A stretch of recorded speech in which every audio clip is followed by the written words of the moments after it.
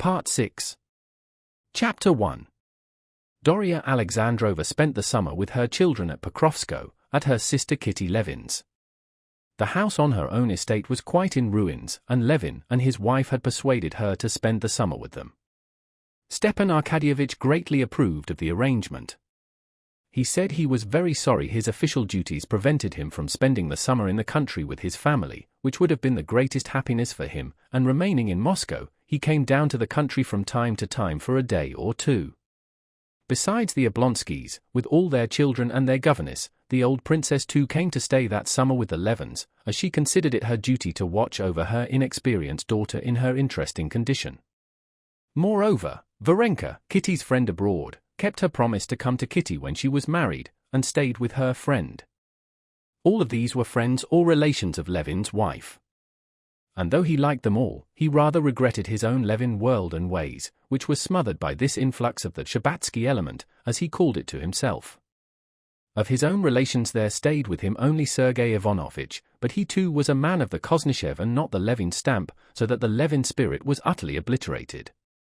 In the Levin's house, so long deserted, there were now so many people that almost all the rooms were occupied, and almost every day it happened that the old princess, sitting down to table, counted them all over, and put the 13th grandson or granddaughter at a separate table. And Kitty, with her careful housekeeping, had no little trouble to get all the chickens, turkeys, and geese, of which so many were needed to satisfy the summer appetites of the visitors and children. The whole family were sitting at dinner. Dolly's children, with their governess and Varenka, were making plans for going to look for mushrooms. Sergei Ivanovitch, who was looked up to by all the party for his intellect and learning, with a respect that almost amounted to awe, surprised everyone by joining in the conversation about mushrooms. "Take me with you. I am very fond of picking mushrooms," he said, looking at Varenka. "I think it's a very nice occupation." "Oh, we shall be delighted," answered Varenka, coloring a little. Kitty exchanged meaningful glances with Dolly. The proposal of the learned and intellectual Sergei Ivanovitch to go looking for mushrooms with Varenka confirmed certain theories of Kitty's with which her mind had been very busy of late. She made haste to address some remark to her mother, so that her look should not be noticed. After dinner Sergei Ivanovitch sat with his cup of coffee at the drawing-room window, and while he took part in a conversation he had begun with his brother, he watched the door through which the children would start on the mushroom-picking expedition. Levin was sitting in the window near his brother. Kitty stood beside her husband, evidently awaiting the end of a conversation that had no interest for her, in order to tell him something. "You have changed in many respects since your marriage, and for the better," said Sergei Ivanovitch, smiling to Kitty, and obviously little interested in the conversation, "but you have remained true to your passion for defending the most paradoxical theories." "Katya, it's not good for you to stand," her husband said to her, putting a chair for her and looking significantly at her. "Oh, and there's no time either," added Sergei Ivanovitch, seeing the children running out. At the head of them all Tanya galloped sideways, in her tightly drawn stockings, and waving a basket and Sergei Ivanovitch's hat, she ran straight up to him. Boldly running up to Sergei Ivanovitch with shining eyes, so like her father's fine eyes, she handed him his hat and made as though she would put it on for him, softening her freedom by a shy and friendly smile. "Varenka's waiting," she said, carefully putting his hat on, seeing from Sergei Ivanovitch's smile that she might do so. Varenka was standing at the door, dressed in a yellow print gown, with a white kerchief on her head. I'm coming, Varvara Andreevna," said Sergei Ivanovitch, finishing his cup of coffee, and putting into their separate pockets his handkerchief and cigar case. "And how sweet my Varenka is!" said Kitty to her husband, as soon as Sergei Ivanovitch rose. She spoke so that Sergei Ivanovitch could hear, and it was clear that she meant him to do so. "And how good-looking she is, such a refined beauty!" "Varenka!" Kitty shouted. "Shall you be in the milk copse? We'll come out to you." "You certainly forget your condition, Kitty," said the old princess, hurriedly coming out at the door. "You mustn't shout like that." Varenka, hearing Kitty's voice and her mother's reprimand, went with light, rapid steps up to Kitty. The rapidity of her movement, her flushed and eager face, everything betrayed that something out of the common was going on in her. Kitty knew what this was, and had been watching her intently. She called Varenka at that moment merely in order mentally to give her a blessing for the important event which, as Kitty fancied, was bound to come to pass that day after dinner in the wood. "Varenka, I should be very happy if a certain something were to happen," she whispered as she kissed her. "And are you coming with us?" Varenka said to Levin in confusion, pretending not to have heard what had been said. "I am coming, but only as far as the threshing floor, and there I shall stop." "Why, what do you want there?" said Kitty. "I must go to have a look at the new wagons, and to check the invoice," said Levin. "And where will you be?" "On the terrace." Chapter 2. On the terrace were assembled all the ladies of the party. They always liked sitting there after dinner, and that day they had work to do there too. Besides the sewing and knitting of baby clothes, with which all of them were busy, that afternoon jam was being made on the terrace by a method new to Agafea Mihalovna, without the addition of water. Kitty had introduced this new method, which had been in use in her home. Agafea Mihalovna, to whom the task of jam-making had always been entrusted, considering that what had been done in the Levin household could not be amiss, had nevertheless put water with the strawberries, maintaining that the jam could not be made without it. She had been caught in the act, and was now making jam before everyone, and it was to be proved to her conclusively that jam could be very well made without water. Agafea Mihalovna, her face heated and angry, her hair untidy, and her thin arms bare to the elbows, was turning the preserving pan over the charcoal stove, looking darkly at the raspberries and devoutly hoping they would stick and not cook properly. The princess, conscious that Agafea Mihalovna's wrath must be chiefly directed against her, as the person responsible for the raspberry jam making, tried to appear to be absorbed in other things and not interested in the jam, talked of other matters, but cast stealthy glances in the direction of the stove. "I always buy my maid's dresses myself, of some cheap material," the princess said, continuing the previous conversation. "Isn't it time to skim it, my dear?" she added, addressing Agafea Mihalovna. "There's not the slightest need for you to do it, and it's hot for you," she said, stopping Kitty. "I'll do it," said Dolly, and getting up, she carefully passed the spoon over the frothing sugar, and from time to time shook off the clinging jam from the spoon by knocking it on a plate that was covered with yellow-red scum and blood-colored syrup. "How they'll enjoy this at tea-time," she thought of her children, remembering how she herself as a child had wondered how it was the grown-up people did not eat what was best of all, the scum of the jam. "Steva says it's much better to give money." Dolly took up meanwhile the weighty subject under discussion, what presents should be made to servants.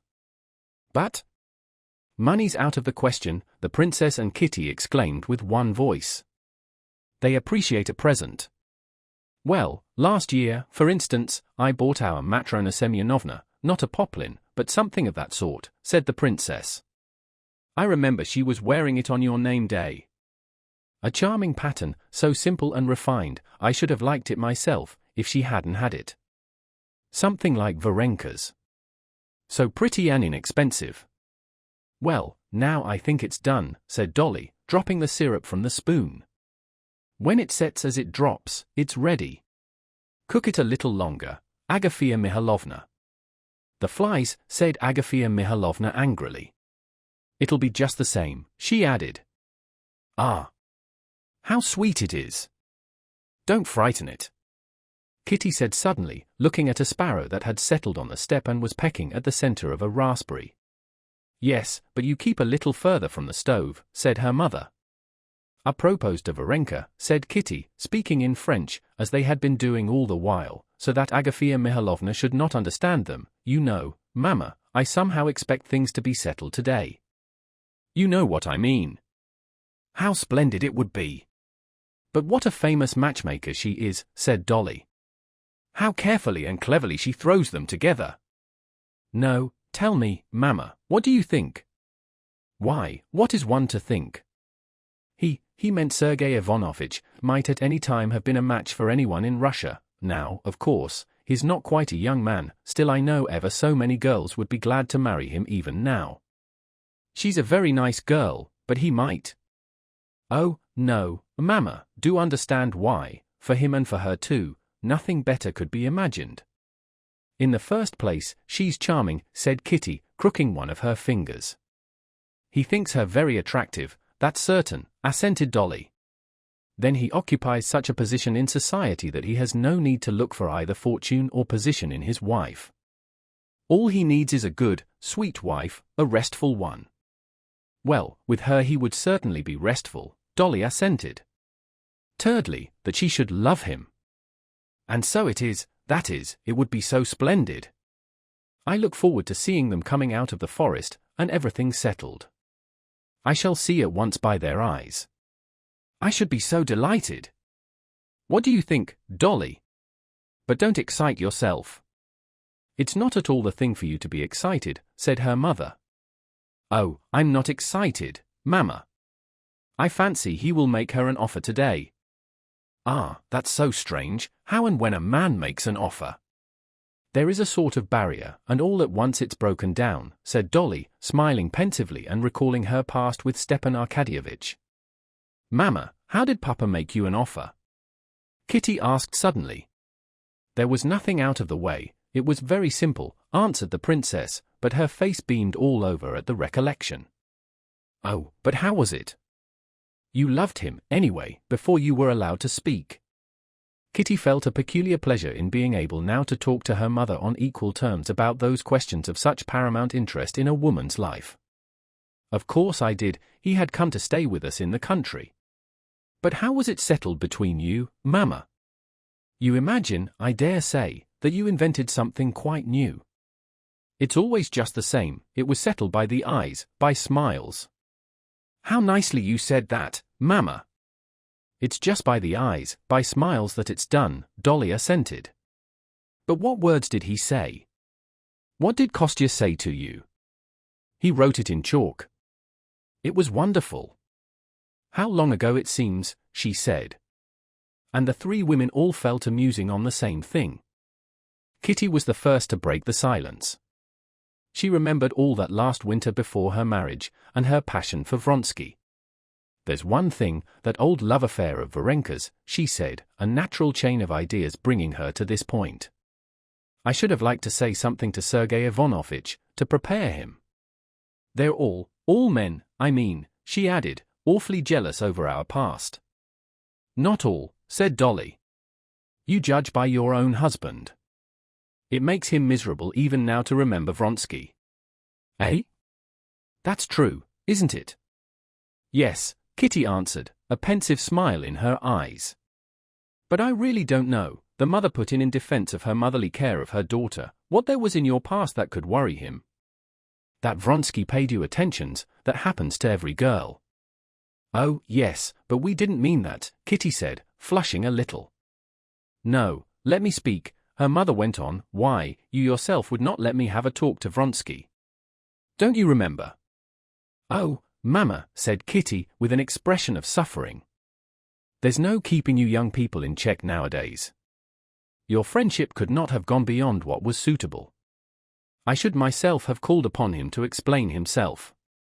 But, my darling, it's not right for you to be agitated. Please remember that, and calm yourself. I'm perfectly calm, Marmon. How happy it was for Kitty that Anna came then, said Dolly, and how unhappy for her. It turned out quite the opposite, she said, struck by her own ideas. Then Anna was so happy, and Kitty thought herself unhappy. Now it is just the opposite. I often think of her. A nice person to think about. Horrid, repulsive woman, no heart, said her mother, who could not forget that Kitty had married not Vronsky but Levin. What do you want to talk of it for? Kitty said with annoyance. I never think about it, and I don't want to think of it.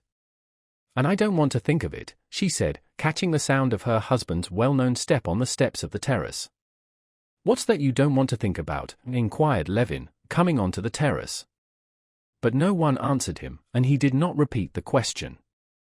I'm sorry I've broken in on your feminine parliament, he said, looking round on everyone discontentedly, and perceiving that they had been talking of something which they would not talk about before him. For a second he felt that he was sharing the feeling of Agafea Mihailovna, vexation at their making jam without water, and altogether at the outside Shabbatsky element. He smiled, however, and went up to Kitty. Well, how are you? He asked her, looking at her with the expression with which everyone looked at her now. Oh, very well, said Kitty, smiling, "and how have things gone with you?" "The wagons held 3 times as much as the old carts did." "Well, are we going for the children?" "I've ordered the horses to be put in." "What? You want to take Kitty in the wagonette?" her mother said reproachfully. "Yes, at a walking pace, princess." Levin never called the princess Marmon as men often do call their mothers-in-law, and the princess disliked his not doing so. But though he liked and respected the princess, Levin could not call her so without a sense of profaning his feeling for his dead mother. "Come with us, Marmon," said Kitty. "I don't like to see such imprudence." "Well, I'll walk then, I'm so well." Kitty got up and went to her husband and took his hand. "You may be well, but everything in moderation," said the princess. "Well, Agafea Mihailovna, is the jam done?" said Levin, smiling to Agafea Mihailovna, and trying to cheer her up. "Is it all right in the new way?" "I suppose it's all right. For our notions it's boiled too long." "It'll be all the better, Agafea Mihailovna, it won't mildew, even though our ice has begun to thaw already, so that we've no cool cellar to store it," said Kitty, at once divining her husband's motive, and addressing the old housekeeper with the same feeling. "But your pickle's so good, that Mamma says she never tasted any like it," she added, smiling, and putting her kerchief straight. Agafea Mihailovna looked angrily at Kitty. "You needn't try to console me, mistress. I need only to look at you with him, and I feel happy," she said, and something in the rough familiarity of that with him touched Kitty. "Come along with us to look for mushrooms, you will show us the best places." Agafea Mihailovna smiled and shook her head, as though to say, "I should like to be angry with you too, but I can't."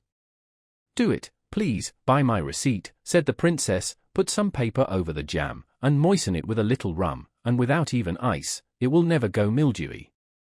Chapter 3. Kitty was particularly glad of a chance of being alone with her husband, for she had noticed the shade of mortification that had passed over his face, always so quick to reflect every feeling, at the moment when he had come onto the terrace and asked what they were talking of, and had got no answer. When they had set off on foot ahead of the others, and had come out of sight of the house onto the beaten dusty road, marked with rusty wheels and sprinkled with grains of corn, she clung faster to his arm and pressed it closer to her. He had quite forgotten the momentary unpleasant impression, and alone with her he felt, now that the thought of her approaching motherhood was never for a moment absent from his mind, a new and delicious bliss, quite pure from all alloy of sense, in the being near to the woman he loved. There was no need of speech, yet he longed to hear the sound of her voice, which like her eyes had changed since she had been with child. In her voice, as in her eyes, there was that softness and gravity which is found in people continually concentrated on some cherished pursuit. "So you're not tired?" "Lean more on me," said he. "No, I'm so glad of a chance of being alone with you, and I must own, though I'm happy with them, I do regret our winter evenings alone." "That was good, but this is even better." "Both are better," he said, squeezing her hand. "Do you know what we were talking about when you came in?" "About jam." "Oh, yes, about jam too, but afterwards, about how men make offers." "Ah," said Levin, listening more to the sound of her voice than to the words she was saying, and all the while paying attention to the road, which passed now through the forest, and avoiding places where she might make a false step. "And about Sergei Ivanovitch and Varenka. You've noticed?" "I'm very anxious for it," she went on. "What do you think about it?" And she peeped into his face. "I don't know what to think," Levin answered, smiling. "Sergei seems very strange to me in that way. I told you, you know." "Yes, that he was in love with that girl who died." "That was when I was a child, I know about it from hearsay and tradition. I remember him then. He was wonderfully sweet. But I've watched him since with women, he is friendly, some of them he likes, but one feels that to him they're simply people, not women." "Yes, but now with Varenka. I fancy there's something." "Perhaps there is. But one has to know him. He's a peculiar, wonderful person. He lives a spiritual life only. He's too pure, too exalted a nature." "Why? Would this lower him, then?"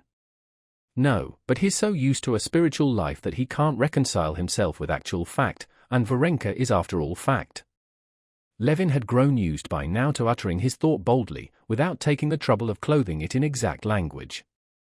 He knew that his wife, in such moments of loving tenderness as now, would understand what he meant to say from a hint, and she did understand him. Yes, but there's not so much of that actual fact about her as about me. I can see that he would never have cared for me. She is altogether spiritual. Oh, no, he is so fond of you, and I am always so glad when my people like you. Yes, he's very nice to me, but... It's not as it was with poor Nikolai. You really cared for each other, Levin finished. Why not speak of him, he added. I sometimes blame myself for not, it ends in one's forgetting. Ah, how terrible and dear he was. Yes, what were we talking about? Levin said, after a pause. You think he can't fall in love, said Kitty, translating into her own language. It's not so much that he can't fall in love, Levin said, smiling, but he has not the weakness necessary. I've always envied him, and even now, when I'm so happy, I still envy him. You envy him for not being able to fall in love. I envy him for being better than I, said Levin. He does not live for himself. His whole life is subordinated to his duty. And that's why he can be calm and contented. And you? Kitty asked, with an ironical and loving smile. She could never have explained the chain of thought that made her smile, but the last link in it was that her husband, in exalting his brother and abasing himself, was not quite sincere. Kitty knew that this insincerity came from his love for his brother, from his sense of shame at being too happy, and above all from his unflagging craving to be better. She loved it in him, and so she smiled. And you? What are you dissatisfied with? She asked, with the same smile. Her disbelief in his self-dissatisfaction delighted him, and unconsciously he tried to draw her into giving utterance to the grounds of her disbelief. I am happy, but dissatisfied with myself, he said. Why, how can you be dissatisfied with yourself if you are happy? Well, how shall I say? In my heart I really care for nothing whatever but that you should not stumble, see? Oh, but really you mustn't skip about like that, he cried, breaking off to scold her for too agile a movement in stepping over a branch that lay in the path. But when I think about myself, and compare myself with others, especially with my brother, I feel I'm a poor creature. But in what way? Kitty pursued with the same smile. Don't you too work for others? What about your cooperative settlement, and your work on the estate, and your book? Oh, but I feel, and particularly just now, it's your fault, he said, pressing her hand, that all that doesn't count. I do it in a way half-heartedly. If I could care for all that as I care for you. Instead of that, I do it in these days like a task that is set me. Well, what would you say about Papa? Asked Kitty. Is he a poor creature then, as he does nothing for the public good? No. But then one must have the simplicity, the straightforwardness, the goodness of your father, and I haven't got that. I do nothing, and I fret about it. It's all you're doing. Before there was you, and this too, he added with a glance towards her waist that she understood, I put all my energies into work, now I can't, and I'm ashamed, I do it just as though it were a task set me, I'm pretending. Well, but would you like to change this minute with Sergei Ivanovitch, said Kitty. Would you like to do this work for the general good, and to love the task set you, as he does, and nothing else? Of course not, said Levin. But I'm so happy that I don't understand anything. So you think he'll make her an offer today, he added after a brief silence. I think so, and I don't think so. Only, I'm awfully anxious for it. Here, wait a minute. She stooped down and picked a wild chamomile at the edge of the path. Come, Count, he does propose, he doesn't, she said, giving him the flower. He does, he doesn't, said Levin, tearing off the white petals. No, no. Kitty, snatching at his hand, stopped him. She had been watching his fingers with interest. You picked off too. Oh, but see, this little one shan't count to make up, said Levin, tearing off a little half-grown petal. Here's the wagonette overtaking us. Aren't you tired, Kitty? Called the princess. Not in the least. If you are, you can get in, as the horses are quiet and walking. But it was not worthwhile to get in, they were quite near the place, and all walked on together. Chapter 4. Varenka, with her white kerchief on her black hair, surrounded by the children, gaily and good-humoredly looking after them, and at the same time visibly excited at the possibility of receiving a declaration from the man she cared for, was very attractive. Sergei Ivanovitch walked beside her, and never left off admiring her.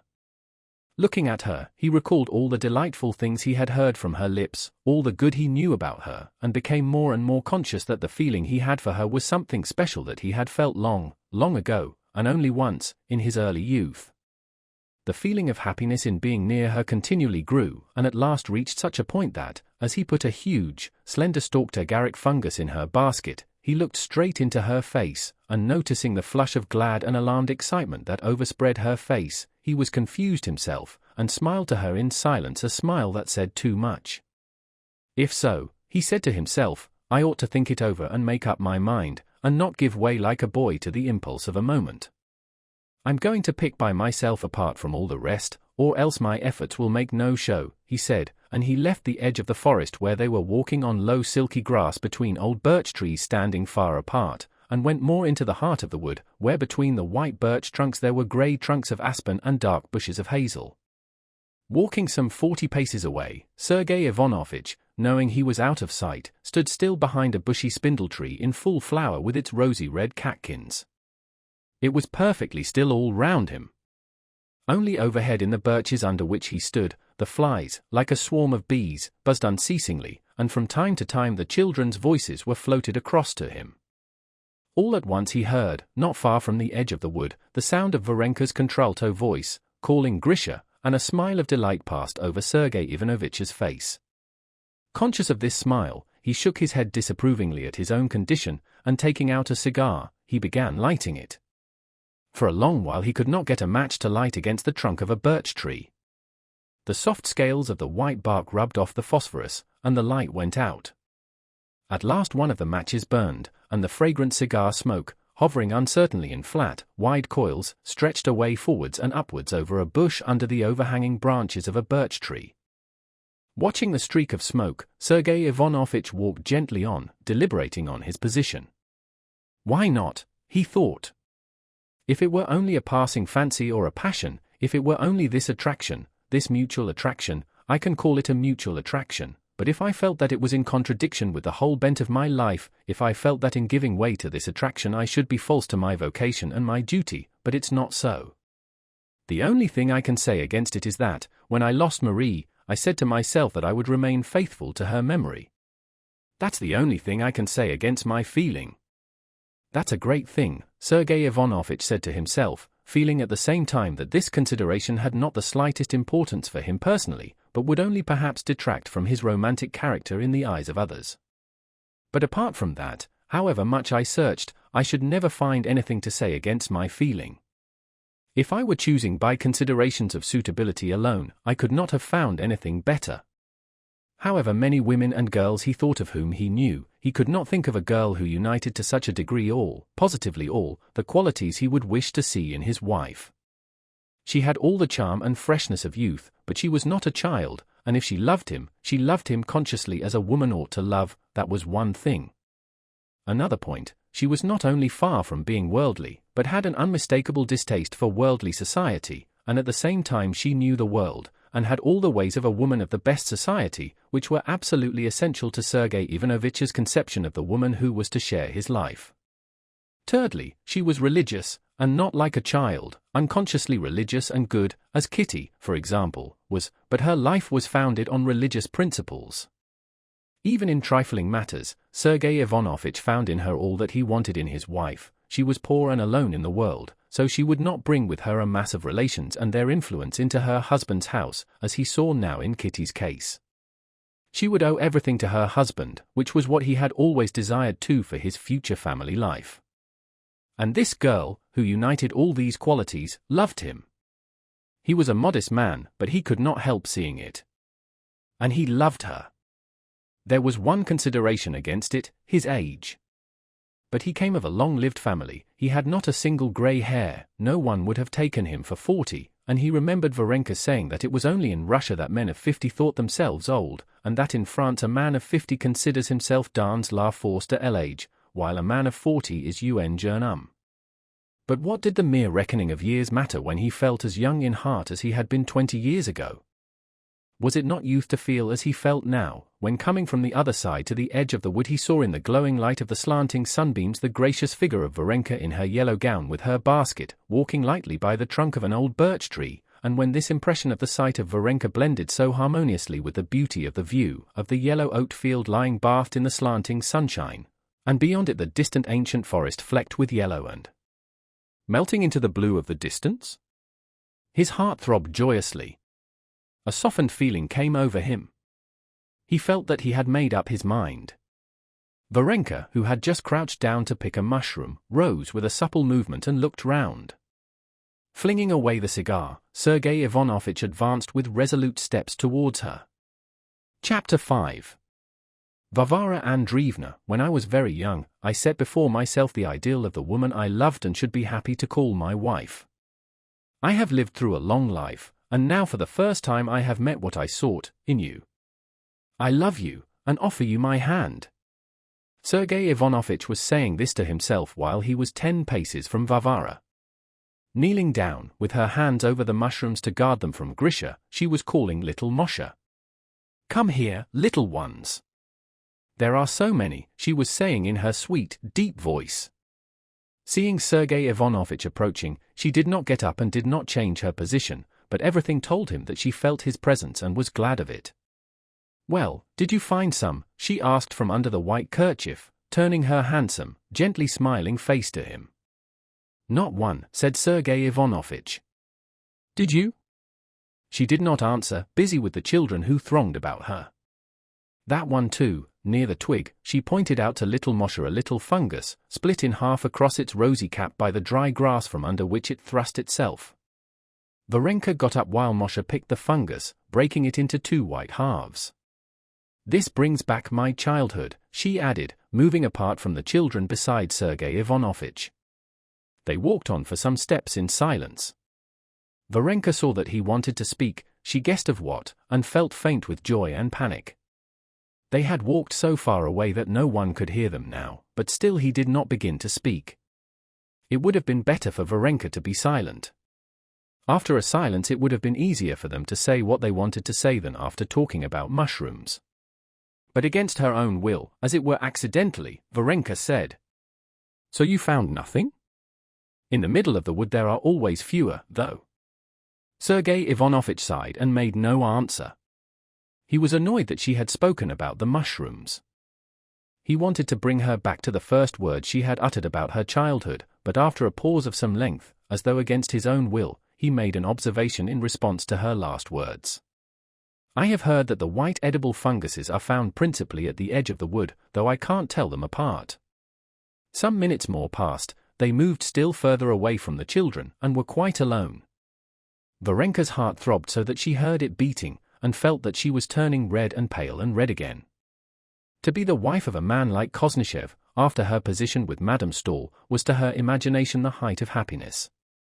Besides, she was almost certain that she was in love with him. And this moment it would have to be decided. She felt frightened. She dreaded both his speaking and his not speaking. Now or never it must be said, that Sergei Ivanovitch felt too. Everything in the expression, the flushed cheeks and the downcast eyes of Varenka betrayed a painful suspense. Sergei Ivanovitch saw it and felt sorry for her. He felt even that to say nothing now would be a slight to her. Rapidly in his own mind he ran over all the arguments in support of his decision. He even said over to himself the words in which he meant to put his offer, but instead of those words, some utterly unexpected reflection that occurred to him made him ask, What is the difference between the birch mushroom and the white mushroom? Varenka's lips quivered with emotion as she answered, In the top part there is scarcely any difference, it's in the stalk. And as soon as these words were uttered, both he and she felt that it was over, that what was to have been said would not be said, and their emotion, which had up to then been continually growing more intense, began to subside. The birch mushroom stalk suggests a dark man's chin after 2 days without shaving, said Sergei Ivanovich, speaking quite calmly now. Yes, that's true, answered Varenka smiling, and unconsciously the direction of their walk changed. They began to turn towards the children. Varenka felt both sore and ashamed, at the same time she had a sense of relief. When he had got home again and went over the whole subject, Sergei Ivanovich thought his previous decision had been a mistaken one. He could not be false to the memory of Marie. Gently, children, gently! Levin shouted quite angrily to the children, standing before his wife to protect her when the crowd of children flew with shrieks of delight to meet them. Behind the children Sergei Ivanovich and Varenka walked out of the wood. Kitty had no need to ask Varenka, she saw from the calm and somewhat crestfallen faces of both that her plans had not come off. Well, her husband questioned her as they were going home again. It doesn't bite, said Kitty, her smile and manner of speaking recalling her father, a likeness Levin often noticed with pleasure. How doesn't bite? I'll show you, she said, taking her husband's hand, lifting it to her mouth, and just faintly brushing it with closed lips. Like a kiss on a priest's hand. Which didn't it bite with, he said, laughing. Both. But it should have been like this. There are some peasants coming. Oh, they didn't see. Chapter 6. During the time of the children's tea the grown-up people sat in the balcony and talked as though nothing had happened, though they all, especially Sergei Ivanovich and Varenka, were very well aware that there had happened an event which, though negative, was of very great importance. They both had the same feeling, rather like that of a schoolboy after an examination, which has left him in the same class or shut him out of the school forever. Everyone present, feeling too that something had happened, talked eagerly about extraneous subjects. Levin and Kitty were particularly happy and conscious of their love that evening. And their happiness in their love seemed to imply a disagreeable slur on those who would have liked to feel the same and could not, and they felt a prick of conscience. Mark my words, Alexander will not come, said the old princess. That evening they were expecting Stepan Arkadyevitch to come down by train, and the old prince had written that possibly he might come too. And I know why, the princess went on, he says that young people ought to be left alone for a while at first. But Papa has left us alone. We've never seen him, said Kitty. Besides, we're not young people, we're old, married people by now.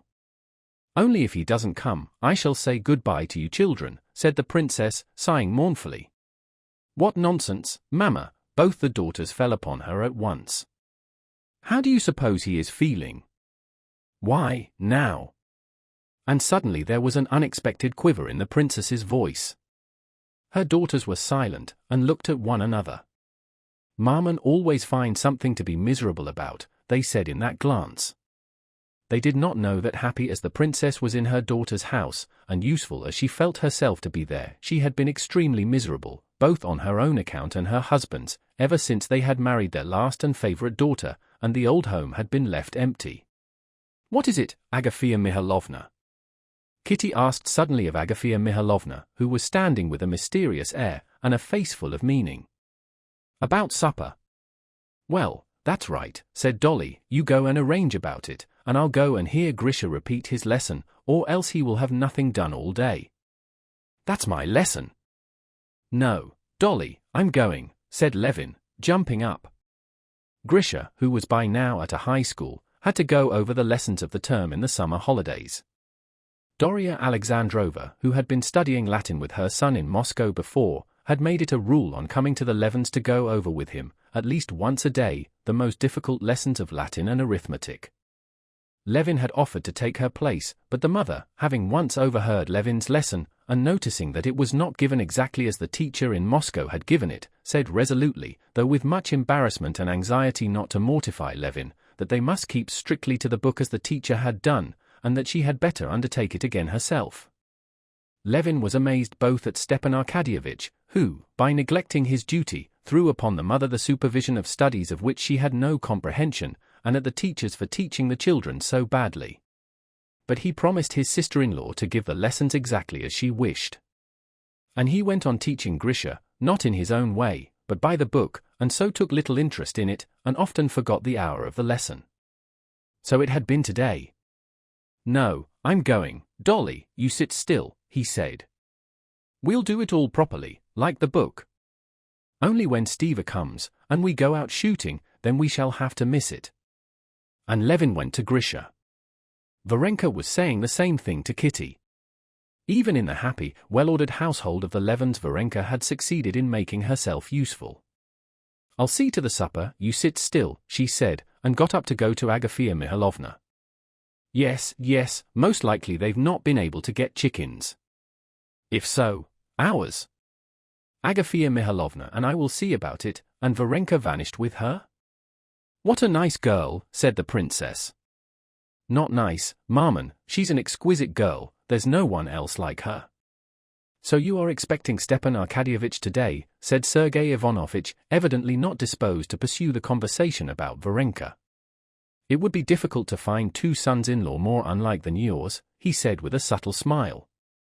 "One all movement, only living in society, like a fish in water, the other our Kostya, lively, alert, quick in everything, but as soon as he is in society, he either sinks into apathy, or struggles helplessly like a fish on land." "Yes, he's very heedless," said the princess, addressing Sergei Ivanovitch. "I've been meaning, indeed, to ask you to tell him that it's out of the question for her," she indicated Kitty, "to stay here, that she positively must come to Moscow. He talks of getting a doctor down." "Maman, he'll do everything, he has agreed to everything," Kitty said, angry with her mother for appealing to Sergei Ivanovitch to judge in such a matter. In the middle of their conversation they heard the snorting of horses and the sound of wheels on the gravel. Dolly had not time to get up to go and meet her husband, when from the window of the room below, where Grisha was having his lesson, Levin leaped out and helped Grisha out after him. "It's Steva!" Levin shouted from under the balcony. "We've finished, Dolly, don't be afraid," he added, and started running like a boy to meet the carriage. "Is Eaid, Aegis," shouted Grisha, skipping along the avenue. "And someone else too." "Papa, of course," cried Levin, stopping at the entrance of the avenue. "Kitty, don't come down the steep staircase, go round." But Levin had been mistaken in taking the person sitting in the carriage for the old prince. As he got nearer to the carriage he saw beside Stepan Arkadyevitch not the prince but a handsome, stout young man in a Scotch cap, with long ends of ribbon behind. This was Vasenka Veslovsky, a distant cousin of the Sherbatskys, a brilliant young gentleman in Petersburg and Moscow society. "A capital fellow, and a keen sportsman," as Stepan Arkadyevitch said, introducing him. Not a whit abashed by the disappointment caused by his having come in place of the old prince, Veslovsky greeted Levin gaily, claiming acquaintance with him in the past, and snatching up Grisha into the carriage, lifted him over the pointer that Stepan Arkadyevitch had brought with him. Levin did not get into the carriage, but walked behind. He was rather vexed at the non-arrival of the old prince, whom he liked more and more the more he saw of him, and also at the arrival of this Vasenka Veslovsky, a quite uncongenial and superfluous person.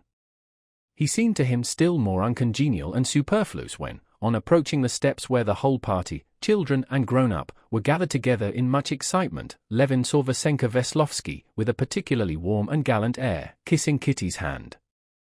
"Your wife and I are cousins and very old friends," said Vasenka Veslovsky, once more shaking Levin's hand with great warmth. "Well, are there plenty of birds?" Stepan Arkadyevitch said to Levin, hardly leaving time for everyone to utter their greetings. "We've come with the most savage intentions." "Why, Maman, they've not been in Moscow since." "Look, Tanya, here's something for you." "Get it, please, it's in the carriage, behind." He talked in all directions. "How pretty you've grown, Dolly," he said to his wife, once more kissing her hand, holding it in one of his, and patting it with the other.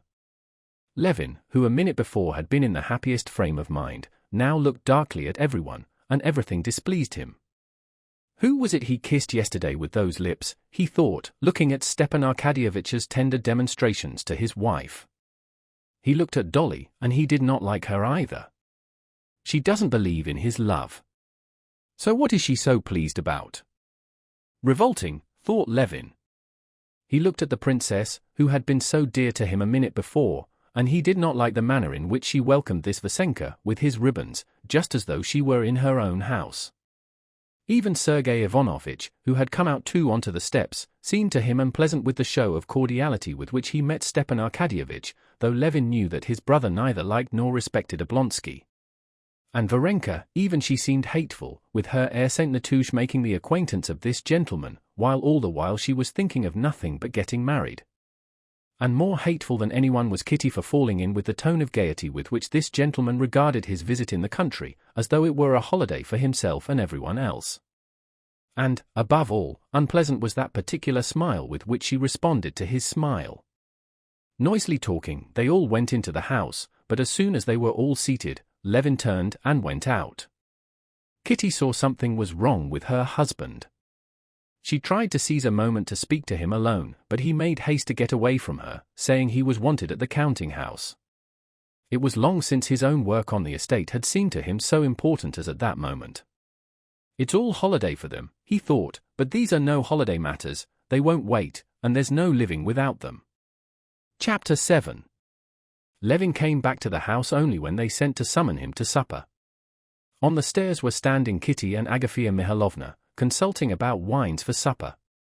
But why are you making all this fuss? Have what we usually do. No, Stiva doesn't drink. Kostya, stop, what's the matter? Kitty began, hurrying after him, but he strode ruthlessly away to the dining room without waiting for her, and at once joined in the lively general conversation which was being maintained there by Vasenka Veslovsky and Stepan Arkadyevitch. Well, what do you say, are we going shooting tomorrow? Said Stepan Arkadyevitch. Please, do let's go, said Veslovsky, moving to another chair, where he sat down sideways, with one fat leg crossed under him. I shall be delighted, we will go. And have you had any shooting yet this year? Said Levin to Veslovsky, looking intently at his leg, but speaking with that forced amiability that Kitty knew so well in him, and that was so out of keeping with him.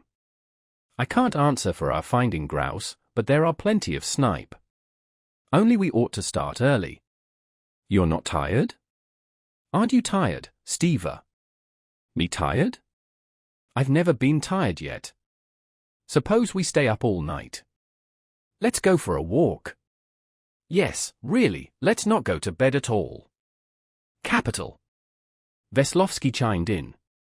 Oh, we all know you can do without sleep, and keep other people up too, Dolly said to her husband, with that faint note of irony in her voice which she almost always had now with her husband. But to my thinking, it's time for bed now. I'm going, I don't want supper. No, do stay a little, Dolly, said Stepan Arkadyevitch, going round to her side behind the table where they were having supper.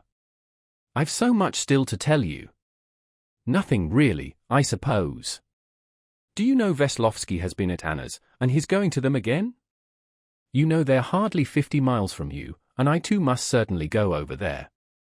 Veslovsky, come here. Vasenka crossed over to the ladies, and sat down beside Kitty. Ah, do tell me, please, you have stayed with her? How was she? Doria Alexandrova appealed to him. Levin was left at the other end of the table, and though never pausing in his conversation with the princess and Varenka, he saw that there was an eager and mysterious conversation going on between Stepan Arkadyevitch, Dolly, Kitty, and Veslovsky. And that was not all. He saw on his wife's face an expression of real feeling as she gazed with fixed eyes on the handsome face of Vasenka, who was telling them something with great animation. It's exceedingly nice at their place, Veslovsky was telling them about Vronsky and Anna. I can't, of course, take it upon myself to judge, but in their house you feel the real feeling of home. What do they intend doing? I believe they think of going to Moscow. How jolly it would be for us all to go over to them together. When are you going there? Stepan Arkadyevitch asked Vasenka. I'm spending July there. Will you go? Stepan Arkadyevitch said to his wife. I've been wanting to a long while, I shall certainly go, said Dolly. I am sorry for her, and I know her. She's a splendid woman. I will go alone when you go back, and then I shall be in no one's way. And it will be better indeed without you. To be sure, said Stepan Arkadyevitch. And you, Kitty? Huh? Why should I go? Kitty said, flushing all over, and she glanced round at her husband. Do you know Anna Arkadievna, then? Veslovsky asked her. She's a very fascinating woman. Yes, she answered Veslovsky, crimsoning still more. She got up and walked across to her husband. Are you going shooting, then, tomorrow? She said. His jealousy had in these few moments, especially at the flush that had overspread her cheeks while she was talking to Veslovsky, gone far indeed. Now as he heard her words, he construed them in his own fashion. Strange as it was to him afterwards to recall it, it seemed to him at the moment clear that in asking whether he was going shooting, all she cared to know was whether he would give that pleasure to Vasenka Veslovsky, with whom, as he fancied, she was in love. Yes, I'm going, he answered her in an unnatural voice, disagreeable to himself. No, better spend the day here tomorrow, or Dolly won't see anything of her husband, and set off the day after, said Kitty. The motive of Kitty's words was interpreted by Levin thus: don't separate me from him. I don't care about your going, but do let me enjoy the society of this delightful young man. Oh, if you wish, we'll stay here tomorrow, Levin answered, with peculiar amiability. Vasenka meanwhile, utterly unsuspecting the misery his presence had occasioned, got up from the table after Kitty, and watching her with smiling and admiring eyes, he followed her. Levin saw that look. He turned white, and for a minute he could hardly breathe. How dare he look at my wife like that, was the feeling that boiled within him. Tomorrow, then? Do, please, let us go, said Vasenka, sitting down on a chair, and again crossing his leg as his habit was. Levin's jealousy went further still. Already he saw himself a deceived husband, looked upon by his wife and her lover as simply necessary to provide them with the conveniences and pleasures of life. But in spite of that he made polite and hospitable inquiries of Vasenka about his shooting, his gun, and his boots, and agreed to go shooting next day. Happily for Levin, the old princess cut short his agonies by getting up herself and advising Kitty to go to bed. But even at this point Levin could not escape another agony. As he said good night to his hostess, Vasenka would again have kissed her hand, but Kitty, reddening, drew back her hand and said with a naive bluntness, for which the old princess scolded her afterwards: "We don't like that fashion." In Levin's eyes she was to blame for having allowed such relations to arise, and still more to blame for showing so awkwardly that she did not like them. "Why, how can one want to go to bed?" said Stepan Arkadyevitch, who, after drinking several glasses of wine at supper, was now in his most charming and sentimental humor. "Look, Kitty," he said, pointing to the moon, which had just risen behind the lime trees, "how exquisite! Veslovsky, this is the time for a serenade. You know, he has a splendid voice, we practice songs together along the road. He has brought some lovely songs with him, 2 new ones. Varvara Andreevna and he must sing some duets." When the party had broken up, Stepan Arkadyevitch walked a long while about the avenue with Veslovsky. Their voices could be heard singing one of the new songs.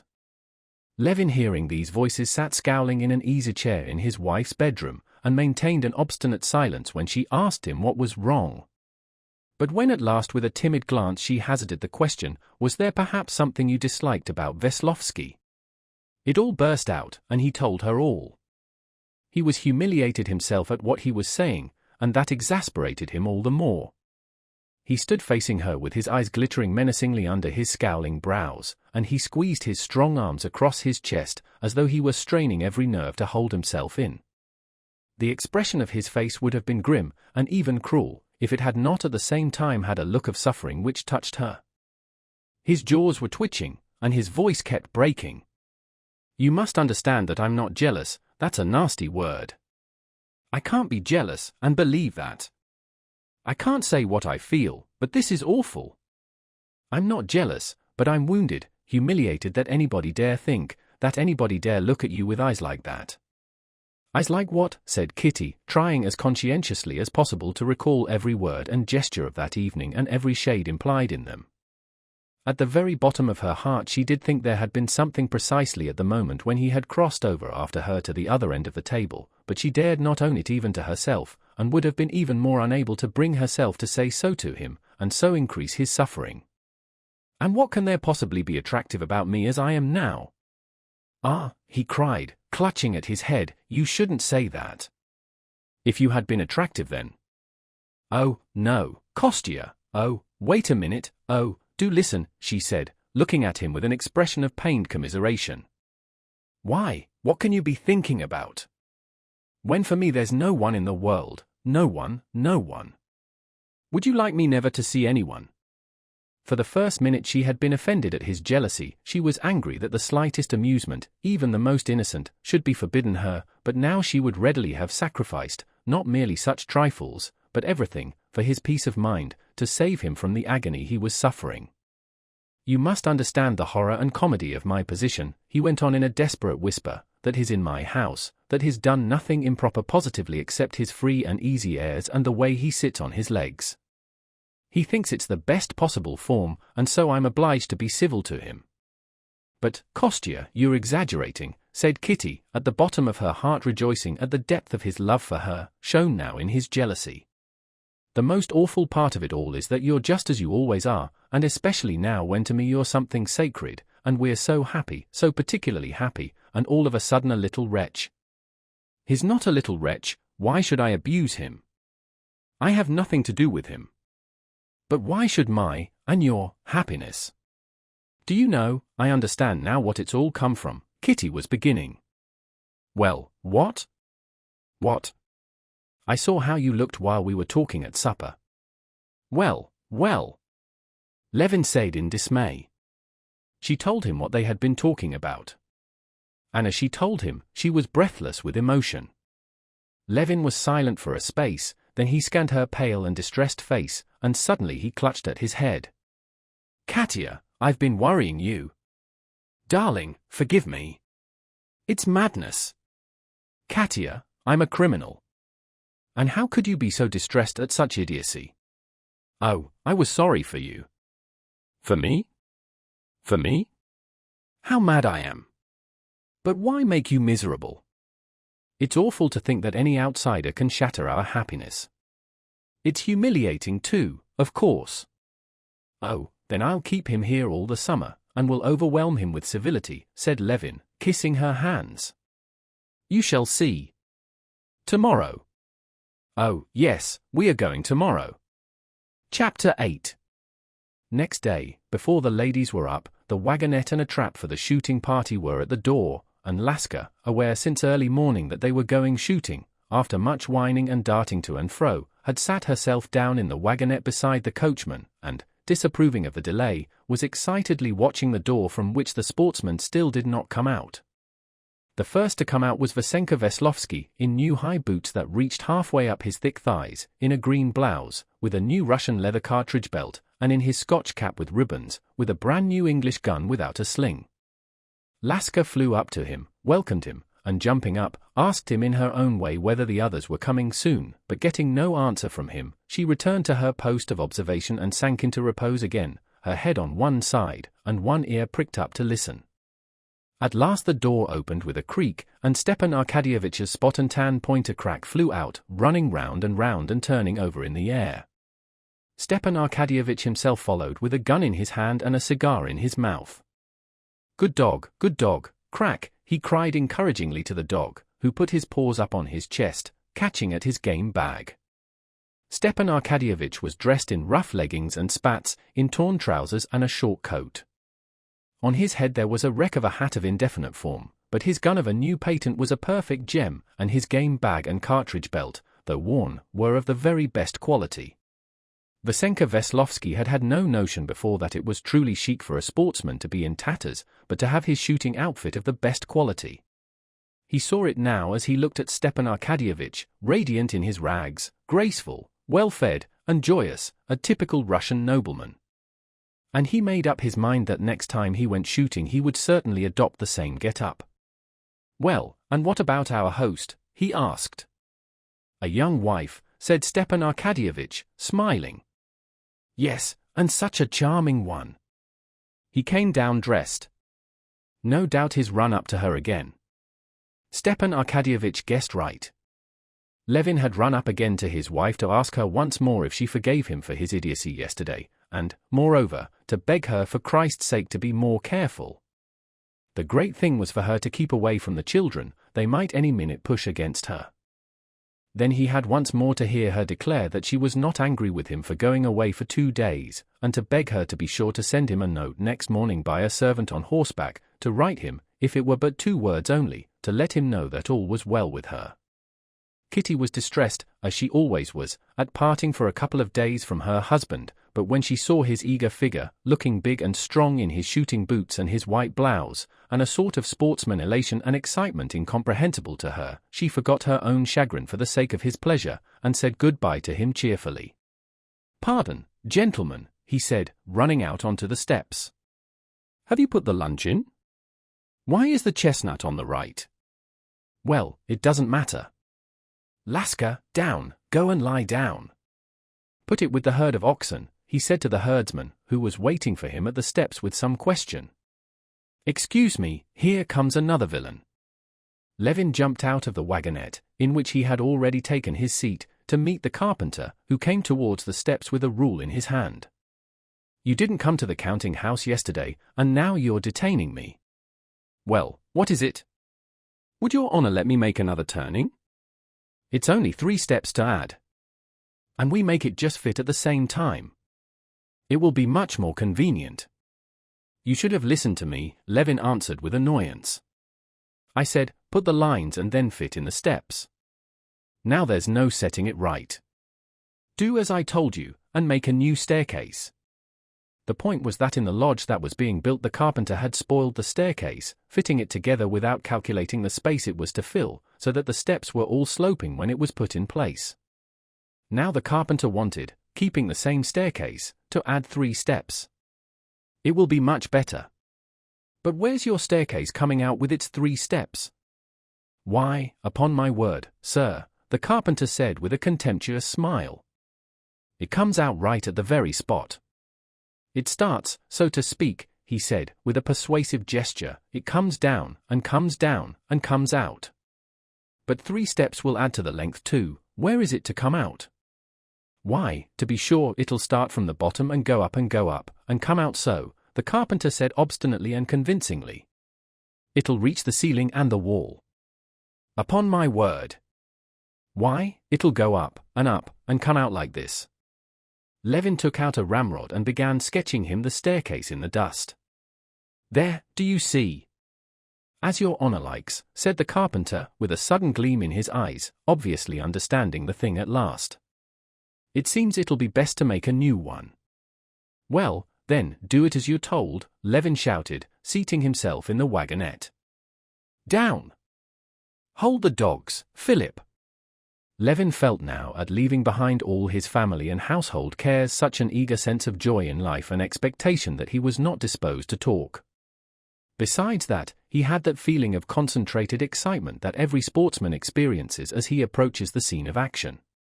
If he had anything on his mind at that moment, it was only the doubt whether they would start anything in the Kolpensky marsh, whether Laska would show to advantage in comparison with Krak, and whether he would shoot well that day himself. Not to disgrace himself before a new spectator, not to be outdone by Oblonsky, that too was a thought that crossed his brain. Oblonsky was feeling the same, and he too was not talkative. Vasenka Veslovsky kept up alone a ceaseless flow of cheerful chatter. As he listened to him now, Levin felt ashamed to think how unfair he had been to him the day before. Vasenka was really a nice fellow, simple, good-hearted, and very good-humored. If Levin had met him before he was married, he would have made friends with him. Levin rather disliked his holiday attitude to life and a sort of free and easy assumption of elegance.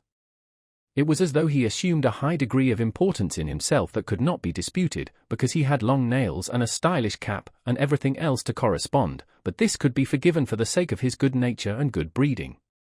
Levin liked him for his good education, for speaking French and English with such an excellent accent, and for being a man of his world. Vasenka was extremely delighted with the left horse, a horse of the Don steppes. He kept praising him enthusiastically. "How fine it must be galloping over the steppes on a steppe horse." "Eh? Isn't it?" he said. He had imagined riding on a steppe horse as something wild and romantic, and it turned out nothing of the sort. But his simplicity, particularly in conjunction with his good looks, his amiable smile, and the grace of his movements, was very attractive. either because his nature was sympathetic to Levin or because Levin was trying to atone for his sins of the previous evening by seeing nothing but what was good in him. Anyway, he liked his society. After they had driven over 2 miles from home, Veslovsky all at once felt for a cigar and his pocketbook and did not know whether he had lost them or left them on the table. In the pocketbook there were £37, and so the matter could not be left in uncertainty. "Do you know what, Levin, I'll gallop home on that left trace horse." "That will be splendid." "Eh?" he said, preparing to get out. "No, why should you?" answered Levin, calculating that Vasenka could hardly weigh less than 17 stone. "I'll send the coachman." The coachman rode back on the trace horse, and Levin himself drove the remaining pair. Chapter 9. "Well, now what's our plan of campaign?" "Tell us all about it," said Stepan Arkadyevitch. "Our plan is this. Now we're driving to Gvozdyov. In Gvozdyov there's a grouse marsh on this side, and beyond Gvozdyov come some magnificent snipe marshes where there are grouse too. It's hot now, and we'll get there, it's 15 miles or so, towards evening and have some evening shooting. We'll spend the night there and go on tomorrow to the bigger moors." "And is there nothing on the way?" "Yes, but we'll reserve ourselves, besides it's hot. There are 2 nice little places, but I doubt there being anything to shoot." Levin would himself have liked to go into these little places, but they were near home, he could shoot them over any time, and they were only little places, there would hardly be room for 3 to shoot. And so, with some insincerity, he said that he doubted there being anything to shoot. When they reached a little marsh Levin would have driven by, but Stepan Arkadyevitch, with the experienced eye of a sportsman, at once detected reeds visible from the road. "Shan't we try that?" he said, pointing to the little marsh. "Levin, do, please." "How delightful!" Vasenka Veslovsky began begging, and Levin could but consent. Before they had time to stop, the dogs had flown one before the other into the marsh. Crack! Laska! The dogs came back. "There won't be room for 3. "I'll stay here," said Levin, hoping they would find nothing but peewits, who had been startled by the dogs, and turning over in their flight, were plaintively wailing over the marsh. "No. Come along, Levin, let's go together." Veslovsky called. "Really, there's not room." "Laska, back, Laska. You won't want another dog, will you?" Levin remained with the wagonette, and looked enviously at the sportsman. They walked right across the marsh. Except little birds and peewits, of which Vasenka killed one, there was nothing in the marsh. "Come, you see now that it was not that I grudged the marsh," said Levin, "only it's wasting time." "Oh, no, it was jolly all the same." "Did you see us?" said Vasenka Veslovsky, clambering awkwardly into the wagonette with his gun and his peewit in his hands. "How splendidly I shot this bird." "Didn't I?" "Well, shall we soon be getting to the real place?" The horses started off suddenly. Levin knocked his head against the stock of someone's gun, and there was the report of a shot. The gun did actually go off first, but that was how it seemed to Levin. It appeared that Vasenka Veslovsky had pulled only one trigger, and had left the other hammer still cocked. The charge flew into the ground without doing harm to anyone.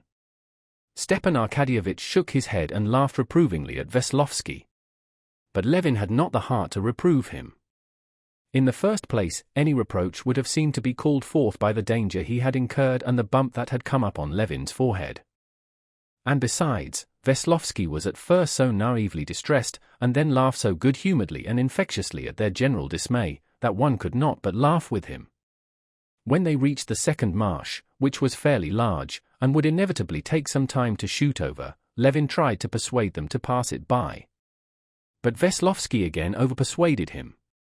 Again, as the marsh was narrow, Levin, like a good host, remained with the carriage.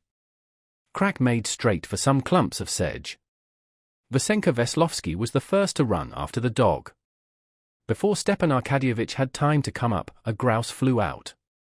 Veslovsky missed it and it flew into an unmown meadow.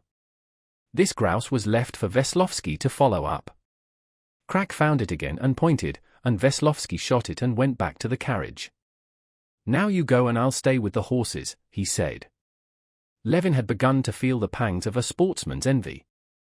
He handed the reins to Veslovsky and walked into the marsh. Laska, who had been plaintively whining and fretting against the injustice of her treatment, flew straight ahead to a hopeful place that Levin knew well, and that Krak had not yet come upon. "Why don't you stop her?" shouted Stepan Arkadyevitch. "She won't scare them," answered Levin, sympathizing with his bitch's pleasure and hurrying after her. As she came nearer and nearer to the familiar breeding places, there was more and more earnestness in Laska's exploration. A little marsh bird did not divert her attention for more than an instant. She made one circuit round the clump of reeds, was beginning a second, and suddenly quivered with excitement and became motionless.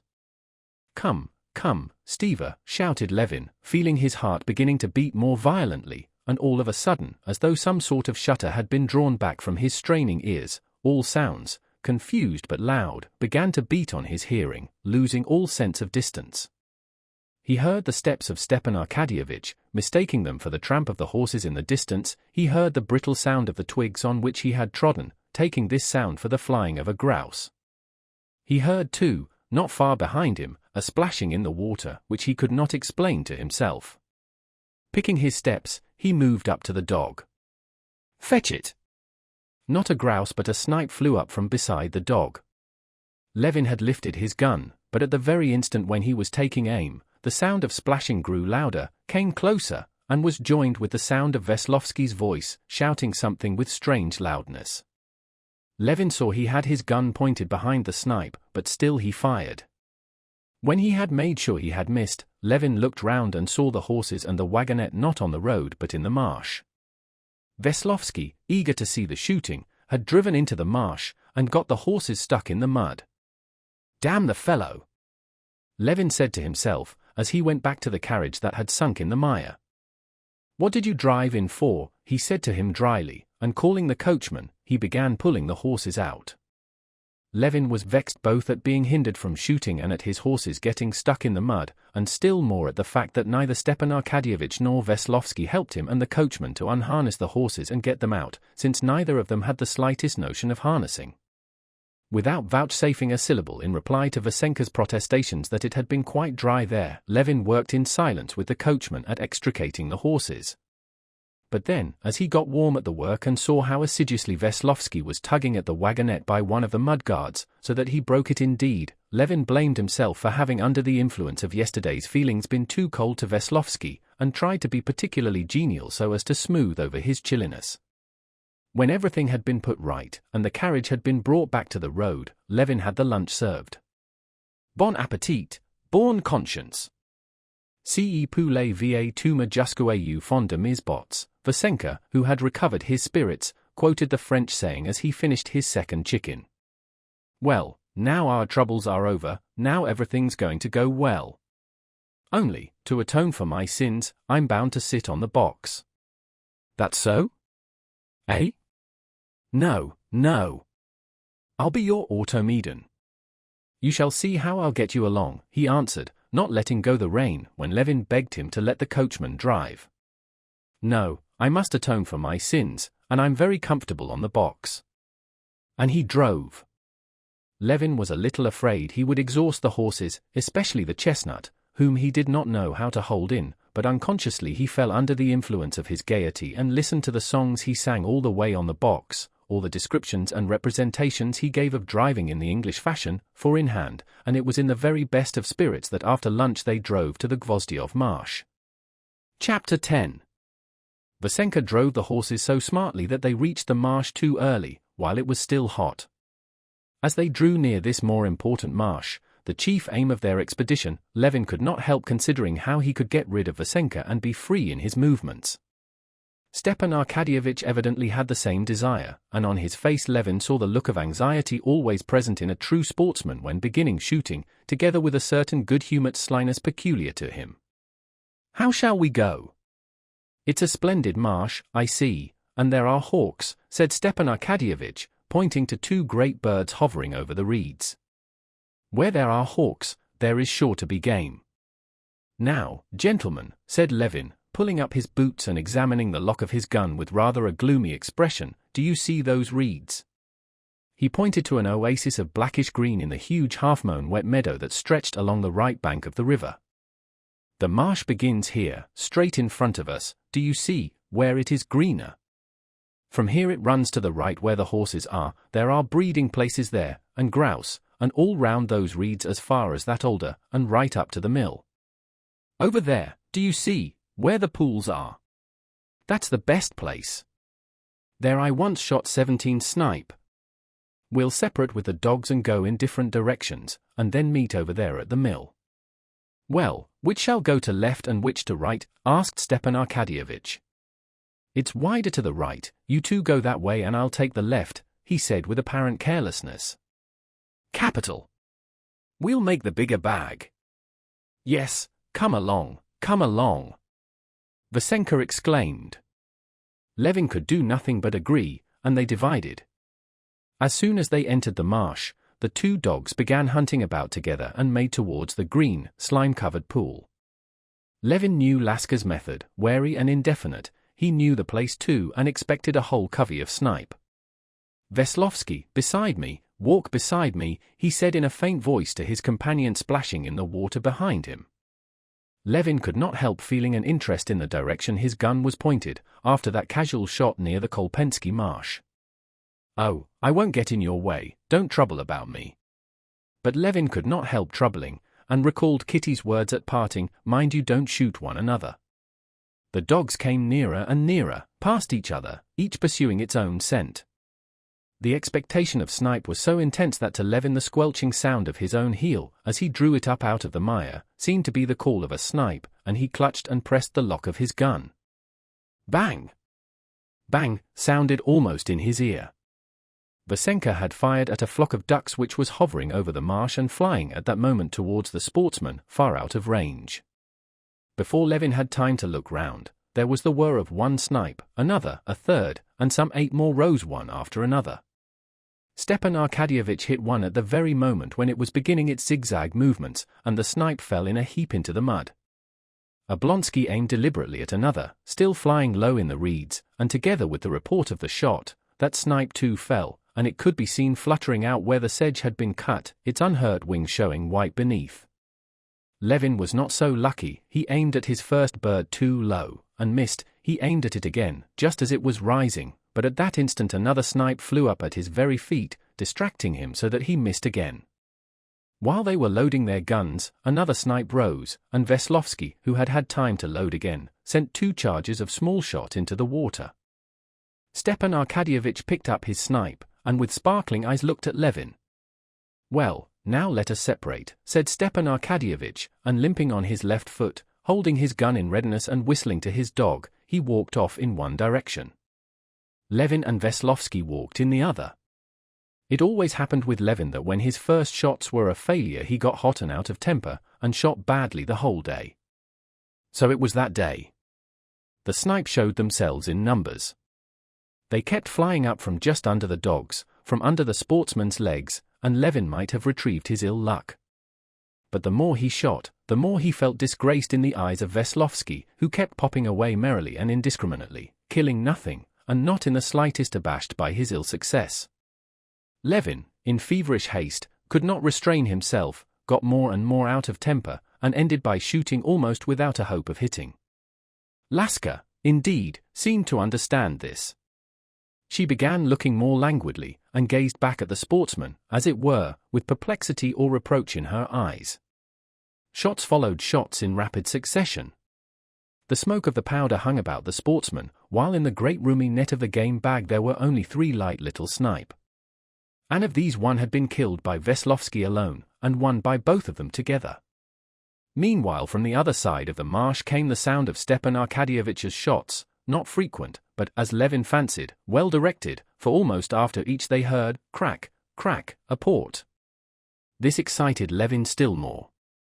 The snipe were floating continually in the air over the reeds. Their whirring wings close to the earth, and their harsh cries high in the air, could be heard on all sides. The snipe that had risen first and flown up into the air, settled again before the sportsman. Instead of 2 hawks there were now dozens of them hovering with shrill cries over the marsh.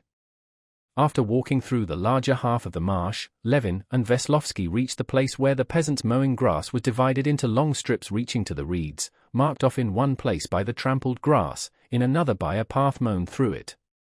Half of these strips had already been mown.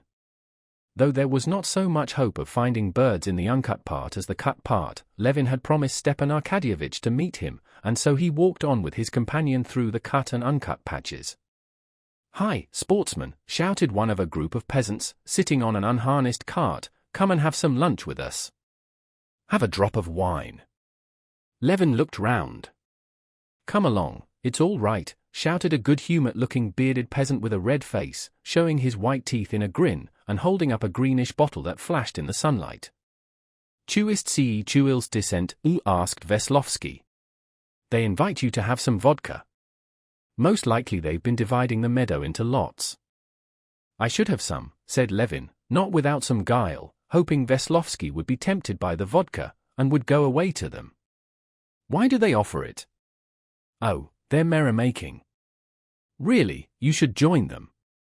You would be interested. Allons, say curieux." You go, you'll find the way to the mill," cried Levin, and looking round he perceived with satisfaction that Veslovsky, bent and stumbling with weariness, holding his gun out at arm's length, was making his way out of the marsh towards the peasants. "You come too," the peasants shouted to Levin. "Never fear. You taste our cake." Levin felt a strong inclination to drink a little vodka and to eat some bread. He was exhausted, and felt it a great effort to drag his staggering legs out of the mire, and for a minute he hesitated. But Laska was setting.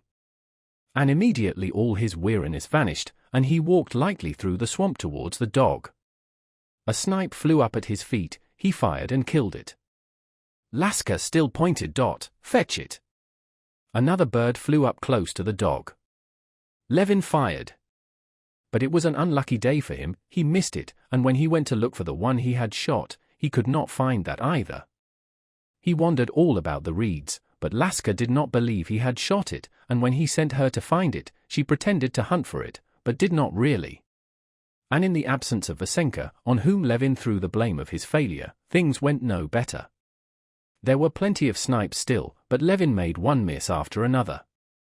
The slanting rays of the sun were still hot, his clothes, soaked through with perspiration, stuck to his body, his left boot full of water weighed heavily on his leg and squeaked at every step, the sweat ran in drops down his powder-grimed face, his mouth was full of the bitter taste, his nose of the smell of powder and stagnant water, his ears were ringing with the incessant whir of the snipe, he could not touch the stock of his gun, it was so hot, his heart beat with short, rapid throbs, his hands shook with excitement, and his weary legs stumbled and staggered over the hillocks and in the swamp, but still he walked on and still he shot.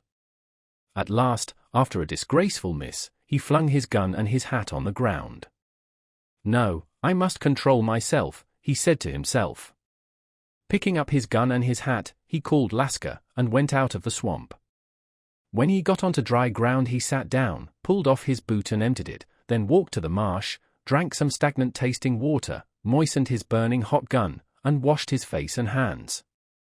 Feeling refreshed, he went back to the spot where a snipe had settled, firmly resolved to keep cool.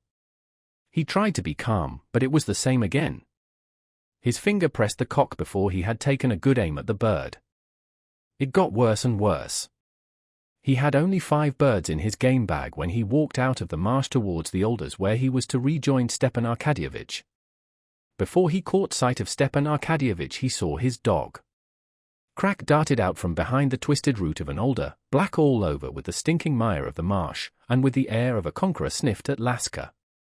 Behind Crack there came into view in the shade of the alder tree the shapely figure of Stepan Arkadyevitch. He came to meet him, red and perspiring, with unbuttoned neckband, still limping in the same way. "Well? You have been popping away," he said, smiling good-humoredly. "How have you got on?" queried Levin. But there was no need to ask, for he had already seen the full game bag. "Oh, pretty fair. He had 14 birds. A splendid marsh. I've no doubt Veslovsky got in your way." "It's awkward too, shooting with one dog," said Stepan Arkadyevitch, to soften his triumph. Chapter 11. When Levin and Stepan Arkadyevitch reached the peasant's hut where Levin always used to stay, Veslovsky was already there.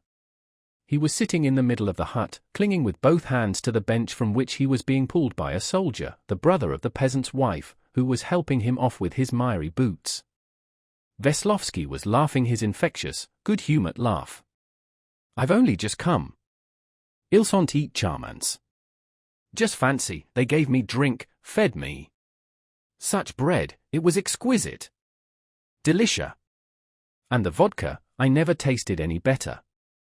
And they would not take a penny for anything. And they kept saying, 'Excuse our homely ways.' What should they take anything for? They were entertaining you, to be sure." "Do you suppose they keep vodka for sale?" said the soldier, succeeding at last in pulling the soaked boot off the blackened stocking.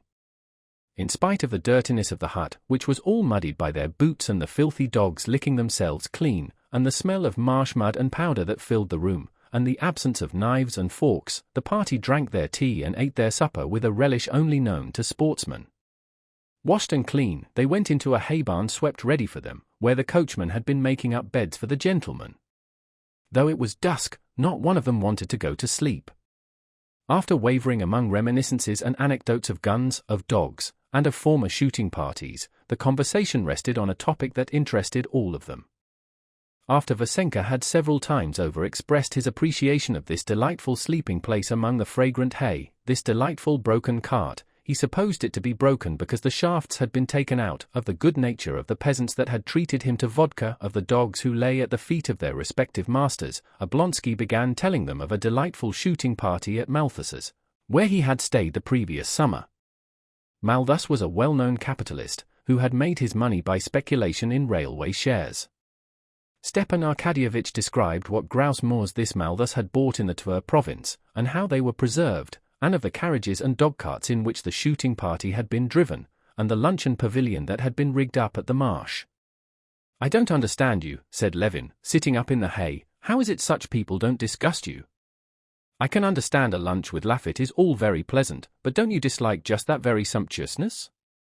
All these people, just like our spirit monopolists in old days, get their money in a way that gains them the contempt of everyone. They don't care for their contempt, and then they use their dishonest gains to buy off the contempt they have deserved." "Perfectly true," chimed in Vasenka Veslovsky. "Perfectly. Oblonsky, of course, goes out of bonhomie, but other people say, well, Oblonsky stays with them." "Not a bit of it." Levin could hear that Oblonsky was smiling as he spoke. "I simply don't consider him more dishonest than any other wealthy merchant or nobleman. They've all made their money alike, by their work and their intelligence." "Oh, by what work? Do you call it work to get hold of concessions and speculate with them?" "Of course it's work. Work in this sense, that if it were not for him and others like him, there would have been no railways. But that's not work, like the work of a peasant or a learned profession. Granted, but it's work in the sense that his activity produces a result, the railways. But of course you think the railways useless. No, that's another question. I am prepared to admit that they're useful. But all profit that is out of proportion to the labor expended is dishonest. But who is to define what is proportionate? Making profit by dishonest means, by trickery, said Levin, conscious that he could not draw a distinct line between honesty and dishonesty. Such as banking, for instance, he went on. It's an evil, the amassing of huge fortunes without labor, just the same thing as with the spirit monopolies, it's only the form that's changed. Le ROI ist mort, vive le ROI. No sooner were the spirit monopolies abolished than the railways came up, and banking companies. That, too, is profit without work. Yes, that may all be very true and clever. Lie down, crack! Stepan Arkadyevitch called to his dog, who was scratching and turning over all the hay. He was obviously convinced of the correctness of his position, and so talked serenely and without haste. But you have not drawn the line between honest and dishonest work. That I receive a bigger salary than my chief clerk, though he knows more about the work than I do, that's dishonest, I suppose. I can't say. Well, but I can tell you're receiving some 5,000, let's say, for your work on the land, while our host, the peasant here, however hard he works, can never get more than 50 rubles, is just as dishonest as my earning more than my chief clerk, and Malthus getting more than a station master. No, quite the contrary. I see that society takes up a sort of antagonistic attitude to these people, which is utterly baseless, and I fancy there's envy at the bottom of it." "No, that's unfair," said Veslovsky. "How could envy come in? There is something not nice about that sort of business." "You say," Levin went on, "that it's unjust for me to receive 5,000, while the peasant has 50, that's true. It is unfair, and I feel it, but it really is. Why is it we spend our time riding, drinking, shooting, doing nothing, while they are forever at work?" said Vasenka Veslovsky, obviously for the first time in his life reflecting on the question, and consequently considering it with perfect sincerity. "Yes, you feel it, but you don't give him your property," said Stepan Arkadyevitch, intentionally, as it seemed, provoking Levin.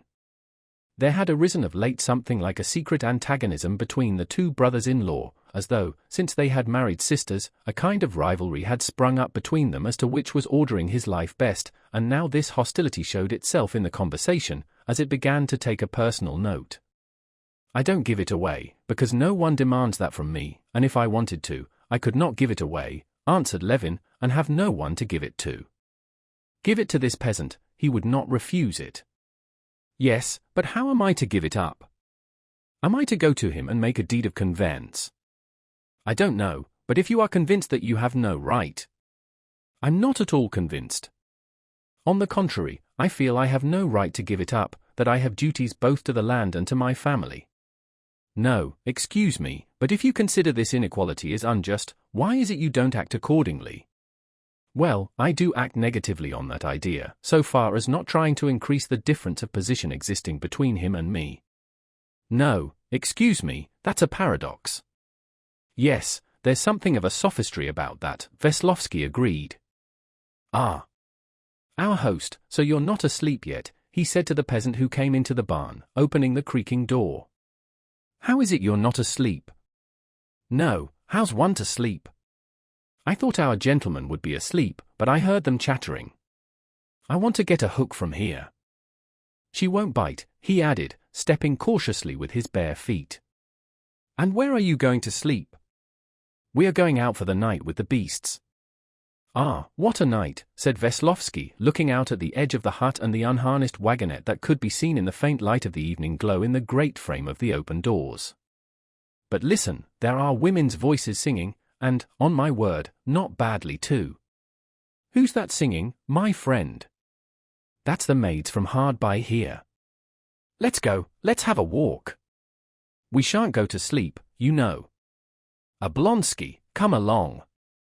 "If one could only do both, lie here and go," answered Oblonsky, stretching.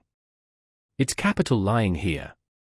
"Well, I shall go by myself," said Veslovsky, getting up eagerly, and putting on his shoes and stockings. "Goodbye, gentlemen. If it's fun, I'll fetch you.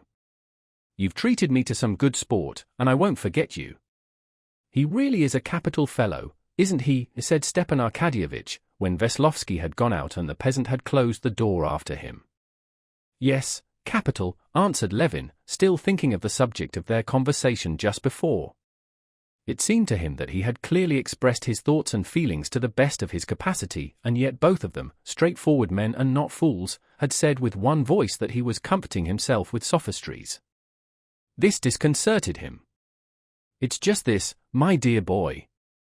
One must do one of two things, either admit that the existing order of society is just, and then stick up for one's rights in it, or acknowledge that you are enjoying unjust privileges, as I do, and then enjoy them and be satisfied.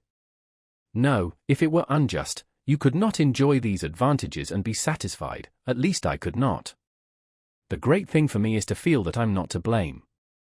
What do you say, why not go after all?" said Stepan Arkadyevitch, evidently weary of the strain of thought. "We shan't go to sleep, you know.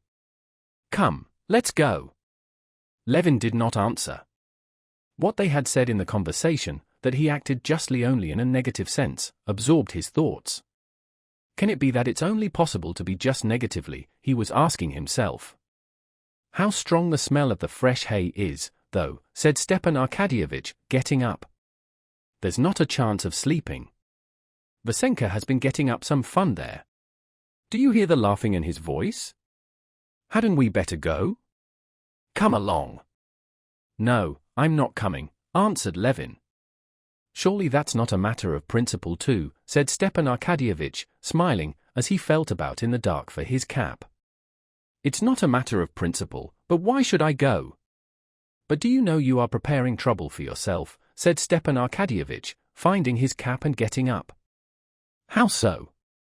Do you suppose I don't see the line you've taken up with your wife?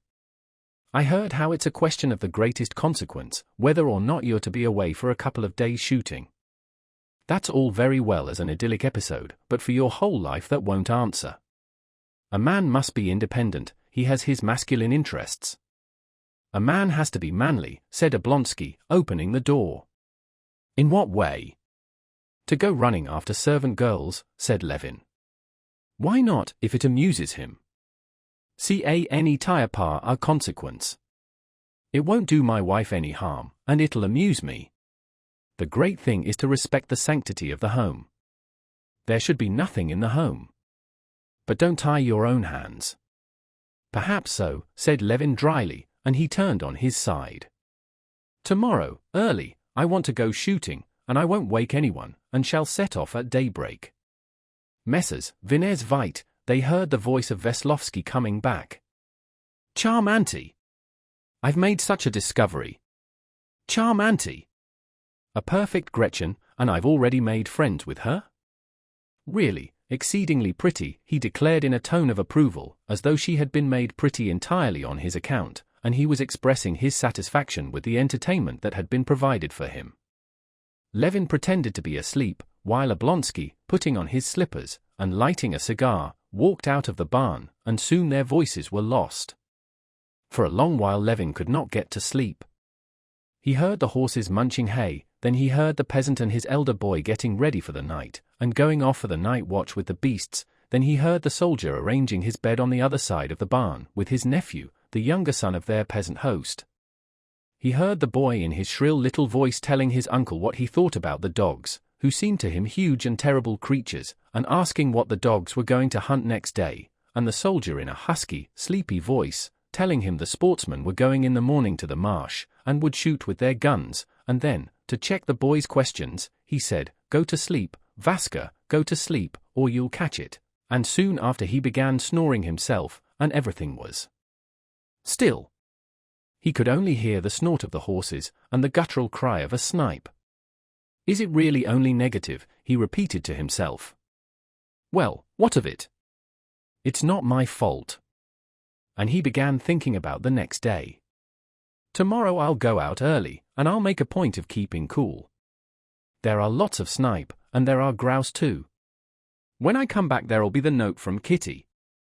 Yes, Steva may be right, I'm not manly with her, I'm tied to her apron strings.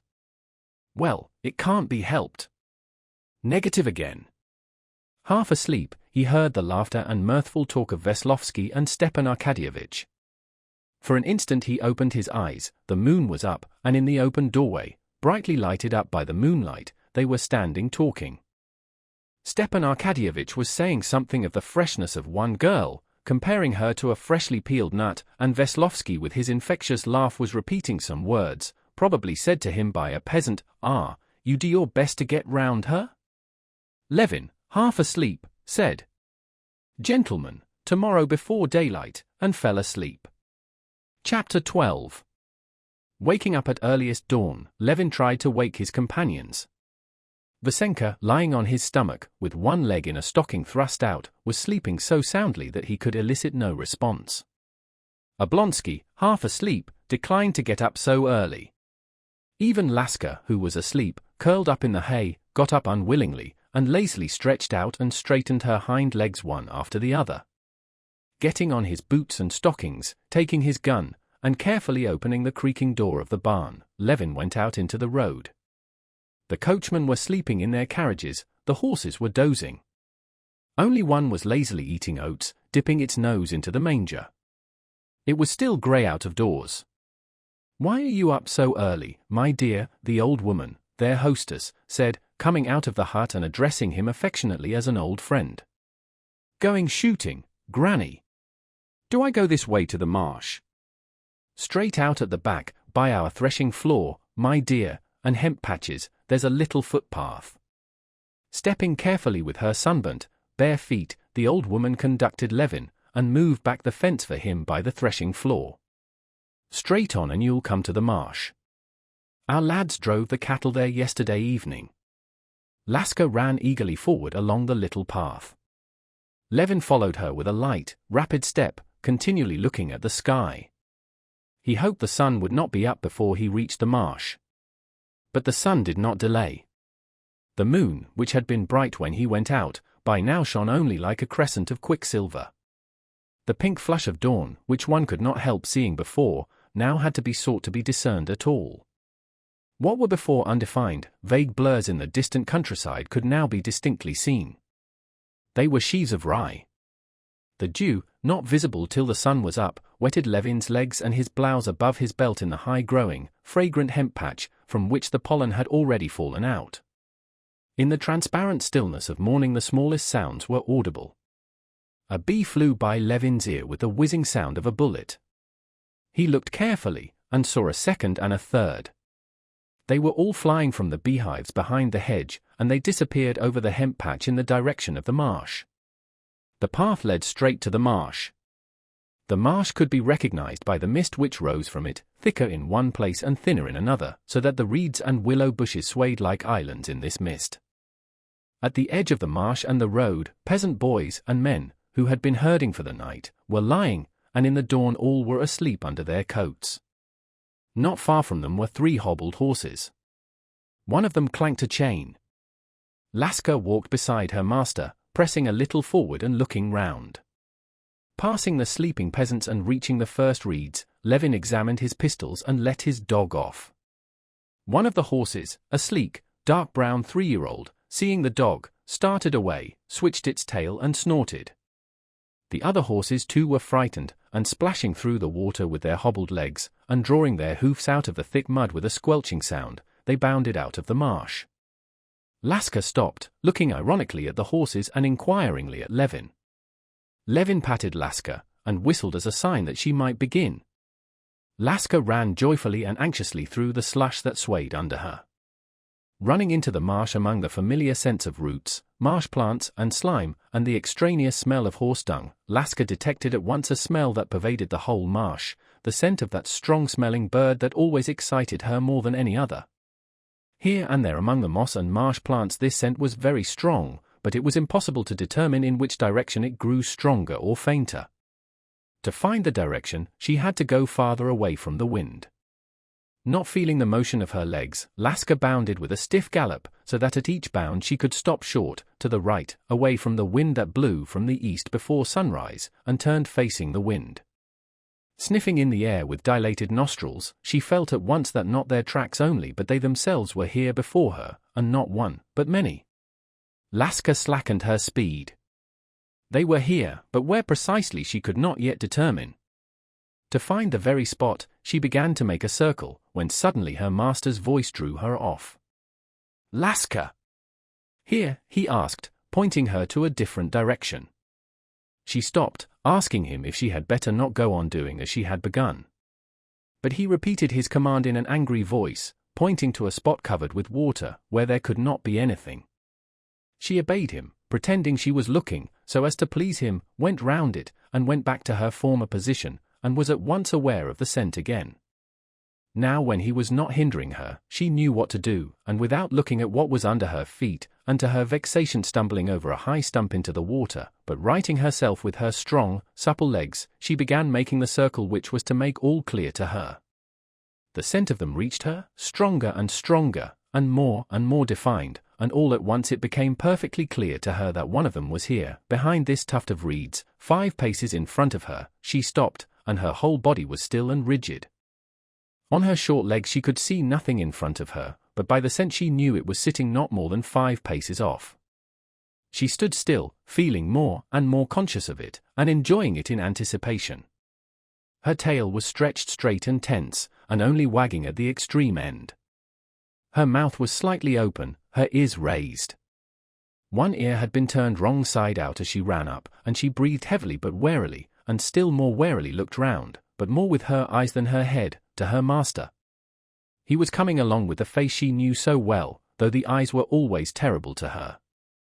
He stumbled over the stump as he came, and moved, as she thought, extraordinarily slowly.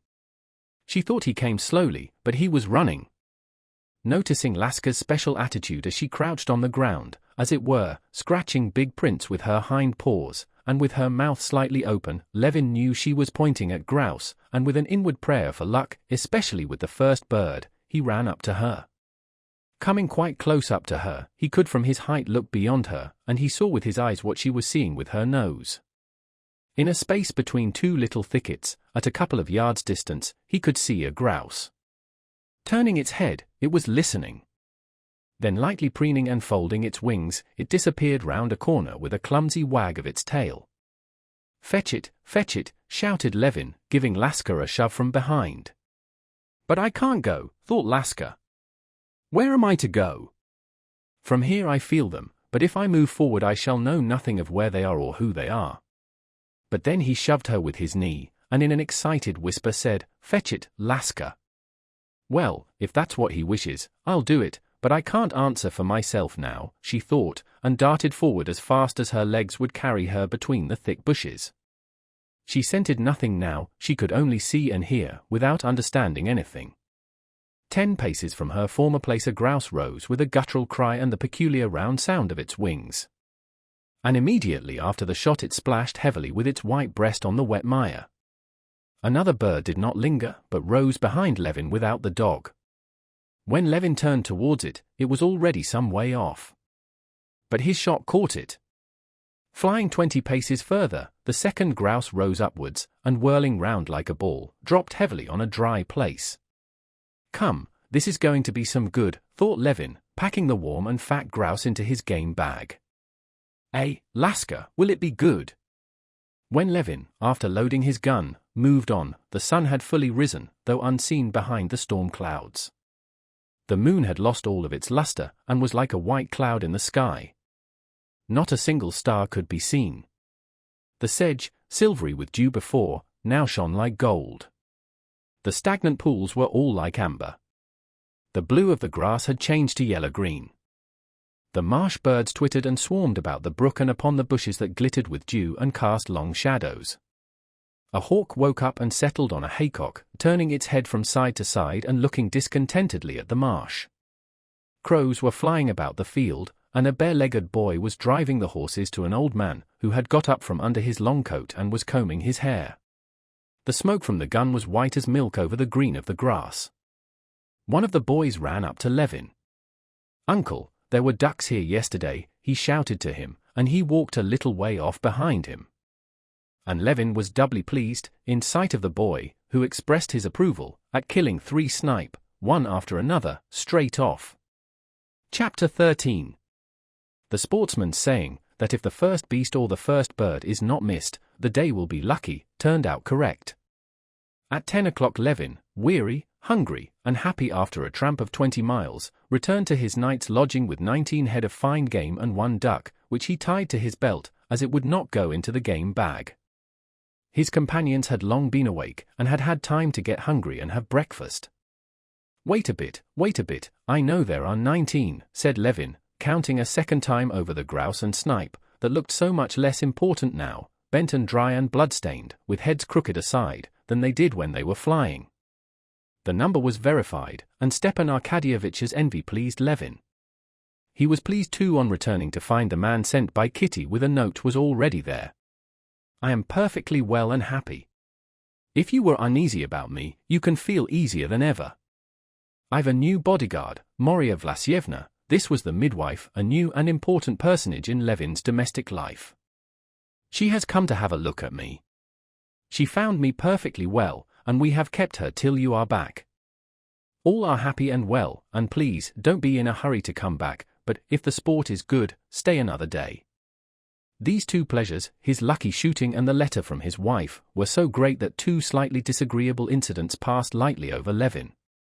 One was that the chestnut trace horse, who had been unmistakably overworked on the previous day, was off his feed and out of sorts. The coachman said he was overdriven yesterday, Konstantin Dmitrievitch. Yes, indeed. Driven 10 miles with no sense. The other unpleasant incident, which for the first minute destroyed his good humor, though later he laughed at it a great deal, was to find that of all the provisions Kitty had provided in such abundance that one would have thought there was enough for a week, nothing was left.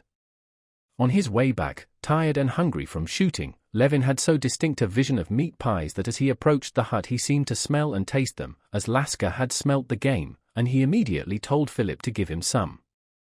It appeared that there were no pies left, nor even any chicken. "Well, this fellow's appetite," said Stepan Arkadyevitch, laughing and pointing at Vasenka Veslovsky. "I never suffer from loss of appetite, but he's really marvelous." "Well, it can't be helped," said Levin, looking gloomily at Veslovsky. "Well, Philip, give me some beef, then." "The beef's been eaten, and the bones given to the dogs," answered Philip. Levin was so hurt that he said, in a tone of vexation, "You might have left me something," and he felt ready to cry.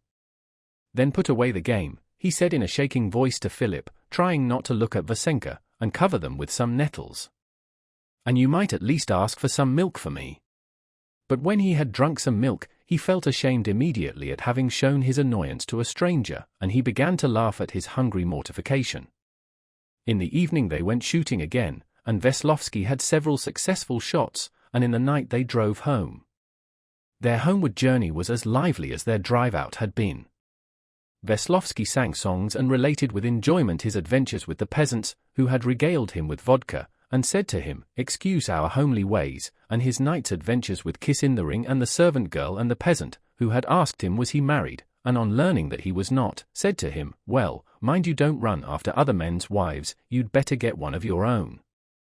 These words had particularly amused Veslovsky. "Altogether, I've enjoyed our outing awfully." "And you, Levin?" "I have, very much," Levin said quite sincerely. It was particularly delightful to him to have got rid of the hostility he had been feeling towards Vasenka Veslovsky at home, and to feel instead the most friendly disposition to him. Chapter 14. Next day at 10 o'clock Levin, who had already gone his rounds, knocked at the room where Vasenka had been put for the night. "Entrez!" Veslovsky called to him. "Excuse me, I've only just finished my ablutions," he said, smiling, standing before him in his underclothes only. "Don't mind me, please." Levin sat down in the window. "Have you slept well?" "Like the dead." "What sort of day is it for shooting?" "What will you take, tea or coffee?" "Neither." "I'll wait till lunch." "I'm really ashamed." "I suppose the ladies are down?" "A walk now would be capital." "You show me your horses." After walking about the garden, visiting the stable, and even doing some gymnastic exercises together on the parallel bars, Levin returned to the house with his guest, and went with him into the drawing-room. "We had splendid shooting, and so many delightful experiences," said Veslovsky, going up to Kitty, who was sitting at the samovar. "What a pity ladies are cut off from these delights." "Well, I suppose he must say something to the lady of the house," Levin said to himself. Again he fancied something in the smile, in the all-conquering air with which their guest addressed Kitty. The princess, sitting on the other side of the table with Marya Vlasyevna and Stepan Arkadyevitch, called Levin to her side, and began to talk to him about moving to Moscow for Kitty's confinement, and getting ready rooms for them. Just as Levin had disliked all the trivial preparations for his wedding, as derogatory to the grandeur of the event, now he felt still more offensive the preparations for the approaching birth, the date of which they reckoned, it seemed, on their fingers. He tried to turn a deaf ear to these discussions of the best patterns of long clothes for the coming baby, tried to turn away and avoid seeing the mysterious, endless strips of knitting, the triangles of linen, and so on, to which Dolly attached special importance. The birth of a son, he was certain it would be a son, which was promised him, but which he still could not believe in, so marvelous it seemed, presented itself to his mind, on one hand, as a happiness so immense, and therefore so incredible, on the other, as an event so mysterious, that this assumption of a definite knowledge of what would be, and consequent preparation for it, as for something ordinary that did happen to people, jarred on him as confusing and humiliating.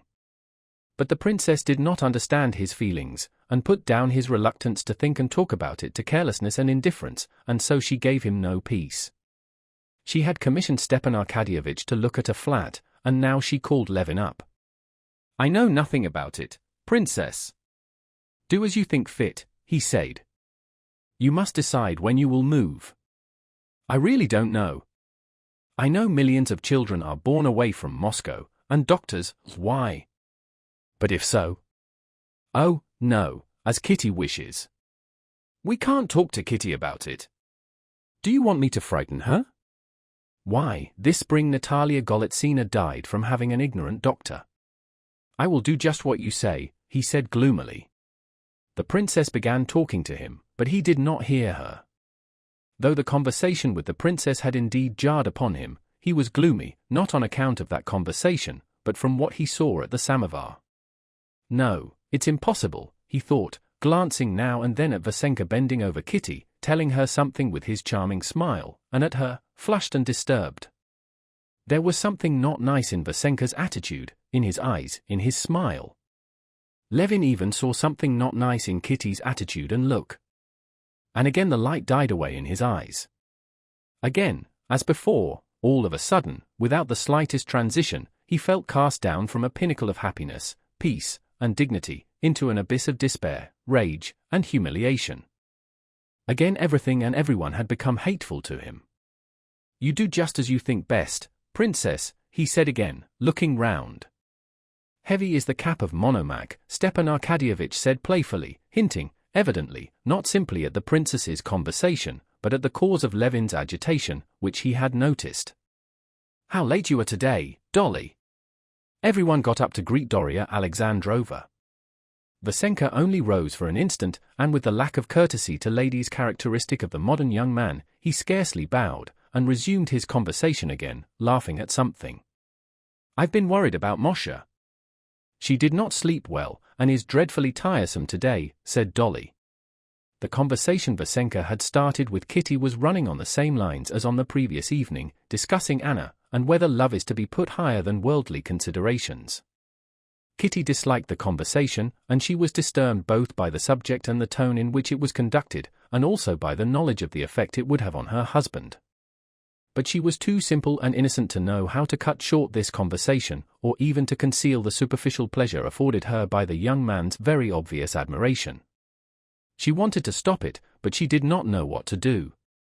Whatever she did she knew would be observed by her husband, and the worst interpretation put on it. And, in fact, when she asked Dolly what was wrong with Moshe, and Vasenka, waiting till this uninteresting conversation was over, began to gaze indifferently at Dolly, the question struck Levin as an unnatural and disgusting piece of hypocrisy. "What do you say, shall we go and look for mushrooms today?" said Dolly. "By all means, please, and I shall come too," said Kitty, and she blushed. She wanted from politeness to ask Vasenka whether he would come, and she did not ask him. "Where are you going, Kostya?" she asked her husband with a guilty face, as he passed by her with a resolute step. This guilty air confirmed all his suspicions. "The mechanician came when I was away. I haven't seen him yet," he said, not looking at her.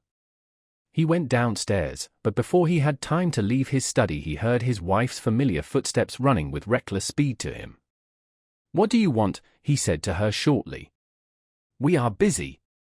"I beg your pardon," she said to the German mechanician, "I want a few words with my husband."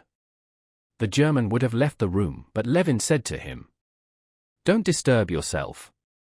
"The train is at 3, queried the German. "I mustn't be late." Levin did not answer him, but walked out himself with his wife. "Well, what have you to say to me?" he said to her in French. He did not look her in the face, and did not care to see that she in her condition was trembling all over, and had a piteous, crushed look. I want to say that we can't go on like this, that this is misery," she said. "The servants are here at the sideboard," he said angrily, "don't make a scene." "Well, let's go in here." They were standing in the passage. Kitty would have gone into the next room, but there the English governess was giving Tanya a lesson. "Well, come into the garden." In the garden they came upon a peasant weeding the path. And no longer considering that the peasant could see her tear-stained and his agitated face, that they looked like people fleeing from some disaster, they went on with rapid steps, feeling that they must speak out and clear up misunderstandings, must be alone together, and so get rid of the misery they were both feeling. "We can't go on like this. It's misery.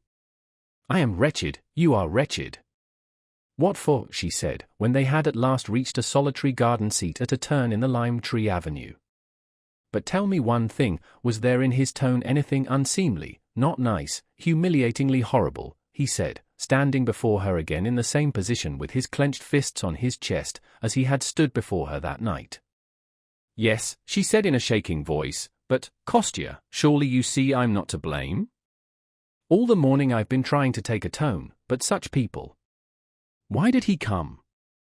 How happy we were," she said, breathless with the sobs that shook her. Although nothing had been pursuing them, and there was nothing to run away from, and they could not possibly have found anything very delightful on that garden seat, the gardener saw with astonishment that they passed him on their way home with comforted and radiant faces. Chapter 15. After escorting his wife upstairs, Levin went to Dolly's part of the house. Darya Alexandrova, for her part, was in great distress too that day.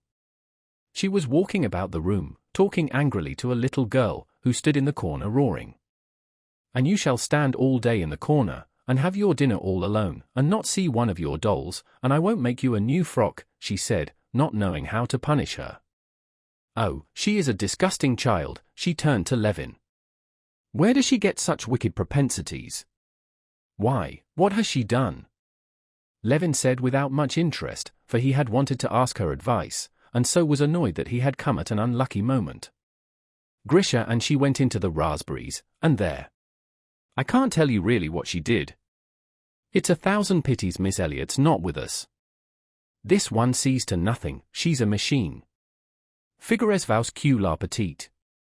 And Darya Alexandrova described Moshe's crime. "That proves nothing, it's not a question of evil propensities at all, it's simply mischief," Levin assured her. "But you are upset about something? What have you come for?" he asked Dolly. "What's going on there?" And in the tone of her question Levin heard that it would be easy for him to say what he had meant to say. "I've not been in there, I've been alone in the garden with Kitty. We've had a quarrel for the second time since Steva came." Dolly looked at him with her shrewd, comprehending eyes. "Come, tell me, honor bright, has there been, not in Kitty, but in that gentleman's behavior, a tone which might be unpleasant, not unpleasant, but horrible, offensive to a husband? You mean, how shall I say?" Stay in the corner," she said to Moshe, who, detecting a faint smile in her mother's face, had been turning round. "The opinion of the world would be that he is behaving as young men do behave. Illinois fait la cour one journée jolie femme, and a husband who's a man of the world should only be flattered by it." Yes, said Levin gloomily, "but you noticed it." "Not only I, but Steva noticed it. Just after breakfast he said to me in so many words, 'Je crois que Veslovsky fait un petit brin de cour à Kitty.' Well, that's all right then, now I'm satisfied." "I'll send him away," said Levin. "What do you mean? Are you crazy?" Dolly cried in horror. "Nonsense, Kostya, only think," she said, laughing. "You can go now to Fanny," she said to Moshe. "No, if you wish it, I'll speak to Steva. He'll take him away. He can say you're expecting visitors. Altogether he doesn't fit into the house." No, I'll do it myself." "But you'll quarrel with him." "Not a bit. I shall so enjoy it," Levin said, his eyes flashing with real enjoyment. "Come, forgive her, Dolly, she won't do it again," he said of the little sinner, who had not gone to Fanny, but was standing irresolutely before her mother, waiting and looking up from under her brows to catch her mother's eye. The mother glanced at her. The child broke into sobs, hid her face on her mother's lap, and Dolly laid her thin, tender hand on her head. "And what is there in common between us and him?" thought Levin, and he went off to look for Veslovsky. As he passed through the passage he gave orders for the carriage to be got ready to drive to the station. "The spring was broken yesterday," said the footman. "Well, the covered trap, then, and make haste." Where's the visitor? The gentleman's gone to his room. Levin came upon Veslovsky at the moment when the latter, having unpacked his things from his trunk and laid out some new songs, was putting on his gaiters to go out riding. Whether there was something exceptional in Levin's face, or that Vasenka was himself conscious that ce petit brin de cour he was making was out of place in this family, but he was somewhat, as much as a young man in society can be, disconcerted at Levin's entrance. "You ride in gaiters?" "Yes, it's much cleaner," said Vasenka, putting his fat leg on a chair, fastening the bottom hook, and smiling with simple-hearted good humor. He was undoubtedly a good-natured fellow, and Levin felt sorry for him and ashamed of himself, as his host, when he saw the shy look on Vasenka's face. On the table lay a piece of stick which they had broken together that morning, trying their strength. Levin took the fragment in his hands and began smashing it up, breaking bits off the stick, not knowing how to begin. "I wanted—" He paused, but suddenly, remembering Kitty and everything that had happened, he said, looking him resolutely in the face, "I have ordered the horses to be put to for you." "How so?" Vasenka began in surprise. "To drive where?" "For you to drive to the station," Levin said gloomily. "Are you going away, or has something happened?" "It happens that I expect visitors," said Levin, his strong fingers more and more rapidly breaking off the ends of the split stick. "And I'm not expecting visitors, and nothing has happened, but I beg you to go away." "You can explain my rudeness as you like." Vasenka drew himself up. "I beg you to explain," he said with dignity, understanding at last. "I can't explain," Levin said softly and deliberately, trying to control the trembling of his jaw, "and you'd better not ask." And as the split ends were all broken off, Levin clutched the thick ends in his finger, broke the stick in two, and carefully caught the end as it fell. Probably the sight of those nervous fingers, of the muscles he had proved that morning at gymnastics, of the glittering eyes, the soft voice, and quivering jaws, convinced Vasenka better than any words. He bowed, shrugging his shoulders, and smiling contemptuously. "Can I not see Oblonsky?" The shrug and the smile did not irritate Levin. What else was there for him to do, he thought. "I'll send him to you at once." "What madness is this?" Stepan Arkadyevitch said when, after hearing from his friend that he was being turned out of the house, he found Levin in the garden, where he was walking about waiting for his guest's departure. "My say ridicule! What fly has stung you? My say Dudernia ridicule! What did you think, if a young man?" But the place where Levin had been stung was evidently still sore, for he turned pale again, when Stepan Arkadyevitch would have enlarged on the reason, and he himself cut him short. "Please don't go into it. I can't help it. I feel ashamed of how I'm treating you and him. But it won't be, I imagine, a great grief to him to go, and his presence was distasteful to me and to my wife. But it's insulting to him. Et puis c'est ridicule. And to me it's both insulting and distressing. And I'm not at fault in any way, and there's no need for me to suffer. Well, this I didn't expect of you. On pute et jaloux, mais à point, c'est du dernier ridicule." Levin turned quickly, and walked away from him into the depths of the avenue, and he went on walking up and down alone. Soon he heard the rumble of the trap, and saw from behind the trees how Vasenka, sitting in the hay, unluckily there was no seat in the trap, in his Scotch cap, was driven along the avenue, jolting up and down over the ruts. "What's this?" Levin thought, when a footman ran out of the house and stopped the trap. It was the mechanician, whom Levin had totally forgotten. The mechanician, bowing low, said something to Veslovsky, then clambered into the trap, and they drove off together. Stepan Arkadyevitch and the princess were much upset by Levin's action. And he himself felt not only in the highest degree ridicule, but also utterly guilty and disgraced. But remembering what sufferings he and his wife had been through, when he asked himself how he should act another time, he answered that he should do just the same again. In spite of all this, towards the end of that day, everyone except the princess, who could not pardon Levin's action, became extraordinarily lively and good-humored, like children after a punishment or grown-up people after a dreary, ceremonious reception, so that by the evening Vasenka's dismissal was spoken of, in the absence of the princess, as though it were some remote event. And Dolly, who had inherited her father's gift of humorous storytelling, made Varenka helpless with laughter as she related for the third and fourth time, always with fresh humorous additions, how she had only just put on her new shoes for the benefit of the visitor, and on going into the drawing-room, heard suddenly the rumble of the trap. And who should be in the trap but Vasenka himself, with his Scotch cap, and his songs and his gaiters, and all, sitting in the hay. If only you'd ordered out the carriage. But no. And then I hear a stop. Oh, I thought they've relented. I look out, and behold a fat German being sat down by him and driving away. And my new shoes all for nothing.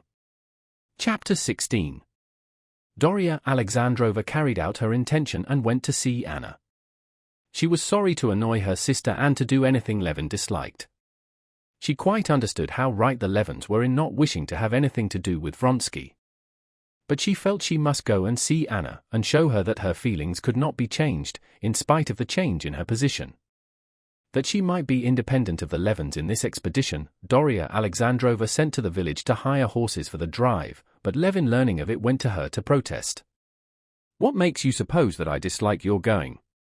But even if I did dislike it, I should still more dislike your not taking my horses," he said. "You never told me that you were going for certain. Hiring horses in the village is disagreeable to me, and, what's of more importance, they'll undertake the job and never get you there. I have horses. And if you don't want to wound me, you'll take mine." Doria Alexandrova had to consent, and on the day fixed Levin had ready for his sister-in-law a set of 4 horses and relays, getting them together from the farm, and saddle horses, not at all a smart-looking set, but capable of taking Doria Alexandrova the whole distance in a single day. At that moment, when horses were wanted for the princess, who was going, and for the midwife, it was a difficult matter for Levin to make up the number, but the duties of hospitality would not let him allow Doria Alexandrova to hire horses when staying in his house. Moreover, he was well aware that the 20 rubles that would be asked for the journey were a serious matter for her. Doria Alexandrova's pecuniary affairs, which were in a very unsatisfactory state, were taken to heart by the Levins as if they were their own. Doria Alexandrova, by Levin's advice, started before daybreak. The road was good, the carriage comfortable, the horses trotted along merrily, and on the box, besides the coachman, sat the counting-house clerk, whom Levin was sending instead of a groom for greater security. Doria Alexandrova dozed and waked up only on reaching the inn where the horses were to be changed.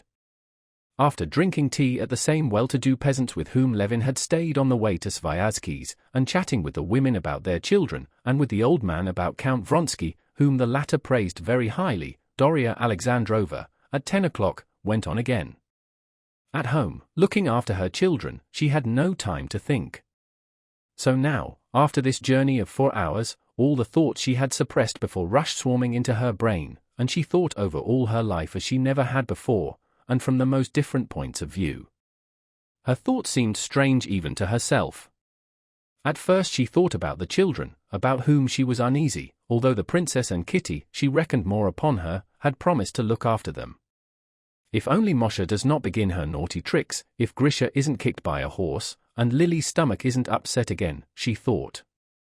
But these questions of the present were succeeded by questions of the immediate future. She began thinking how she had to get a new flat in Moscow for the coming winter, to renew the drawing-room furniture, and to make her elder girl a cloak. Then questions of the more remote future occurred to her, how she was to place her children in the world. The girls are all right, she thought, but the boys. It's very well that I'm teaching Grisha, but of course that's only because I am free myself now, I'm not with child. Stiva, of course, there's no counting on. And with the help of good-natured friends I can bring them up, but if there's another baby coming, and the thought struck her how untruly it was said that the curse laid on woman was that in sorrow she should bring forth children. The birth itself, that's nothing, but the months of carrying the child, that's what's so intolerable, she thought, picturing to herself her last pregnancy, and the death of the last baby. And she recalled the conversation she had just had with the young woman at the inn. On being asked whether she had any children, the handsome young woman had answered cheerfully, "I had a girl baby, but God set me free, I buried her last Lent." "Well, did you grieve very much for her?" asked Doria Alexandrova. "Why grieve? The old man has grandchildren enough as it is. It was only a trouble." No working, nor nothing. Only a tie. This answer had struck Darya Alexandrovna as revolting in spite of the good-natured and pleasing face of the young woman, but now she could not help recalling these words. In those cynical words there was indeed a grain of truth. Yes, altogether, thought Darya Alexandrovna, looking back over her whole existence during those 15 years of her married life, pregnancy, sickness, mental incapacity, indifference to everything, and most of all, hideousness. Kitty, young and pretty as she is, even Kitty has lost her looks, and when I'm with child become hideous, I know it.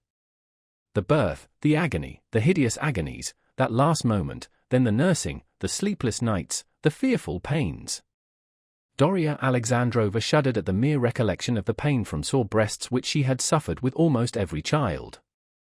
Then the children's illnesses, that everlasting apprehension, then bringing them up, evil propensities, she thought of little Moshe's crime among the raspberries, education, Latin, it's all so incomprehensible and difficult. And on the top of it all, the death of these children.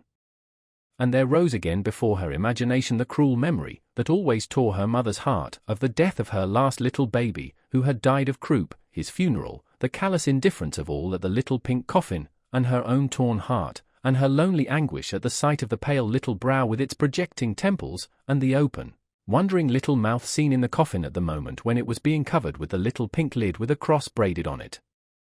And all this, what's it for? What is to come of it all? That I'm wasting my life, never having a moment's peace, either with child, or nursing a child, forever irritable, peevish, wretched myself and worrying others, repulsive to my husband, while the children are growing up unhappy, badly educated, and penniless. Even now, if it weren't for spending the summer at the Levins, I don't know how we should be managing to live. Of course Kostya and Kitty have so much tact that we don't feel it, but it can't go on. They'll have children, they won't be able to keep us, it's a drag on them as it is. How is Papa, who has hardly anything left for himself, to help us? So that I can't even bring the children up by myself, and may find it hard with the help of other people, at the cost of humiliation. Why, even if we suppose the greatest good luck, that the children don't die, and I bring them up somehow. At the very best they'll simply be decent people. That's all I can hope for. And to gain simply that, what agonies, what toil. One's whole life ruined. Again she recalled what the young peasant woman had said, and again she was revolted at the thought, but she could not help admitting that there was a grain of brutal truth in the words. Is it far now, Mikhail? Darya Alexandrovna asked the counting-house clerk, to turn her mind from thoughts that were frightening her. From this village, they say, it's 5 miles. The carriage drove along the village street and onto a bridge. On the bridge was a crowd of peasant women with coils of ties for the sheaves on their shoulders, gaily and noisily chattering. They stood still on the bridge, staring inquisitively at the carriage.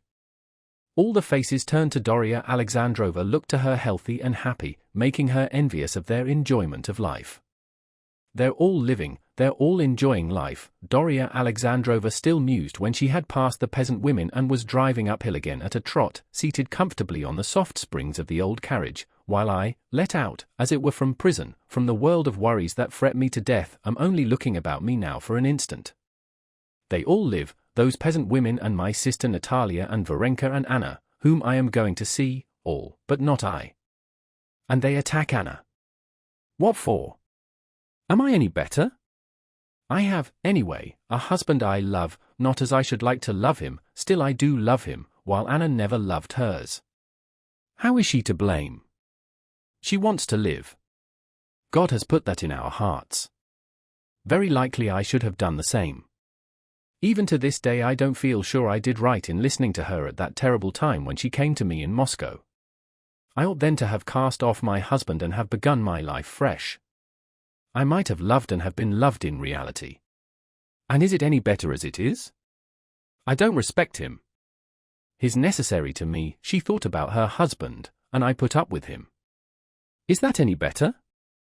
At that time I could still have been admired, I had beauty left me still, Darya Alexandrovna pursued her thoughts, and she would have liked to look at herself in the looking-glass.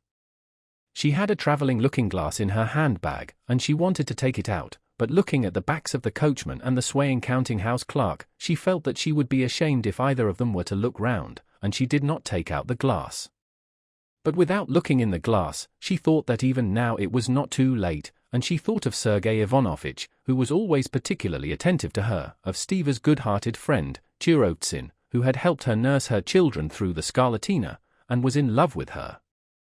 And there was someone else, a quite young man, who, her husband had told her it as a joke, thought her more beautiful than either of her sisters. And the most passionate and impossible romances rose before Darya Alexandrova's imagination. Anna did quite right, and certainly I shall never reproach her for it. She is happy, she makes another person happy, and she's not broken down as I am, but most likely just as she always was, bright, clever, open to every impression, thought Darya Alexandrova, and a sly smile curved her lips, for, as she pondered on Anna's love affair, Darya Alexandrova constructed on parallel lines an almost identical love affair for herself, with an imaginary composite figure, the ideal man who was in love with her. She, like Anna, confessed the whole affair to her husband. And the amazement and perplexity of Stepan Arkadyevitch at this avowal made her smile. In such daydreams she reached the turning of the high road that led to Vozdvizhenskoe. Chapter 17. The coachman pulled up his 4 horses and looked round to the right, to a field of rye, where some peasants were sitting on a cart. The counting-house clerk was just going to jump down, but on second thoughts he shouted peremptorily to the peasants instead, and beckoned to them to come up. The wind, that seemed to blow as they drove, dropped when the carriage stood still. Gadflies settled on the steaming horses that angrily shook them off. The metallic clank of a whetstone against a scythe, that came to them from the cart, ceased. One of the peasants got up and came towards the carriage. "Well, you are slow," the counting-house clerk shouted angrily to the peasant who was stepping slowly with his bare feet over the ruts of the rough dry road. "Come along, do!" A curly-headed old man with a bit of bast tied round his hair, and his bent back dark with perspiration, came towards the carriage, quickening his steps, and took hold of the mudguard with his sunburnt hand. "Vozdvizhenskoe, the manor house?" "The Count's," he repeated. "Go on to the end of this track. Then turn to the left. Straight along the avenue and you'll come right upon it." "But whom do you want?" "The Count himself." "Well, are they at home, my good man?" Darya Alexandrova said vaguely, not knowing how to ask about Anna, even of this peasant. "At home for sure," said the peasant, shifting from one bare foot to the other, and leaving a distinct print of 5 toes and a heel in the dust. "Sure to be at home," he repeated, evidently eager to talk. "Only yesterday visitors arrived. There's a sight of visitors come. What do you want?" He turned round and called to a lad, who was shouting something to him from the cart. "Oh. They all rode by here not long since, to look at a reaping machine. They'll be home by now." "And who will you be belonging to?" "We've come a long way," said the coachman, climbing onto the box. "So it's not far." "I tell you, it's just here." "As soon as you get out," he said, keeping hold all the while of the carriage. A healthy-looking, broad-shouldered young fellow came up too. "What, is it laborious they want for the harvest?" he asked. "I don't know, my boy." "So you keep to the left, and you'll come right on it," said the peasant, unmistakably loath to let the travellers go, and eager to converse. The coachman started the horses, but they were only just turning off when the peasant shouted, "Stop!" "Hi, friend!" "Stop!" called the 2 voices. The coachman stopped. "They're coming." "They're yonder," shouted the peasant. "See what a turnout," he said, pointing to 4 persons on horseback, and 2 in a charabanc, coming along the road. They were Vronsky with a jockey, Veslovsky and Anna on horseback, and Princess Varvara and Sviazhsky in the charabanc. They had gone out to look at the working of a new reaping machine. When the carriage stopped, the party on horseback were coming at a walking pace. Anna was in front beside Veslovsky.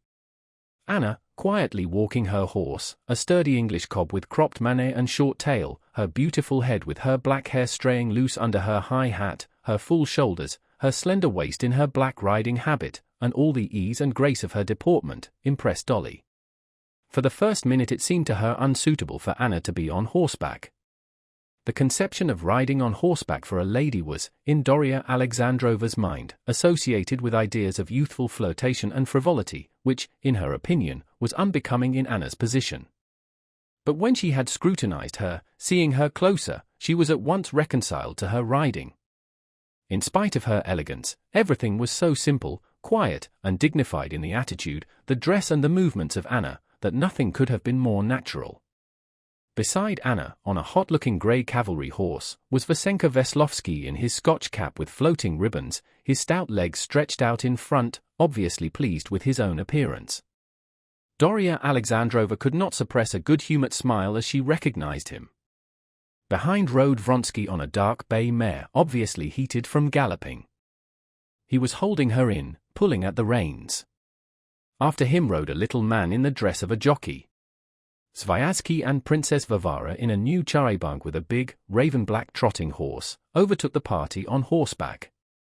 Anna's face suddenly beamed with a joyful smile at the instant when, in the little figure huddled in a corner of the old carriage, she recognized Dolly. She uttered a cry, started in the saddle, and set her horse into a gallop. On reaching the carriage she jumped off without assistance, and holding up her riding habit, she ran up to greet Dolly.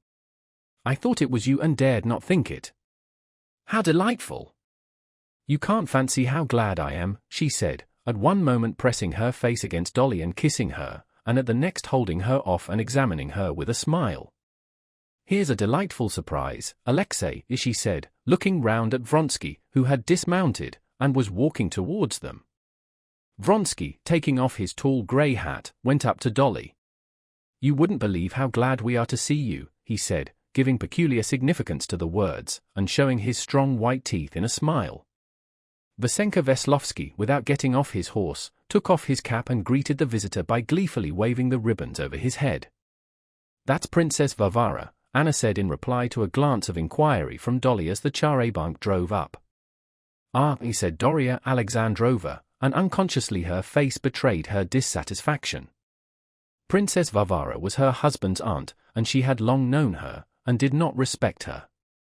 She knew that Princess Varvara had passed her whole life toadying on her rich relations, but that she should now be sponging on Vronsky, a man who was nothing to her, mortified Dolly on account of her kinship with her husband.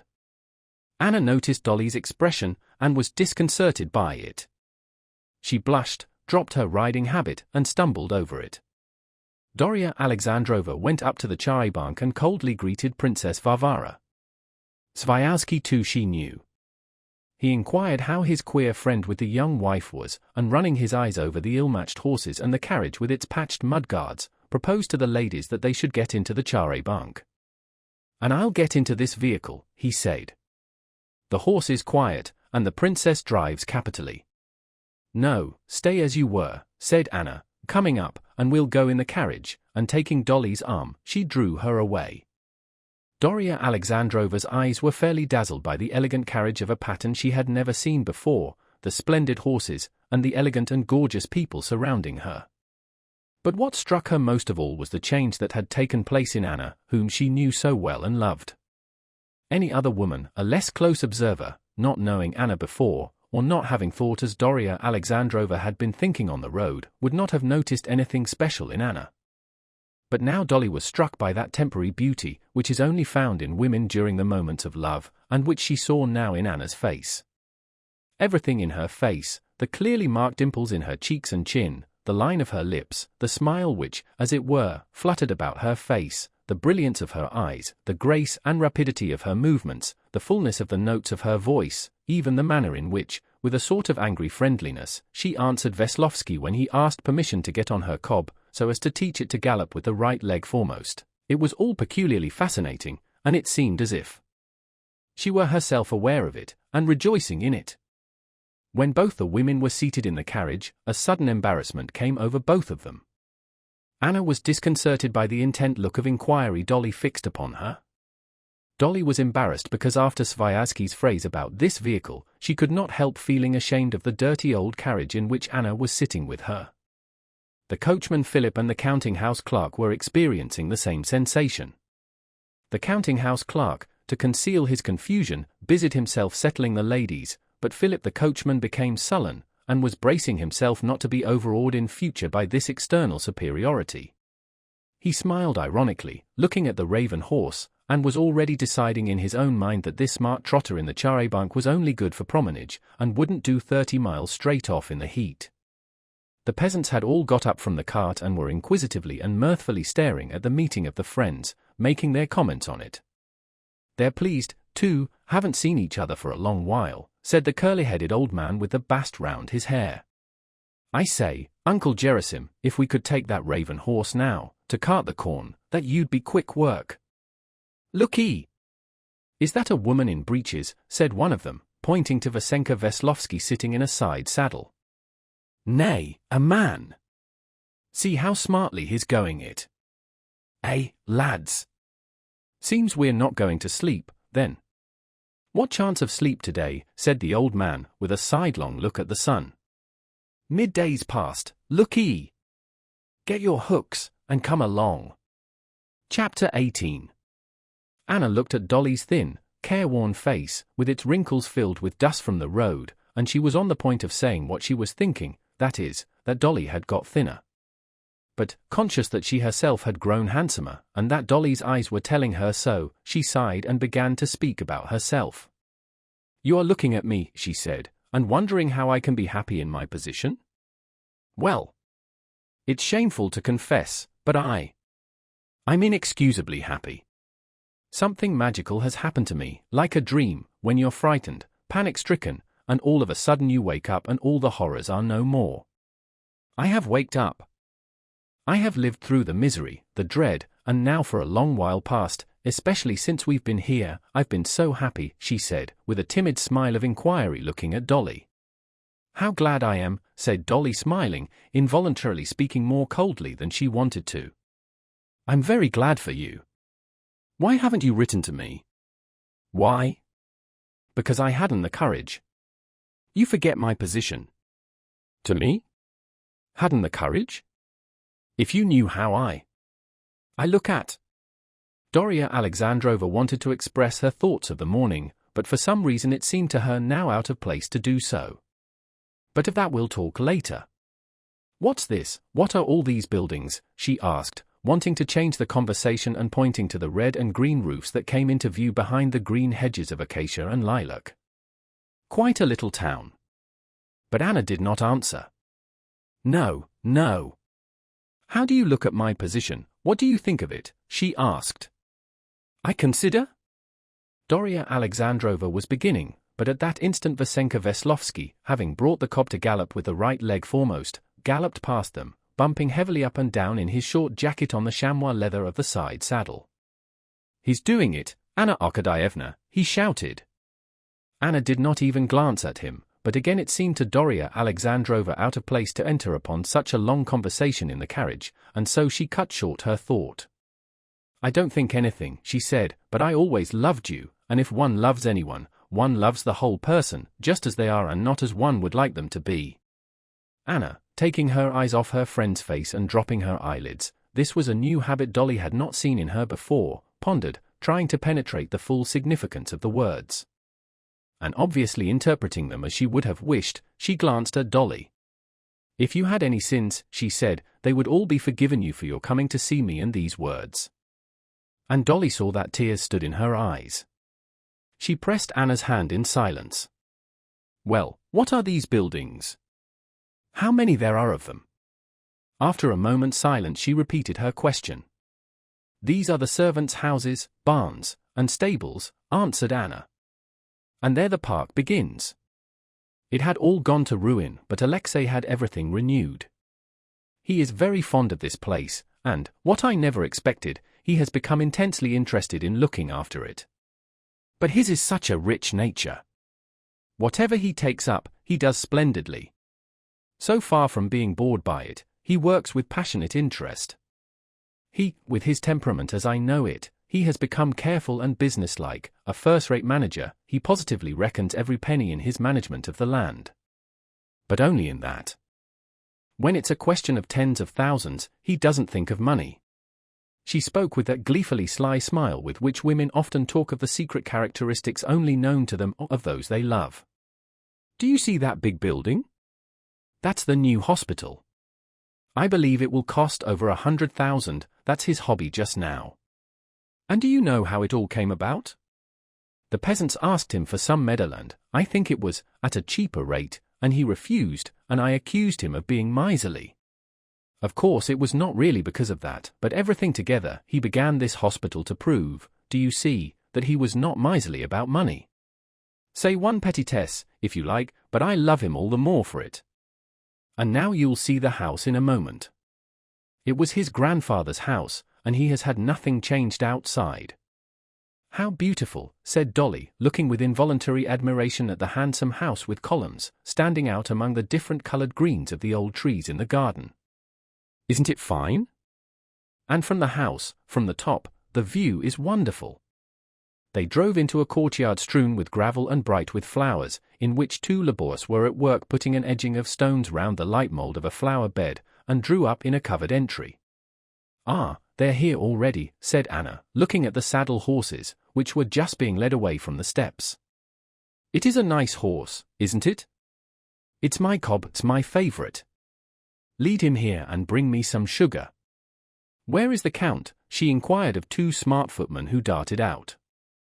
Ah, there he is, she said, seeing Vronsky coming to meet her with Veslovsky.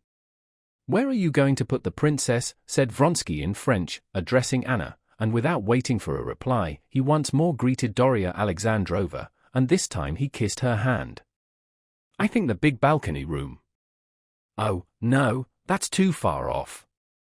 Better in the corner room, we shall see each other more. Come, let's go up, said Anna, as she gave her favourite horse the sugar the footman had brought her. Et vous oubliez votre devoir, she said to Veslovsky, who came out too on the steps. Pardon, j'enre tout plein les poches, he answered, smiling, putting his fingers in his waistcoat pocket. Mais vous venez trop tard, she said, rubbing her handkerchief on her hand, which the horse had made wet in taking the sugar. Anna turned to Dolly. You can stay some time? For one day only? That's impossible. I promised to be back, and the children, said Dolly, feeling embarrassed both because she had to get her bag out of the carriage, and because she knew her face must be covered with dust. No, Dolly, darling. Well, we'll see. Come along, and Anna led Dolly to her room. That room was not the smart guest chamber Vronsky had suggested, but the one of which Anna had said that Dolly would excuse it. And this room, for which excuse was needed, was more full of luxury than any in which Dolly had ever stayed, a luxury that reminded her of the best hotels abroad. Well, darling, how happy I am, Anna said, sitting down in her riding habit for a moment beside Dolly. Tell me about all of you. Steva I had only a glimpse of, and he cannot tell one about the children. How is my favourite, Tanya? Quite a big girl, I expect. Yes, she's very tall, Darya Alexandrovna answered shortly, surprised herself that she should respond so coolly about her children. We are having a delightful stay at the Levins, she added. Oh, if I had known, said Anna, that you do not despise me. You might have all come to us. Steva's an old friend and a great friend of Alexei's, you know, she added, and suddenly she blushed. Yes, but we are all. Dolly answered in confusion. But in my delight I'm talking nonsense. The one thing, darling, is that I am so glad to have you, said Anna, kissing her again. You haven't told me yet how and what you think about me, and I keep wanting to know. But I'm glad you will see me as I am. The chief thing I shouldn't like would be for people to imagine I want to prove anything. I don't want to prove anything, I merely want to live, to do no one harm but myself. I have the right to do that, haven't I?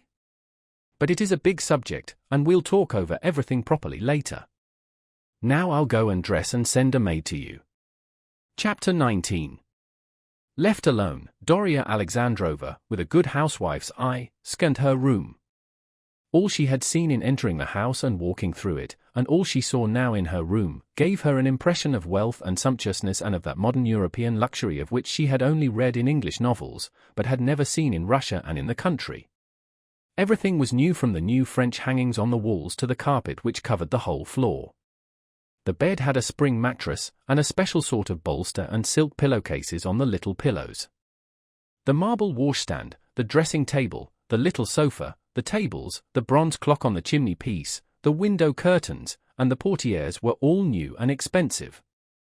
The smart maid, who came in to offer her services, with her hair done up high, and a gown more fashionable than Dolly's, was as new and expensive as the whole room.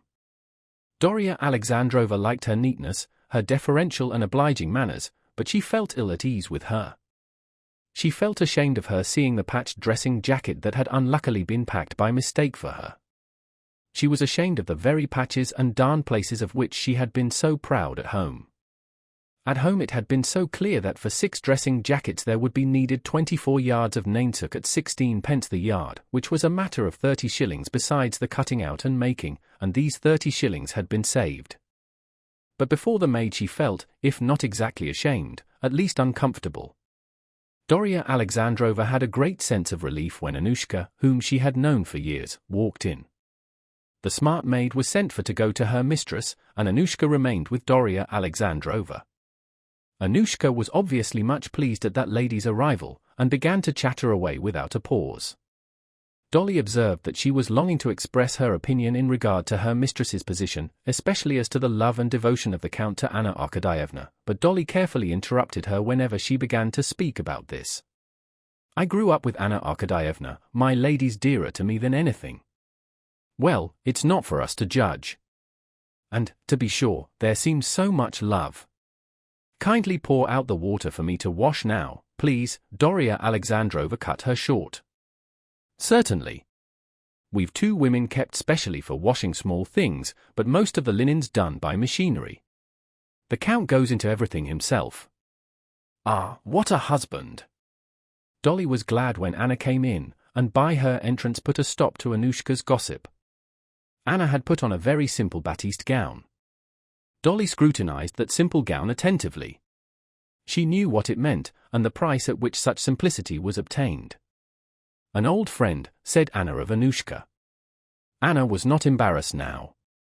She was perfectly composed and at ease.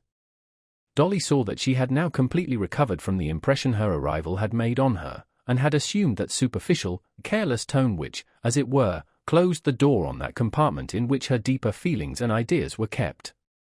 "Well, Anna, and how is your little girl?" asked Dolly. "Annie?" This was what she called her little daughter Anna.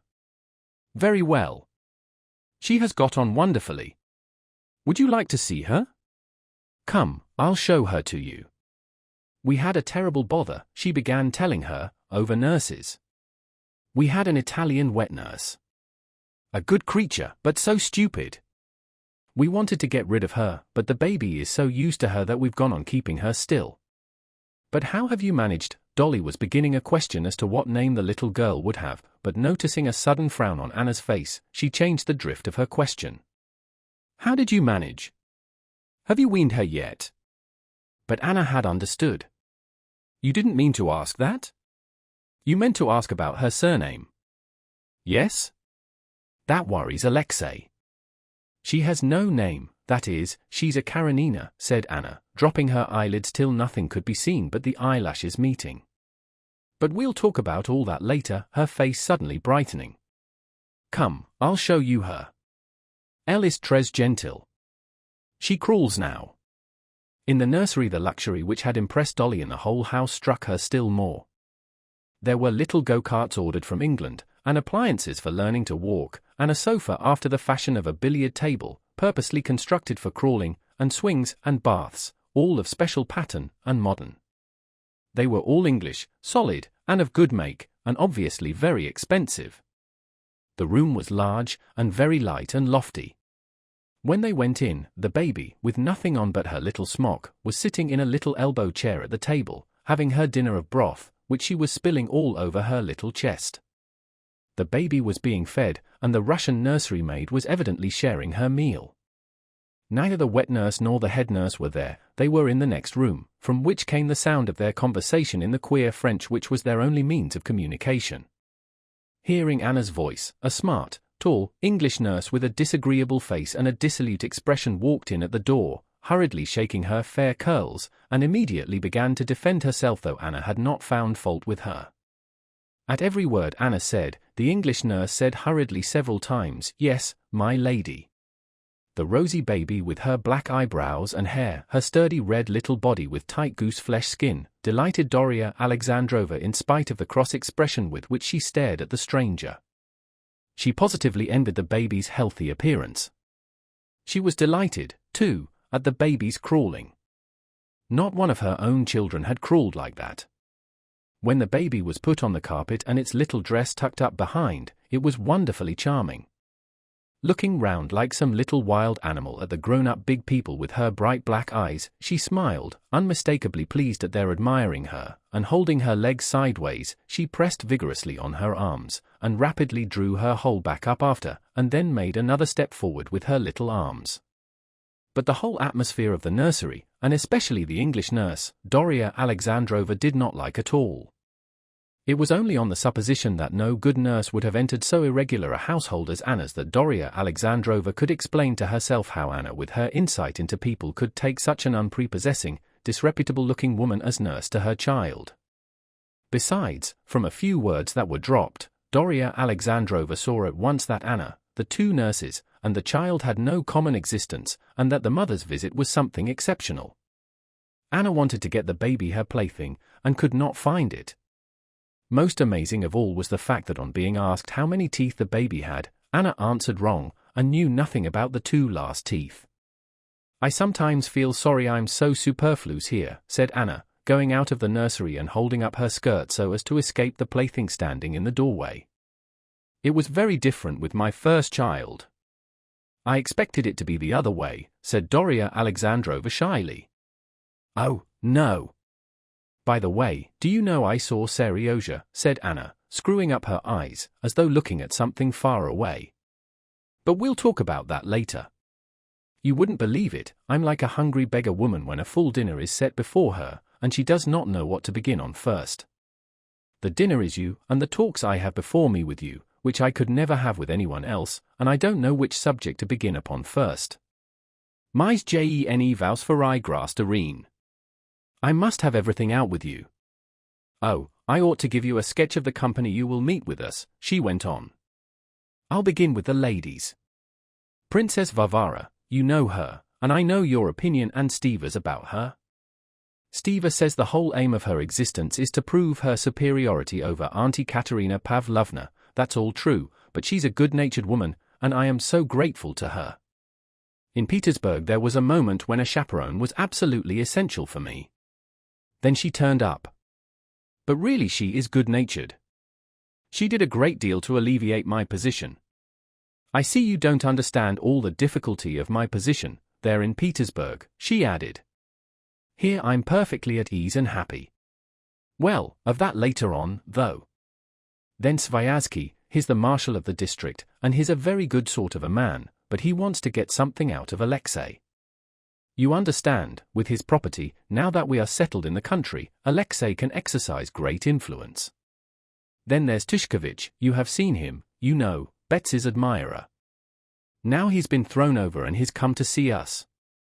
As Alexei says, he's one of those people who are very pleasant if one accepts them for what they try to appear to be. It puis Illinois ist comme Illinois fort, as Princess Varvara says.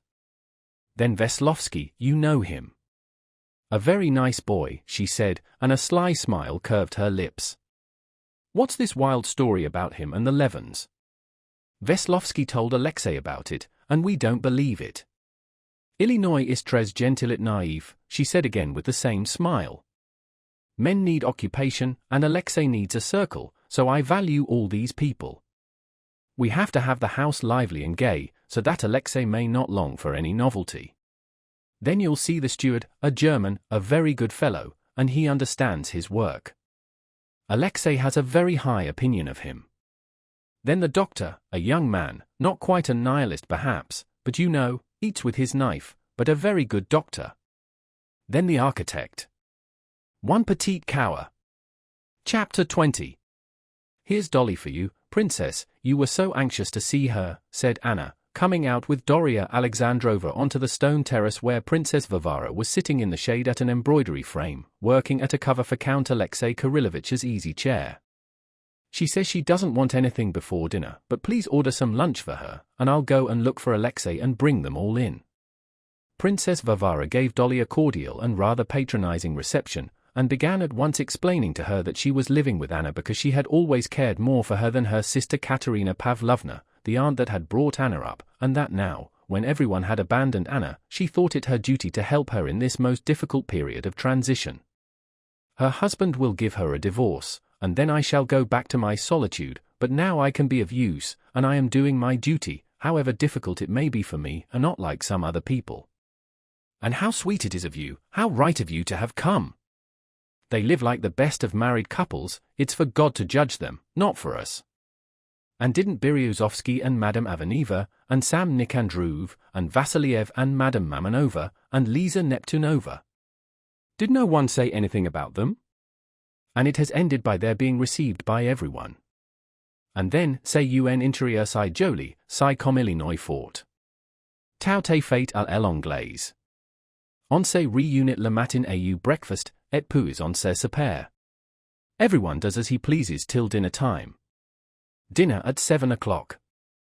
Steva did very rightly to send you. He needs their support.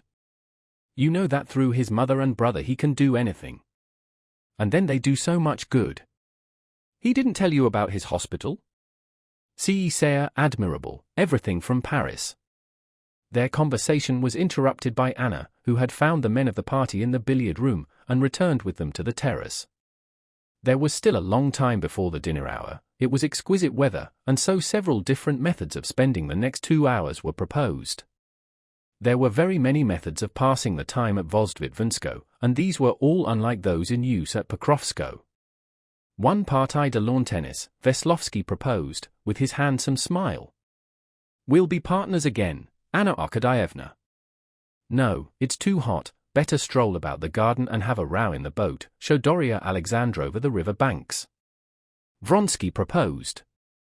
I agree to anything, said Sviazhsky. I imagine that what Dolly would like best would be a stroll, wouldn't you? And then the boat, perhaps, said Anna. So it was decided. Veslovsky and Tushkevich went off to the bathing place, promising to get the boat ready and to wait there for them. They walked along the path in 2 couples, Anna with Sviazhsky, and Dolly with Vronsky. Dolly was a little embarrassed and anxious in the new surroundings in which she found herself. Abstractly, theoretically, she did not merely justify, she positively approved of Anna's conduct. As is indeed not unfrequent with women of unimpeachable virtue, weary of the monotony of respectable existence, at a distance she not only excused illicit love, she positively envied it. Besides, she loved Anna with all her heart. But seeing Anna in actual life among these strangers, with this fashionable tone that was so new to Doria Alexandrova, she felt ill at ease. What she disliked particularly was seeing Princess Varvara ready to overlook everything for the sake of the comfort she enjoyed. As a general principle, abstractly, Dolly approved of Anna's action, but to see the man for whose sake her action had been taken was disagreeable to her. Moreover, she had never liked Vronsky. She thought him very proud, and saw nothing in him of which he could be proud except his wealth. But against her own will, here in his own house, he overawed her more than ever, and she could not be at ease with him. She felt with him the same feeling she had had with the maid about her dressing jacket. Just as with the maid she had felt not exactly ashamed, but embarrassed at her dance, so she felt with him not exactly ashamed, but embarrassed at herself. Dolly was ill at ease, and tried to find a subject of conversation. Even though she supposed that, through his pride, praise of his house and garden would be sure to be disagreeable to him, she did all the same tell him how much she liked his house. Yes, it's a very fine building, and in the good old-fashioned style, he said. I like so much the court in front of the steps. Was that always so? Oh, no, he said, and his face beamed with pleasure. If you could only have seen that court last spring. And he began, at first rather diffidently, but more and more carried away by the subject as he went on, to draw her attention to the various details of the decoration of his house and garden. It was evident that, having devoted a great deal of trouble to improve and beautify his home. Vronsky felt a need to show off the improvements to a new person, and was genuinely delighted at Doria Alexandrova's praise. "If you would care to look at the hospital, and are not tired, indeed, it's not far. Shall we go?" he said, glancing into her face to convince himself that she was not bored. "Are you coming, Anna?" He turned to her. "We will come, won't we?" she said, addressing Sviazhsky. Mais Illinois ne fort pas laisser le pauvre Veslovsky et Tushkevich se morfondre là dans le bateau. We must send and tell them. "Yes, this is a monument he is setting up here," said Anna, turning to Dolly with that sly smile of comprehension with which she had previously talked about the hospital. "Oh, it's a work of real importance," said Sviazhsky. But to show he was not trying to ingratiate himself with Vronsky, he promptly added some slightly critical remarks. "I wonder, though, Count," he said, "that while you do so much for the health of the peasants, you take so little interest in the schools." "C'est devenu tellement commun les écoles," said Vronsky. "You understand it's not on that account, but it just happens so. My interest has been diverted elsewhere. This way then to the hospital," he said to Doria Alexandrova, pointing to a turning out of the avenue.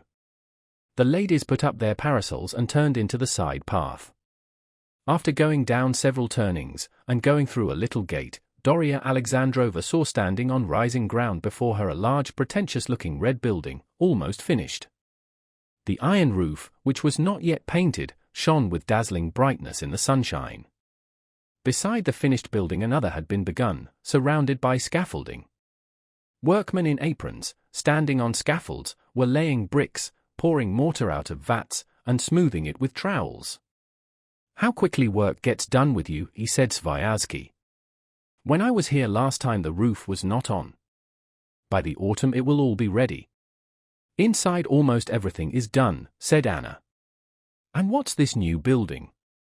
"That's the house for the doctor and the dispensary," answered Vronsky, seeing the architect in a short jacket coming towards him, and excusing himself to the ladies, he went to meet him. Going round a hole where the workmen were slaking lime, he stood still with the architect and began talking rather warmly. "The front is still too low," he said to Anna, who had asked what was the matter. "I said the foundation ought to be raised," said Anna. "Yes, of course it would have been much better, Anna Arkadievna," said the architect, "but now it's too late." "Yes, I take a great interest in it," Anna answered Sviazhsky, who was expressing his surprise at her knowledge of architecture. "This new building ought to have been in harmony with the hospital. It was an afterthought, and was begun without a plan." Vronsky, having finished his talk with the architect, joined the ladies, and led them inside the hospital. Although they were still at work on the cornices outside and were painting on the ground floor, upstairs almost all the rooms were finished. Going up the broad cast-iron staircase to the landing, they walked into the first large room. The walls were stuccoed to look like marble, the huge plate-glass windows were already in, only the parquet floor was not yet finished, and the carpenters, who were planing a block of it, left their work, taking off the bands that fastened their hair, to greet the gentry. "This is the reception room," said Vronsky. "Here there will be a desk, tables, and benches, and nothing more. This way, let us go in here." "Don't go near the window," said Anna, trying the paint to see if it were dry. "Alexei, the paint's dry already," she added. From the reception room they went into the corridor. Here Vronsky showed them the mechanism for ventilation on a novel system. Then he showed them marble baths, and beds with extraordinary springs. Then he showed them the wards one after another, the storeroom, the linen room, then the heating stove of a new pattern, then the trolleys, which would make no noise as they carried everything needed along the corridors, and many other things. Sviazhsky, as a connoisseur in the latest mechanical improvements, appreciated everything fully. Dolly simply wondered at all she had not seen before, and, anxious to understand it all, made minute inquiries about everything, which gave Vronsky great satisfaction. "Yes, I imagine that this will be the solitary example of a properly fitted hospital in Russia," said Sviazhsky. "And won't you have a lying-in ward?" asked Dolly. "That's so much needed in the country." "I have often."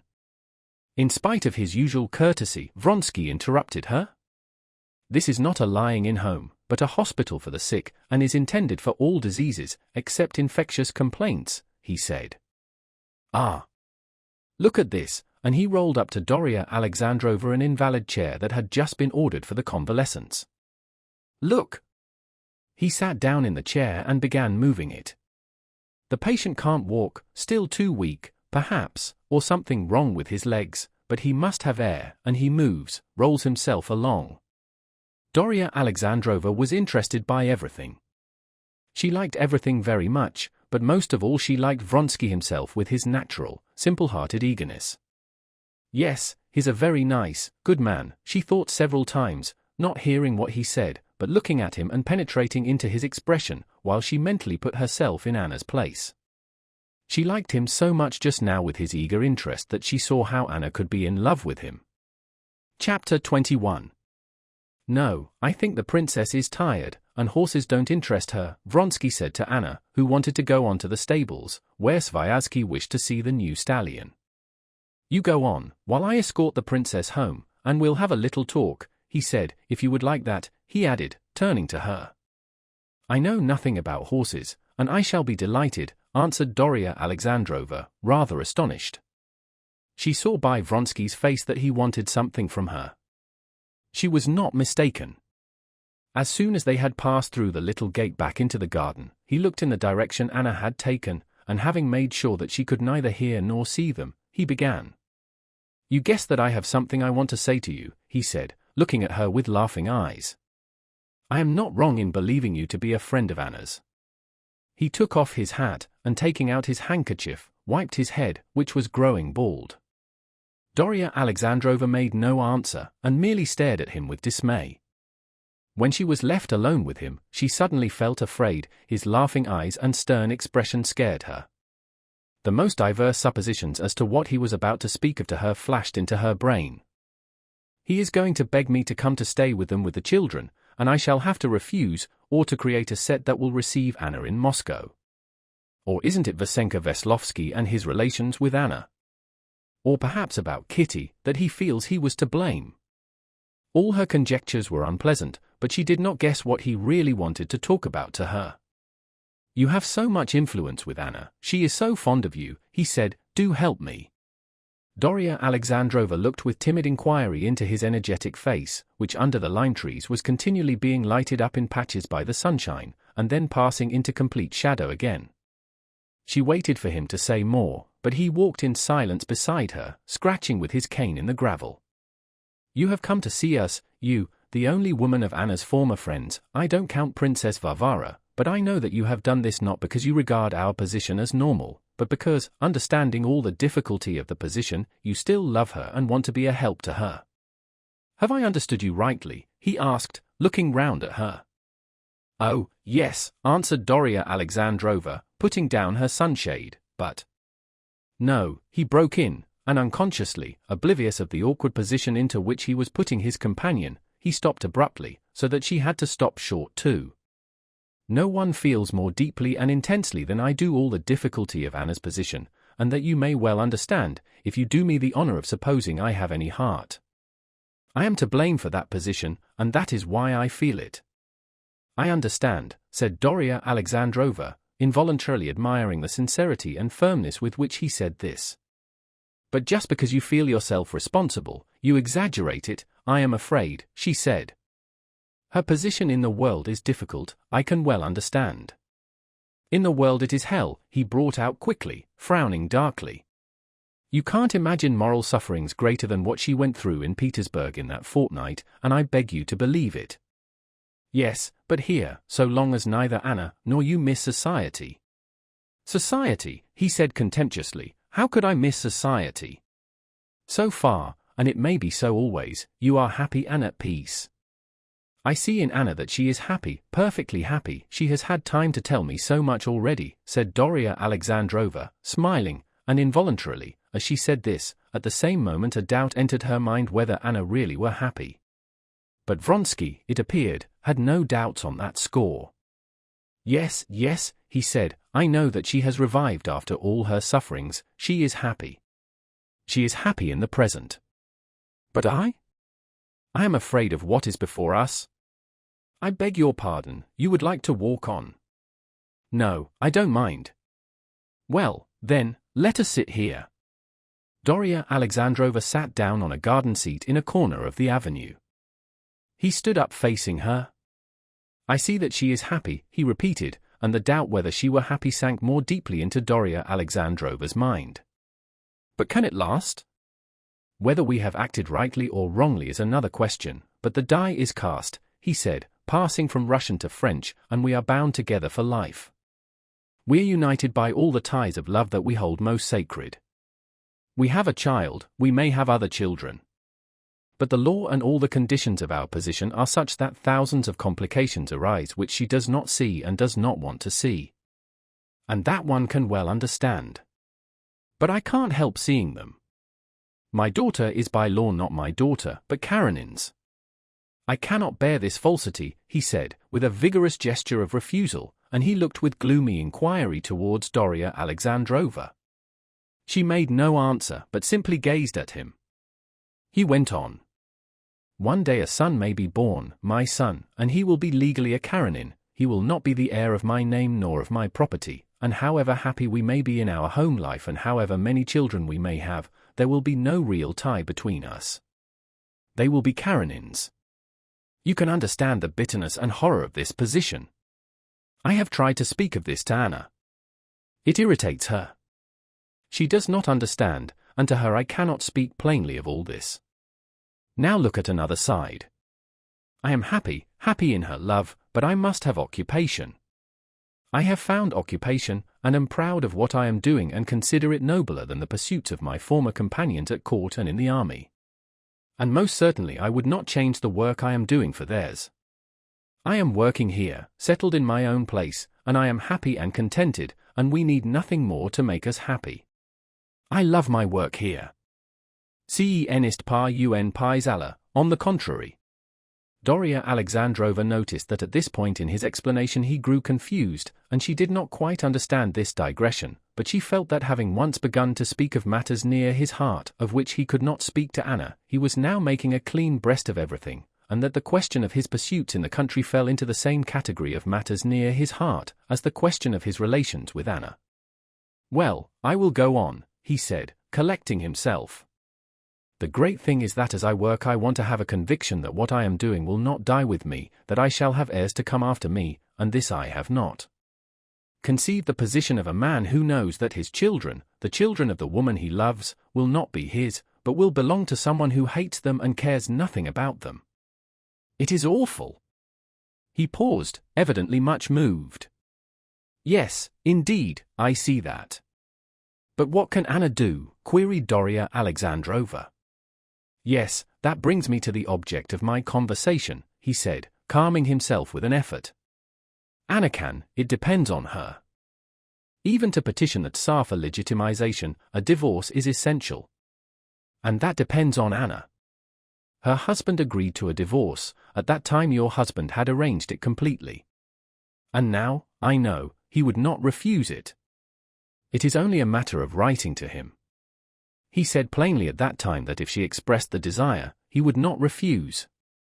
Of course, he said gloomily, it is one of those pharisaical cruelties of which only such heartless men are capable. He knows what agony any recollection of him must give her, and knowing her, he must have a letter from her. I can understand that it is agony to her. But the matter is of such importance, that one must pass a par desses tout ces finesses de sentiment. Illinois yva du bonheur de l'existence d'Anne et de ses enfants. I won't speak of myself, though it's hard for me, very hard, he said, with an expression as though he were threatening someone for its being hard for him. And so it is, princess, that I am shamelessly clutching at you as an anchor of salvation. Help me to persuade her to write to him and ask for a divorce. Yes, of course, Darya Alexandrovna said dreamily, as she vividly recalled her last interview with Alexey Alexandrovich. Yes, of course, she repeated with decision, thinking of Anna. Use your influence with her, make her write. I'm almost unable to speak about this to her. Very well, I will talk to her. But how is it she does not think of it herself, said Darya Alexandrovna, and for some reason she suddenly at that point recalled Anna's strange new habit of half-closing her eyes. And she remembered that Anna drooped her eyelids just when the deeper questions of life were touched upon. Just as though she half shut her eyes to her own life, so as not to see everything, thought Dolly. Yes, indeed, for my own sake and for hers I will talk to her, Dolly said in reply to his look of gratitude. They got up and walked to the house. Chapter 22. When Anna found Dolly at home before her, she looked intently in her eyes, as though questioning her about the talk she had had with Vronsky, but she made no inquiry in words. I believe it's dinner time, she said. We've not seen each other at all yet. I am reckoning on the evening. Now I want to go and dress. I expect you do too, we all got splashed at the buildings. Dolly went to her room and she felt amused. To change her dress was impossible, for she had already put on her best dress. But in order to signify in some way her preparation for dinner, she asked the maid to brush her dress, changed her cuffs and tie, and put some lace on her head. This is all I can do, she said with a smile to Anna, who came into her in a third dress, again of extreme simplicity. Yes, we are too formal here, she said, as it were apologizing for her magnificence. Alexei is delighted at your visit, as he rarely is at anything. He has completely lost his heart to you, she added. You're not tired? There was no time for talking about anything before dinner. Going into the drawing room they found Princess Varvara already there, and the gentlemen of the party in black frock coats. The architect wore a swallowtail coat. Vronsky presented the doctor and the steward to his guest. The architect he had already introduced to her at the hospital. A stout butler, resplendent with a smoothly shaven round chin and a starched white cravat, announced that dinner was ready, and the ladies got up. Vronsky asked Sviazhsky to take in Anna Arkadyevna, and himself offered his arm to Dolly. Veslovsky was before Tushkevich in offering his arm to Princess Varvara, so that Tushkevich with the steward and the doctor walked in alone. The dinner, the dining room, the service, the waiting at table, the wine, and the food were not simply in keeping with the general tone of modern luxury throughout all the house, but seemed even more sumptuous and modern. Doria Alexandrova watched this luxury which was novel to her, and as a good housekeeper used to managing a household, although she never dreamed of adapting anything she saw to her own household, as it was all in a style of luxury far above her own manner of living, she could not help scrutinizing every detail, and wondering how and by whom it was all done. Vasenka Veslovsky, her husband, and even Sviazhsky, and many other people she knew, would never have considered this question, and would have readily believed what every well-bred host tries to make his guests feel, that is, that all that is well-ordered in his house has cost him, the host, no trouble whatever, but comes of itself. Doria Alexandrova was well aware that even porridge for the children's breakfast does not come of itself, and that therefore, where so complicated and magnificent a style of luxury was maintained, someone must give earnest attention to its organization. And from the glance with which Alexei Kirillovitch scanned the table, from the way he nodded to the butler, and offered Doria Alexandrova her choice between cold soup and hot soup, she saw that it was all organized and maintained by the care of the master of the house himself. It was evident that it all rested no more upon Anna than upon Veslovsky. She, Sviazhsky, the princess, and Veslovsky were equally guests, with light hearts enjoying what had been arranged for them. Anna was the hostess only in conducting the conversation. The conversation was a difficult one for the lady of the house at a small table with persons present, like the steward and the architect, belonging to a completely different world, struggling not to be overawed by an elegance to which they were unaccustomed, and unable to sustain a large share in the general conversation. But this difficult conversation Anna directed with her usual tact and naturalness, and indeed she did so with actual enjoyment, as Doria Alexandrova observed. The conversation began about the row Tushkevich and Veslovsky had taken alone together in the boat, and Tushkevich began describing the last boat races in Petersburg at the yacht club. But Anna, seizing the first pause, at once turned to the architect to draw him out of his silence. Nikolai Ivanitch was struck, she said, meaning Sviazhsky, at the progress the new building had made since he was here last, but I am there every day, and every day I wonder at the rate at which it grows. It's first-rate working with His Excellency, said the architect with a smile. He was respectful and composed, though with a sense of his own dignity. It's a very different matter to have to do with the district authorities. Where one would have to write out sheaves of papers, here I call upon the Count, and in 3 words we settle the business. The American way of doing business, said Sviazhsky, with a smile. Yes, there they build in a rational fashion. The conversation passed to the misuse of political power in the United States, but Anna quickly brought it round to another topic, so as to draw the steward into talk. Have you ever seen a reaping machine? She said, addressing Doria Alexandrova. We had just ridden over to look at one when we met. It's the first time I ever saw one. How do they work? Asked Dolly. Exactly like little scissors. A plank and a lot of little scissors. Like this. Anna took a knife and fork in her beautiful white hands covered with rings, and began showing how the machine worked.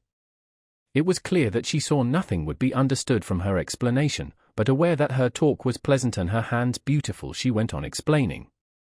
More like little penknives, Veslovsky said playfully, never taking his eyes off her. Anna gave a just perceptible smile, but made no answer. Isn't it true, Karl Fedorich, that it's just like little scissors? She said to the steward.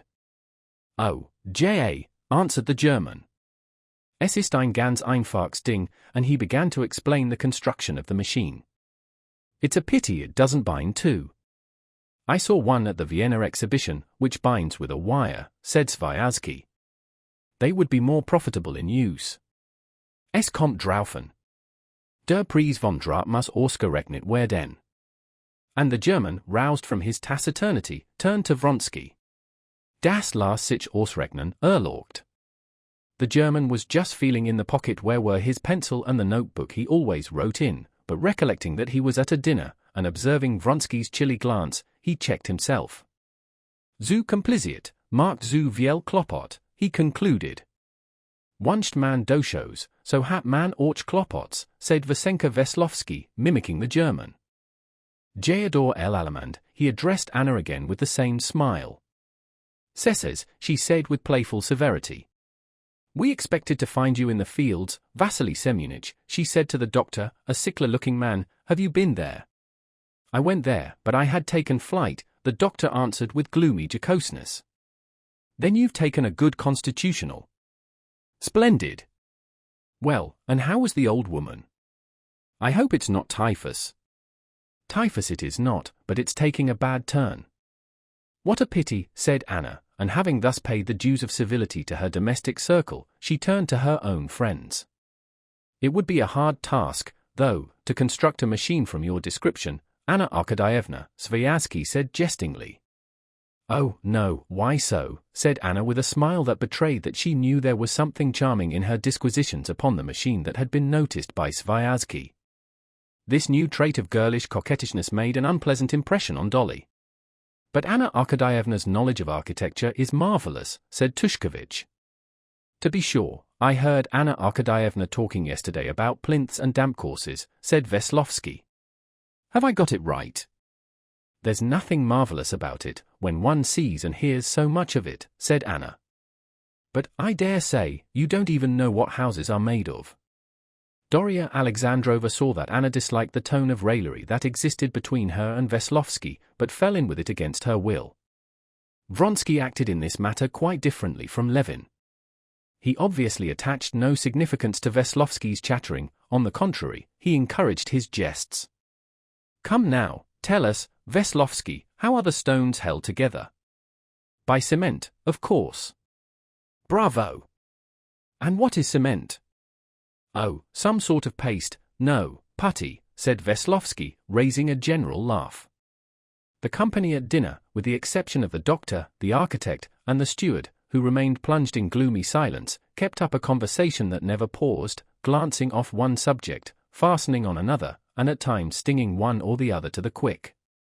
Once Doria Alexandrova felt wounded to the quick, and got so hot that she positively flushed and wondered afterwards whether she had said anything extreme or unpleasant.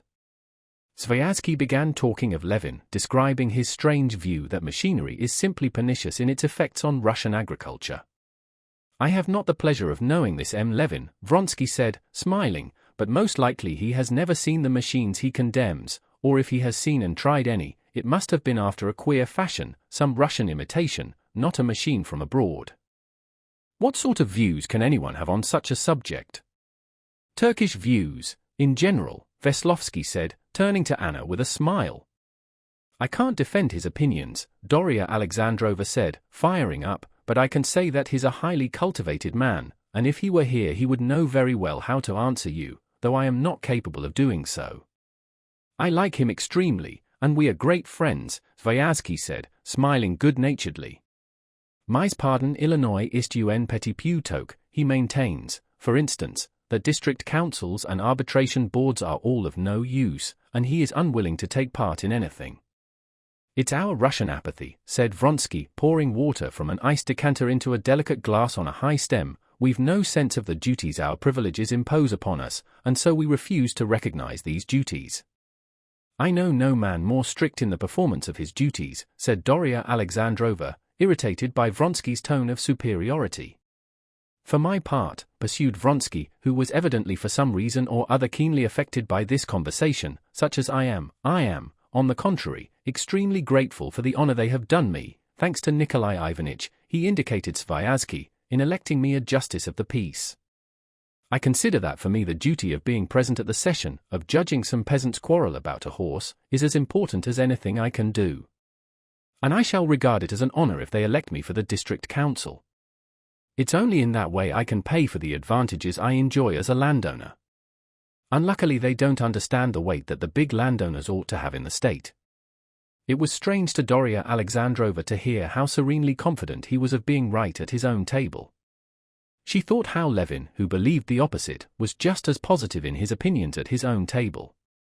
But she loved Levin, and so she was on his side. So we can reckon upon you, Count, for the coming elections, said Sviazhsky.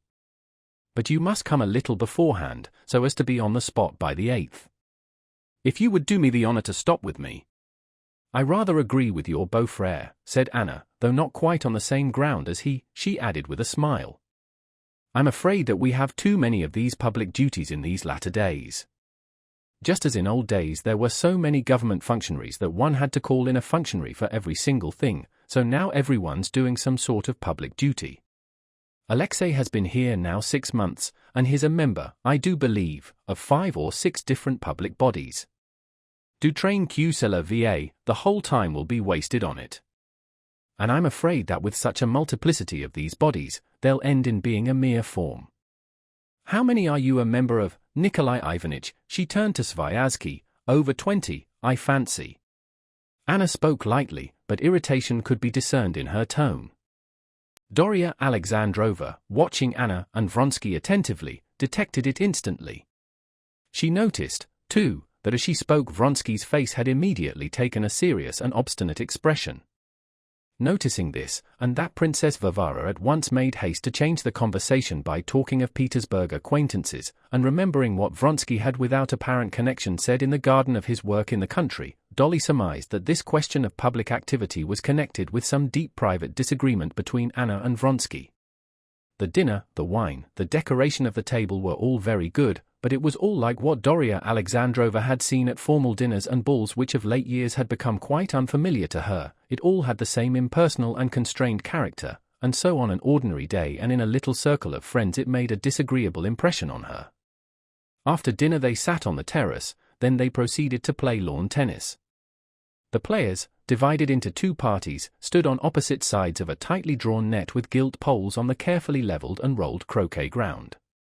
Doria Alexandrova made an attempt to play, but it was a long time before she could understand the game, and by the time she did understand it, she was so tired that she sat down with Princess Varvara and simply looked on at the players.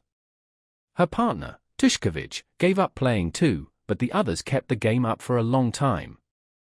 Sviazhsky and Vronsky both played very well and seriously. They kept a sharp lookout on the balls served to them, and without haste or getting in each other's way, they ran adroitly up to them, waited for the rebound, and neatly and accurately returned them over the net. Veslovsky played worse than the others. He was too eager, but he kept the players lively with his high spirits. His laughter and outcries never paused. Like the other men of the party, with the ladies' permission, he took off his coat, and his solid, comely figure in his white shirt-sleeves, with his red perspiring face and his impulsive movements, made a picture that imprinted itself vividly on the memory. When Doria Alexandrova lay in bed that night, as soon as she closed her eyes, she saw Vasenka Veslovsky flying about the croquet ground. During the game, Doria Alexandrova was not enjoying herself. She did not like the light tone of raillery that was kept up all the time between Vasenka Veslovsky and Anna, and the unnaturalness altogether of grown-up people, all alone without children, playing at a child's game. But to avoid breaking up the party and to get through the time somehow, after a rest she joined the game again, and pretended to be enjoying it. All that day it seemed to her as though she were acting in a theatre with actors cleverer than she, and that her bad acting was spoiling the whole performance. She had come with the intention of staying 2 days, if all went well. But in the evening, during the game, she made up her mind that she would go home next day. The maternal cares and worries, which she had so hated on the way, now, after a day spent without them, struck her in quite another light, and tempted her back to them. When, after evening tea and a row by night in the boat, Doria Alexandrova went alone to her room, took off her dress, and began arranging her thin hair for the night, she had a great sense of relief. It was positively disagreeable to her to think that Anna was coming to see her immediately. She longed to be alone with her own thoughts. Chapter 23. Dolly was wanting to go to bed when Anna came in to see her, attired for the night. In the course of the day Anna had several times begun to speak of matters near her heart, and every time after a few words she had stopped. Afterwards, by ourselves, we'll talk about everything. I've got so much I want to tell you, she said. Now they were by themselves, and Anna did not know what to talk about. She sat in the window looking at Dolly, and going over in her own mind all the stores of intimate talk which had seemed so inexhaustible beforehand, and she found nothing. At that moment it seemed to her that everything had been said already. Well, what of Kitty, she said with a heavy sigh, looking penitently at Dolly. Tell me the truth, Dolly, isn't she angry with me? Angry? Oh, no, said Doria Alexandrova, smiling. But she hates me, despises me. Oh, no. But you know that sort of thing isn't forgiven. Yes, yes, said Anna, turning away and looking out of the open window. But I was not to blame. And who is to blame? What's the meaning of being to blame? Could it have been otherwise? What do you think? Could it possibly have happened that you didn't become the wife of Steva? Really, I don't know. But this is what I want you to tell me. Yes, yes, but we've not finished about Kitty. Is she happy? He's a very nice man, they say. He's much more than very nice. I don't know a better man. Ah, how glad I am. I'm so glad. Much more than very nice, she repeated. Dolly smiled. But tell me about yourself. We've a great deal to talk about. And I've had a talk with. Dolly did not know what to call him. She felt it awkward to call him either the Count or Alexei Kirillovich. With Alexei, said Anna, I know what you talked about. But I wanted to ask you directly what you think of me, of my life. How am I to say like that straight off? I really don't know. No, tell me all the same. You see my life. But you mustn't forget that you're seeing us in the summer, when you have come to us and we are not alone. But we came here early in the spring, lived quite alone, and shall be alone again, and I desire nothing better. But imagine me living alone without him, alone, and that will be. I see by everything that it will often be repeated, that he will be half the time away from home, she said, getting up and sitting down close by Dolly. Of course, she interrupted Dolly, who would have answered, of course I won't try to keep him by force. I don't keep him indeed. The races are just coming, his horses are running, he will go. I'm very glad. But think of me, fancy my position. But what's the use of talking about it? She smiled. Well, what did he talk about with you?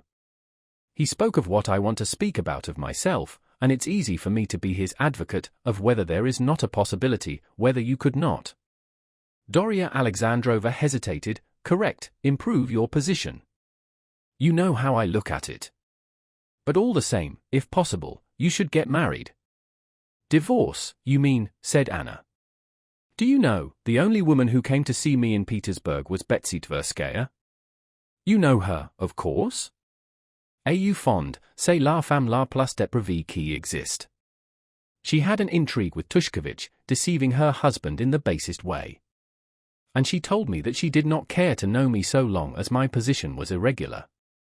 Don't imagine I would compare. I know you, darling. But I could not help remembering. Well, so what did he say to you? She repeated. He said that he was unhappy on your account and his own. Perhaps you will say that it's egoism, but what a legitimate and noble egoism. He wants first of all to legitimize his daughter, and to be your husband, to have a legal right to you. What wife, what slave can be so utterly a slave as I, in my position, she put in gloomily. The chief thing he desires that you should not suffer. That's impossible. Well, and the most legitimate desire, he wishes that your children should have a name. What children? Anna said, not looking at Dolly, and half closing her eyes. Annie and those to come. He need not trouble on that score, I shall have no more children. How can you tell that you won't? I shall not, because I don't wish it. And, in spite of all her emotion, Anna smiled, as she caught the naive expression of curiosity, wonder, and horror on Dolly's face. The doctor told me after my illness. Impossible, said Dolly, opening her eyes wide. For her this was one of those discoveries, the consequences and deductions from which are so immense that all that one feels for the first instant is that it is impossible to take it all in, and that one will have to reflect a great deal upon it. This discovery, suddenly throwing light on all those families of 1 or 2 children, which had hitherto been so incomprehensible to her, aroused so many ideas, reflections, and contradictory emotions, that she had nothing to say, and simply gazed with wide-open eyes of wonder at Anna. This was the very thing she had been dreaming of, but now learning that it was possible, she was horrified. She felt that it was too simple a solution of too complicated a problem. "N'est pas immoral," was all she said, after a brief pause. "Why so?" "Think, I have a choice between 2 alternatives, either to be with child, that is an invalid, or to be the friend and companion of my husband, practically my husband," Anna said in a tone intentionally superficial and frivolous.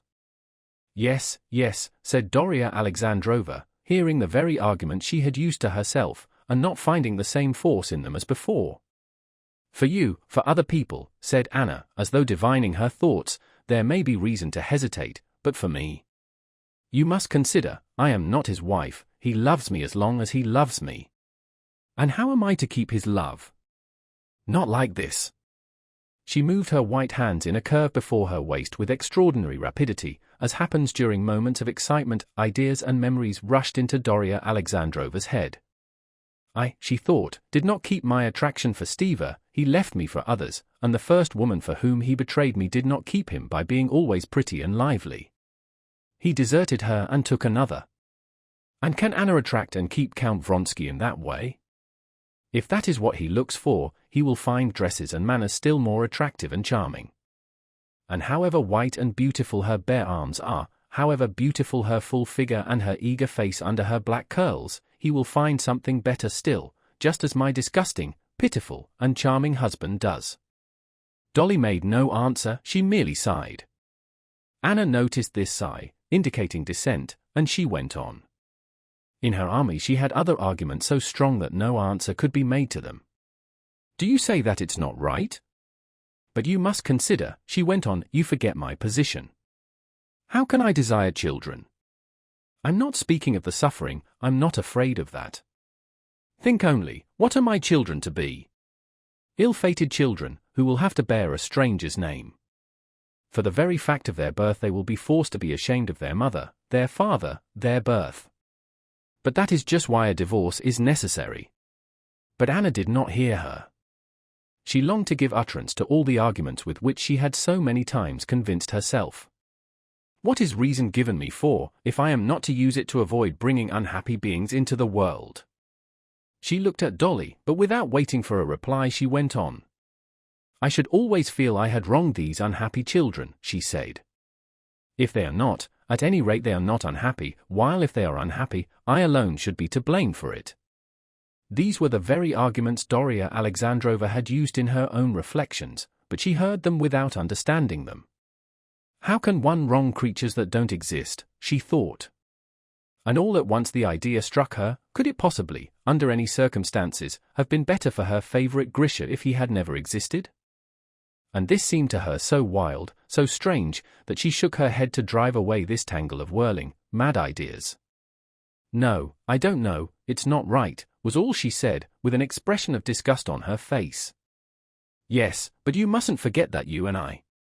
"And besides that," added Anna, in spite of the wealth of her arguments and the poverty of Dolly's objections, seeming still to admit that it was not right, "don't forget the chief point, that I am not now in the same position as you.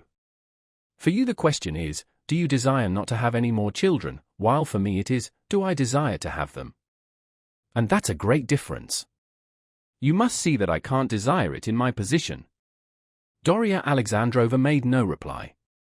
She suddenly felt that she had got far away from Anna, that there lay between them a barrier of questions on which they could never agree, and about which it was better not to speak. Chapter 24. "Then there is all the more reason for you to legalize your position, if possible," said Dolly. "Yes, if possible," said Anna, speaking all at once in an utterly different tone, subdued and mournful. "Surely you don't mean a divorce is impossible? I was told your husband had consented to it." "Dolly, I don't want to talk about that."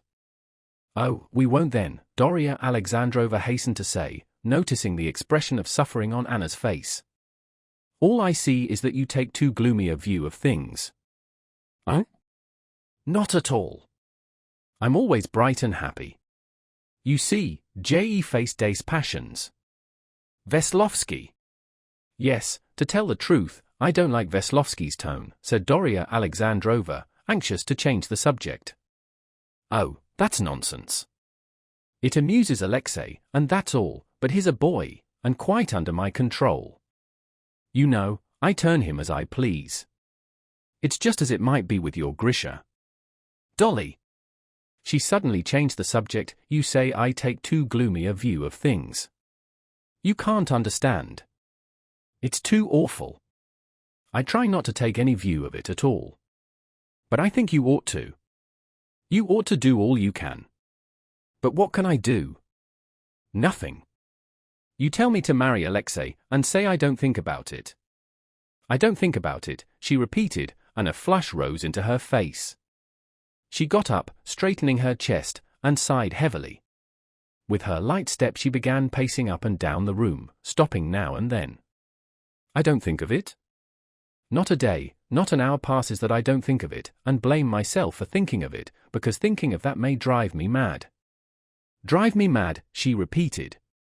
"When I think of it, I can't sleep without morphine. But never mind. Let us talk quietly. They tell me, divorce. In the first place, he won't give me a divorce. He's under the influence of Countess Lydia Ivanovna now." Darya Alexandrovna, sitting erect on a chair, turned her head, following Anna with a face of sympathetic suffering. "You ought to make the attempt," she said softly.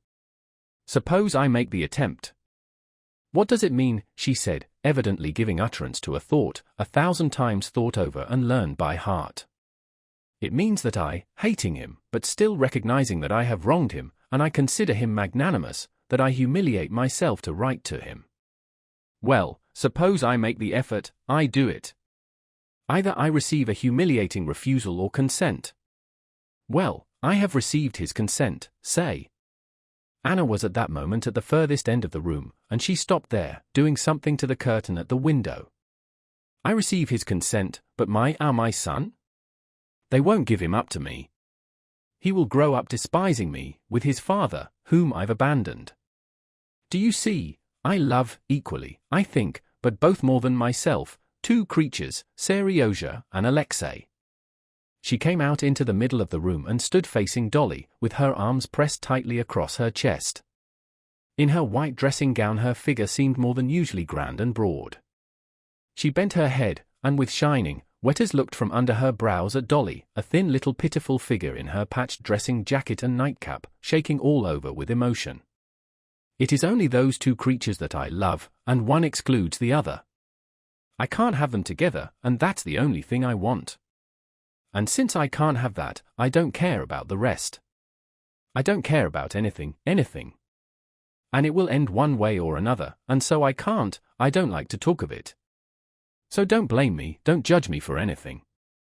You can't with your pure heart understand all that I'm suffering. She went up, sat down beside Dolly, and with a guilty look, peeped into her face and took her hand. What are you thinking? What are you thinking about me? Don't despise me. I don't deserve contempt. I'm simply unhappy. If anyone is unhappy, I am, she articulated, and turning away, she burst into tears. Left alone, Darya Alexandrovna said her prayers and went to bed. She had felt for Anna with all her heart while she was speaking to her, but now she could not force herself to think of her. The memories of home and of her children rose up in her imagination with a peculiar charm quite new to her, with a sort of new brilliance. That world of her own seemed to her now so sweet and precious that she would not on any account spend an extra day outside it, and she made up her mind that she would certainly go back next day. Anna meantime went back to her boudoir, took a wineglass and dropped into it several drops of a medicine, of which the principal ingredient was morphine. After drinking it off and sitting still a little while, she went into her bedroom in a soothed and more cheerful frame of mind. When she went into the bedroom, Vronsky looked intently at her. He was looking for traces of the conversation which he knew that, staying so long in Dolly's room, she must have had with her. But in her expression of restrained excitement, and of a sort of reserve, he could find nothing but the beauty that always bewitched him afresh though he was used to it, the consciousness of it, and the desire that it should affect him. He did not want to ask her what they had been talking of, but he hoped that she would tell him something of her own accord. But she only said, "I am so glad you like Dolly. You do, don't you? Oh, I've known her a long while, you know. She's very good-hearted, I suppose, mais excessivement tête. Still, I'm very glad to see her." He took Anna's hand and looked inquiringly into her eyes. Misinterpreting the look, she smiled to him. Next morning, in spite of the protests of her hosts, Darya Alexandrovna prepared for her homeward journey. Levin's coachman, in his by no means new coat and shabby hat, with his ill-matched horses and his coach with the patched mudguards, drove with gloomy determination into the covered gravel approach. Darya Alexandrovna disliked taking leave of Princess Varvara and the gentlemen of the party. After a day spent together, both she and her hosts were distinctly aware that they did not get on together, and that it was better for them not to meet. Only Anna was sad. She knew that now, from Dolly's departure, no one again would stir up within her soul the feelings that had been roused by their conversation. It hurt her to stir up these feelings, but yet she knew that that was the best part of her soul, and that that part of her soul would quickly be smothered in the life she was leading. As she drove out into the open country, Darya Alexandrovna had a delightful sense of relief, and she felt tempted to ask the two men how they had liked being at Vronsky's, when suddenly the coachman, Philip, expressed himself unasked. "Rolling in wealth they may be, but 3 pots of oats was all they gave us. Everything cleared up till there wasn't a grain left by cockcrow." "What are 3 pots?" "A mere mouthful. And oats now down to 45 kopecks. At our place, no fear, all comers may have as much as they can eat. The master's a screw," put in the counting-house clerk. "Well, did you like their horses?" asked Dolly. "The horses, there's no two opinions about them. And the food was good. But it seemed to me sort of dreary there, Darya Alexandrovna." "I don't know what you thought," he said, turning his handsome, good-natured face to her. "I thought so too. Well, shall we get home by evening?" We must." On reaching home and finding everyone entirely satisfactory and particularly charming, Darya Alexandrovna began with great liveliness telling them how she had arrived, how warmly they had received her, of the luxury and good taste in which the Vronskys lived, and of their recreations, and she would not allow a word to be said against them. "One has to know Anna and Vronsky, I have got to know him better now, to see how nice they are, and how touching," she said, speaking now with perfect sincerity, and forgetting the vague feeling of dissatisfaction and awkwardness she had experienced there. Chapter 25. Vronsky and Anna spent the whole summer and part of the winter in the country, living in just the same condition, and still taking no steps to obtain a divorce. It was an understood thing between them that they should not go away anywhere, but both felt, the longer they lived alone, especially in the autumn, without guests in the house, that they could not stand this existence, and that they would have to alter it. Their life was apparently such that nothing better could be desired. They had the fullest abundance of everything, they had a child, and both had occupation. Anna devoted just as much care to her appearance when they had no visitors, and she did a great deal of reading, both of novels and of what serious literature was in fashion. She ordered all the books that were praised in the foreign papers and reviews she received, and read them with that concentrated attention which is only given to what is read in seclusion. Moreover, every subject that was of interest to Vronsky she studied in books and special journals, so that he often went straight to her with questions relating to agriculture or architecture, sometimes even with questions relating to horse breeding or sport. He was amazed at her knowledge, her memory, and at first was disposed to doubt it, to ask for confirmation of her facts, and she would find what he asked for in some book, and show it to him. The building of the hospital, too, interested her. She did not merely assist, but planned and suggested a great deal herself. But her chief thought was still of herself, how far she was dear to Vronsky, how far she could make up to him for all he had given up. Vronsky appreciated this desire not only to please, but to serve him, which had become the sole aim of her existence, but at the same time he wearied of the loving snares in which she tried to hold him fast. As time went on, and he saw himself more and more often held fast in these snares, he had an ever-growing desire, not so much to escape from them, as to try whether they hindered his freedom. Had it not been for this growing desire to be free, not to have scenes every time he wanted to go to the town to a meeting or a race, Vronsky would have been perfectly satisfied with his life. The role he had taken up, the role of a wealthy landowner, one of that class which ought to be the very heart of the Russian aristocracy, was entirely to his taste, and now, after spending 6 months in that character, he derived even greater satisfaction from it. And his management of his estate, which occupied and absorbed him more and more, was most successful. In spite of the immense sums cost him by the hospital, by machinery, by cows ordered from Switzerland, and many other things, he was convinced that he was not wasting, but increasing his substance. In all matters affecting income, the sales of timber, wheat, and wool, the letting of lands, Vronsky was hard as a rock, and knew well how to keep up prices. In all operations on a large scale on this and his other estates, he kept to the simplest methods involving no risk, and in trifling details he was careful and exacting to an extreme degree.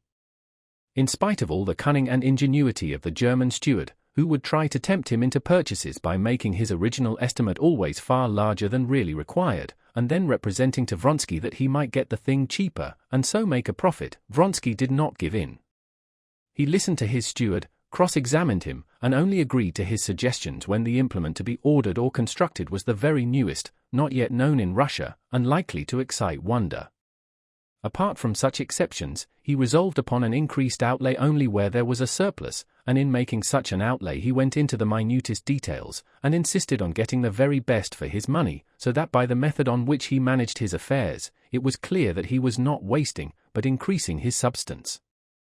In October there were the provincial elections in the Kashinsky province, where were the estates of Vronsky, Sviazhsky, Koznishev, Oblonsky, and a small part of Levin's land. These elections were attracting public attention from several circumstances connected with them, and also from the people taking part in them. There had been a great deal of talk about them, and great preparations were being made for them. Persons who never attended the elections were coming from Moscow, from Petersburg, and from abroad to attend these. Vronsky had long before promised Sviazhsky to go to them. Before the election Sviazhsky, who often visited Vozdvizhenskoe, drove over to fetch Vronsky. On the day before there had been almost a quarrel between Vronsky and Anna over this proposed expedition. It was the very dullest autumn weather, which is so dreary in the country, and so, preparing himself for a struggle, Vronsky, with a hard and cold expression, informed Anna of his departure as he had never spoken to her before. But, to his surprise, Anna accepted the information with great composure, and merely asked when he would be back. He looked intently at her, at a loss to explain this composure. She smiled at his look. He knew that way she had of withdrawing into herself, and knew that it only happened when she had determined upon something without letting him know her plans. He was afraid of this, but he was so anxious to avoid a scene that he kept up appearances, and half sincerely believed in what he longed to believe in, her reasonableness. I hope you won't be dull. I hope not, said Anna. I got a box of books yesterday from Gautier's. No, I shan't be dull. She's trying to take that tone, and so much the better, he thought, or else it would be the same thing over and over again. And he set off for the elections without appealing to her for a candid explanation. It was the first time since the beginning of their intimacy that he had parted from her without a full explanation. From one point of view this troubled him, but on the other side he felt that it was better so. At first there will be, as this time, something undefined kept back, and then she will get used to it. In any case I can give up anything for her, but not my masculine independence, he thought. Chapter 26. In September Levin moved to Moscow for Kitty's confinement. He had spent a whole month in Moscow with nothing to do when Sergei Ivanovitch, who had property in the Kashinsky province, and took great interest in the question of the approaching elections, made ready to set off to the elections. He invited his brother, who had a vote in the Selizhnevsky district, to come with him. Levin had, moreover, to transact in Kashin some extremely important business relating to the wardship of land and to the receiving of certain redemption money for his sister, who was abroad. Levin still hesitated, but Kitty, who saw that he was bored in Moscow, and urged him to go, on her own authority ordered him the proper nobleman's uniform, costing £7. And that £7 paid for the uniform was the chief cause that finally decided Levin to go. He went to Kashin. Levin had been 6 days in Kashin, visiting the assembly each day, and busily engaged about his sister's business, which still dragged on. The district marshals of nobility were all occupied with the elections, and it was impossible to get the simplest thing done that depended upon the court of wardship. The other matter, the payment of the sums due, was met too by difficulties. After long negotiations over the legal details, the money was at last ready to be paid, but the notary, a most obliging person, could not hand over the order because it must have the signature of the president, and the president, though he had not given over his duties to a deputy, was at the elections. All these worrying negotiations, this endless going from place to place, and talking with pleasant and excellent people, who quite saw the unpleasantness of the petitioner's position, but were powerless to assist him, all these efforts that yielded no result, led to a feeling of misery in Levin akin to the mortifying helplessness one experiences in dreams when one tries to use physical force. He felt this frequently as he talked to his most good-natured solicitor. This solicitor did, it seemed, everything possible, and strained every nerve to get him out of his difficulties. I tell you what you might try, he said more than once, go to so-and-so and so-and-so, and the solicitor drew up a regular plan for getting round the fatal point that hindered everything. But he would add immediately, it'll mean some delay, anyway, but you might try it. And Levin did try, and did go. Everyone was kind and civil, but the point evaded seemed to crop up again in the end, and again to bar the way. What was particularly trying was that Levin could not make out with whom he was struggling, to whose interest it was that his business should not be done. That no one seemed to know, the solicitor certainly did not know. If Levin could have understood why, just as he saw why one can only approach the booking office of a railway station in single file, it would not have been so vexatious and tiresome to him. But with the hindrances that confronted him in his business, no one could explain why they existed. But Levin had changed a good deal since his marriage, he was patient, and if he could not see why it was all arranged like this, he told himself that he could not judge without knowing all about it, and that most likely it must be so, and he tried not to fret. In attending the elections, too, and taking part in them, he tried now not to judge, not to fall foul of them, but to comprehend as fully as he could the question which was so earnestly and ardently absorbing honest and excellent men whom he respected. Since his marriage there had been revealed to Levin so many new and serious aspects of life that had previously, through his frivolous attitude to them, seemed of no importance, that in the question of the elections too he assumed and tried to find some serious significance.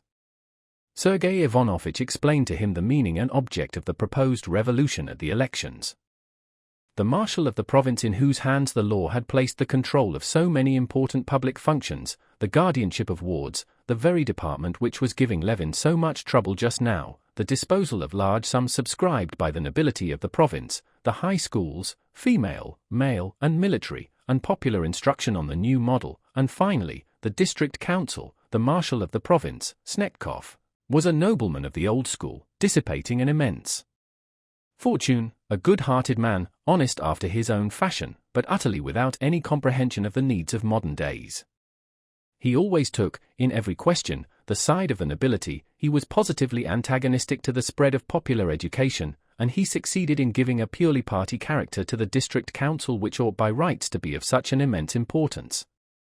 What was needed was to put in his place a fresh, capable, perfectly modern man of contemporary ideas, and to frame their policy so as from the rights conferred upon the nobles, not as the nobility, but as an element of the district council, to extract all the powers of self-government that could possibly be derived from them.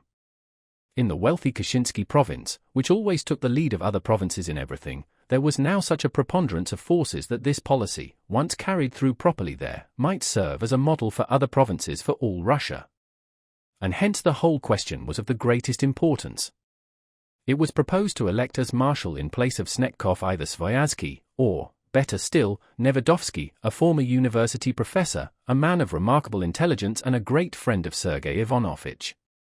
The meeting was opened by the governor, who made a speech to the nobles, urging them to elect the public functionaries, not from regard for persons, but for the service and welfare of their fatherland, and hoping that the honorable nobility of the Kashinsky province would, as at all former elections, hold their duty as sacred, and vindicate the exalted confidence of the monarch. When he had finished with his speech, the governor walked out of the hall, and the noblemen noisily and eagerly, some even enthusiastically, followed him and thronged round him while he put on his fur coat and conversed amicably with the marshal of the province. Levin, anxious to see into everything and not to miss anything, stood there too in the crowd, and heard the governor say, "Please tell Maria Ivanovna my wife is very sorry she couldn't come to the home." And thereupon the nobles in high good humor sorted out their fur coats and all drove off to the cathedral. In the cathedral Levin, lifting his hand like the rest and repeating the words of the archdeacon, swore with most terrible oaths to do all the governor had hoped they would do. Church services always affected Levin, and as he uttered the words "I kiss the cross," and glanced round at the crowd of young and old men repeating the same, he felt touched. On the second and third days there was business relating to the finances of the nobility and the female high school of no importance whatever, as Sergei Ivanovitch explained, and Levin, busy seeing after his own affairs, did not attend the meetings. On the fourth day the auditing of the marshal's accounts took place at the high table of the marshal of the province. And then there occurred the first skirmish between the new party and the old. The committee who had been deputed to verify the accounts reported to the meeting that all was in order. The marshal of the province got up, thanked the nobility for their confidence, and shed tears. The nobles gave him a loud welcome, and shook hands with him. But at that instant a nobleman of Sergei Ivanovitch's party said that he had heard that the committee had not verified the accounts, considering such a verification an insult to the marshal of the province. One of the members of the committee incautiously admitted this.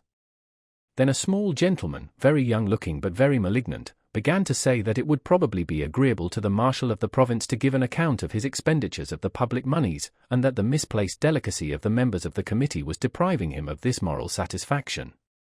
Then the members of the committee tried to withdraw their admission, and Sergei Ivanovitch began to prove that they must logically admit either that they had verified the accounts or that they had not, and he developed this dilemma in detail. Sergei Ivanovitch was answered by the spokesman of the opposite party. Then Sviazhsky spoke, and then the malignant gentleman again. The discussion lasted a long time and ended in nothing. Levin was surprised that they should dispute upon this subject so long, especially as, when he asked Sergei Ivanovitch whether he supposed that money had been misappropriated, Sergei Ivanovitch answered, "Oh, no. He's an honest man.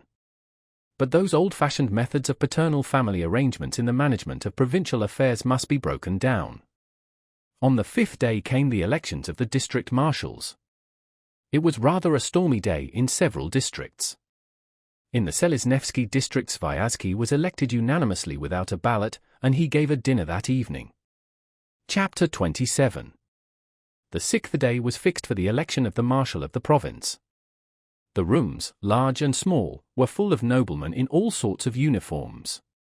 Many had come only for that day. Men who had not seen each other for years, some from the Crimea, some from Petersburg, some from abroad, met in the rooms of the Hall of Nobility. There was much discussion around the governor's table under the portrait of the Tsar. The nobles, both in the larger and the smaller rooms, grouped themselves in camps, and from their hostile and suspicious glances, from the silence that fell upon them when outsiders approached a group, and from the way that some, whispering together, retreated to the farther corridor, it was evident that each side had secrets from the other. In appearance the noblemen were sharply divided into two classes, the old and the new. The old were for the most part either in old uniforms of the nobility, buttoned up closely, with spurs and hats, or in their own special naval, cavalry, infantry, or official uniforms. The uniforms of the older men were embroidered in the old-fashioned way with epaulets on their shoulders. They were unmistakably tight and short in the waist, as though their wearers had grown out of them. The younger men wore the uniform of the nobility with long waists and broad shoulders, unbuttoned over white waistcoats, or uniforms with black collars and with the embroidered badges of justices of the peace. To the younger men belonged the court uniforms that here and there brightened up the crowd. But the division into young and old did not correspond with the division of parties. Some of the young men, as Levin observed, belonged to the old party, and some of the very oldest noblemen, on the contrary, were whispering with Sviazhsky, and were evidently ardent partisans of the new party. Levin stood in the smaller room, where they were smoking and taking light refreshments, close to his own friends, and listening to what they were saying. He conscientiously exerted all his intelligence trying to understand what was said. Sergei Ivanovitch was the center round which the others grouped themselves. He was listening at that moment to Sviazhsky and Hlyastov, the marshal of another district, who belonged to their party. Hlyastov would not agree to go with his district to ask Snetkov to stand, while Sviazhsky was persuading him to do so, and Sergei Ivanovitch was approving of the plan. Levin could not make out why the opposition was to ask the marshal to stand whom they wanted to supersede. Stepan Arkadyevitch, who had just been drinking and taking some lunch, came up to them in his uniform of a gentleman of the bedchamber, wiping his lips with a perfumed handkerchief of bordered batiste. "We are placing our forces," he said, pulling out his whiskers, Sergei Ivanovitch. And listening to the conversation, he supported Sviazhsky's contention. "One district's enough, and Sviazhsky's obviously of the opposition," he said, words evidently intelligible to all except Levin. "Why, Kostya, you here too?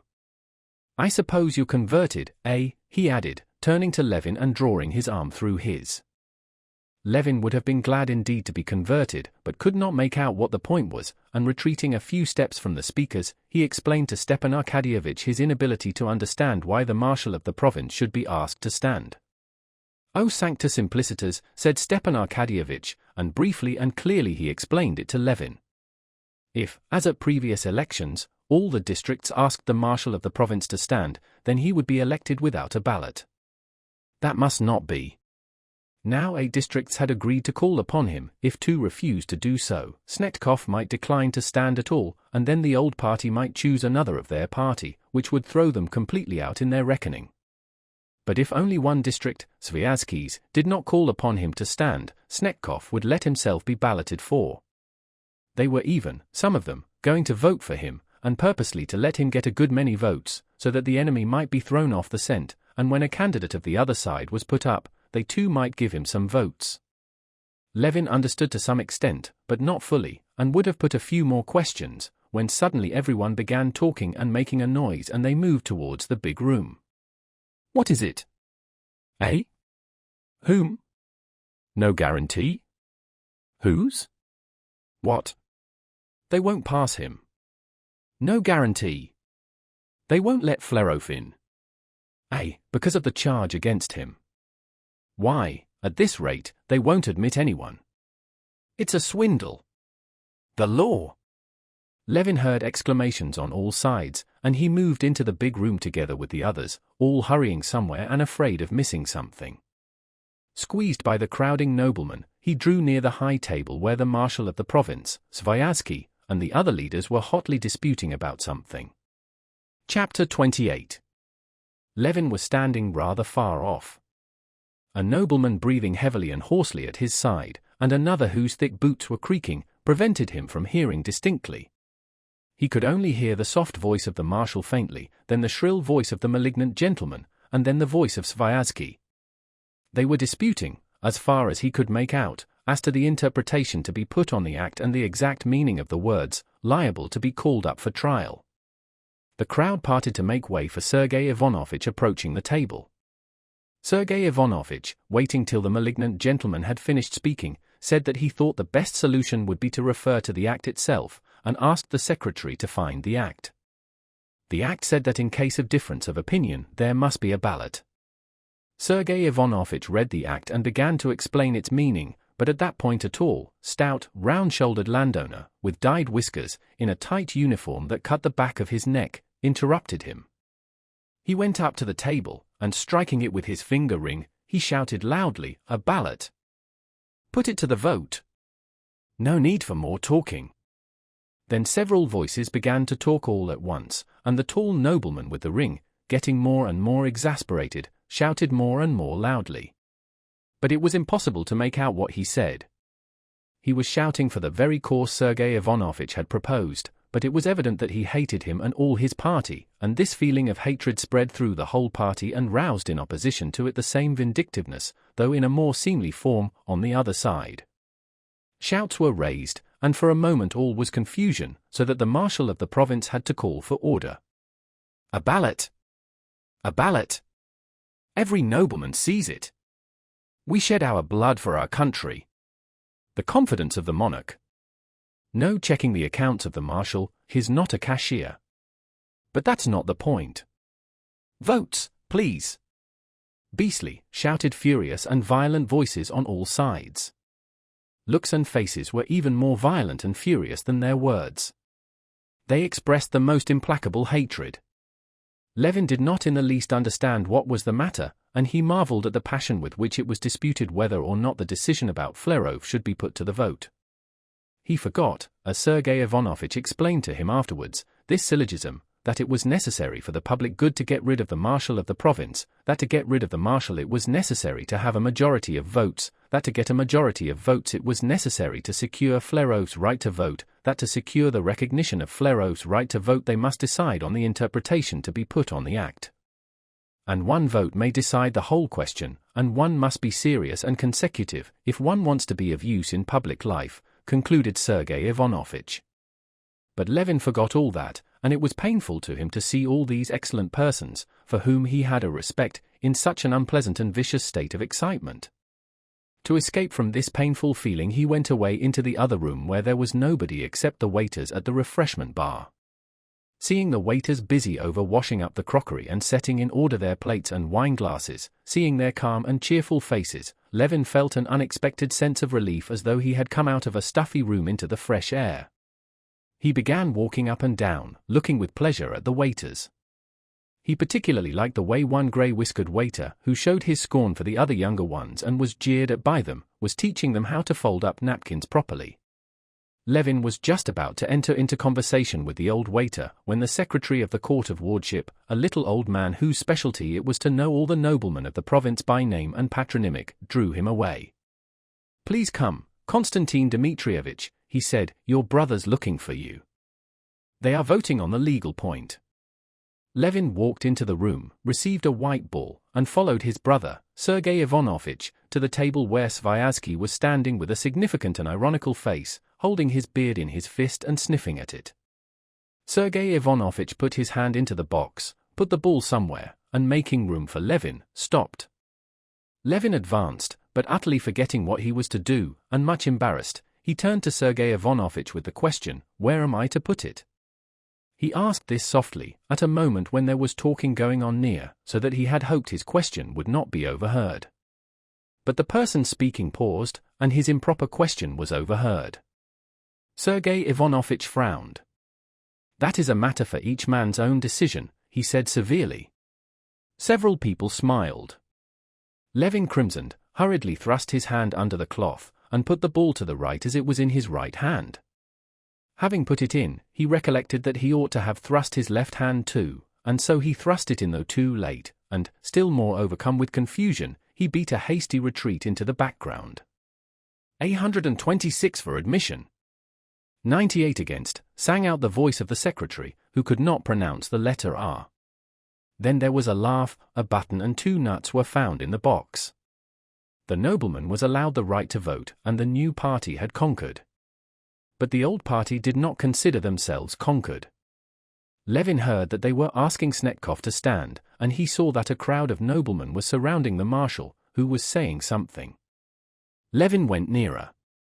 In reply, Snetkov spoke of the trust the noblemen of the province had placed in him, the affection they had shown him, which he did not deserve, as his only merit had been his attachment to the nobility, to whom he had devoted 12 years of service. Several times he repeated the words, "I have served to the best of my powers with truth and good faith, I value your goodness and thank you," and suddenly he stopped short from the tears that choked him, and went out of the room. Whether these tears came from a sense of the injustice being done him, from his love for the nobility, or from the strain of the position he was placed in, feeling himself surrounded by enemies, his emotion infected the assembly, the majority were touched, and Levin felt a tenderness for Snetkov. In the doorway the marshal of the province jostled against Levin. "Beg pardon, excuse me, please," he said as to a stranger, but recognizing Levin, he smiled timidly. It seemed to Levin that he would have liked to say something, but could not speak for emotion.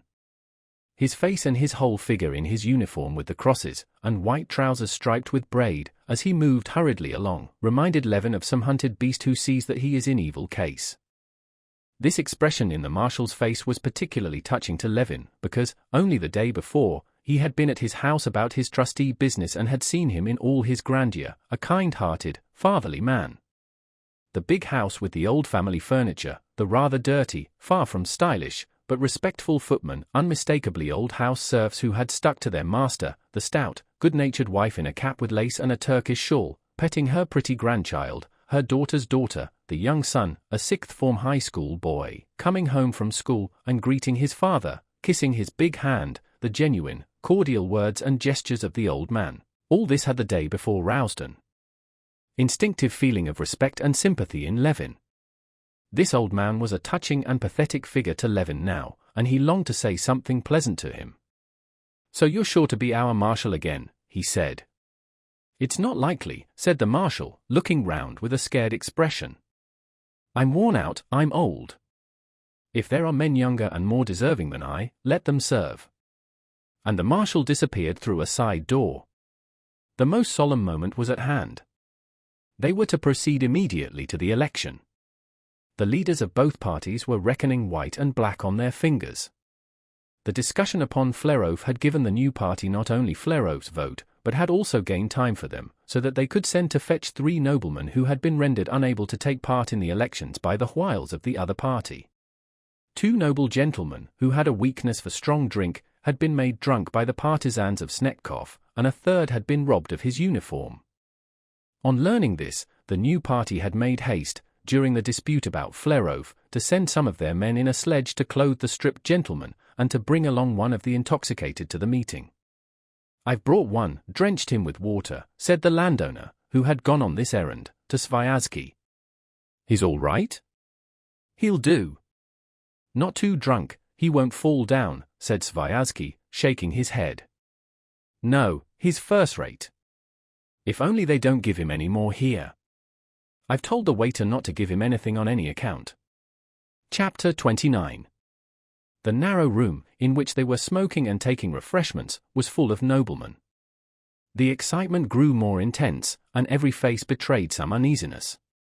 The excitement was specially keen for the leaders of each party, who knew every detail, and had reckoned up every vote. They were the generals organizing the approaching battle. The rest, like the rank and file before an engagement, though they were getting ready for the fight, sought for other distractions in the interval. Some were lunching, standing at the bar, or sitting at the table, others were walking up and down the long room, smoking cigarettes, and talking with friends whom they had not seen for a long while. Levin did not care to eat, and he was not smoking. He did not want to join his own friends, that is Sergei Ivanovitch, Stepan Arkadyevitch, Sviazhsky, and the rest, because Vronsky in his equerry's uniform was standing with them in eager conversation. Levin had seen him already at the meeting on the previous day, and he had studiously avoided him, not caring to greet him. He went to the window and sat down, scanning the groups, and listening to what was being said around him. He felt depressed, especially because everyone else was, as he saw, eager, anxious, and interested, and he alone, with an old, toothless little man with mumbling lips wearing a naval uniform, sitting beside him, had no interest in it and nothing to do. "He's such a blackguard. I have told him so, but it makes no difference. Only think of it. He couldn't collect it in 3 years, he heard vigorously uttered by a round-shouldered, short, country gentleman who had pomaded hair hanging on his embroidered collar, and new boots obviously put on for the occasion, with heels that tapped energetically as he spoke. Casting a displeased glance at Levin, this gentleman sharply turned his back. Yes, it's a dirty business, there's no denying, a small gentleman assented in a high voice. Next, a whole crowd of country gentlemen, surrounding a stout general, hurriedly came near Levin. These persons were unmistakably seeking a place where they could talk without being overheard. How dare he say I had his breeches stolen? Pawned them for drink, I expect. Damn the fellow, prince indeed. He'd better not say it, the beast. But excuse me. They take their stand on the act, was being said in another group, the wife must be registered as noble. Oh, damn your acts. I speak from my heart. We're all gentlemen, aren't we? Above suspicion. Shall we go on, Your Excellency, fine champagne? Another group was following a nobleman, who was shouting something in a loud voice. It was one of the 3 intoxicated gentlemen. I always advised Maria Semyonovna to let for a fair rent, for she can never save a profit, he heard a pleasant voice say. The speaker was a country gentleman with grey whiskers, wearing the regimental uniform of an old general staff officer. It was the very landowner Levin had met at Sviazhsky's. He knew him at once. The landowner too stared at Levin, and they exchanged greetings. Very glad to see you. To be sure. I remember you very well. Last year at our district marshal, Nikolai Ivanovitch's. Well, and how is your land doing? Asked Levin. Oh, still just the same, always at a loss, the landowner answered with a resigned smile, but with an expression of serenity and conviction that so it must be. And how do you come to be in our province? He asked. Come to take part in our coup d'état, he said, confidently pronouncing the French words with a bad accent. All Russia's here, gentlemen of the bedchamber, and everything short of the ministry. He pointed to the imposing figure of Stepan Arkadyevitch in white trousers and his court uniform, walking by with a general. I ought to own that I don't very well understand the drift of the provincial elections, said Levin. The landowner looked at him. Why, what is there to understand? There's no meaning in it at all. It's a decaying institution that goes on running only by the force of inertia. Just look, the very uniforms tell you that it's an assembly of justices of the peace, permanent members of the court, and so on, but not of noblemen. Then why do you come? Asked Levin. From habit, nothing else. Then, too, one must keep up connections. It's a moral obligation of a sort. And then, to tell the truth, there's one's own interests. My son-in-law wants to stand as a permanent member, they're not rich people, and he must be brought forward. These gentlemen, now, what do they come for? He said, pointing to the malignant gentleman, who was talking at the high table. That's the new generation of nobility. New it may be, but nobility it isn't. They're proprietors of a sort, but we're the landowners. As noblemen, they're cutting their own throats. But you say it's an institution that's served its time. That it may be, but still it ought to be treated a little more respectfully. Snetkov, now. We may be of use, or we may not, but we're the growth of 1,000 years. If we're laying out a garden, planning one before the house, you know, and there you've a tree that stood for centuries in the very spot. Old and gnarled it may be, and yet you don't cut down the old fellow to make room for the flower beds, but lay out your bed so as to take advantage of the tree. You won't grow him again in a year, he said cautiously, and he immediately changed the conversation. Well, and how is your land doing? Oh, not very well. I make 5%. Yes, but you don't reckon your own work. Aren't you worth something too? I'll tell you my own case. Before I took to seeing after the land, I had a salary of £300 from the service. Now I do more work than I did in the service, and like you I get 5% on the land, and thank God for that. But one's work is thrown in for nothing. Then why do you do it, if it's a clear loss? Oh, well, one does it. What would you have? It's habit, and one knows it's how it should be. And what's more, the landowner went on, leaning his elbows on the window and chatting on, my son, I must tell you, has no taste for it. There's no doubt he'll be a scientific man. So there'll be no one to keep it up. And yet one does it. Here this year I've planted an orchard. Yes, yes, said Levin, that's perfectly true. I always feel there's no real balance of gain in my work on the land, and yet one does it. It's a sort of duty one feels to the land. But I tell you what, the landowner pursued, a neighbor of mine, a merchant, was at my place. We walked about the fields and the garden. No, said he, Stepan Vasilievich, everything's well looked after, but your garden's neglected. But, as a fact, it's well kept up. To my thinking, I'd cut down that lime tree. Here you've thousands of limes, and each would make 2 good bundles of bark. And nowadays that bark's worth something. I'd cut down the lot.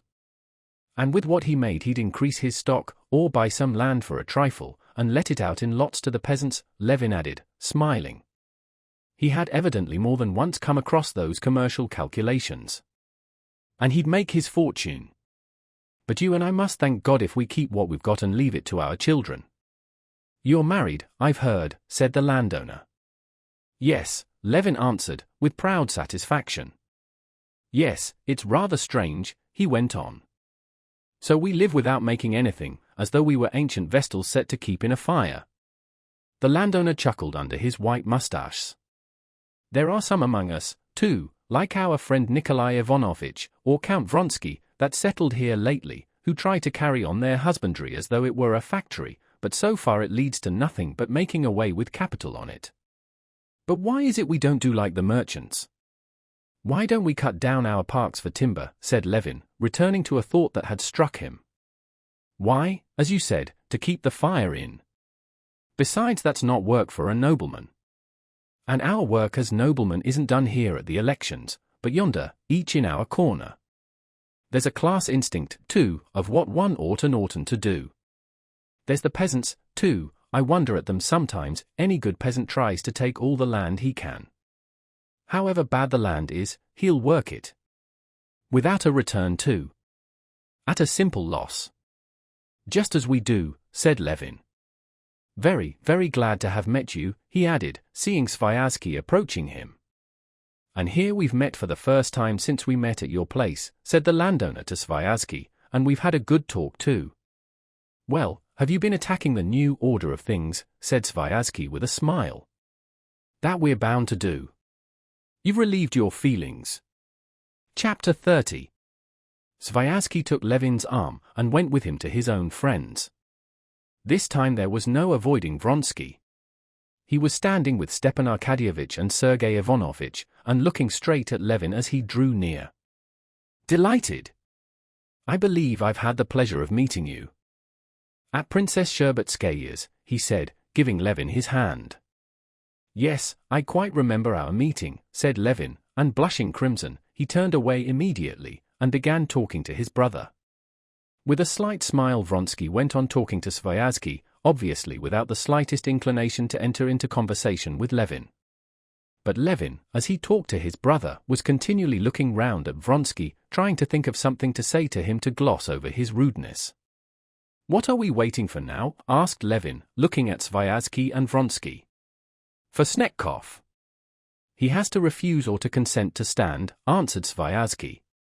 Well, and what has he done, consented or not? That's the point, that he's done neither, said Vronsky. And if he refuses, who will stand then? Asked Levin, looking at Vronsky.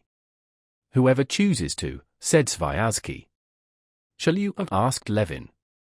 Certainly not I, said Sviazhsky, looking confused, and turning an alarmed glance at the malignant gentleman who was standing beside Sergei Ivanovitch. Who then? Nevedovsky, said Levin, feeling he was putting his foot into it. But this was worse still. Nevedovsky and Sviazhsky were the two candidates. I certainly shall not, under any circumstances, answered the malignant gentleman. This was Nevedovsky himself. Sviazhsky introduced him to Levin.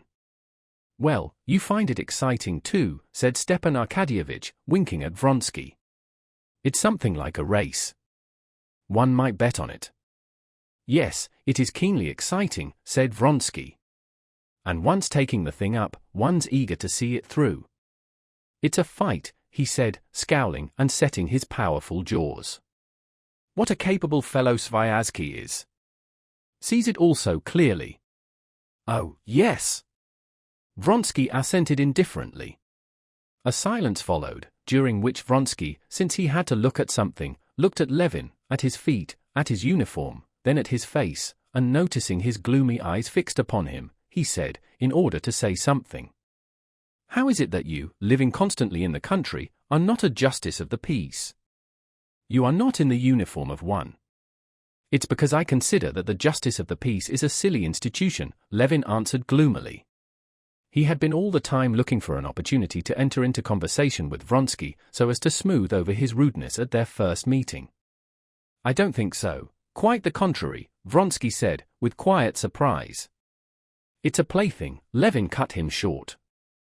We don't want justices of the peace. I've never had a single thing to do with them during 8 years.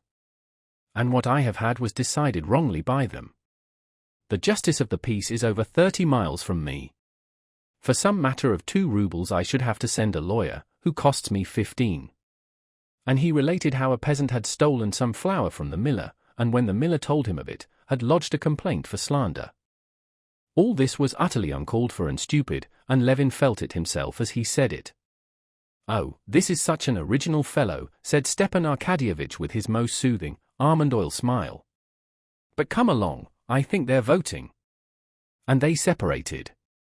I can't understand, said Sergei Ivanovitch, who had observed his brother's clumsiness, I can't understand how anyone can be so absolutely devoid of political tact. That's where we Russians are so deficient. The marshal of the province is our opponent, and with him you're Amy Cocken, and you beg him to stand. Count Vronsky, now. I'm not making a friend of him, he's asked me to dinner, and I'm not going, but he's one of our side, why make an enemy of him? Then you ask Nevidovsky if he's going to stand. That's not a thing to do. Oh, I don't understand it at all. And it's all such nonsense, Levin answered gloomily. You say it's all such nonsense, but as soon as you have anything to do with it, you make a muddle. Levin did not answer, and they walked together into the big room. The marshal of the province, though he was vaguely conscious in the air of some trap being prepared for him, and though he had not been called upon by all to stand, had still made up his mind to stand. All was silence in the room. The secretary announced in a loud voice that the captain of the guards, Mikhail Stepanovich Snetkov, would now be balloted for as marshal of the province. The district marshals walked carrying plates, on which were balls, from their tables to the high table, and the election began. Put it in the right side, whispered Stepan Arkadyevitch, as with his brother Levin followed the marshal of his district to the table. But Levin had forgotten by now the calculations that had been explained to him, and was afraid Stepan Arkadyevitch might be mistaken in saying the right side. Surely Snetkov was the enemy. As he went up, he held the ball in his right hand, but thinking he was wrong, just at the box he changed to the left hand, and undoubtedly put the ball to the left. An adept in the business, standing at the box and seeing by the mere action of the elbow where each put his ball, scowled with annoyance. It was no good for him to use his insight. Everything was still, and the counting of the balls was heard. Then a single voice rose and proclaimed the numbers for and against. The marshal had been voted for by a considerable majority. All was noise and eager movement towards the doors. Snetkov came in, and the nobles thronged round him, congratulating him. Well, now is it over? Levin asked Sergei Ivanovitch. It's only just beginning, Sviazhsky said, replying for Sergei Ivanovitch with a smile. Some other candidate may receive more votes than the marshal. Levin had quite forgotten about that. Now he could only remember that there was some sort of trickery in it, but he was too bored to think what it was exactly. He felt depressed, and longed to get out of the crowd.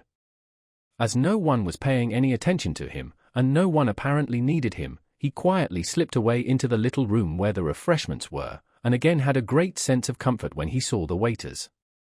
The little old waiter pressed him to have something, and Levin agreed. After eating a cutlet with beans and talking to the waiters of their former masters, Levin, not wishing to go back to the hall, where it was all so distasteful to him, proceeded to walk through the galleries. The galleries were full of fashionably dressed ladies, leaning over the balustrade and trying not to lose a single word of what was being said below. With the ladies were sitting and standing smart lawyers, high school teachers in spectacles, and officers. Everywhere they were talking of the election, and of how worried the marshal was, and how splendid the discussions had been. In one group Levin heard his brother's praises. One lady was telling a lawyer, "How glad I am I heard Koznishev. It's worth losing one's dinner. He's exquisite. So clear and distinct all of it. There's not one of you in the law courts that speaks like that. The only one is Meidel, and he's not so eloquent by a long way." Finding a free place, Levin leaned over the balustrade and began looking and listening. All the noblemen were sitting railed off behind barriers according to their districts. In the middle of the room stood a man in a uniform, who shouted in a loud, high voice, "As a candidate for the marshalship of the nobility of the province we call upon Staff Captain Yevgeny Ivanovich Aputin." A dead silence followed, and then a weak-old voice was heard, "Declined." "We call upon the Privy Councillor Pyotr Petrovich Bol," the voice began again. "Declined," a high boyish voice replied. Again it began, and again declined. And so it went on for about an hour. Levin, with his elbows on the balustrade, looked and listened. At first he wondered and wanted to know what it meant, then feeling sure that he could not make it out he began to be bored. Then recalling all the excitement and vindictiveness he had seen on all the faces, he felt sad. He made up his mind to go, and went downstairs. As he passed through the entry to the galleries he met a dejected high school boy walking up and down with tired-looking eyes. On the stairs he met a couple, a lady running quickly on her high heels and the jaunty deputy prosecutor. "I told you weren't late," the deputy prosecutor was saying at the moment when Levin moved aside to let the lady pass. Levin was on the stairs to the way out, and was just feeling in his waistcoat pocket for the number of his overcoat, when the secretary overtook him. "This way, please, Konstantin Dmitrievich, they are voting." The candidate who was being voted on was Nevedovsky, who had so stoutly denied all idea of standing. Levin went up to the door of the room. It was locked. The secretary knocked, the door opened, and Levin was met by two red-faced gentlemen, who darted out. "I can't stand any more of it," said one red-faced gentleman. After them the face of the marshal of the province was poked out.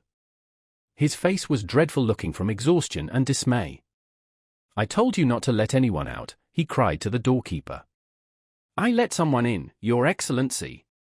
"Mercy on us," and with a heavy sigh the marshal of the province walked with downcast head to the high table in the middle of the room, his legs staggering in his white trousers. Nevedovsky had scored a higher majority, as they had planned, and he was the new marshal of the province. Many people were amused, many were pleased and happy, many were in ecstasies, many were disgusted and unhappy. The former marshal of the province was in a state of despair, which he could not conceal.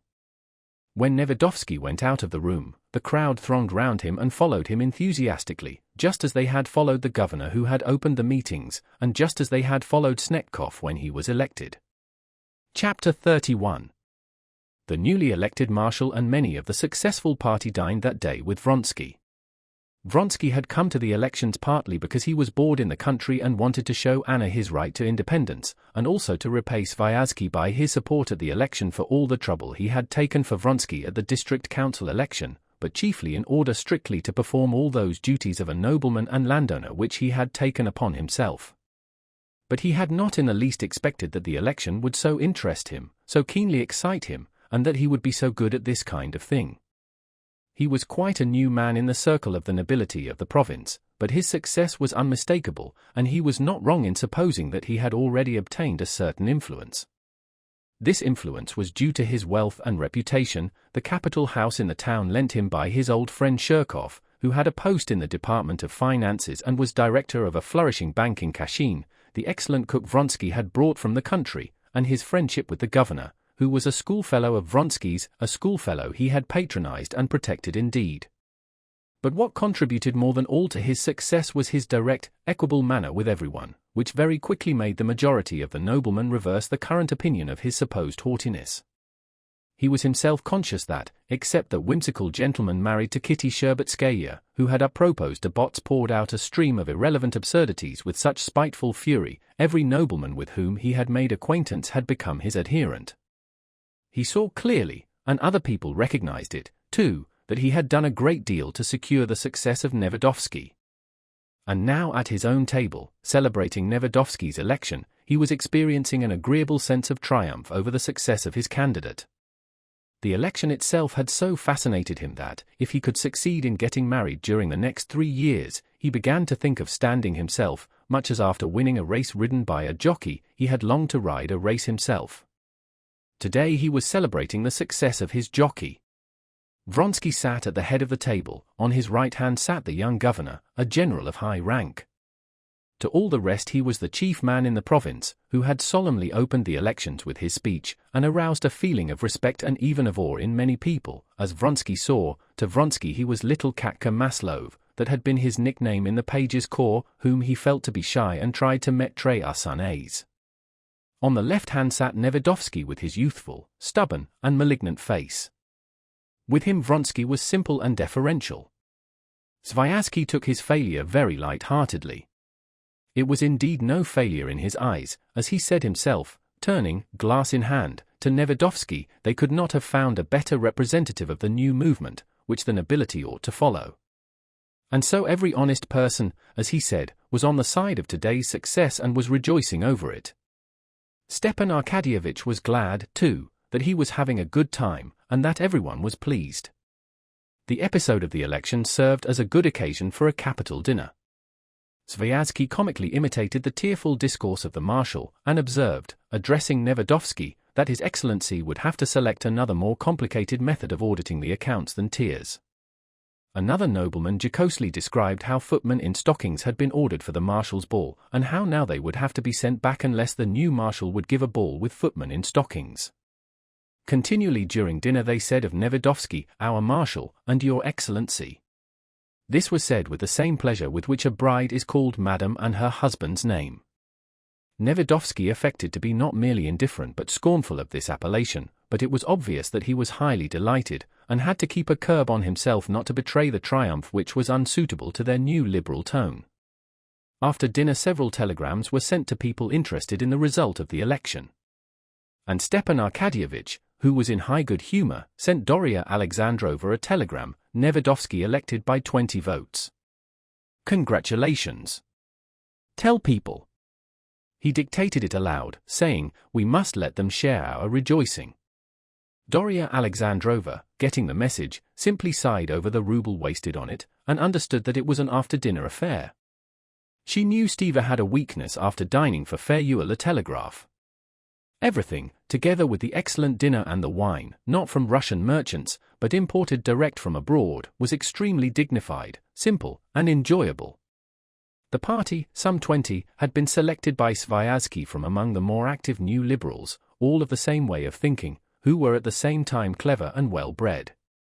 They drank, also half in jest, to the health of the new marshal of the province, of the governor, of the bank director, and of our amiable host. Vronsky was satisfied. He had never expected to find so pleasant a tone in the provinces. Towards the end of dinner it was still more lively. The governor asked Vronsky to come to a concert for the benefit of the Servians which his wife, who was anxious to make his acquaintance, had been getting up. "There'll be a ball, and you'll see the belle of the province." "Worth seeing, really." "Not in my line," Vronsky answered. He liked that English phrase. But he smiled, and promised to come. Before they rose from the table, when all of them were smoking, Vronsky's valet went up to him with a letter on a tray. "From Vozdvitvensko by special messenger," he said with a significant expression. "Astonishing! How like he is to the deputy prosecutor Sventitsky," said one of the guests in French of the valet, while Vronsky, frowning, read the letter. The letter was from Anna. Before he read the letter, he knew its contents. Expecting the elections to be over in 5 days, he had promised to be back on Friday. Today was Saturday, and he knew that the letter contained reproaches for not being back at the time fixed. The letter he had sent the previous evening had probably not reached her yet. The letter was what he had expected, but the form of it was unexpected, and particularly disagreeable to him. Annie is very ill, the doctor says it may be inflammation. I am losing my head all alone. Princess Varvara is no help, but a hindrance. I expected you the day before yesterday, and now I am sending to find out where you are and what you are doing. I wanted to come myself, but thought better of it, knowing you would dislike it. Send some answer, that I may know what to do. The child ill, yet she had thought of coming herself. Their daughter ill, and this hostile tone. The innocent festivities over the election, and this gloomy, burdensome love to which he had to return struck Vronsky by their contrast. But he had to go, and by the first train that night he set off home. Chapter 32. Before Vronsky's departure for the elections, Anna had reflected that the scenes constantly repeated between them each time he left home might only make him cold to her instead of attaching him to her, and resolved to do all she could to control herself so as to bear the parting with composure. But the cold, severe glance with which he had looked at her when he came to tell her he was going had wounded her, and before he had started her peace of mind was destroyed. In solitude afterwards, thinking over that glance which had expressed his right to freedom, she came, as she always did, to the same point, the sense of her own humiliation. He has the right to go away when and where he chooses. Not simply to go away, but to leave me. He has every right, and I have none. But knowing that, he ought not to do it. What has he done, though? He looked at me with a cold, severe expression. Of course that is something indefinable, impalpable, but it has never been so before, and that glance means a great deal, she thought. That glance shows the beginning of indifference. And though she felt sure that a coldness was beginning, there was nothing she could do, she could not in any way alter her relations to him. Just as before, only by love and by charm could she keep him. And so, just as before, only by occupation in the day, by morphine at night, could she stifle the fearful thought of what would be if he ceased to love her. It is true there was still one means, not to keep him, for that she wanted nothing more than his love, but to be nearer to him, to be in such a position that he would not leave her. That means was divorce and marriage. And she began to long for that, and made up her mind to agree to it the first time he or Stiva approached her on the subject. Absorbed in such thoughts, she passed 5 days without him, the 5 days that he was to be at the elections. Walks, conversation with Princess Varvara, visits to the hospital, and, most of all, reading of one book after another, filled up her time. But on the 6th day, when the coachman came back without him, she felt that now she was utterly incapable of stifling the thought of him and of what he was doing there. Just at that time her little girl was taken ill. Anna began to look after her, but even that did not distract her mind, especially as the illness was not serious. However hard she tried, she could not love this little child, and to feign love was beyond her powers. Towards the evening of that day, still alone, Anna was in such a panic about him that she decided to start for the town, but on second thoughts wrote him the contradictory letter that Vronsky received, and without reading it through, sent it off by a special messenger. The next morning she received his letter and regretted her own. She dreaded a repetition of the severe look he had flung at her at parting, especially when he knew that the baby was not dangerously ill. But still she was glad she had written to him.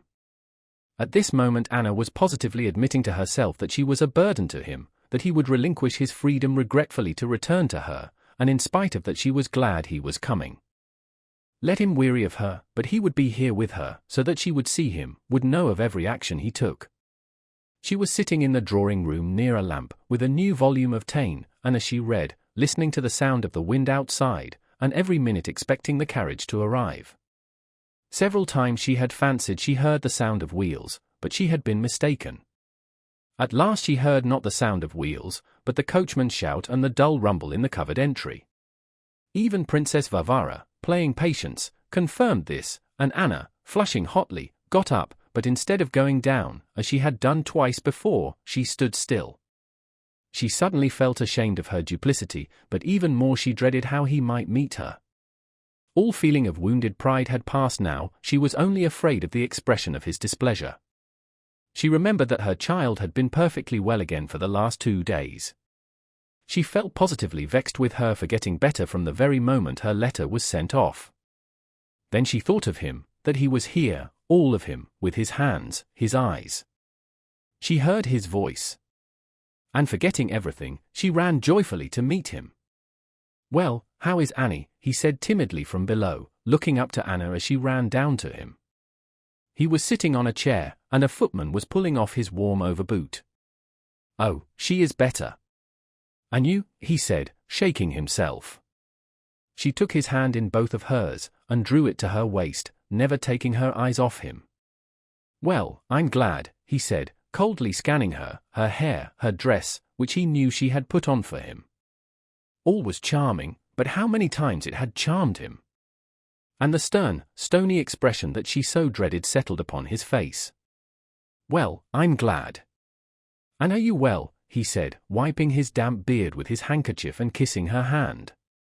Never mind, she thought, only let him be here, and so long as he's here he dare not, cease to love me.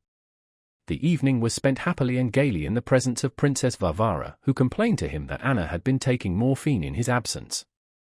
"What am I to do? I couldn't sleep. My thoughts prevented me. When he's here I never take it, hardly ever." He told her about the election, and Anna knew how by adroit questions to bring him to what gave him most pleasure, his own success. She told him of everything that interested him at home, and all that she told him was of the most cheerful description. But late in the evening, when they were alone, Anna, seeing that she had regained complete possession of him, wanted to erase the painful impression of the glance he had given her for her letter. She said, "Tell me frankly, you were vexed at getting my letter, and you didn't believe me." As soon as she had said it, she felt that however warm his feelings were to her, he had not forgiven her for that. "Yes," he said, "the letter was so strange. First, Annie ill, and then you thought of coming yourself. It was all the truth." "Oh, I don't doubt it." "Yes, you do doubt it. You are vexed, I see." "Not for one moment. I'm only vexed, that's true, that you seem somehow unwilling to admit that there are duties. The duty of going to a concert. But we won't talk about it," he said. "Why not talk about it?" she said. "I only meant to say that matters of real importance may turn up. Now, for instance, I shall have to go to Moscow to arrange about the house." "Oh, Anna, why are you so irritable? Don't you know that I can't live without you?" "If so," said Anna, her voice suddenly changing, "it means that you are sick of this life. Yes, you will come for a day and go away, as men do." "Anna, that's cruel. I am ready to give up my whole life." But she did not hear him. "If you go to Moscow, I will go too. I will not stay here. Either we must separate or else live together. Why, you know, that's my one desire. But for that, we must get a divorce. I will write to him. I see I cannot go on like this. But I will come with you to Moscow. You talk as if you were threatening me. But I desire nothing so much as never to be parted from you," said Vronsky, smiling. But as he said these words there gleamed in his eyes not merely a cold look, but the vindictive look of a man persecuted and made cruel. She saw the look and correctly divined its meaning. If so, it's a calamity, that glance told her. It was a moment's impression, but she never forgot it. Anna wrote to her husband asking him about a divorce, and towards the end of November, taking leave of Princess Varvara, who wanted to go to Petersburg, she went with Vronsky to Moscow. Expecting every day an answer from Alexey Alexandrovitch, and after that the divorce, they now established themselves together like married people. Part 7. Chapter 1. The Levins had been 3 months in Moscow. The date had long passed on which, according to the most trustworthy calculations of people learned in such matters, Kitty should have been confined. But she was still about, and there was nothing to show that her time was any nearer than 2 months ago.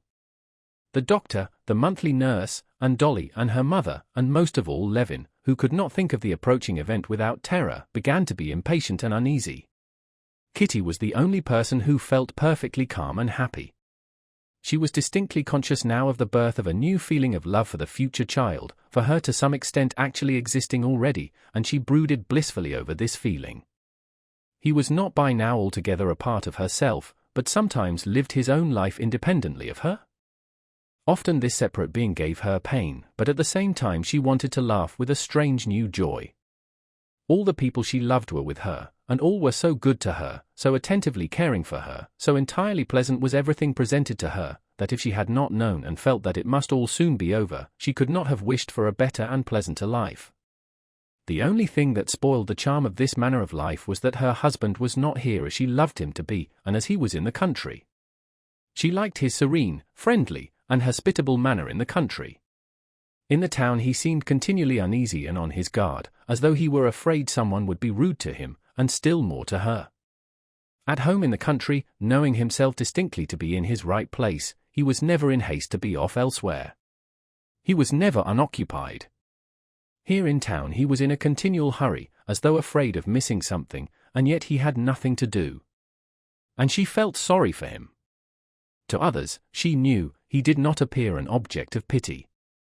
On the contrary, when Kitty looked at him in society, as one sometimes looks at those one loves, trying to see him as if he were a stranger, so as to catch the impression he must make on others, she saw with a panic even of jealous fear that he was far indeed from being a pitiable figure, that he was very attractive with his fine breeding, his rather old-fashioned, reserved courtesy with women, his powerful figure, and striking, as she thought, an expressive face.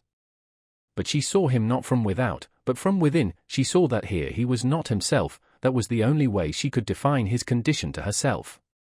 Sometimes she inwardly reproached him for his inability to live in the town, sometimes she recognized that it was really hard for him to order his life here so that he could be satisfied with it. What had he to do, indeed? He did not care for cards, he did not go to a club. Spending the time with jovial gentlemen of Oblonsky's type, she knew now what that meant. It meant drinking and going somewhere after drinking. She could not think without horror of where men went on such occasions. Was he to go into society? But she knew he could only find satisfaction in that if he took pleasure in the society of young women, and that she could not wish for. Should he stay at home with her, her mother and her sisters? But much as she liked and enjoyed their conversations forever on the same subjects, Alina Dean, as the old prince called the sisters' talks, she knew it must bore him. What was there left for him to do? To go on writing at his book he had indeed attempted, and at first he used to go to the library and make extracts and look up references for his book. But, as he told her, the more he did nothing, the less time he had to do anything. And besides, he complained that he had talked too much about his book here, and that consequently all his ideas about it were muddled and had lost their interest for him. One advantage in this town life was that quarrels hardly ever happened between them here in town. Whether it was that their conditions were different, or that they had both become more careful and sensible in that respect, they had no quarrels in Moscow from jealousy, which they had so dreaded when they moved from the country. One event, an event of great importance to both from that point of view, did indeed happen. That was Kitty's meeting with Vronsky. The old Princess Maria Borisovna, Kitty's godmother, who had always been very fond of her, had insisted on seeing her. Kitty, though she did not go into society at all on account of her condition, went with her father to see the venerable old lady, and there met Vronsky. The only thing Kitty could reproach herself for at this meeting was that at the instant when she recognized in his civilian dress the features once so familiar to her, her breath failed her, the blood rushed to her heart, and a vivid blush, she felt it, overspread her face. But this lasted only a few seconds. Before her father, who purposely began talking in a loud voice to Vronsky, had finished, she was perfectly ready to look at Vronsky, to speak to him, if necessary, exactly as she spoke to Princess Maria Borisovna, and more than that, to do so in such a way that everything to the faintest intonation and smile would have been approved by her husband, whose unseen presence she seemed to feel about her at that instant. She said a few words to him, even smiled serenely at his joke about the elections, which he called our parliament. She had to smile to show she saw the joke. But she turned away immediately to Princess Maria Borisovna, and did not once glance at him till he got up to go. Then she looked at him, but evidently only because it would be uncivil not to look at a man when he is saying goodbye. She was grateful to her father for saying nothing to her about their meeting Vronsky, but she saw by his special warmth to her after the visit during their usual walk that he was pleased with her. She was pleased with herself. She had not expected she would have had the power, while keeping somewhere in the bottom of her heart all the memories of her old feeling for Vronsky, not only to seem but to be perfectly indifferent and composed with him. Levin flushed a great deal more than she when she told him she had met Vronsky at Princess Maria Borisovna's. It was very hard for her to tell him this, but still harder to go on speaking of the details of the meeting, as he did not question her, but simply gazed at her with a frown. "I am very sorry you weren't there," she said. "Not that you weren't in the room. I couldn't have been so natural in your presence. I am blushing now much more, much more," she said, blushing till the tears came into her eyes. "But that you couldn't see through a crack." The truthful eyes told Levin that she was satisfied with herself, and in spite of her blushing he was quickly reassured and began questioning her, which was all she wanted. When he had heard everything, even to the detail that for the first second she could not help flushing, but that afterwards she was just as direct and as much at her ease as with any chance acquaintance, Levin was quite happy again and said he was glad of it, and would not now behave as stupidly as he had done at the election, but would try the first time he met Vronsky to be as friendly as possible. "It's so wretched to feel that there's a man almost an enemy whom it's painful to meet," said Levin. "I'm very, very glad." Chapter 2. "Go, please, go then and call on the Bols," Kitty said to her husband, when he came in to see her at 11 o'clock before going out. "I know you are dining at the club, Papa put down your name. But what are you going to do in the morning?" "I am only going to Kartovarsov," answered Levin. "Why so early?" "He promised to introduce me to Metrov. I wanted to talk to him about my work. He's a distinguished scientific man from Petersburg," said Levin. "Yes, wasn't it his article you were praising so?" "Well, and after that," said Kitty, "I shall go to the court, perhaps, about my sister's business." "And the concert?" she queried. "I shan't go there all alone." "No?" "Do go, there are going to be some new things." "That interested you so?" "I should certainly go." "Well, anyway, I shall come home before dinner," he said, looking at his watch. "Put on your frock coat, so that you can go straight to call on Countess Bola." "But is it absolutely necessary?" "Oh, absolutely. He has been to see us." "Come, what is it?" "You go in, sit down, talk for 5 minutes of the weather, get up and go away." "Oh, you wouldn't believe it.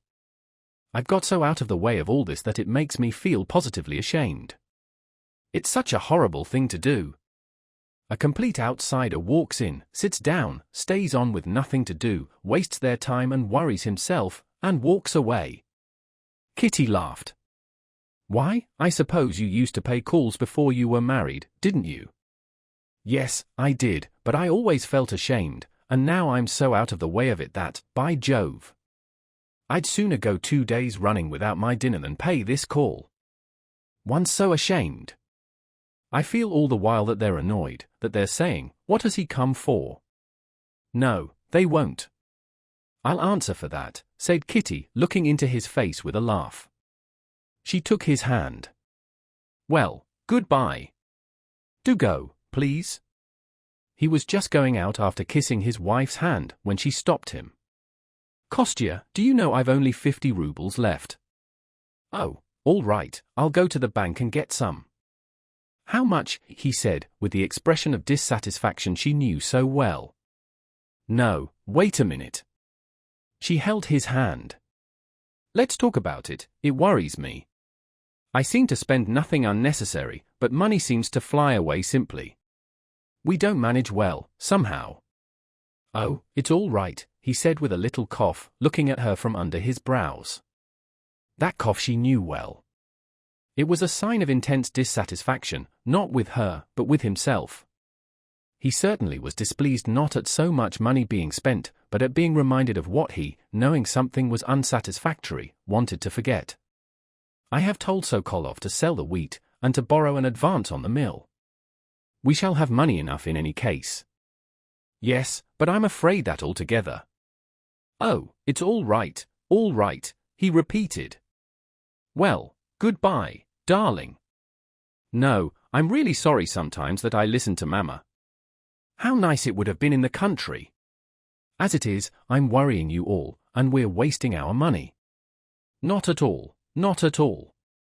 Not once since I've been married have I said that things could have been better than they are. Truly, she said, looking into his eyes. He had said it without thinking, simply to console her. But when he glanced at her and saw those sweet truthful eyes fastened questioningly on him, he repeated it with his whole heart. I was positively forgetting her, he thought. And he remembered what was before them, so soon to come. Will it be soon? How do you feel? He whispered, taking her 2 hands. I have so often thought so, that now I don't think about it or know anything about it. And you're not frightened? She smiled contemptuously. Not the least little bit, she said. Well, if anything happens, I shall be at Kartavarsov's. No, nothing will happen, and don't think about it. I'm going for a walk on the boulevard with Papa. We're going to see Dolly. I shall expect you before dinner. Oh, yes. Do you know that Dolly's position is becoming utterly impossible? She's in debt all round, she hasn't a penny. We were talking yesterday with Mama and Arseny, this was her sister's husband Lvov, and we determined to send you with him to talk to Steva. It's really unbearable. One can't speak to Papa about it. But if you and he... Why, what can we do, said Levin. You'll be at Arseny's, anyway, talk to him, he will tell what we decided. Oh, I agree to everything Arseny thinks beforehand. I'll go and see him. By the way, if I do go to the concert, I'll go with Natalia. Well, goodbye. On the steps Levin was stopped by his old servant Kuzma, who had been with him before his marriage, and now looked after their household in town. Beauty, that was the left shaft horse brought up from the country, has been badly shod and is quite lame, he said. What does your honor wish to be done? During the first part of their stay in Moscow, Levin had used his own horses brought up from the country. He had tried to arrange this part of their expenses in the best and cheapest way possible, but it appeared that their own horses came dearer than hired horses, and they still hired too. Send for the veterinary, there may be a bruise. And for Katerina Alexandrova, asked Kuzma. Levin was not by now struck as he had been at first by the fact that to get from one end of Moscow to the other he had to have 2 powerful horses put into a heavy carriage, to take the carriage 3 miles through the snowy slush and to keep it standing there 4 hours, paying 5 rubles every time. Now it seemed quite natural. Hire a pair for our carriage from the jobmaster, said he. Yes, sir. And so, simply and easily, thanks to the facilities of town life, Levin settled a question which, in the country, would have called for so much personal trouble and exertion, and going out onto the steps, he called a sledge, sat down, and drove to Nikitsky. On the way he thought no more of money, but mused on the introduction that awaited him to the Petersburg savant, a writer on sociology, and what he would say to him about his book. Only during the first days of his stay in Moscow Levin had been struck by the expenditure, strange to one living in the country, unproductive but inevitable, that was expected of him on every side. But by now he had grown used to it. That had happened to him in this matter which is said to happen to drunkards: the first glass sticks in the throat, the second flies down like a hawk, but after the third they're like tiny little birds. When Levin had changed his first 100-ruble note to pay for liveries for his footman and hall porter he could not help reflecting that these liveries were of no use to anyone, but they were indubitably necessary, to judge by the amazement of the princess and Kitty when he suggested that they might do without liveries, that these liveries would cost the wages of 2 labours for the summer, that is, would pay for about 300 working days from Easter to Ash Wednesday, and each a day of hard work from early morning to late evening, and that 100-ruble note did stick in his throat. But the next note, changed to pay for providing a dinner for their relations, that cost 28 rubles, though it did excite in Levin the reflection that 28 rubles meant 9 measures of oats, which men would with groans and sweat have reaped and bound and thrashed and winnowed and sifted and sown. This next one he parted with more easily. And now the notes he changed no longer aroused such reflections, and they flew off like little birds. Whether the labor devoted to obtaining the money corresponded to the pleasure given by what was bought with it, was a consideration he had long ago dismissed. His business calculation that there was a certain price below which he could not sell certain grain was forgotten too. The rye, for the price of which he had so long held out, had been sold for 50 kopecks a measure cheaper than it had been fetching a month ago. Even the consideration that with such an expenditure he could not go on living for a year without debt, that even had no force. Only one thing was essential, to have money in the bank, without inquiring where it came from, so as to know that one had the wherewithal to buy meat for tomorrow. And this condition had hitherto been fulfilled, he had always had the money in the bank. But now the money in the bank had gone, and he could not quite tell where to get the next installment. And this it was which, at the moment when Kitty had mentioned money, had disturbed him, but he had no time to think about it. He drove off, thinking of Kartavarsov and the meeting with Metrov that was before him. Chapter 3. Levin had on this visit to town seen a great deal of his old friend at the university, Professor Kartavarsov, whom he had not seen since his marriage. He liked in Kartavarsov the clearness and simplicity of his conception of life. Levin thought that the clearness of Kartavarsov's conception of life was due to the poverty of his nature. Kartavarsov thought that the disconnectedness of Levin's ideas was due to his lack of intellectual discipline, but Levin enjoyed Kartavarsov's clearness, and Kartavarsov enjoyed the abundance of Levin's untrained ideas, and they liked to meet and to discuss. Levin had read Kartavarsov some parts of his book, and he had liked them. On the previous day Kartavarsov had met Levin at a public lecture and told him that the celebrated Metrov, whose article Levin had so much liked, was in Moscow, that he had been much interested by what Kartavarsov had told him about Levin's work, and that he was coming to see him tomorrow at 11, and would be very glad to make Levin's acquaintance. "You're positively a reformed character, I'm glad to see," said Kartavarsov, meeting Levin in the little drawing-room. "I heard the bell and thought, impossible that it can be he at the exact time. Well, what do you say to the Montenegrins now? They're a race of warriors." "Why, what's happened?" asked Levin. Kartavarsov in a few words told him the last piece of news from the war, and going into his study, introduced Levin to a short, thick-set man of pleasant appearance. This was Metrov. The conversation touched for a brief space on politics and on how recent events were looked at in the higher spheres in Petersburg. Metrov repeated a saying that had reached him through a most trustworthy source, reported as having been uttered on this subject by the Tsar and one of the ministers. Kartavarsov had heard also on excellent authority that the Tsar had said something quite different. Levin tried to imagine circumstances in which both sayings might have been uttered, and the conversation on that topic dropped. "Yes, here is written almost a book on the natural conditions of the laborer in relation to the land," said Kartavarsov. "I'm not a specialist, but I, as a natural science man, was pleased at his not taking mankind as something outside biological laws, but, on the contrary, seeing his dependence on his surroundings, and in that dependence seeking the laws of his development." "That's very interesting," said Metrov. "What I began precisely was to write a book on agriculture, but studying the chief instrument of agriculture, the laborer," said Levin, reddening, "I could not help coming to quite unexpected results." And Levin began carefully, as it were, feeling his ground, to expound his views.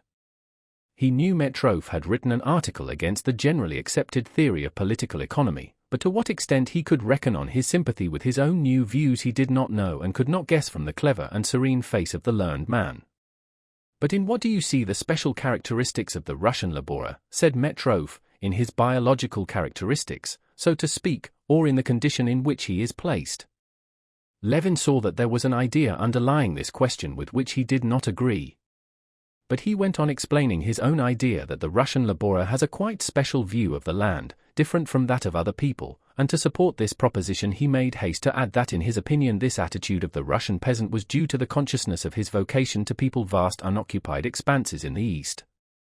"One may easily be led into error in basing any conclusion on the general vocation of a people," said Metrov, interrupting Levin. "The condition of the laborer will always depend on his relation to the land and to capital." And without letting Levin finish explaining his idea, Metrov began expounding to him the special point of his own theory. In what the point of his theory lay, Levin did not understand, because he did not take the trouble to understand. He saw that Metrov, like other people, in spite of his own article, in which he had attacked the current theory of political economy, looked at the position of the Russian peasant simply from the point of view of capital, wages, and rent. he would indeed have been obliged to admit that in the eastern, much the larger, part of Russia rent was as yet nil, that for 9/10 of the 80 millions of the Russian peasants' wages took the form simply of food provided for themselves, and that capital does not so far exist except in the form of the most primitive tools. Yet it was only from that point of view that he considered every laborer, though in many points he differed from the economists and had his own theory of the wage fund, which he expounded to Levin. Levin listened reluctantly, and at first made objections. He would have liked to interrupt Metrov, to explain his own thought, which in his opinion would have rendered further exposition of Metrov's theories superfluous. But later on, feeling convinced that they looked at the matter so differently, that they could never understand one another, he did not even oppose his statements, but simply listened. Although what Metrov was saying was by now utterly devoid of interest for him, he yet experienced a certain satisfaction in listening to him. It flattered his vanity that such a learned man should explain his ideas to him so eagerly, with such intensity and confidence in Levin's understanding of the subject, sometimes with a mere hint referring him to a whole aspect of the subject. He put this down to his own credit, unaware that Metrov, who had already discussed his theory over and over again with all his intimate friends, talked of it with special eagerness to every new person, and in general was eager to talk to anyone of any subject that interested him, even if still obscure to himself. "We are late though," said Kartavasov, looking at his watch directly Metrov had finished his discourse. "Yes, there's a meeting of the Society of Amateurs today in commemoration of the Jubilee of Svintich," said Kartavasov in answer to Levin's inquiry. "Pyotr Ivanovitch and I were going. I've promised to deliver an address on his labors in zoology. Come along with us, it's very interesting." "Yes, and indeed it's time to start," said Metrov. "Come with us, and from there, if you care to, come to my place. I should very much like to hear your work." "Oh, no. It's no good yet, it's unfinished. But I shall be very glad to go to the meeting. I say, friends, have you heard?" He has handed in the separate report, Kartavasov called from the other room, where he was putting on his frock coat. And a conversation sprang up upon the university question, which was a very important event that winter in Moscow. 3 old professors in the council had not accepted the opinion of the younger professors. The young ones had registered a separate resolution. This, in the judgment of some people, was monstrous, in the judgment of others it was the simplest and most just thing to do, and the professors were split up into 2 parties. One party, to which Kartavasov belonged, saw in the opposite party a scoundrelly betrayal and treachery, while the opposite party saw in them childishness and lack of respect for the authorities. Levin, though he did not belong to the university, had several times already during his stay in Moscow heard and talked about this matter, and had his own opinion on the subject. He took part in the conversation that was continued in the street, as they all 3 walked to the buildings of the old university. The meeting had already begun. Round the cloth-covered table, at which Kartavasov and Metrov seated themselves, there were some half-dozen persons, and one of these was bending close over a manuscript, reading something aloud. Levin sat down in one of the empty chairs that were standing round the table, and in a whisper asked a student sitting near what was being read. The student, eyeing Levin with displeasure, said, "Biography." Though Levin was not interested in the biography, he could not help listening, and learned some new and interesting facts about the life of the distinguished man of science. When the reader had finished, the chairman thanked him and read some verses of the poet sent him on the Jubilee, and said a few words by way of thanks to the poet. Then Kartavasov in his loud, ringing voice read his address on the scientific labors of the man whose Jubilee was being kept. When Kartavasov had finished, Levin looked at his watch, saw it was past 1, and thought that there would not be time before the concert to read Metrov his book, and indeed, he did not now care to do so. During the reading he had thought over their conversation. He saw distinctly now that though Metrov's ideas might perhaps have value, his own ideas had a value too, and their ideas could only be made clear and lead to something if each worked separately in his chosen path, and that nothing would be gained by putting their ideas together. And having made up his mind to refuse Metrov's invitation, Levin went up to him at the end of the meeting. Metrov introduced Levin to the chairman, with whom he was talking of the political news. Metrov told the chairman what he had already told Levin, and Levin made the same remarks on his news that he had already made that morning, but for the sake of variety he expressed also a new opinion which had only just struck him. After that the conversation turned again on the university question. As Levin had already heard it all, he made haste to tell Metrov that he was sorry he could not take advantage of his invitation, took leave, and drove to Lvov's. Chapter 4. Lvov, the husband of Natalia, Kitty's sister, had spent all his life in foreign capitals, where he had been educated, and had been in the diplomatic service. During the previous year he had left the diplomatic service, not owing to any unpleasantness. He never had any unpleasantness with anyone, and was transferred to the department of the court of the palace in Moscow, in order to give his 2 boys the best education possible. In spite of the striking contrast in their habits and views and the fact that Lvov was older than Levin, they had seen a great deal of one another that winter, and had taken a great liking to each other. Lvov was at home, and Levin went in to him unannounced. Lvov, in a housecoat with a belt and in chamois leather shoes, was sitting in an armchair, and with a pince-nez with blue glasses he was reading a book that stood on a reading desk, while in his beautiful hand he held a half-burned cigarette daintily away from him. His handsome, delicate, and still youthful-looking face, to which his curly, glistening silvery hair gave a still more aristocratic air, lighted up with a smile when he saw Levin. "Capital! I was meaning to send to you. How's Kitty?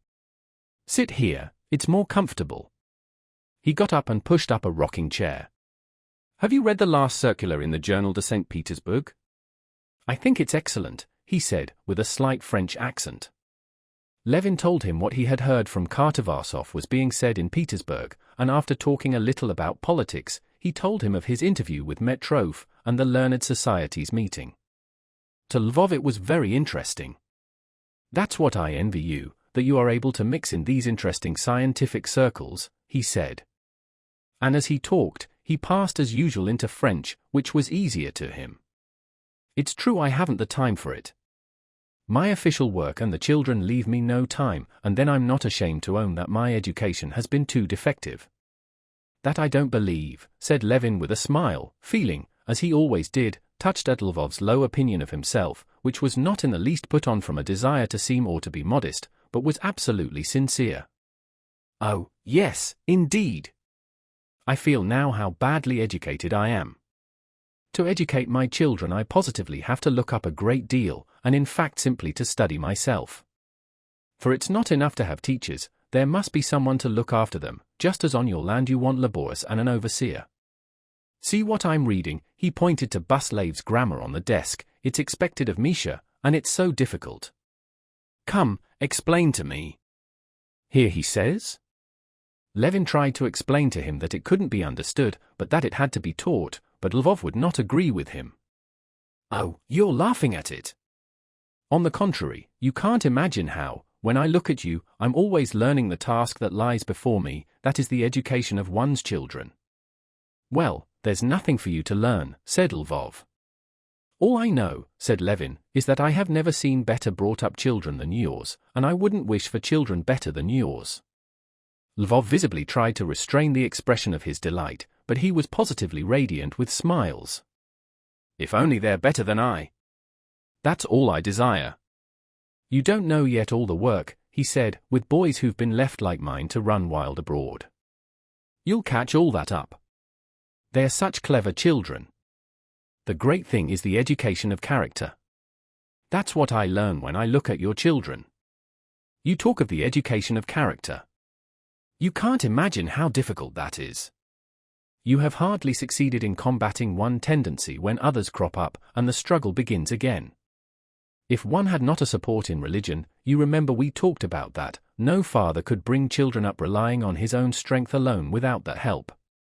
This subject, which always interested Levin, was cut short by the entrance of the beauty Natalia Alexandrovna, dressed to go out. "I didn't know you were here," she said, unmistakably feeling no regret, but a positive pleasure, in interrupting this conversation on a topic she had heard so much of that she was by now weary of it. "Well, how is Kitty? I am dining with you today. I tell you what, Arseny," she turned to her husband, "you take the carriage." And the husband and wife began to discuss their arrangements for the day. As the husband had to drive to meet someone on official business, while the wife had to go to the concert and some public meeting of a committee on the Eastern question, there was a great deal to consider and settle. Levin had to take part in their plans as one of themselves. It was settled that Levin should go with Natalia to the concert and the meeting, and that from there they should send the carriage to the office for Arseny, and he should call for her and take her to Kitty's, or that, if he had not finished his work, he should send the carriage back and Levin would go with her. "He's spoiling me," Lvov said to his wife. "He assures me that our children are splendid, when I know how much that's bad there is in them." "Arseny goes to extremes, I always say," said his wife. "If you look for perfection, you will never be satisfied. And it's true, as Papa says, that when we were brought up there was one extreme, we were kept in the basement, while our parents lived in the best rooms. Now it's just the other way, the parents are in the wash house, while the children are in the best rooms. Parents now are not expected to live at all, but to exist altogether for their children. Well, what if they like it better?" Lvov said, with his beautiful smile, touching her hand. "Anyone who didn't know you would think you were a stepmother, not a true mother." "No, extremes are not good in anything," Natalia said serenely, putting his paper knife straight in its proper place on the table. "Well, come here, you perfect children," Lvov said to the two handsome boys who came in, and after bowing to Levin, went up to their father, obviously wishing to ask him about something. Levin would have liked to talk to them, to hear what they would say to their father, but Natalia began talking to him, and then Lvov's colleague in the service, Marhatin, walked in, wearing his court uniform, to go with him to meet someone, and a conversation was kept up without a break upon Herzegovina, Princess Kortsinskaya, the town council, and the sudden death of Madame Apraxina. Levin even forgot the commission entrusted to him. He recollected it as he was going into the hall. "Oh, Kitty told me to talk to you about Oblonsky," he said, as Lvov was standing on the stairs, seeing his wife and Levin off. Yes, Marmon wants us, les beaux-frères, to attack him," he said, blushing. "But why should I?"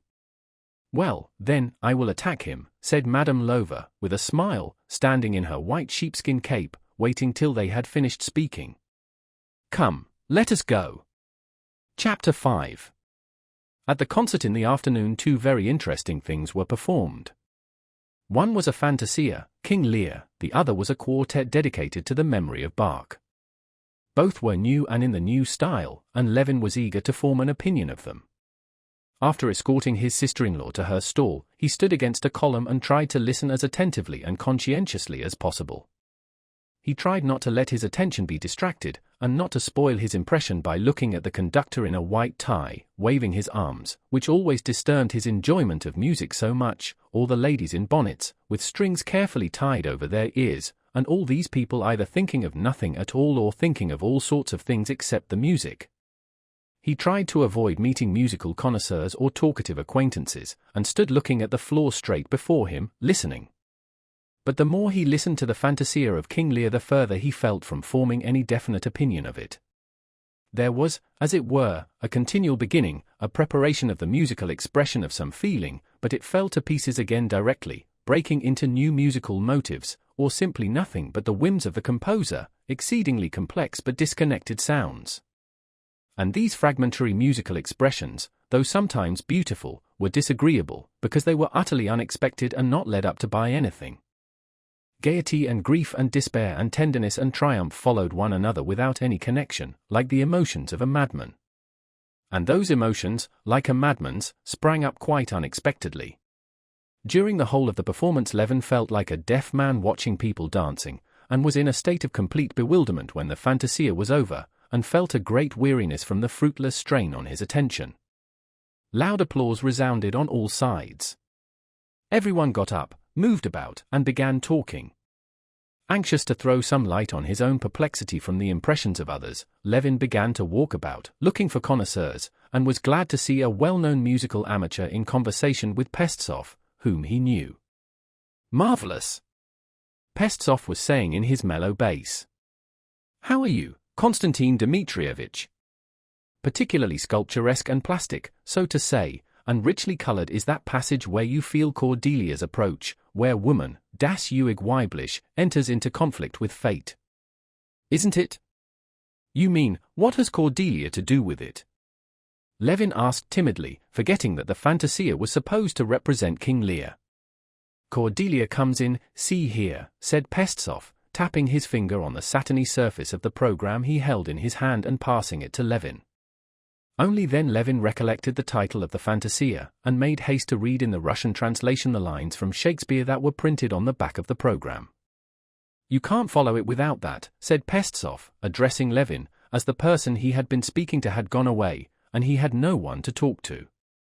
In the entr'acte Levin and Pestsov fell into an argument upon the merits and defects of music of the Wagner school. Levin maintained that the mistake of Wagner and all his followers lay in their trying to take music into the sphere of another art, just as poetry goes wrong when it tries to paint a face as the art of painting ought to do, and as an instance of this mistake he cited the sculptor who carved in marble certain poetic phantasms flitting round the figure of the poet on the pedestal. These phantoms were so far from being phantoms that they were positively clinging on the ladder, said Levin.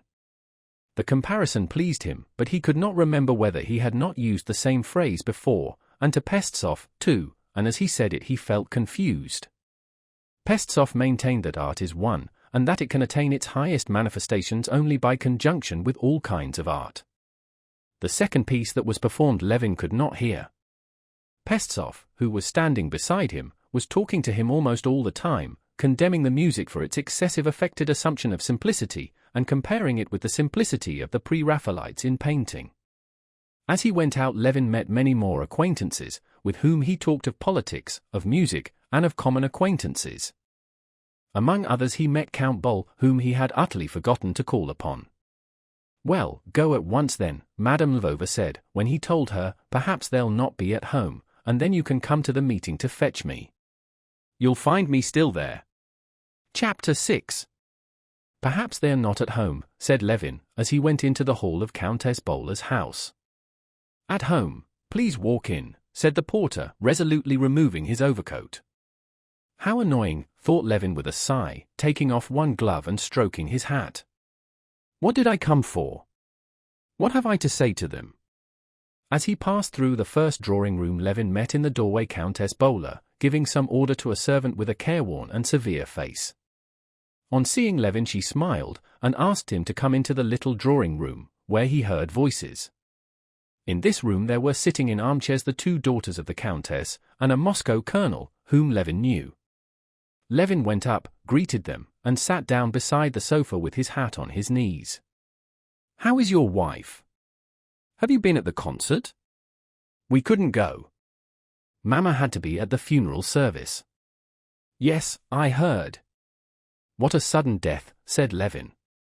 The Countess came in, sat down on the sofa, and she too asked after his wife and inquired about the concert. Levin answered, and repeated an inquiry about Madame Apraxina's sudden death. But she was always in weak health. "Were you at the opera yesterday?" "Yes, I was." "Luca was very good." "Yes, very good," he said, and as it was utterly of no consequence to him what they thought of him, he began repeating what they had heard 100 times about the characteristics of the singer's talent. Countess Bola pretended to be listening. Then, when he had said enough and paused, the colonel, who had been silent till then, began to talk. The colonel too talked of the opera, and about culture. At last, after speaking of the proposed fall journey at Turin's, the colonel laughed, got up noisily, and went away. Levin too rose, but he saw by the face of the Countess that it was not yet time for him to go. He must stay 2 minutes longer. He sat down. But as he was thinking all the while how stupid it was, he could not find a subject for conversation, and sat silent. "You are not going to the public meeting?" "They say it will be very interesting," began the Countess. "No, I promise my Belsoer to fetch her from it," said Levin. A silence followed. The mother once more exchanged glances with a daughter. "Well, now I think the time has come," thought Levin, and he got up. The ladies shook hands with him, and begged him to say 1000 choses to his wife for them. The porter asked him, as he gave him his coat, "Where is your honor staying?" and immediately wrote down his address in a big handsomely bound book. "Of course I don't care, but still I feel ashamed and awfully stupid," thought Levin, consoling himself with the reflection that everyone does it. He drove to the public meeting, where he was to find his sister-in-law, so as to drive home with her. At the public meeting of the committee there were a great many people, and almost all the highest society. Levin was in time for the report which, as everyone said, was very interesting. When the reading of the report was over, people moved about, and Levin met Sviazhsky, who invited him very pressingly to come that evening to a meeting of the Society of Agriculture, where a celebrated lecture was to be delivered, and Stepan Arkadyevitch, who had only just come from the races, and many other acquaintances, and Levin heard and uttered various criticisms on the meeting, on the new fantasia, and on a public trial. But, probably from the mental fatigue he was beginning to feel, he made a blunder in speaking of the trial, and this blunder he recalled several times with vexation. Speaking of the sentence upon a foreigner who had been condemned in Russia, and of how unfair it would be to punish him by exile abroad, Levin repeated what he had heard the day before in conversation from an acquaintance. "I think sending him abroad is much the same as punishing a carp by putting it into the water," said Levin. Then he recollected that this idea, which he had heard from an acquaintance and uttered as his own, came from a fable of Krylov's, and that the acquaintance had picked it up from a newspaper article. After driving home with his sister-in-law, and finding Kitty in good spirits and quite well, Levin drove to the club. Chapter 7. Levin reached the club just at the right time. Members and visitors were driving up as he arrived. Levin had not been at the club for a very long while, not since he lived in Moscow, when he was leaving the university and going into society. He remembered the club, the external details of its arrangement, but he had completely forgotten the impression it had made on him in old days.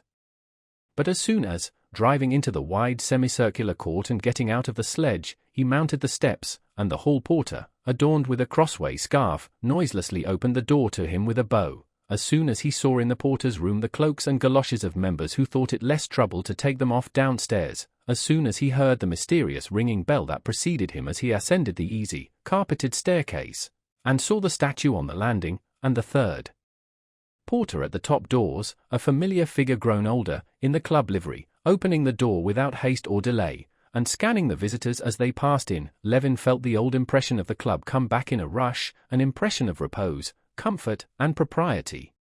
"Your hat, please," the porter said to Levin, who forgot the club rule to leave his hat in the porter's room. "Long time since you've been. The prince put your name down yesterday.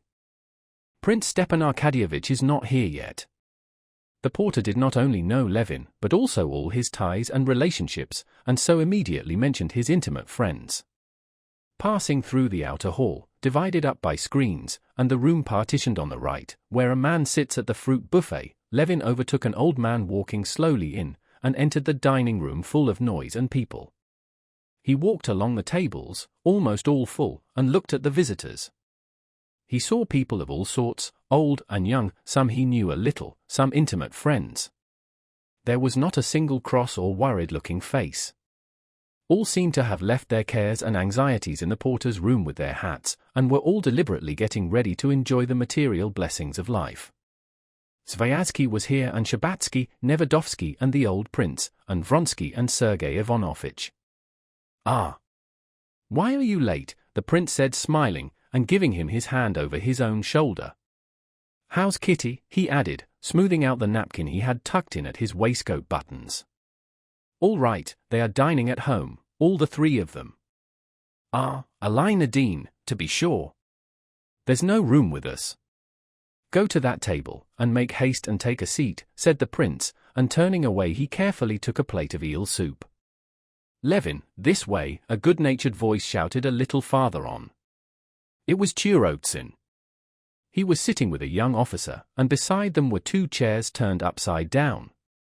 Levin gladly went up to them. He had always liked the good-hearted rake, Turotsin. He was associated in his mind with memories of his courtship, and at that moment, after the strain of intellectual conversation, the sight of Turotsin's good-natured face was particularly welcome. "For you and Oblonsky. He'll be here directly." The young man, holding himself very erect, with eyes forever twinkling with enjoyment, was an officer from Petersburg, Gagin. Turotsin introduced them. "Oblonsky's always late." "Ah, here he is." "Have you only just come?" said Oblonsky, coming quickly towards them. "Good day. Had some vodka? Well, come along then." Levin got up and went with him to the big table spread with spirits and appetizers of the most various kinds. One would have thought that out of 24 delicacies one might find something to one's taste, but Stepan Arkadyevitch asked for something special, and one of the liveried waiters standing by immediately brought what was required. They drank a wineglassful and returned to their table. At once, while they were still at the soup, Gagin was served with champagne, and told the waiter to fill 4 glasses. Levin did not refuse the wine, and asked for a second bottle. He was very hungry, and ate and drank with great enjoyment, and with still greater enjoyment took part in the lively and simple conversation of his companions. Gagin, dropping his voice, told the last good story from Petersburg, and the story, though improper and stupid, was so ludicrous that Levin broke into roars of laughter so loud that those near looked round. "That's in the same style as, 'That's a thing I can't endure.'" "You know the story," said Stepan Arkadyevitch. "Ah, that's exquisite." "Another bottle," he said to the waiter, and he began to relate his good story. "Pyotr Ilyitch Vinovsky invites you to drink with him," a little old waiter interrupted Stepan Arkadyevitch, bringing 2 delicate glasses of sparkling champagne, and addressing Stepan Arkadyevitch and Levin. Stepan Arkadyevitch took the glass, and looking towards a bald man with red mustaches at the other end of the table, he nodded to him, smiling. "Who's that?" asked Levin. "You met him once at my place, don't you remember? A good-natured fellow." Levin did the same as Stepan Arkadyevitch and took the glass. Stepan Arkadyevitch's anecdote too was very amusing. Levin told his story, and that too was successful. Then they talked of horses, of the races, of what they had been doing that day, and of how smartly Vronsky's atlas had won the first prize.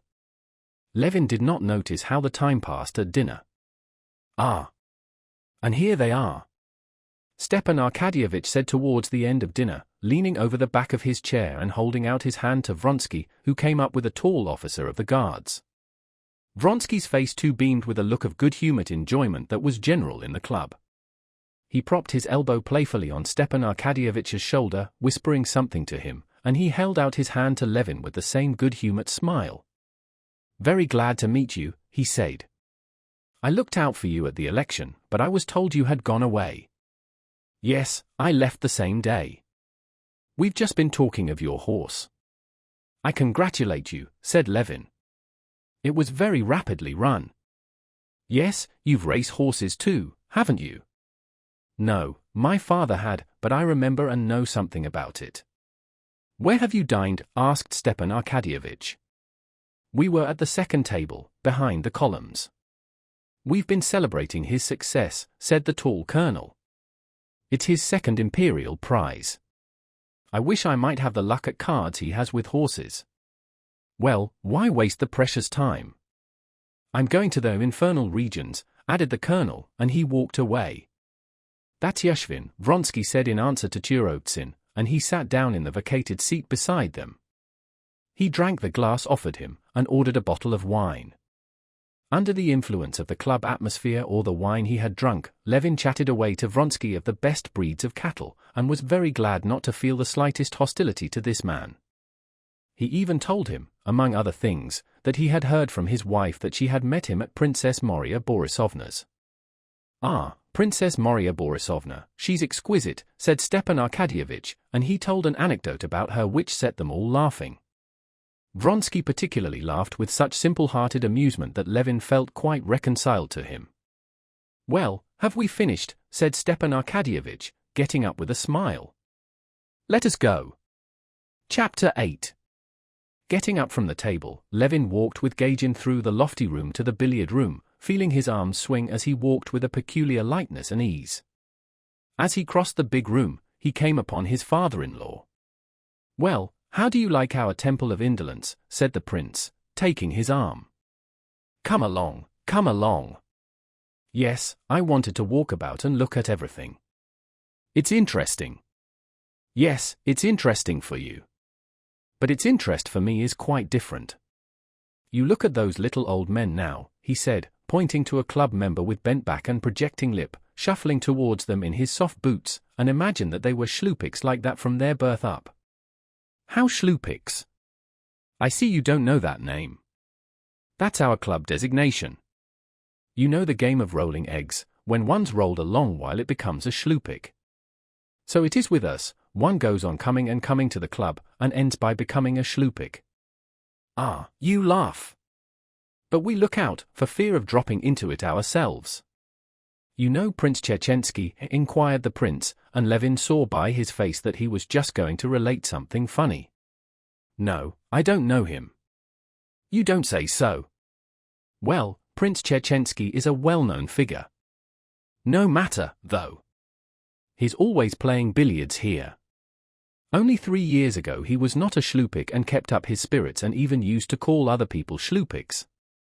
But one day he turns up, and our porter, you know Vasily? Why, that fat one, he's famous for his bon mots.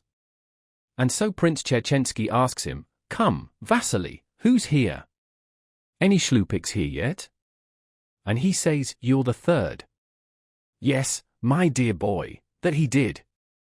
Talking and greeting the friends they met, Levin and the prince walked through all the rooms, the great room where tables had already been set, and the usual partners were playing for small stakes, the divan room, where they were playing chess, and Sergei Ivanovitch was sitting talking to somebody, the billiard room, where, about a sofa in a recess, there was a lively party drinking champagne. Gagin was one of them.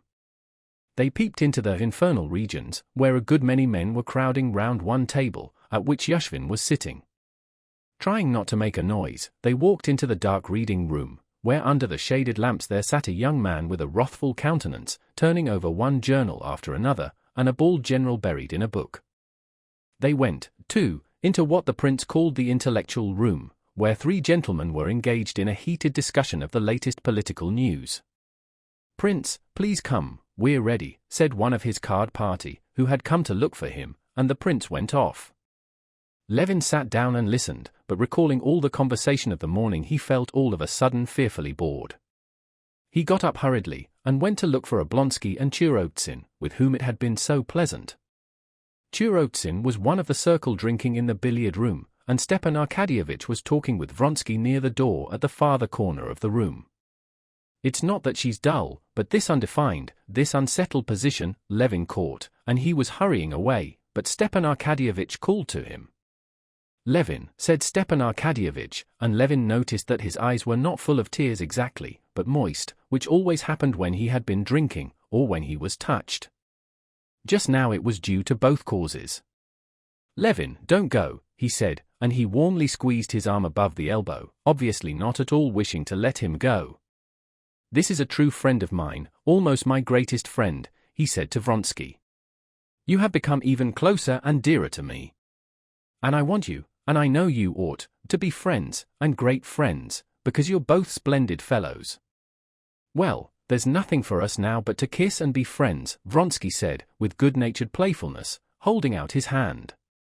Levin quickly took the offered hand, and pressed it warmly. "I'm very, very glad," said Levin. "Waiter, a bottle of champagne," said Stepan Arkadyevitch. "And I'm very glad," said Vronsky. But in spite of Stepan Arkadyevitch's desire, and their own desire, they had nothing to talk about, and both felt it. "Do you know, he has never met Anna?" Stepan Arkadyevitch said to Vronsky. "And I want above everything to take him to see her. Let us go, Levin." "Really," said Vronsky. "She will be very glad to see you." "I should be going home at once," he added, "but I'm worried about Yashvin, and I want to stay on till he finishes." "Why, is he losing?" "He keeps losing, and I'm the only friend that can restrain him." "Well, what do you say to pyramids? Levin, will you play?" "Capital," said Stepan Arkadyevitch. "Get the table ready," he said to the marker. "It has been ready a long while," answered the marker, who had already set the balls in a triangle, and was knocking the red one about for his own diversion. "Well, let us begin." After the game Vronsky and Levin sat down at Gagin's table, and at Stepan Arkadyevitch's suggestion Levin took a hand in the game. Vronsky sat down at the table, surrounded by friends, who were incessantly coming up to him. Every now and then he went to the infernal to keep an eye on Yashvin. Levin was enjoying a delightful sense of repose after the mental fatigue of the morning. He was glad that all hostility was at an end with Vronsky, and the sense of peace, decorum, and comfort never left him. When the game was over, Stepan Arkadyevitch took Levin's arm. "Well, Let us go to Anna's, then. At once? Eh? She is at home. I promised her long ago to bring you. Where were you meaning to spend the evening? Oh, nowhere specially. I promised Vyazky to go to the Society of Agriculture. By all means, let us go, said Levin. Very good, come along. Find out if my carriage is here, Stepan Arkadyevitch said to the waiter. Levin went up to the table, paid the 40 rubles he had lost, paid his bill, the amount of which was in some mysterious way ascertained by the little old waiter who stood at the counter, and swinging his arms he walked through all the rooms to the way out. Chapter 9. Oblonsky's carriage, the porter shouted in an angry bass. The carriage drove up and both got in. It was only for the first few moments, while the carriage was driving out of the clubhouse gates, that Levin was still under the influence of the club atmosphere of repose, comfort, and unimpeachable good form. But as soon as the carriage drove out into the street, and he felt it jolting over the uneven road, heard the angry shout of a sledge driver coming towards them, saw in the uncertain light the red blind of a tavern and the shops, this impression was dissipated, and he began to think over his actions, and to wonder whether he was doing right in going to see Anna. What would Kitty say? But Stepan Arkadyevitch gave him no time for reflection, and, as though divining his doubts, he scattered them. How glad I am, he said, that you should know her. You know Dolly has long wished for it. And Lvov's been to see her, and often goes.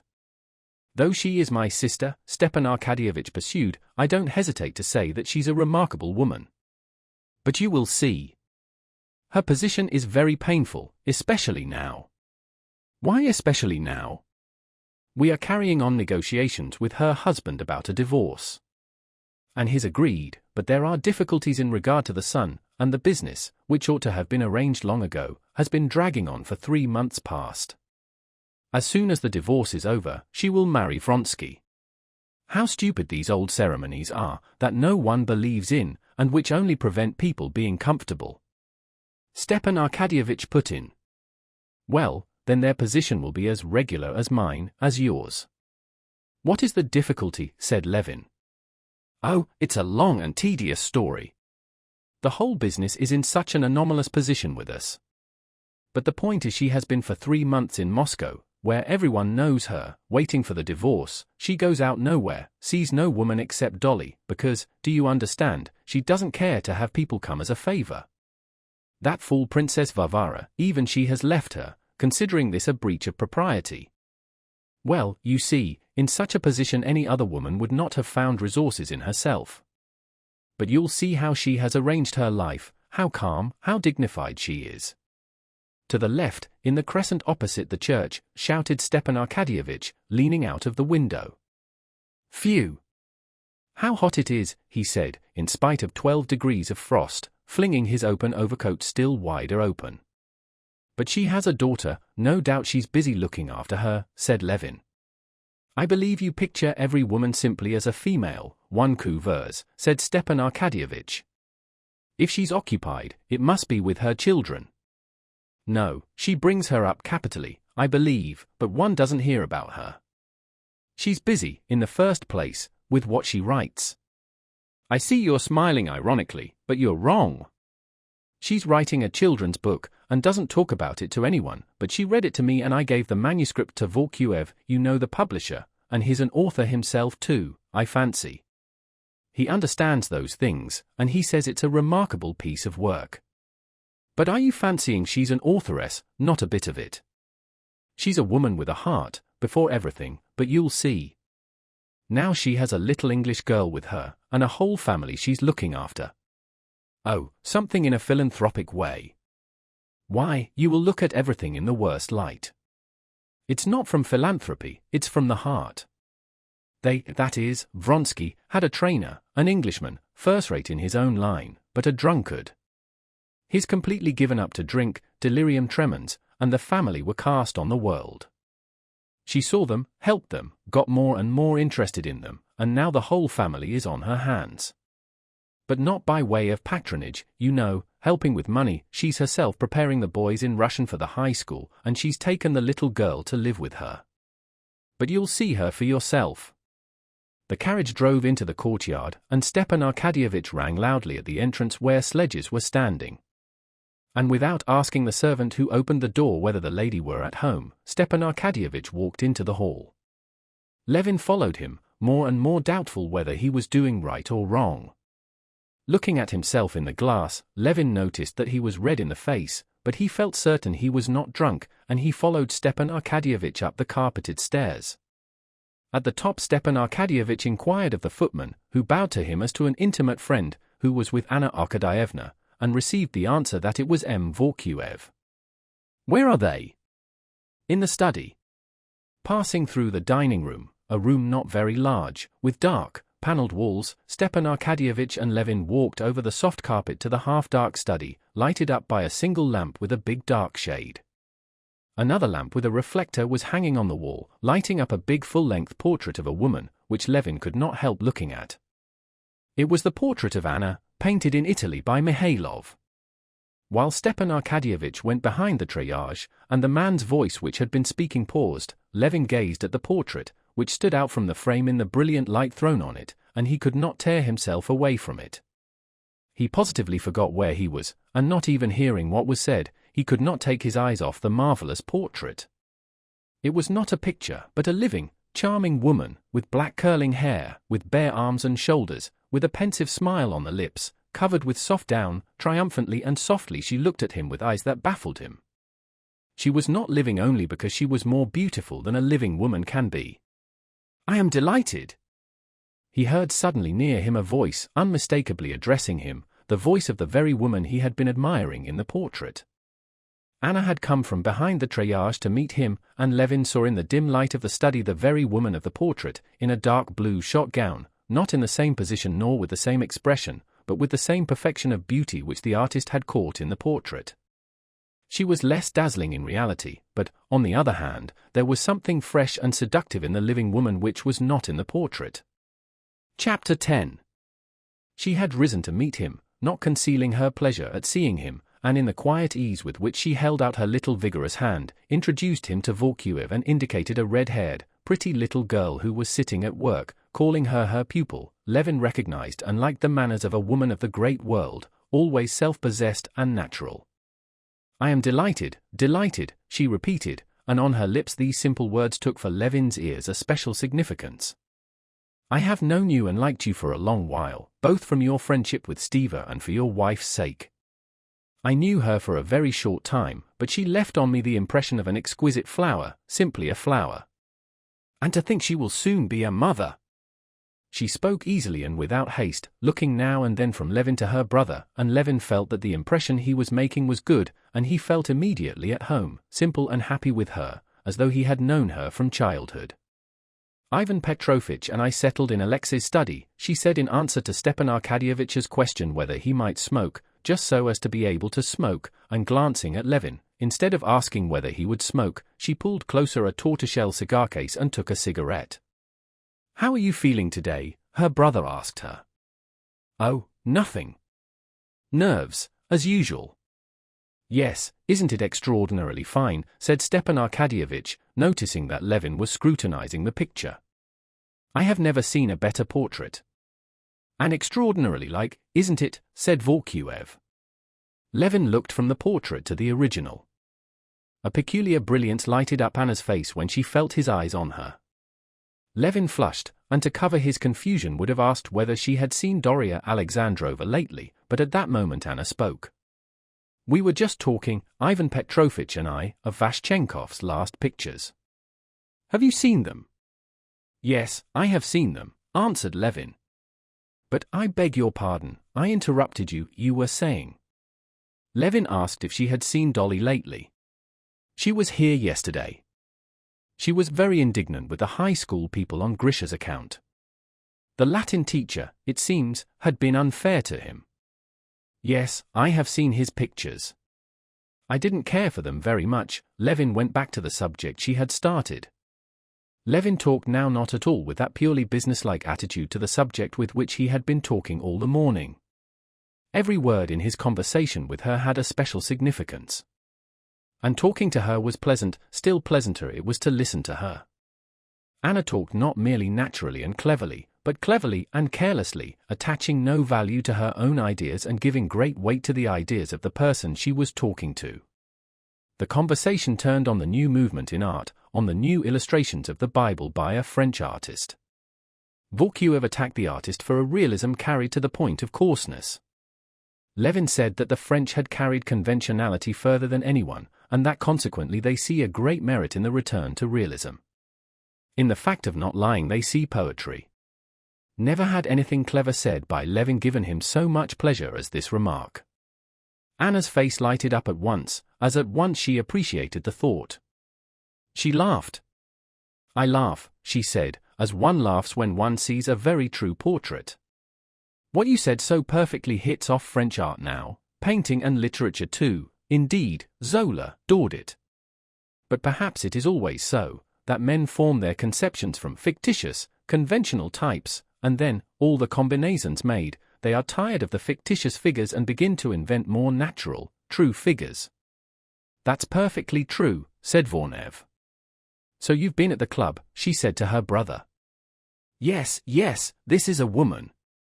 Levin thought, forgetting himself and staring persistently at her lovely, mobile face, which at that moment was all at once completely transformed.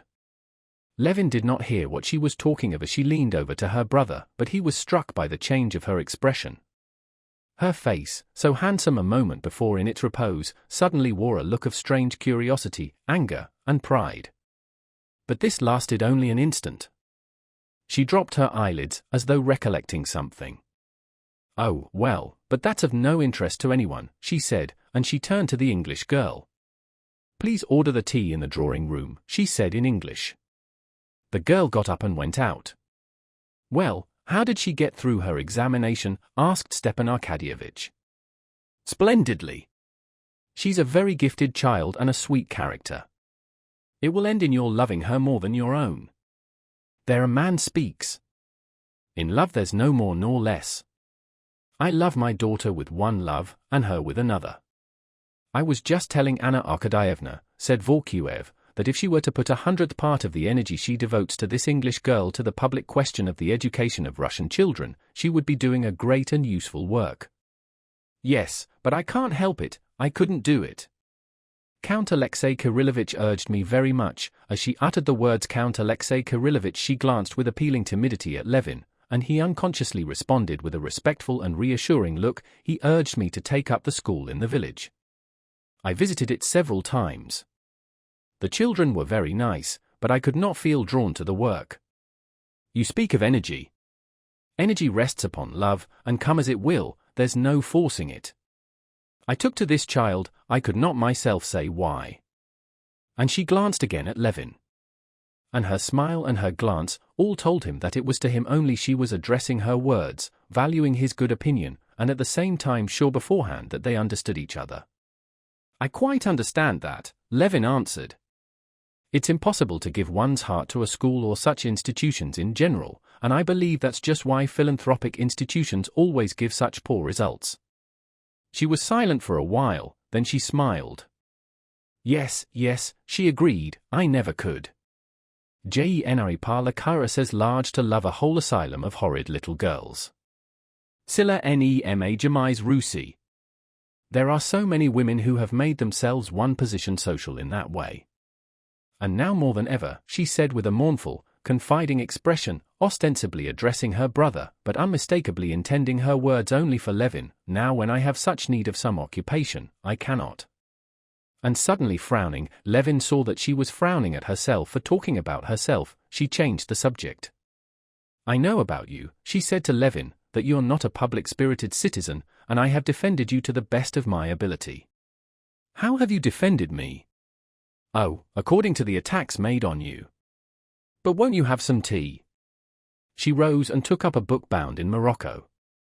"Give it to me, Anna Arkadyevna," said Vorkuev, indicating the book. "It's well worth taking up." "Oh, no, it's all so sketchy."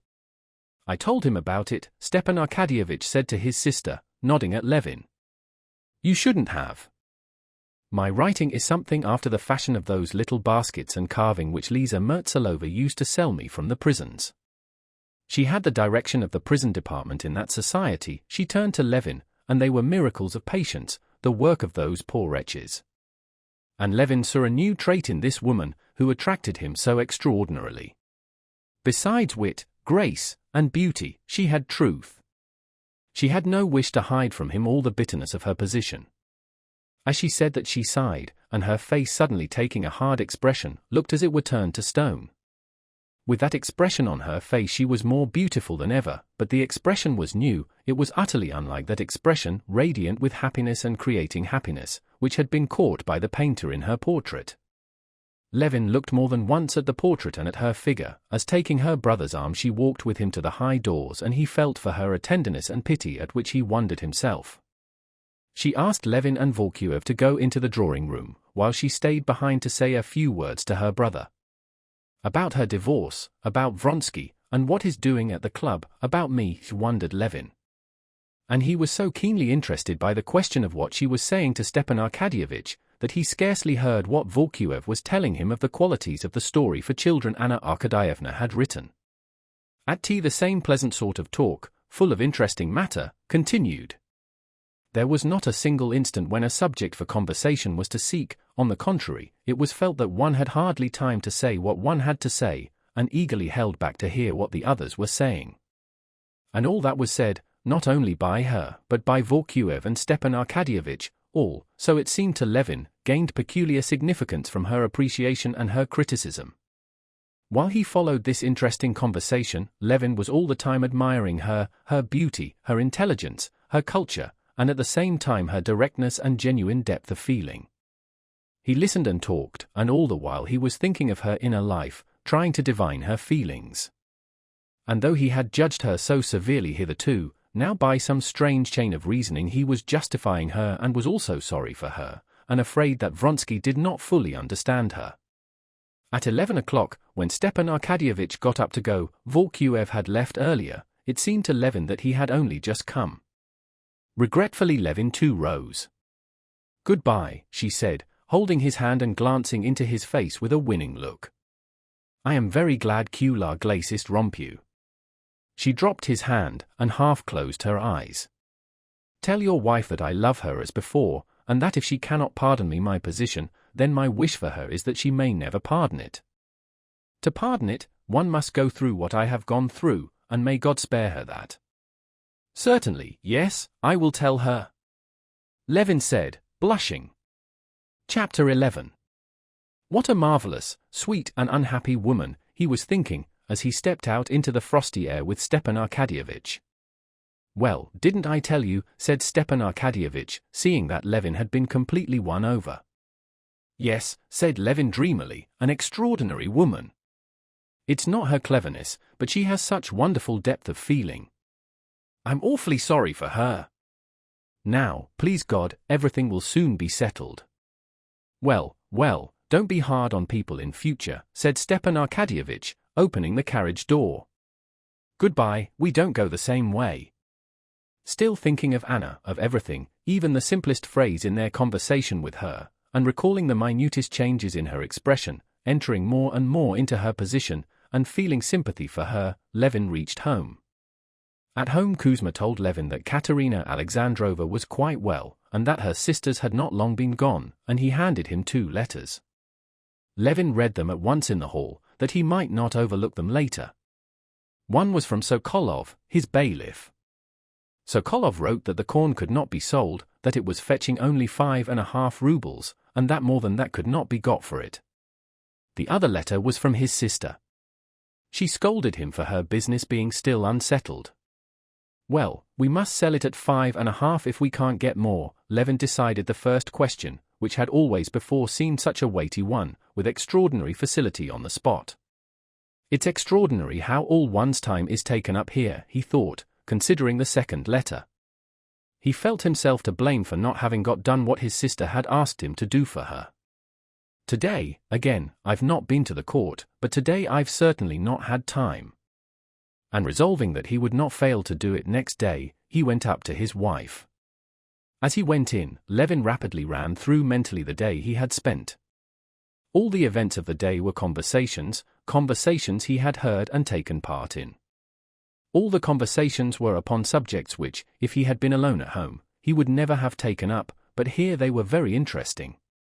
And all these conversations were right enough, only in two places there was something not quite right. One was what he had said about the carp, the other was something not quite the thing in the tender sympathy he was feeling for Anna. Levin found his wife low-spirited and dull.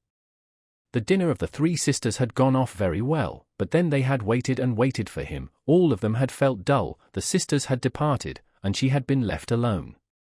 "Well, and what have you been doing?" she asked him, looking straight into his eyes, which shone with rather a suspicious brightness. But that she might not prevent his telling her everything, she concealed her close scrutiny of him, and with an approving smile listened to his account of how he had spent the evening. "Well, I'm very glad I met Vronsky. I felt quite at ease and natural with him. You understand, I shall try not to see him, but I'm glad that this awkwardness is all over," he said, and remembering that by way of trying not to see him, he had immediately gone to call on Anna, he blushed. "We talk about the peasants drinking, I don't know which drinks most, the peasantry or our own class, the peasants do on holidays, but Kitty took not the slightest interest in discussing the drinking habits of the peasants. She saw that he blushed, and she wanted to know why. "Well, and then where did you go?" "Stiva urged me awfully to go and see Anna Arkadyevna." And as he said this, Levin blushed even more, and his doubts as to whether he had done right in going to see Anna were settled once for all. He knew now that he ought not to have done so. Kitty's eyes opened in a curious way and gleamed at Anna's name, but controlling herself with an effort, she concealed her emotion and deceived him. "Oh," was all she said. "I'm sure you won't be angry at my going." "Stiva begged me to, and Dolly wished it," Levin went on. "Oh, no," she said, but he saw in her eyes a constraint that boded him no good. "She is a very sweet, very, very unhappy, good woman," he said, telling her about Anna, her occupations, and what she had told him to say to her. "Yes, of course, she is very much to be pitied," said Kitty, when he had finished. "Whom was your letter from?" He told her, and believing in her calm tone, he went to change his coat. Coming back, he found Kitty in the same easy chair. When he went up to her, she glanced at him and broke into sobs. "What is it?" he asked, knowing beforehand what. "You're in love with that hateful woman, she has bewitched you. I saw it in your eyes."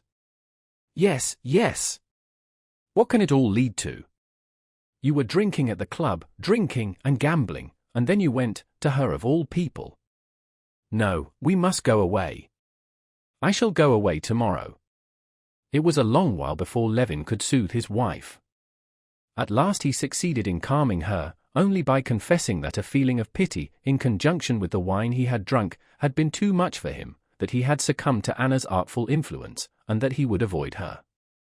One thing he did with more sincerity confess to was that living so long in Moscow, a life of nothing but conversation, eating and drinking, he was degenerating.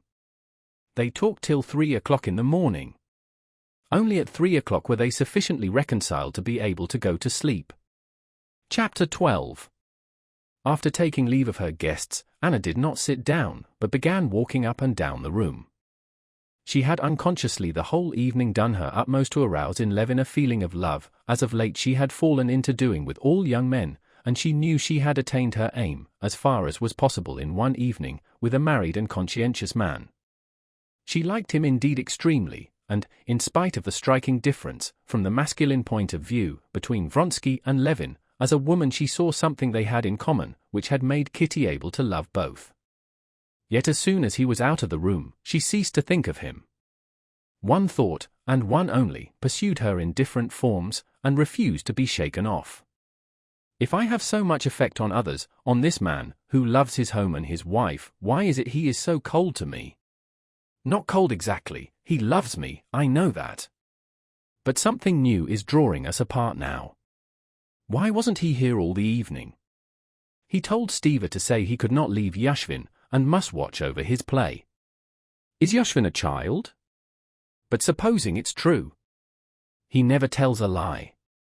But there's something else in it if it's true. He is glad of an opportunity of showing me that he has other duties, I know that, I submit to that.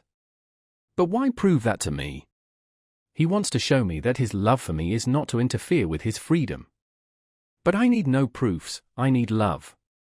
He ought to understand all the bitterness of this life for me here in Moscow. Is this life?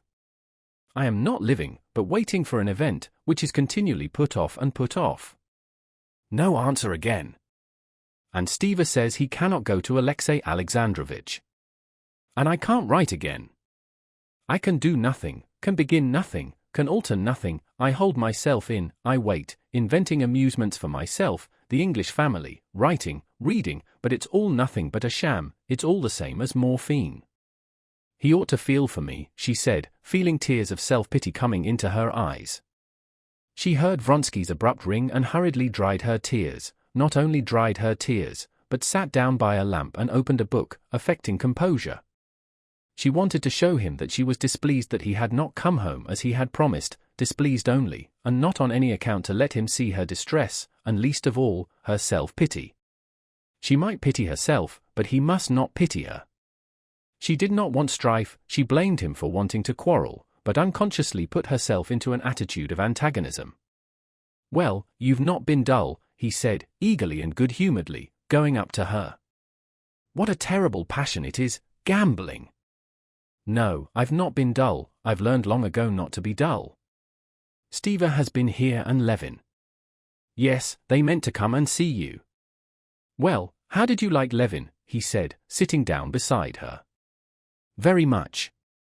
They have not long been gone. What was Yashvin doing? He was winning 17,000. I got him away. He had really started home, but he went back again, and now he's losing. Then what did you stay for? She asked, suddenly lifting her eyes to him.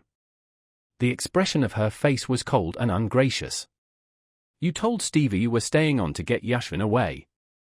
And you have left him there. The same expression of cold readiness for the conflict appeared on his face too. In the first place, I did not ask him to give you any message, and secondly, I never tell lies. But what's the chief point? I wanted to stay, and I stayed, he said, frowning. Anna, what is it for? Why will you? He said after a moment's silence, bending over towards her, and he opened his hand, hoping she would lay hers in it. She was glad of this appeal for tenderness. But some strange force of evil would not let her give herself up to her feelings, as though the rules of warfare would not permit her to surrender. Of course you wanted to stay, and you stayed. You do everything you want to. But what do you tell me that for? With what object? She said, getting more and more excited. Does anyone contest your rights? But you want to be right, and you're welcome to be right. His hand closed, he turned away, and his face wore a still more obstinate expression. For you it's a matter of obstinacy, she said, watching him intently and suddenly finding the right word for that expression that irritated her, simply obstinacy. For you it's a question of whether you keep the upper hand of me, while for me. Again she felt sorry for herself, and she almost burst into tears. If you knew what it is for me. When I feel as I do now that you are hostile, yes, hostile to me, if you knew what this means for me. If you knew how I feel on the brink of calamity at this instant, how afraid I am of myself. And she turned away, hiding her sobs. But what are you talking about? He said, horrified at her expression of despair, and again bending over her, he took her hand and kissed it. What is it for? Do I seek amusements outside our home? Don't I avoid the society of women? Well, yes. If that were all, she said. Come, tell me what I ought to do to give you peace of mind? I am ready to do anything to make you happy, he said, touched by her expression of despair. What wouldn't I do to save you from distress of any sort, as now, Anna, he said. It's nothing, nothing, she said. I don't know myself whether it's the solitary life, my nerves. Come, don't let us talk of it. What about the race? You haven't told me, she inquired, trying to conceal her triumph at the victory, which had anyway been on her side. He asked for supper, and began telling her about the races, but in his tone, in his eyes, which became more and more cold, she saw that he did not forgive her for her victory, that the feeling of obstinacy with which she had been struggling had asserted itself again in him. He was colder to her than before, as though he were regretting his surrender. And she, remembering the words that had given her the victory, "How I feel on the brink of calamity, how afraid I am of myself," saw that this weapon was a dangerous one, and that it could not be used a second time. And she felt that beside the love that bound them together there had grown up between them some evil spirit of strife, which she could not exorcise from his, and still less from her own heart. Chapter 13. There are no conditions to which a man cannot become used, especially if he sees that all around him are living in the same way. Levin could not have believed 3 months before that he could have gone quietly to sleep in the condition in which he was that day, that leading an aimless, irrational life, living too beyond his means, after drinking to excess, he could not call what happened at the club anything else, forming inappropriately friendly relations with a man with whom his wife had once been in love, and a still more inappropriate call upon a woman who could only be called a lost woman, after being fascinated by that woman and causing his wife distress, he could still go quietly to sleep. But under the influence of fatigue, a sleepless night, and the wine he had drunk, his sleep was sound and untroubled. At 5 o'clock the creak of a door opening waked him. He jumped up and looked round. Kitty was not in bed beside him. But there was a light moving behind the screen, and he heard her steps. "What is it? What is it?" he said, half asleep. "Kitty! What is it?" "Nothing," she said, coming from behind the screen with a candle in her hand.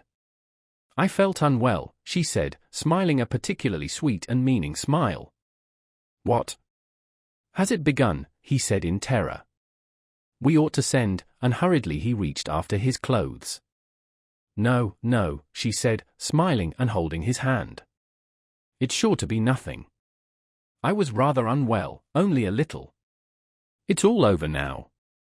And getting into bed, she blew out the candle, lay down and was still. Though he thought her stillness suspicious, as though she were holding her breath, and still more suspicious the expression of peculiar tenderness and excitement with which, as she came from behind the screen, she said nothing, he was so sleepy that he fell asleep at once. Only later he remembered the stillness of her breathing, and understood all that must have been passing in her sweet, precious heart while she lay beside him, not stirring, in anticipation of the greatest event in a woman's life. At 7 o'clock he was waked by the touch of her hand on his shoulder, and a gentle whisper. She seemed struggling between regret at waking him, and the desire to talk to him. "Kostya, don't be frightened. It's all right. But I fancy we ought to send for Lizaveta Petrovna." The candle was lighted again. She was sitting up in bed, holding some knitting, which she had been busy upon during the last few days. "Please, don't be frightened, it's all right." "I'm not a bit afraid," she said, seeing his scared face, and she pressed his hand to her bosom and then to her lips. He hurriedly jumped up, hardly awake, and kept his eyes fixed on her, as he put on his dressing gown, then he stopped, still looking at her. He had to go, but he could not tear himself from her eyes. He thought he loved her face, knew her expression, her eyes, but never had he seen it like this. How hateful and horrible he seemed to himself, thinking of the distress he had caused her yesterday. Her flushed face, fringed with soft curling hair under her nightcap, was radiant with joy and courage. Though there was so little that was complex or artificial in Kitty's character in general, Levin was struck by what was revealed now, when suddenly all disguises were thrown off and the very kernel of her soul shone in her eyes. And in this simplicity and nakedness of her soul, she, the very woman he loved in her, was more manifest than ever. She looked at him, smiling, but all at once her brows twitched, she threw up her head, and going quickly up to him, clutched his hand and pressed close up to him, breathing her hot breath upon him. She was in pain and was, as it were, complaining to him of her suffering. And for the first minute, from habit, it seemed to him that he was to blame. But in her eyes there was a tenderness that told him that she was far from reproaching him, that she loved him for her sufferings. "If not I, who is to blame for it?" he thought unconsciously, seeking someone responsible for this suffering for him to punish, but there was no one responsible. She was suffering, complaining, and triumphing in her sufferings, and rejoicing in them, and loving them. He saw that something sublime was being accomplished in her soul, but what? He could not make it out. It was beyond his understanding. "I have sent to Mamma." You go quickly to fetch Lizaveta Petrovna. Kostya. Nothing, it's over. She moved away from him and rang the bell. Well, go now, Pasha's coming. I am all right. And Levin saw with astonishment that she had taken up the knitting she had brought in the night and begun working at it again. As Levin was going out of one door, he heard the maidservant come in at the other. He stood at the door and heard Kitty giving exact directions to the maid, and beginning to help her move the bedstead. He dressed, and while they were putting in his horses, as a hired sledge was not to be seen yet, he ran again up to the bedroom, not on tiptoe, it seemed to him, but on wings. 2 maidservants were carefully moving something in the bedroom. Kitty was walking about knitting rapidly and giving directions. I'm going for the doctor. They have sent for Lizaveta Petrovna, but I'll go on there too. Isn't there anything wanted? Yes, shall I go to Dolly's? She looked at him, obviously not hearing what he was saying. Yes, yes. Do go, she said quickly, frowning and waving her hand to him. He had just gone into the drawing room, when suddenly a plaintive moan sounded from the bedroom, smothered instantly. He stood still, and for a long while he could not understand. Yes, that is she, he said to himself, and clutching at his head he ran downstairs. Lord have mercy on us. Pardon us. Aid us, he repeated the words that for some reason came suddenly to his lips. And he, an unbeliever, repeated these words not with his lips only. At that instant he knew that all his doubts, even the impossibility of believing with his reason, of which he was aware in himself, did not in the least hinder his turning to God. All of that now floated out of his soul like dust. To whom was he to turn if not to him in whose hands he felt himself, his soul, and his love? The horse was not yet ready, but feeling a peculiar concentration of his physical forces and his intellect on what he had to do, he started off on foot without waiting for the horse, and told Kuzma to overtake him. At the corner he met a night cabman driving hurriedly. In the little sledge, wrapped in a velvet cloak, sat Lizaveta Petrovna with a kerchief round her head. Thank God!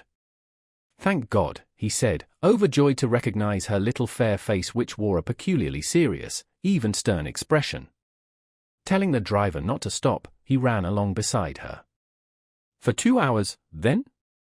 Not more, she inquired. You should let Pyotr Dmitrievitch know, but don't hurry him. And get some opium at the chemist's. So you think that it may go on well? Lord have mercy on us and help us. Levin said, seeing his own horse driving out of the gate. Jumping into the sledge beside Kuzma, he told him to drive to the doctor's. Chapter 14. The doctor was not yet up, and the footman said that he had been up late, and had given orders not to be waked, but would get up soon. The footman was cleaning the lamp chimneys, and seemed very busy about them. This concentration of the footman upon his lamps, and his indifference to what was passing in Levin, at first astounded him, but immediately on considering the question he realized that no one knew or was bound to know his feelings, and that it was all the more necessary to act calmly, sensibly, and resolutely to get through this wall of indifference and attain his aim. Don't be in a hurry or let anything slip, Levin said to himself, feeling a greater and greater flow of physical energy and attention to all that lay before him to do. Having ascertained that the doctor was not getting up, Levin considered various plans, and decided on the following one, that Kuzma should go for another doctor, while he himself should go to the chemist's for opium, and if when he came back the doctor had not yet begun to get up, he would either by tipping the footman, or by force, wake the doctor at all hazards.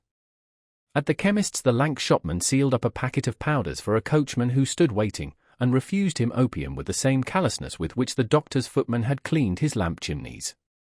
Trying not to get flurried or out of temper, Levin mentioned the names of the doctor and midwife, and explaining what the opium was needed for, tried to persuade him. The assistant inquired in German whether he should give it, and receiving an affirmative reply from behind the partition, he took out a bottle and a funnel, deliberately poured the opium from a bigger bottle into a little one, stuck on a label, sealed it up, in spite of Levin's request that he would not do so, and was about to wrap it up too. This was more than Levin could stand. He took the bottle firmly out of his hands, and ran to the big glass doors. The doctor was not even now getting up, and the footman, busy now in putting down the rugs, refused to wake him. Levin deliberately took out a 10-ruble note and, careful to speak slowly, though losing no time over the business, he handed him the note and explained that Pyotr Dmitrievitch, what a great and important personage he seemed to Levin now. This Pyotr Dmitrievitch, who had been of so little consequence in his eyes before, had promised to come at any time, that he would certainly not be angry, and that he must therefore wake him at once. The footman agreed, and went upstairs, taking Levin into the waiting room. Levin could hear through the door the doctor coughing, moving about, washing, and saying something. 3 minutes passed. It seemed to Levin that more than an hour had gone by. He could not wait any longer. Pyotr Dmitrievitch, he said in an imploring voice at the open door. For God's sake, forgive me. See me as you are. It's been going on more than 2 hours already. In a minute, answered a voice, and to his amazement Levin heard that the doctor was smiling as he spoke. For 1 instant. In a minute. 2 minutes more passed while the doctor was putting on his boots, and 2 minutes more while the doctor put on his coat and combed his hair. Pyotr Dmitrievitch. Levin was beginning again in a plaintive voice, just as the doctor came in dressed and ready. These people have no conscience, thought Levin. Combing his hair while we're dying. Good morning, the doctor said to him, shaking hands, and, as it were, teasing him with his composure. There's no hurry. Well now. Trying to be as accurate as possible, Levin began to tell him every unnecessary detail of his wife's condition, interrupting his account repeatedly with entreaties that the doctor would come with him at once. Oh, you needn't be in any hurry. You don't understand, you know. I'm certain I'm not wanted, still I've promised, and if you like, I'll come. But there's no hurry. Please sit down, won't you have some coffee? Levin stared at him with eyes that asked whether he was laughing at him, but the doctor had no notion of making fun of him. I know, the doctor said, smiling, I'm a married man myself, and at these moments we husbands are very much to be pitied. I've a patient whose husband always takes refuge in the stables on such occasions. But what do you think, Pyotr Dmitrievitch? Do you suppose it may go all right? Everything points to a favorable issue. So you'll come immediately, said Levin, looking wrathfully at the servant who was bringing in the coffee. In an hour's time. Oh, for mercy's sake. Well, let me drink my coffee, anyway. The doctor started upon his coffee. Both were silent. The Turks are really getting beaten, though. Did you read yesterday's telegrams? Said the doctor, munching some roll. No, I can't stand it, said Levin, jumping up. So you'll be with us in 1/4 of an hour. In half an hour. On your honor. When Levin got home, he drove up at the same time as the princess, and they went up to the bedroom door together. The princess had tears in her eyes, and her hands were shaking. Seeing Levin, she embraced him, and burst into tears. Well, my dear Lizaveta Petrovna, she queried, clasping the hand of the midwife, who came out to meet them with a beaming and anxious face. She's going on well, she said, persuade her to lie down. She will be easier so. From the moment when he had waked up and understood what was going on, Levin had prepared his mind to bear resolutely what was before him, and without considering or anticipating anything, to avoid upsetting his wife, and on the contrary to soothe her and keep up her courage. Without allowing himself even to think of what was to come, of how it would end, judging from his inquiries as to the usual duration of these ordeals, Levin had in his imagination braced himself to bear up and to keep a tight rein on his feelings for 5 hours, and it had seemed to him he could do this. But when he came back from the doctor's and saw her sufferings again, he fell to repeating more and more frequently, Lord, have mercy on us, and succor us. He sighed, and flung his head up, and began to feel afraid he could not bear it, that he would burst into tears or run away. Such agony it was to him. And only 1 hour had passed. But after that hour there passed another hour, 2 hours, 3, the full 5 hours he had fixed as the furthest limit of his sufferings, and the position was still unchanged, and he was still bearing it because there was nothing to be done but bear it, every instant feeling that he had reached the utmost limits of his endurance, and that his heart would break with sympathy and pain. But still the minutes passed by and the hours, and still hours more, and his misery and horror grew and were more and more intense. All the ordinary conditions of life, without which one can form no conception of anything, had ceased to exist for Levin. He lost all sense of time. Minutes, those minutes when she sent for him and he held her moist hand, that would squeeze his hand with extraordinary violence and then push it away, seemed to him hours, and hours seemed to him minutes. He was surprised when Lizaveta Petrovna asked him to light a candle behind a screen, and he found that it was 5 o'clock in the afternoon. If he had been told it was only 10 o'clock in the morning, he would not have been more surprised. Where he was all this time, he knew as little as the time of anything. He saw her swollen face, sometimes bewildered and in agony, sometimes smiling and trying to reassure him. He saw the old princess too, flushed and overwrought, with her grey curls in disorder, forcing herself to gulp down her tears, biting her lips. He saw Dolly too and the doctor, smoking fat cigarettes, and Lizaveta Petrovna with a firm, resolute, reassuring face, and the old prince walking up and down the hall with a frowning face. But why they came in and went out, where they were, he did not know. The princess was with the doctor in the bedroom, then in the study, where a table set for dinner suddenly appeared, then she was not there, but Dolly was. Then Levin remembered he had been sent somewhere. Once he had been sent to move a table and sofa. He had done this eagerly, thinking it had to be done for her sake, and only later on he found it was his own bed he had been getting ready. Then he had been sent to the study to ask the doctor something. The doctor had answered and then had said something about the irregularities in the municipal council. Then he had been sent to the bedroom to help the old princess to move the holy picture in its silver and gold setting, and with the princess's old waiting maid he had clambered on a shelf to reach it and had broken the little lamp, and the old servant had tried to reassure him about the lamp and about his wife, and he carried the holy picture and set it at Kitty's head, carefully tucking it in behind the pillow. But where, when, and why all this had happened, he could not tell. He did not understand why the old princess took his hand, and looking compassionately at him, begged him not to worry himself, and Dolly persuaded him to eat something and led him out of the room, and even the doctor looked seriously and with commiseration at him and offered him a drop of something. All he knew and felt was that what was happening was what had happened nearly a year before in the hotel of the country town at the deathbed of his brother Nikolai. But that had been grief, this was joy. Yet that grief and this joy were alike outside all the ordinary conditions of life. They were loopholes, as it were, in that ordinary life through which there came glimpses of something sublime. And in the contemplation of this sublime something the soul was exalted to inconceivable heights of which it had before had no conception, while reason lagged behind, unable to keep up with it. Lord, have mercy on us, and succor us, he repeated to himself incessantly, feeling, in spite of his long and, as it seemed, complete alienation from religion, that he turned to God just as trustfully and simply as he had in his childhood and first youth. All this time he had two distinct spiritual conditions.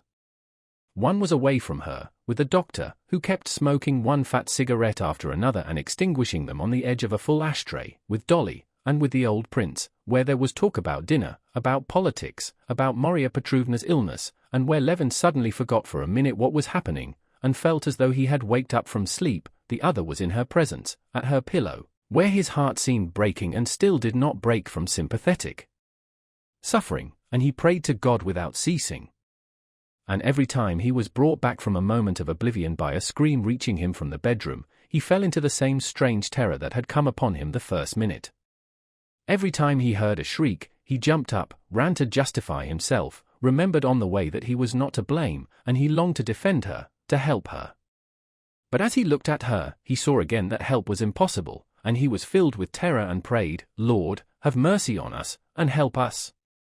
And as time went on, both these conditions became more intense. The calmer he became away from her, completely forgetting her, the more agonizing became both her sufferings and his feeling of helplessness before them. He jumped up, would have liked to run away, but ran to her. Sometimes, when again and again she called upon him, he blamed her, but seeing her patient, smiling face, and hearing the words, I am worrying you, he threw the blame on God, but thinking of God, at once he fell to beseeching God to forgive him and have mercy. Chapter 15. He did not know whether it was late or early. The candles had all burned out. Dolly had just been in the study and had suggested to the doctor that he should lie down. Levin sat listening to the doctor's stories of a quack mesmerizer and looking at the ashes of his cigarette. There had been a period of repose, and he had sunk into oblivion. He had completely forgotten what was going on now. He heard the doctor's chat and understood it. Suddenly there came an unearthly shriek. The shriek was so awful that Levin did not even jump up, but holding his breath, gazed in terrified inquiry at the doctor. The doctor put his head on one side, listened, and smiled approvingly. Everything was so extraordinary that nothing could strike Levin as strange. I suppose it must be so, he thought, and still sat where he was. Whose scream was this?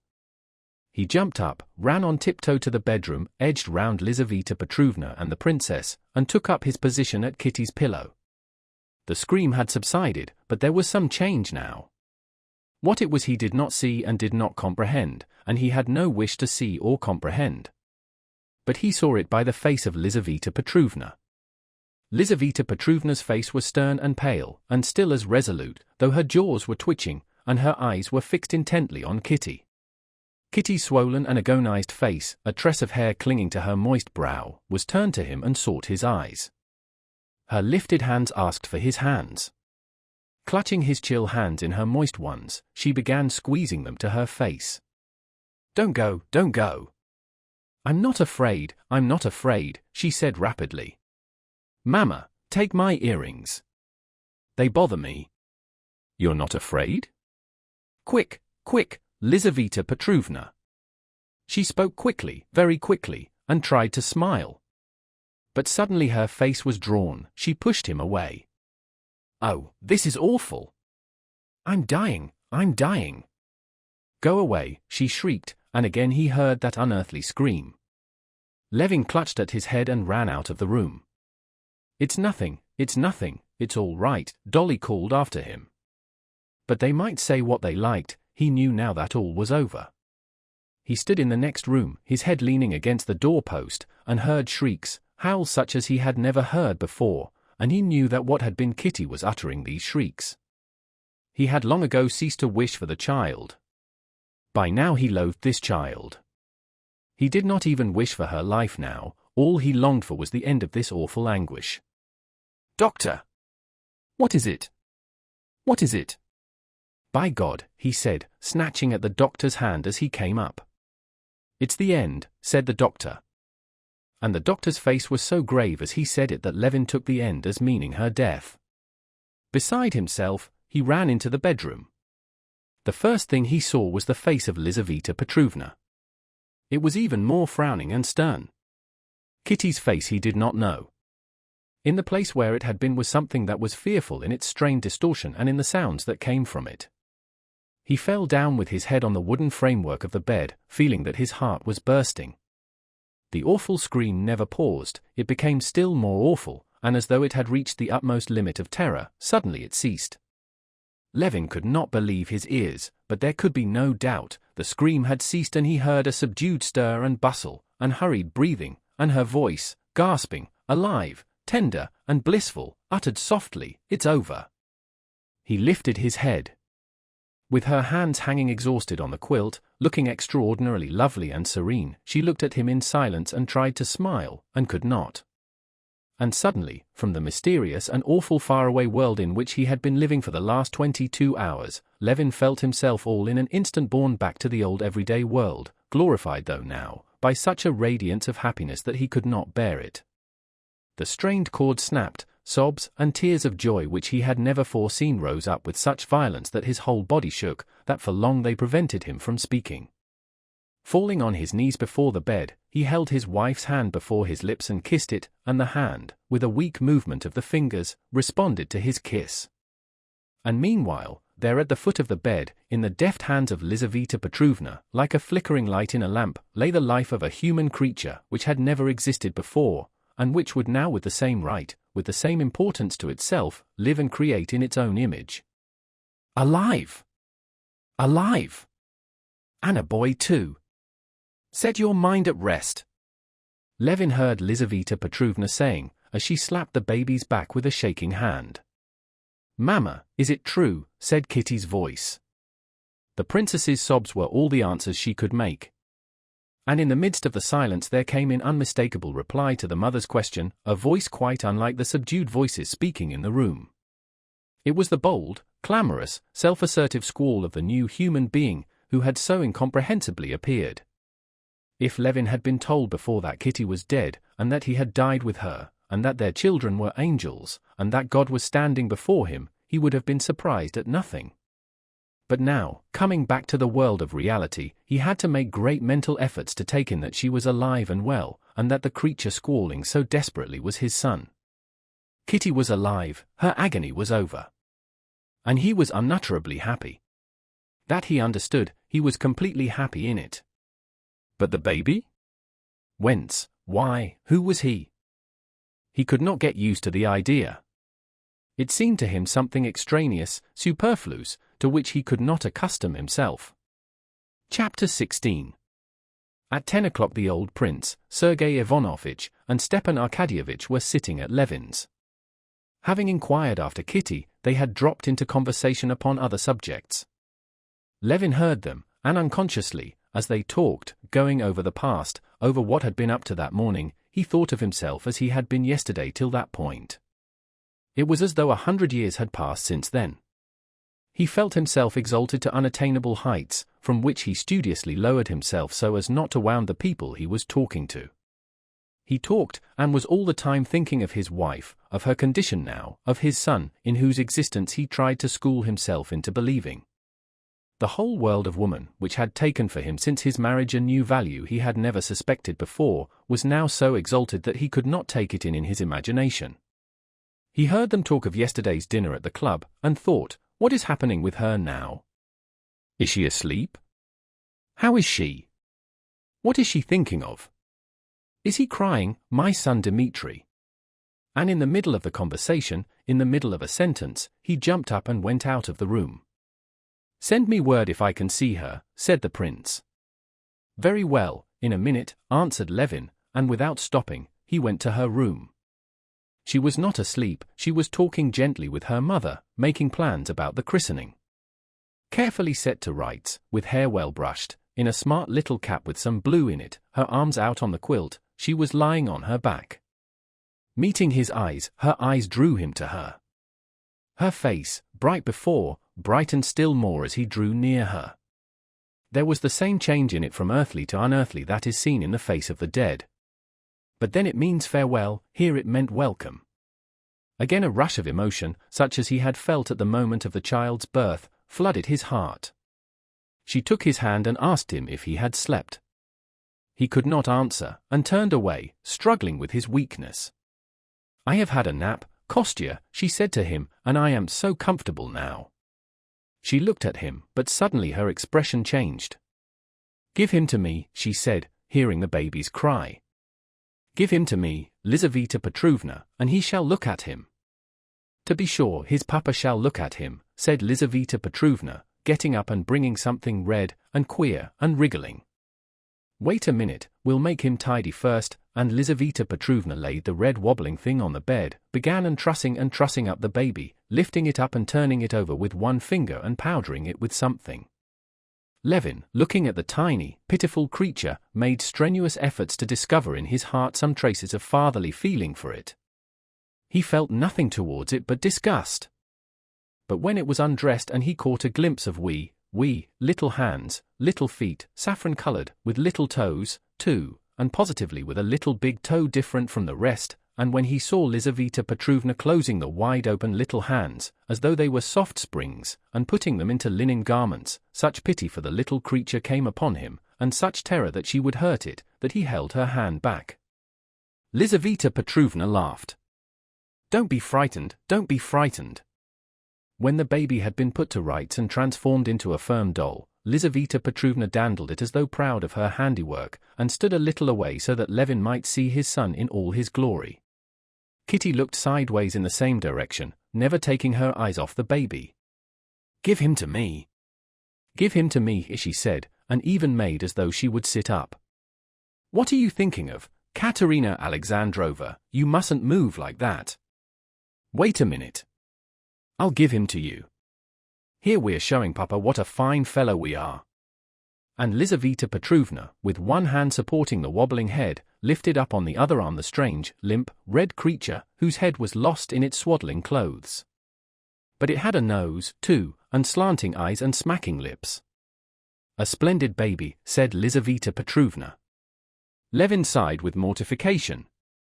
This splendid baby excited in him no feeling but disgust and compassion. It was not at all the feeling he had looked forward to.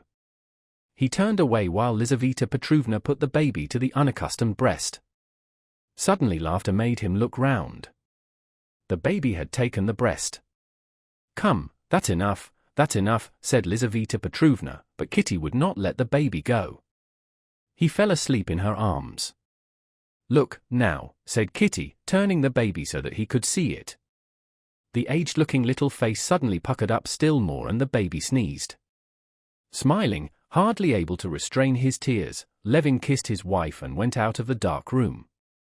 What he felt towards this little creature was utterly unlike what he had expected. There was nothing cheerful and joyous in the feeling, on the contrary, it was a new torture of apprehension. It was the consciousness of a new sphere of liability to pain. And this sense was so painful at first, the apprehension lest this helpless creature should suffer was so intense, that it prevented him from noticing the strange thrill of senseless joy and even pride that he had felt when the baby sneezed. Chapter 17. Stepan Arkadyevitch's affairs were in a very bad way. The money for 2/3 of the forest had all been spent already, and he had borrowed from the merchant in advance at 10% discount, almost all the remaining third. The merchant would not give more, especially as Darya Alexandrovna, for the first time that winter insisting on her right to her own property, had refused to sign the receipt for the payment of the last third of the forest. All his salary went on household expenses and in payment of petty debts that could not be put off. There was positively no money. This was unpleasant and awkward, and in Stepan Arkadyevitch's opinion things could not go on like this. The explanation of the position was, in his view, to be found in the fact that his salary was too small. The post he filled had been unmistakably very good 5 years ago, but it was so no longer. Petrov, the bank director, had 12,000, Sventitsky, a company director, had 17,000, Mitin, who had founded a bank, received 50,000. Clearly I've been napping, and they've overlooked me, Stepan Arkadyevitch thought about himself. And he began keeping his eyes and ears open, and towards the end of the winter he had discovered a very good berth and had formed a plan of attack upon it, at first from Moscow through aunts, uncles, and friends, and then, when the matter was well advanced, in the spring, he went himself to Petersburg. It was one of those snug, lucrative berths of which there are so many more nowadays than there used to be, with incomes ranging from 1,000 to 50,000 rubles. It was the post of secretary of the committee of the Amalgamated Agency of the Southern Railways and of certain banking companies. This position, like all such appointments, called for such immense energy and such varied qualifications, that it was difficult for them to be found united in any one man. And since a man combining all the qualifications was not to be found, it was at least better that the post be filled by an honest than by a dishonest man. And Stepan Arkadyevitch was not merely an honest man, unemphatically, in the common acceptation of the words, he was an honest man, emphatically, in that special sense which the word has in Moscow, when they talk of an honest politician, an honest writer, an honest newspaper, an honest institution, an honest tendency, meaning not simply that the man or the institution is not dishonest, but that they are capable on occasion of taking a line of their own in opposition to the authorities. Stepan Arkadyevitch moved in those circles in Moscow in which that expression had come into use, was regarded there as an honest man, and so had more right to this appointment than others. The appointment yielded an income of from 7,000 to 10,000 a year, and Oblonsky could fill it without giving up his government position. It was in the hands of 2 ministers, 1 lady, and 2 Jews, and all these people, though the way had been paved already with them, Stepan Arkadyevitch had to see in Petersburg. Besides this business, Stepan Arkadyevitch had promised his sister Anna to obtain from Karenina a definite answer on the question of divorce. And begging 50 rubles from Dolly, he set off for Petersburg. Stepan Arkadyevitch sat in Karenin's study listening to his report on the causes of the unsatisfactory position of Russian finance, and only waiting for the moment when he would finish to speak about his own business or about Anna. Yes, "That's very true," he said, when Alexey Alexandrovich took off the pince-nez, without which he could not read now, and looked inquiringly at his former brother-in-law. "That's very true in particular cases, but still the principle of our day is freedom." "Yes, but I laid down another principle, embracing the principle of freedom," said Alexey Alexandrovich, with emphasis on the word embracing, and he put on his pince-nez again, so as to read the passage in which this statement was made. And turning over the beautifully written, wide-margined manuscript, Alexey Alexandrovich read aloud over again the conclusive passage. "I don't advocate protection for the sake of private interests, but for the public weal, and for the lower and upper classes equally," he said, looking over his pince-nez at Oblonsky. "But they cannot grasp that, they are taken up now with personal interests, and carried away by phrases." Stepan Arkadyevitch knew that when Karenina began to talk of what they were doing and thinking, the persons who would not accept his report and were the cause of everything wrong in Russia, that it was coming near the end. And so now he eagerly abandoned the principle of free trade, and fully agreed. Alexey Alexandrovich paused, thoughtfully turning over the pages of his manuscript. "Oh, by the way," said Stepan Arkadyevitch, "I wanted to ask you, sometime when you see Pomorsky, to drop him a hint that I should be very glad to get that new appointment of Secretary of the Committee of the Amalgamated Agency of the Southern Railways and Banking Companies." Stepan Arkadyevitch was familiar by now with the title of the post he coveted, and he brought it out rapidly without mistake. Alexey Alexandrovich questioned him as to the duties of this new committee, and pondered. He was considering whether the new committee would not be acting in some way contrary to the views he had been advocating. But as the influence of the new committee was of a very complex nature, and his views were of very wide application, he could not decide this straight off, and taking off his pince-nez, he said, "Of course, I can mention it to him, but what is your reason precisely for wishing to obtain the appointment? It's a good salary, rising to 9,000, and my means." 9,000, repeated Alexey Alexandrovich, and he frowned. The high figure of the salary made him reflect that on that side Stepan Arkadyevitch's proposed position ran counter to the main tendency of his own projects of reform, which always leaned towards economy. "I consider, and I have embodied my views in a note on the subject, that in our day these immense salaries are evidence of the unsound economic assiette of our finances." "But what's to be done?" said Stepan Arkadyevitch. "Suppose a bank director gets 10,000, well, he's worth it, or an engineer gets 20,000, after all, it's a growing thing, you know. I assume that a salary is the price paid for a commodity, and it ought to conform with the law of supply and demand. If the salary is fixed without any regard for that law, as, for instance, when I see two engineers leaving college together, both equally well trained and efficient, and one getting 40,000 while the other is satisfied with 2, or when I see lawyers and hussars, having no special qualifications, appointed directors of banking companies with immense salaries, I conclude that the salary is not fixed in accordance with the law of supply and demand, but simply through personal interest. And this is an abuse of great gravity in itself, and one that reacts injuriously on the government service." "I consider?" Stepan Arkadyevitch made haste to interrupt his brother-in-law.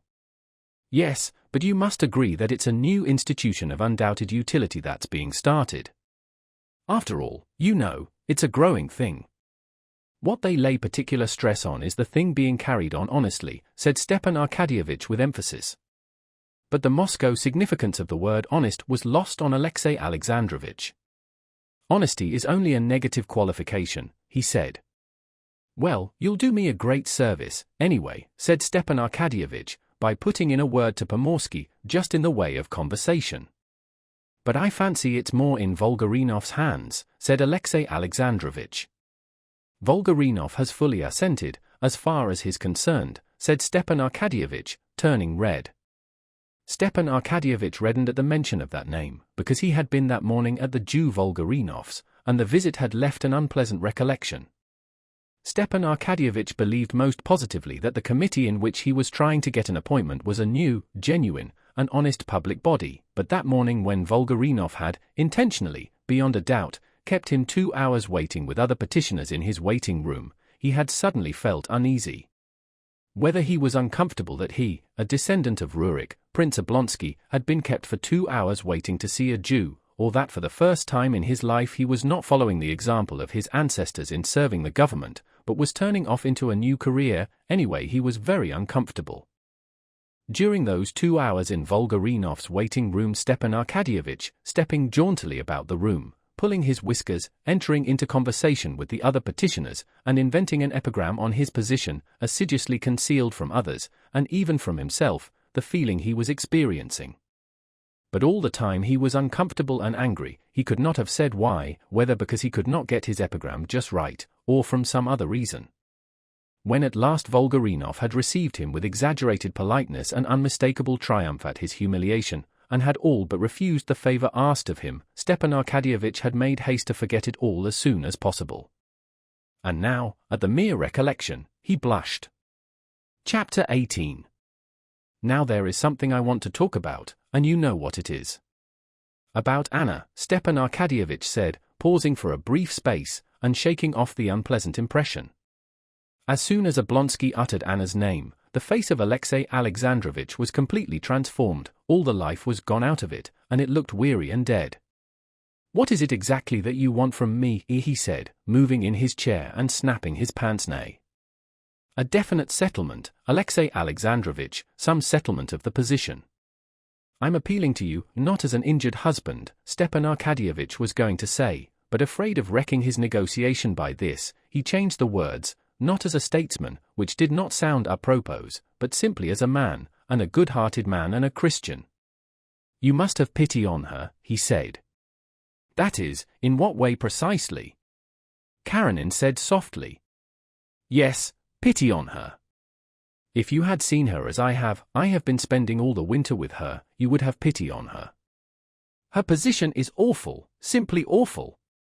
"I had imagined," answered Alexey Alexandrovitch in a higher, almost shrill voice, "that Anna Arkadyevna had everything she had desired for herself." "Oh, Alexey Alexandrovitch, for heaven's sake, don't let us indulge in recriminations. What is past, and you know what she wants and is waiting for, divorce. But I believe Anna Arkadyevna refuses a divorce, if I make it a condition to leave me my son." I replied in that sense, and supposed that the matter was ended. "I consider it at an end," shrieked Alexey Alexandrovitch. "But, for heaven's sake, don't get hot," said Stepan Arkadyevitch, touching his brother-in-law's knee. "The matter is not ended. If you will allow me to recapitulate, it was like this: when you parted, you were as magnanimous as could possibly be, you were ready to give her everything, freedom, divorce even. She appreciated that. No, don't think that. She did appreciate it, to such a degree that at the first moment, feeling how she had wronged you, she did not consider and could not consider everything. She gave up everything. But experience, time, have shown that her position is unbearable, impossible. The life of Anna Arkadyevna can have no interest for me," Alexey Alexandrovitch put in, lifting his eyebrows. "Allow me to disbelieve that," Stepan Arkadyevitch replied gently. "Her position is intolerable for her, and of no benefit to anyone whatever. She has deserved it, you will say. She knows that and asks you for nothing. She says plainly that she dare not ask you. But all of us, her relatives, all who love her, beg you, entreat you. Why should she suffer? Who is any the better for it?" "Excuse me, you seem to put me in the position of the guilty party," observed Alexey Alexandrovitch. Oh, no, not at all. Please understand me," said Stepan Arkadyevitch, touching his hand again, as though feeling sure this physical contact would soften his brother-in-law. "All I say is this: her position is intolerable, and it might be alleviated by you, and you will lose nothing by it. I will arrange it all for you, so that you'll not notice it. You did promise it, you know. The promise was given before. And I had supposed that the question of my son had settled the matter. Besides, I had hoped that Anna Arkadyevna had enough generosity." Alexey Alexandrovitch articulated with difficulty, his lips twitching and his face white. "She leaves it all to your generosity. She begs, she implores one thing of you, to extricate her from the impossible position in which she is placed. She does not ask for her son now. Alexey Alexandrovitch, you are a good man. Put yourself in her position for a minute. The question of divorce for her in her position is a question of life and death. If you had not promised it once, she would have reconciled herself to her position, she would have gone on living in the country. But you promised it, and she wrote to you, and moved to Moscow. And here she's been for 6 months in Moscow, where every chance meeting cuts her to the heart, every day expecting an answer. Why, it's like keeping a condemned criminal for 6 months with the rope round his neck, promising him perhaps death, perhaps mercy. Have pity on her, and I will undertake to arrange everything. Vos scrupules? I am not talking about that. Alexey Alexandrovich interrupted with disgust. But, perhaps, I promised what I had no right to promise. So you go back from your promise. I have never refused to do all that is possible, but I want time to consider how much of what I promised is possible. No, Alexey Alexandrovich, cried Oblonsky, jumping up, I won't believe that. She's unhappy as only an unhappy woman can be, and you cannot refuse in such. As much of what I promised as is possible. Vos professors detra libra pensa. But I as a believer cannot, in a matter of such gravity, act in opposition to the Christian law. But in Christian societies and among us, as far as I'm aware, divorce is allowed, said Stepan Arkadyevitch. Divorce is sanctioned even by our church. And we see. It is allowed, but not in the sense.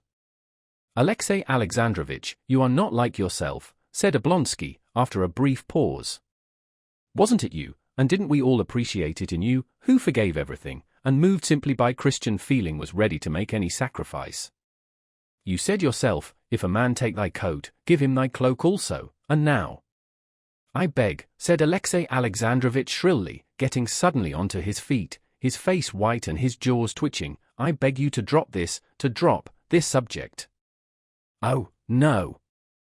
Oh, forgive me if I have wounded you, said Stepan Arkadyevitch, holding out his hand with a smile of embarrassment, but like a messenger I have simply performed the commission given me. Alexey Alexandrovich gave him his hand, pondered a little, and said, I must think it over and seek for guidance. The day after tomorrow I will give you a final answer, he said, after considering a moment. Chapter 19. Stepan Arkadyevitch was about to go away when Korny came in to announce. Sergei Alexeyevich. Who's Sergei Alexeyevich? Stepan Arkadyevitch was beginning, but he remembered immediately. Ah, Seryozha, he said aloud. Sergei Alexeyevich. I thought it was the director of a department. Anna asked me to see him too, he thought.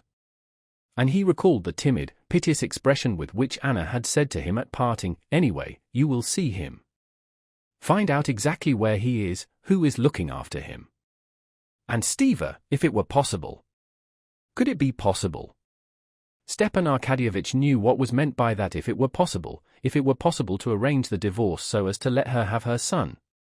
Stepan Arkadyevitch saw now that it was no good to dream of that, but still he was glad to see his nephew. Alexey Alexandrovich reminded his brother-in-law that they never spoke to the boy of his mother, and he begged him not to mention a single word about her. He was very ill after that interview with his mother, which we had not foreseen, said Alexey Alexandrovich. Indeed, we feared for his life.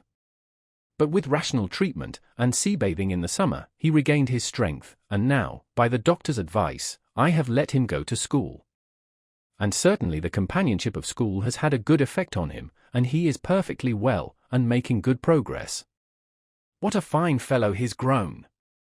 He's not Seryozha now, but quite full-fledged Sergei Alexeyevich, said Stepan Arkadyevitch, smiling, as he looked at the handsome, broad-shouldered lad in blue coat and long trousers, who walked in alertly and confidently.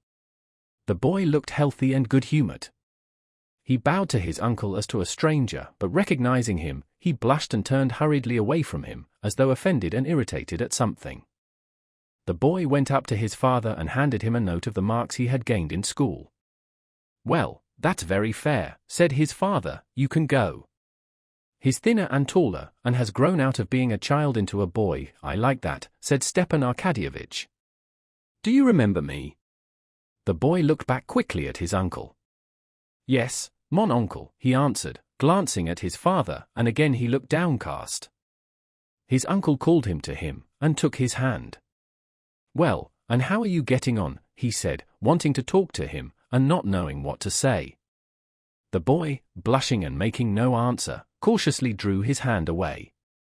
As soon as Stepan Arkadyevitch let go his hand, he glanced doubtfully at his father, and like a bird set free, he darted out of the room. A year had passed since the last time Seryozha had seen his mother. Since then he had heard nothing more of her. And in the course of that year he had gone to school, and made friends among his schoolfellows. The dreams and memories of his mother, which had made him ill after seeing her, did not occupy his thoughts now. When they came back to him, he studiously drove them away, regarding them as shameful and girlish, below the dignity of a boy and a schoolboy. He knew that his father and mother were separated by some quarrel, he knew that he had to remain with his father, and he tried to get used to that idea. He disliked seeing his uncle, so like his mother, for it called up those memories of which he was ashamed. He disliked it all the more as from some words he had caught as he waited at the study door, and still more from the faces of his father and uncle, he guessed that they must have been talking of his mother. And to avoid condemning the father with whom he lived and on whom he was dependent, and, above all, to avoid giving way to sentimentality, which he considered so degrading, Seryozha tried not to look at his uncle who had come to disturb his peace of mind, and not to think of what he recalled to him. But when Stepan Arkadyevitch, going out after him, saw him on the stairs, and calling to him, asked him how he spent his playtime at school, Seryozha talked more freely to him away from his father's presence. "We have a railway now," he said in answer to his uncle's question. "It's like this, do you see, two sit on a bench, they're the passengers, and one stands up straight on the bench. And all are harnessed to it by their arms or by their belts, and they run through all the rooms, the doors are left open beforehand. Well, and it's pretty hard work being the conductor." "That's the one that stands?" Stepan Arkadyevitch inquired, smiling. "Yes, you want pluck for it, and cleverness too, especially when they stop all of a sudden, or someone falls down." "Yes, that must be a serious matter," said Stepan Arkadyevitch, watching with mournful interest the eager eyes, like his mother's, not childish now, no longer fully innocent. And though he had promised Alexey Alexandrovitch not to speak of Anna, he could not restrain himself. "Do you remember your mother?" he asked suddenly. "No, I don't," Seryozha said quickly. He blushed crimson, and his face clouded over. And his uncle could get nothing more out of him. His tutor found his pupil on the staircase half an hour later, and for a long while he could not make out whether he was ill-tempered or crying. "What is it?" "I expect you hurt yourself when you fell down," said the tutor. "I told you it was a dangerous game. And we shall have to speak to the director. If I had hurt myself, nobody should have found it out, that's certain." "Well, what is it, then?" "Leave me alone. If I remember, or if I don't remember. What business is it of his? Why should I remember? Leave me in peace," he said, addressing not his tutor, but the whole world. Chapter 20. Stepan Arkadyevitch, as usual, did not waste his time in Petersburg. In Petersburg, besides business, his sister's divorce, and his coveted appointment, he wanted, as he always did, to freshen himself up, as he said, after the mustiness of Moscow. In spite of its cafes, chantants and its omnibuses, Moscow was yet a stagnant bog. Stepan Arkadyevitch always felt it. After living for some time in Moscow, especially in close relations with his family, he was conscious of a depression of spirits. After being a long time in Moscow without a change, he reached a point when he positively began to be worrying himself over his wife's ill humor and reproaches, over his children's health and education, and the petty details of his official work. Even the fact of being in debt worried him. But he had only to go and stay a little while in Petersburg, in the circle there in which he moved, where people lived, really lived, instead of vegetating as in Moscow, and all such ideas vanished and melted away at once, like wax before the fire. His wife. Only that day he had been talking to Prince Tchetchensky. Prince Tchetchensky had a wife and family, grown-up pages in the corps, and he had another illegitimate family of children also. Though the first family was very nice too, Prince Tchetchensky felt happier in his second family, and he used to take his eldest son with him to his second family, and told Stepan Arkadyevitch that he thought it good for his son, enlarging his ideas. What would have been said to that in Moscow? His children? In Petersburg, children did not prevent their parents from enjoying life. The children were brought up in schools, and there was no trace of the wild idea that prevailed in Moscow, in Lvov's household, for instance, that all the luxuries of life were for the children, while the parents have nothing but work and anxiety. Here people understood that a man is in duty bound to live for himself, as every man of culture should live. His official duties? Official work here was not the stiff, hopeless drudgery that it was in Moscow. Here there was some interest in official life. A chance meeting, a service rendered, a happy phrase, a knack of facetious mimicry, and a man's career might be made in a trice. So it had been with Bryantsev, whom Stepan Arkadyevitch had met the previous day, and who was one of the highest functionaries in government now. There was some interest in official work like that. The Petersburg attitude on pecuniary matters had an especially soothing effect on Stepan Arkadyevitch. Bartnyansky, who must spend at least 50,000 to judge by the style he lived in, had made an interesting comment the day before on that subject. As they were talking before dinner, Stepan Arkadyevitch said to Bartnyansky, "You're friendly, I fancy, with Mordvinsky. You might do me a favor, say a word to him, please, for me. There's an appointment I should like to get, secretary of the agency." "Oh, I shan't remember all that, if you tell it to me. But what possesses you to have to do with railways and Jews? Take it as you will, it's a low business." Stepan Arkadyevitch did not say to Bartnyansky that it was a growing thing. Bartnyansky would not have understood that. "I want the money, I've nothing to live on." "You're living, aren't you?" "Yes, but in debt." "Are you, though?" "Heavily," said Bartnyansky sympathetically. "Very heavily, 20,000. Bartnyansky broke into good-humored laughter. "Oh, lucky fellow," said he. "My debts mount up to 1.5 million, and I've nothing, and still I can live, as you see." And Stepan Arkadyevitch saw the correctness of this view not in words only but in actual fact. Jivahoff owed 300,000, and hadn't a farthing to bless himself with, and he lived, and in style too. Count Krivtsov was considered a hopeless case by everyone, and yet he kept 2 mistresses. Petrovsky had run through 5 millions, and still lived in just the same style, and was even a manager in the financial department with a salary of 20,000. But besides this, Petersburg had physically an agreeable effect on Stepan Arkadyevitch. It made him younger. In Moscow he sometimes found a grey hair in his head, dropped to sleep after dinner, stretched, walked slowly upstairs, breathing heavily, was bored by the society of young women, and did not dance at balls. In Petersburg he always felt 10 years younger. His experience in Petersburg was exactly what had been described to him on the previous day by Prince Pyotr Oblonsky, a man of 60, who had just come back from abroad. "We don't know the way to live here," said Pyotr Oblonsky. "I spent the summer in Baden, and you wouldn't believe it, I felt quite a young man.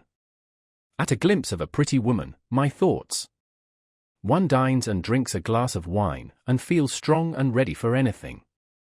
I came home to Russia, had to see my wife, and, what's more, go to my country place, and there, you'd hardly believe it, in a fortnight I'd got into a dressing gown and given up dressing for dinner. Needn't say I had no thoughts left for pretty women. I became quite an old gentleman.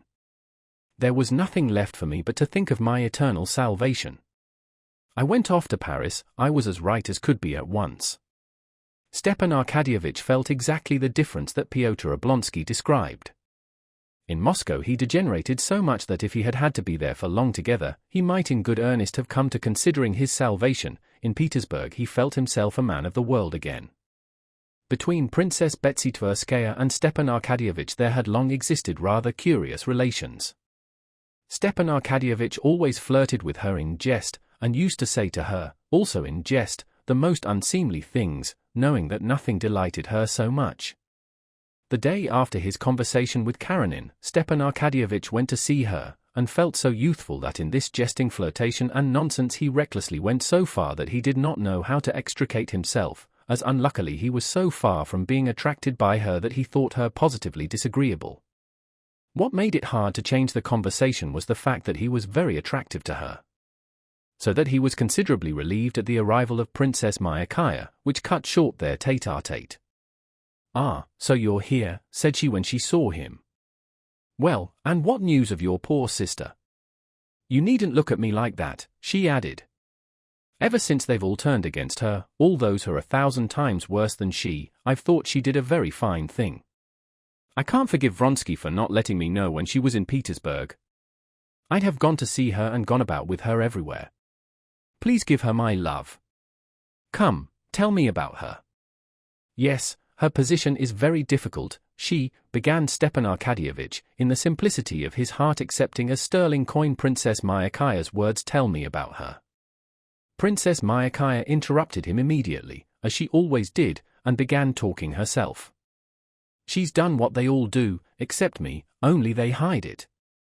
But she wouldn't be deceitful, and she did a fine thing. And she did better still in throwing up that crazy brother-in-law of yours. You must excuse me.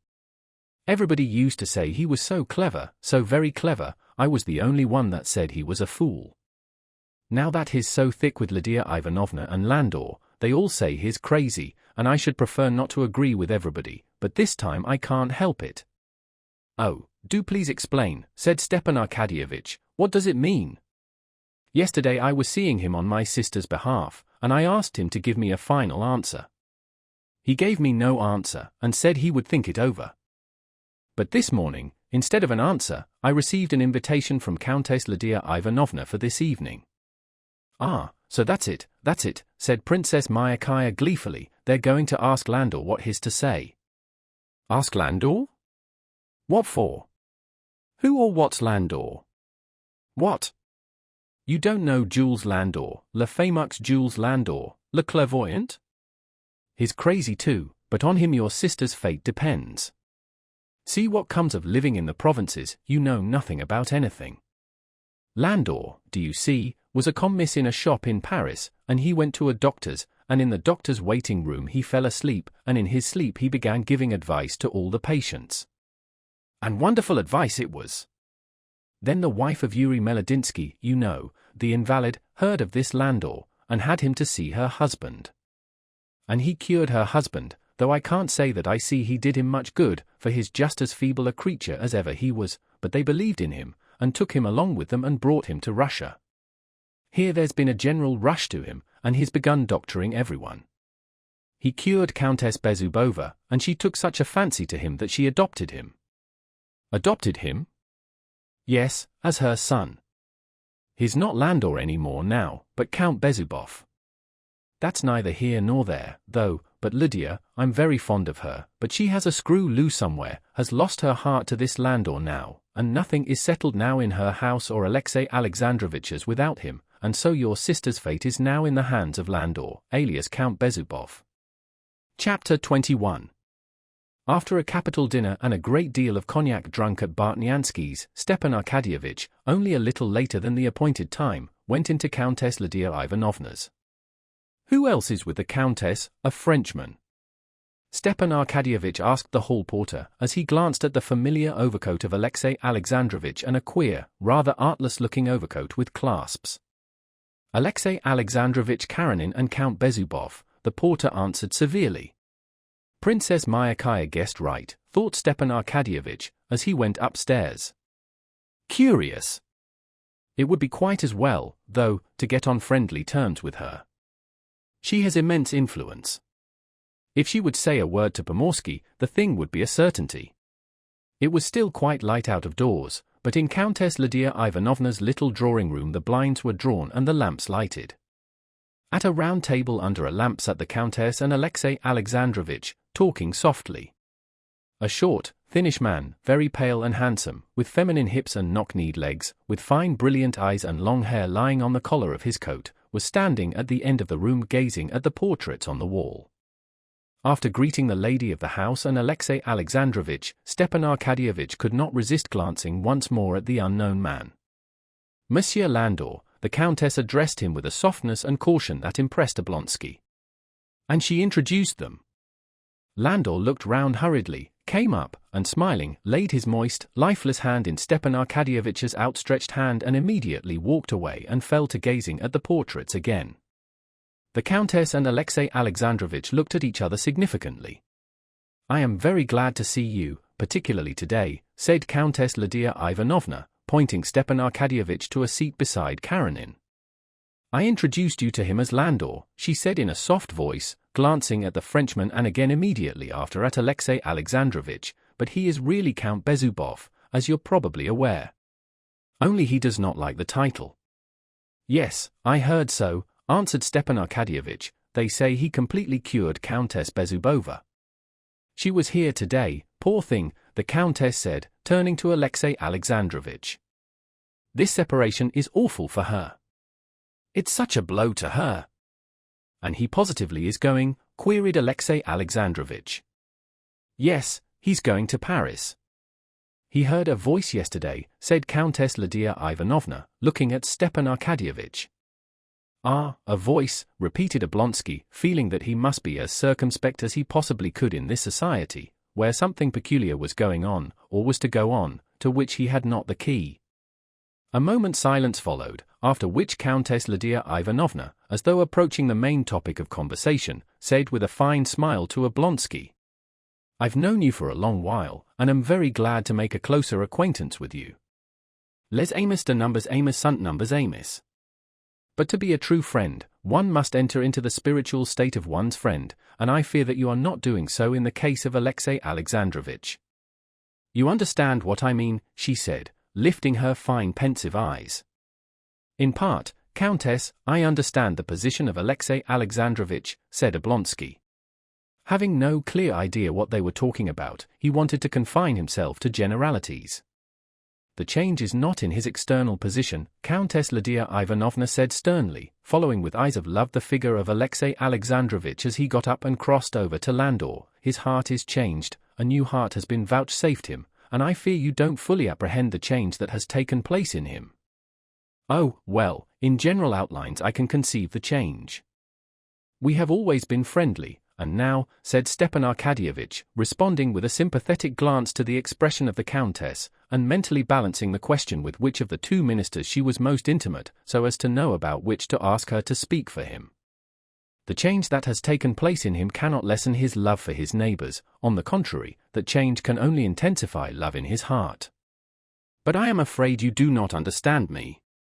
Won't you have some tea?" she said, with her eyes indicating the footman, who was handing round tea on a tray.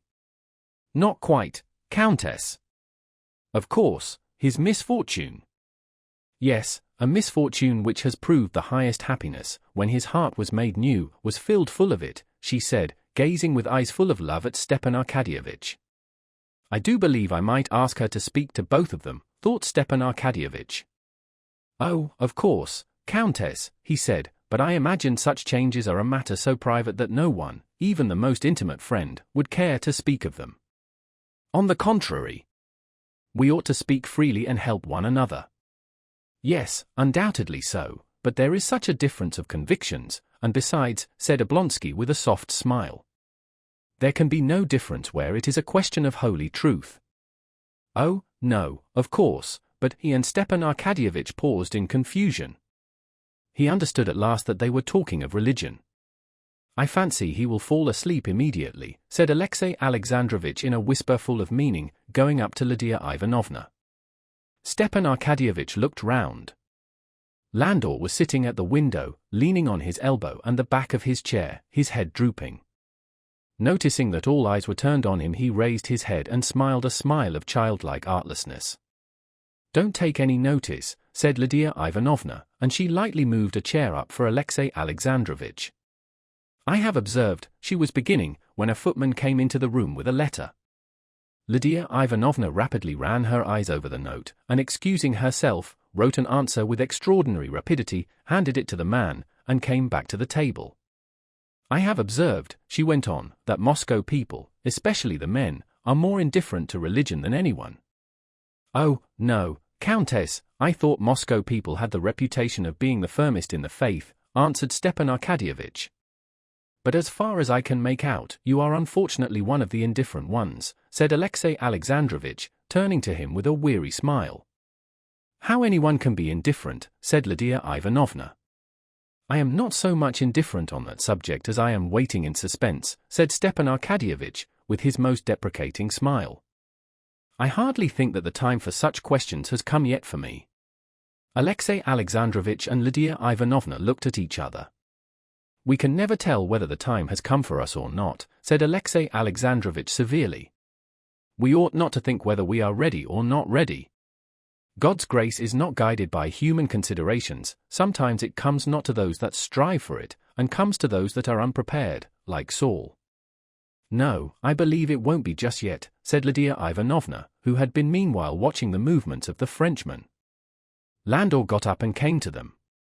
"Do you allow me to listen?" he asked. "Oh, yes, I did not want to disturb you," said Lydia Ivanovna, gazing tenderly at him. "Sit here with us." "One has only not to close one's eyes to shut out the light," Alexey Alexandrovich went on. "Ah, if you knew the happiness we know, feeling his presence ever in our hearts," said Countess Lydia Ivanovna with a rapturous smile. "But a man may feel himself unworthy sometimes to rise to that height," said Stepan Arkadyevitch, conscious of hypocrisy in admitting this religious height, but at the same time unable to bring himself to acknowledge his free-thinking views before a person who, by a single word to Pomorsky, might procure him the coveted appointment. "That is, you mean that sin keeps him back," said Lydia Ivanovna. "But that is a false idea. There is no sin for believers, their sin has been atoned for. Pardon," she added, looking at the footman, who came in again with another letter. She read it and gave a verbal answer. "Tomorrow at the Grand Duchess's, say. For the believer sin is not," she went on. "Yes, but faith without works is dead," said Stepan Arkadyevitch, recalling the phrase from the Catechism, and only by his smile clinging to his independence. "There you have it, from the Epistle of St. James," said Alexey Alexandrovich, addressing Lydia Ivanovna, with a certain reproachfulness in his tone. It was unmistakably a subject they had discussed more than once before. What harm has been done by the false interpretation of that passage? Nothing holds men back from belief like that misinterpretation. "I have not works, so I cannot believe," though all the while that is not said. But the very opposite is said. "Striving for God, saving the soul by fasting," said Countess Lydia Ivanovna, with disgusted contempt, "those are the crude ideas of our monks. Yet that is nowhere said. It is far simpler and easier," she added, looking at Oblonsky with the same encouraging smile with which at court she encouraged youthful maids of honor, disconcerted by the new surroundings of the court. "We are saved by Christ who suffered for us." "We are saved by faith," Alexey Alexandrovich chimed in, with a glance of approval at her words. "Vous comprenez l'anglais?" asked Lydia Ivanovna, and receiving a reply in the affirmative, she got up and began looking through a shelf of books. "I want to read him Safe and Happy, or Under the Wing," she said, looking inquiringly at Karenina. And finding the book, and sitting down again in her place, she opened it. It's very short. In it is described the way by which faith can be reached, and the happiness, above all earthly bliss, with which it fills the soul. The believer cannot be unhappy because he is not alone. But you will see. She was just settling herself to read when the footman came in again. "Madame Borozdina? Tell her, tomorrow at 2:00. "Yes," she said, putting her finger in the place in the book, and gazing before her with her fine pensive eyes. "That is how true faith acts. You know Marie Sanina? You know about her trouble? She lost her only child. She was in despair. And what happened? She found this comforter, and she thanks God now for the death of her child. Such is the happiness faith brings." "Oh, yes, that is most," said Stepan Arkadyevitch, glad they were going to read, and let him have a chance to collect his faculties. "No, I see I'd better not ask her about anything today," he thought. "If only I can get out of this without putting my foot in it." "It will be dull for you," said Countess Lydia Ivanovna, addressing Landor. "You don't know English, but it's short." "Oh, I shall understand," said Landor, with the same smile, and he closed his eyes. Alexey Alexandrovich and Lydia Ivanovna exchanged meaningful glances, and the reading began. Chapter 22. Stepan Arkadyevitch felt completely nonplussed by the strange talk which he was hearing for the first time. The complexity of Petersburg, as a rule, had a stimulating effect on him, rousing him out of his Moscow stagnation. But he liked these complications, and understood them only in the circles he knew and was at home in. In these unfamiliar surroundings he was puzzled and disconcerted, and could not get his bearings. As he listened to Countess Lydia Ivanovna, aware of the beautiful, artless, or perhaps artful, he could not decide which eyes of Landor fixed upon him. Stepan Arkadyevitch began to be conscious of a peculiar heaviness in his head. The most incongruous ideas were in confusion in his head. Marie Sanina is glad her child's dead. How good a smoke would be now! To be saved, one need only believe, and the monks don't know how the thing's to be done, but Countess Lydia Ivanovna does know. And why is my head so heavy? Is it the cognac, or all this being so queer? Anyway, I fancy I've done nothing unsuitable so far. But anyway, it won't do to ask her now. They say they make one say one's prayers. I only hope they won't make me. That'll be too imbecile. And what stuff it is she's reading. But she has a good accent. Landor, Bezubov, what's he Bezubov for? All at once Stepan Arkadyevitch became aware that his lower jaw was uncontrollably forming a yawn. He pulled his whiskers to cover the yawn, and shook himself together. But soon after he became aware that he was dropping asleep and on the very point of snoring. He recovered himself at the very moment when the voice of Countess Lydia Ivanovna was saying he's asleep. Stepan Arkadyevitch started with dismay, feeling guilty and caught. But he was reassured at once by seeing that the words "his asleep" referred not to him, but to Landor. The Frenchman was asleep as well as Stepan Arkadyevitch. But Stepan Arkadyevitch's being asleep would have offended them, as he thought, though even this, he thought, might not be so, as everything seemed so queer, while Landor's being asleep delighted them extremely, especially Countess Lydia Ivanovna. Mon ami, said Lydia Ivanovna, carefully holding the folds of her silk gown so as not to rustle, and in her excitement calling Karenina not Alexey Alexandrovitch, but mon ami, Donez-Louis l'Armain. Vos voyez? Shoo, she hissed at the footman as he came in again. Not at home. The Frenchman was asleep, or pretending to be asleep, with his head on the back of his chair, and his moist hand, as it lay on his knee, made faint movements, as though trying to catch something. Alexey Alexandrovitch got up, tried to move carefully, but stumbled against the table, went up and laid his hand in the Frenchman's hand. Stepan Arkadyevitch got up too, and opening his eyes wide, trying to wake himself up if he were asleep, he looked first at one and then at the other. It was all real. Stepan Arkadyevitch felt that his head was getting worse and worse. Que la personne qui est arrivée la dernière, celle qui demande, tu elle sort. Tu elle sort, articulated the Frenchman, without opening his eyes. Vos m'excuserez, mais vos voyez.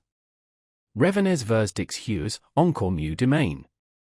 Tu elle sort, repeated the Frenchman impatiently. C'est moi, n'est-ce pas? And receiving an answer in the affirmative, Stepan Arkadyevitch, forgetting the favor he had meant to ask of Lydia Ivanovna, and forgetting his sister's affairs, caring for nothing, but filled with the sole desire to get away as soon as possible, went out on tiptoe and ran out into the street as though from a plague-stricken house. For a long while he chatted and joked with his cab driver, trying to recover his spirits. At the French theatre where he arrived for the last act, and afterwards at the Tartar restaurant after his champagne, Stepan Arkadyevitch felt a little refreshed in the atmosphere he was used to. But still he felt quite unlike himself all that evening. On getting home to Pyotr Oblonsky's, where he was staying, Stepan Arkadyevitch found a note from Betsy. She wrote to him that she was very anxious to finish their interrupted conversation, and begged him to come next day. He had scarcely read this note, and frowned at its contents, when he heard below the ponderous tramp of the servants, carrying something heavy. Stepan Arkadyevitch went out to look. It was the rejuvenated Pyotr Oblonsky. He was so drunk that he could not walk upstairs, but he told them to set him on his legs when he saw Stepan Arkadyevitch, and clinging to him, walked with him into his room and there began telling him how he had spent the evening, and fell asleep doing so. Stepan Arkadyevitch was in very low spirits, which happened rarely with him, and for a long while he could not go to sleep. Everything he could recall to his mind, everything was disgusting, but most disgusting of all, as if it were something shameful, was the memory of the evening he had spent at Countess Lydia Ivanovna's. Next day he received from Alexey Alexandrovitch a final answer, refusing to grant Anna's divorce, and he understood that this decision was based on what the Frenchman had said in his real or pretended trance. Chapter 23.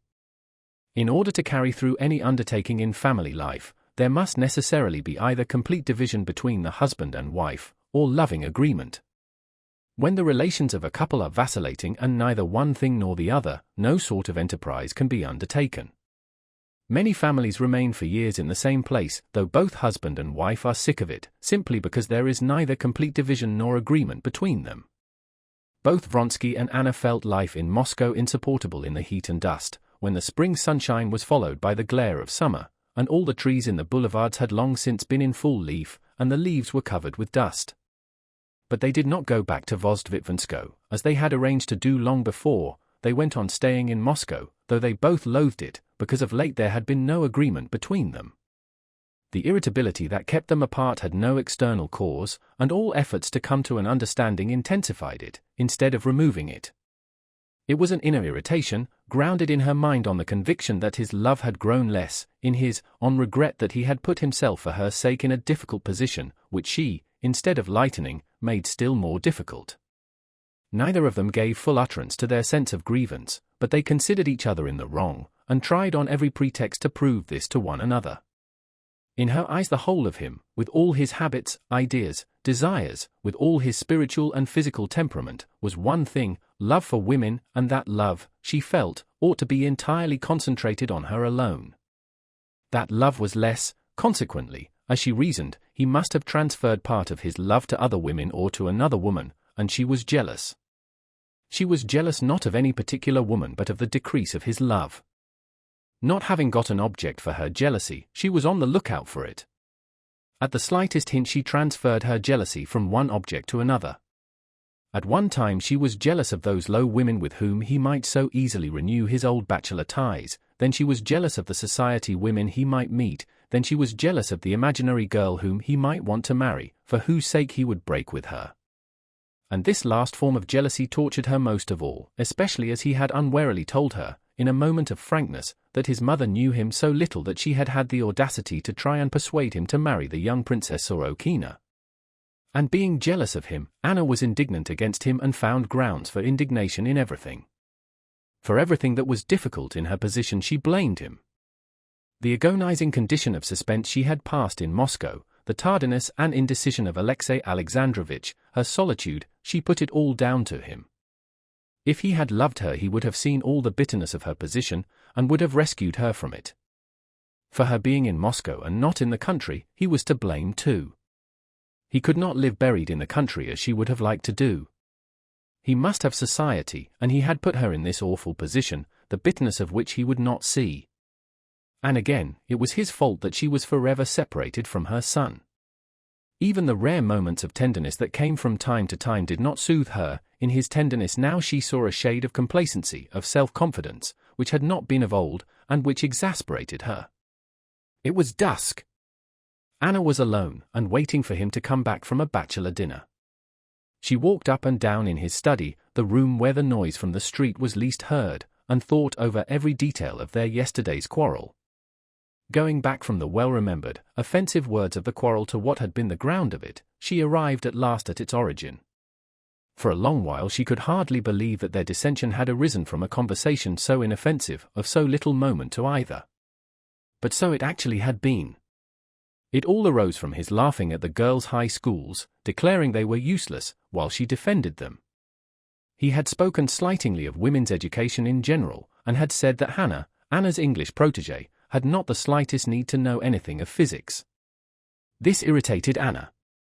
She saw in this a contemptuous reference to her occupations. And she bethought her of a phrase to pay him back for the pain he had given her. "I don't expect you to understand me, my feelings, as anyone who loved me might, but simple delicacy I did expect," she said. And he had actually flushed with vexation, and had said something unpleasant. She could not recall her answer, but at that point, with an unmistakable desire to wound her to, he had said, "I feel no interest in your infatuation over this girl, that's true, because I see it's unnatural."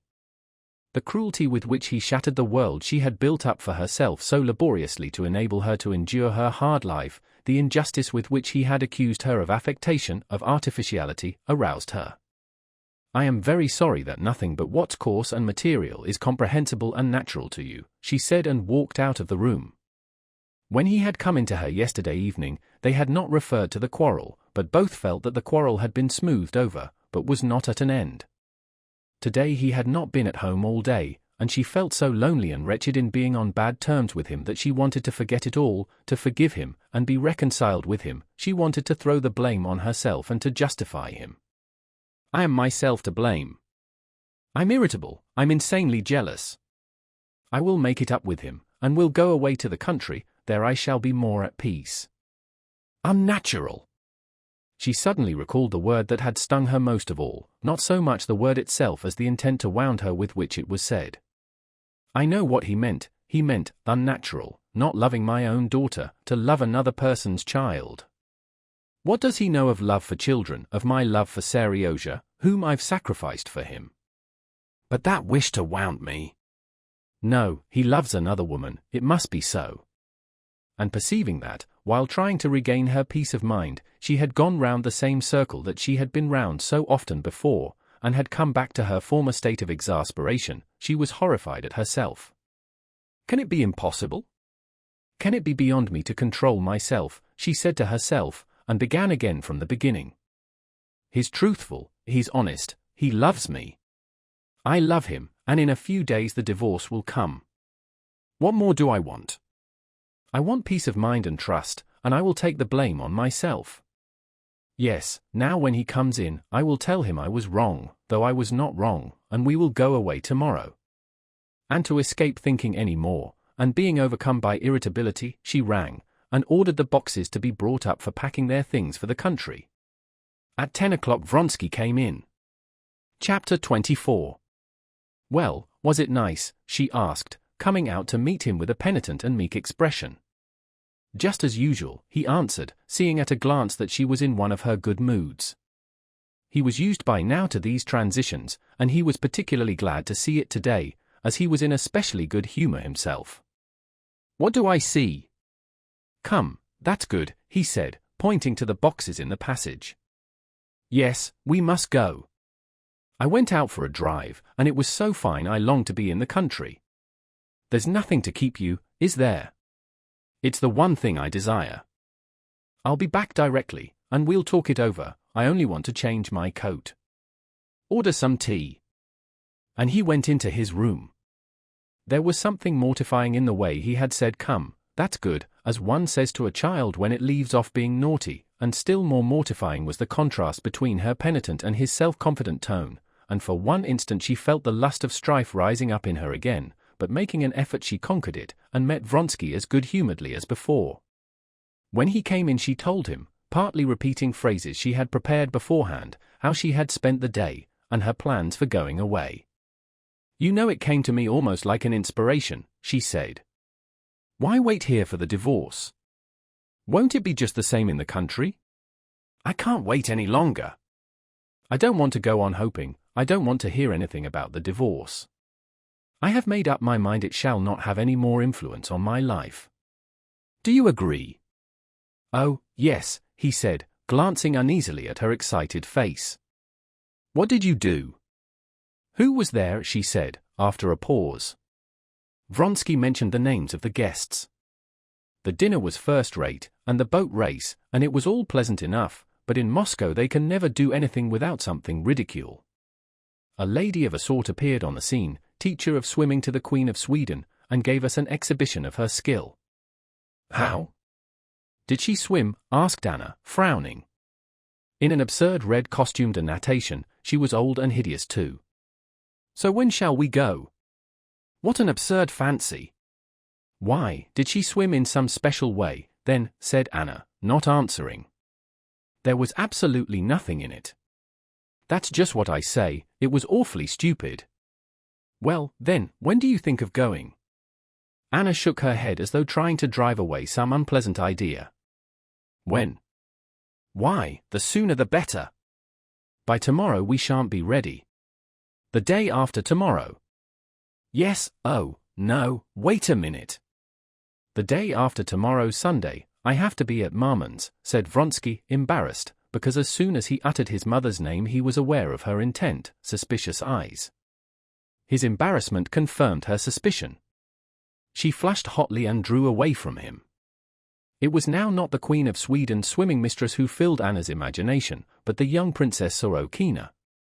She was staying in a village near Moscow with Countess Vronskaya. Can't you go tomorrow, she said. Well, no. The deeds and the money for the business I'm going there for I can't get by tomorrow, he answered. If so, we won't go at all. But why so? I shall not go later. Monday or never. What for? Said Vronsky, as though in amazement. Why, there's no meaning in it. There's no meaning in it to you, because you care nothing for me. You don't care to understand my life. The one thing that I cared for here was Hannah.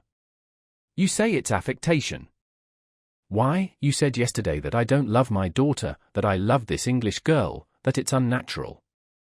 I should like to know what life there is for me that could be natural. For an instant she had a clear vision of what she was doing, and was horrified at how she had fallen away from her resolution.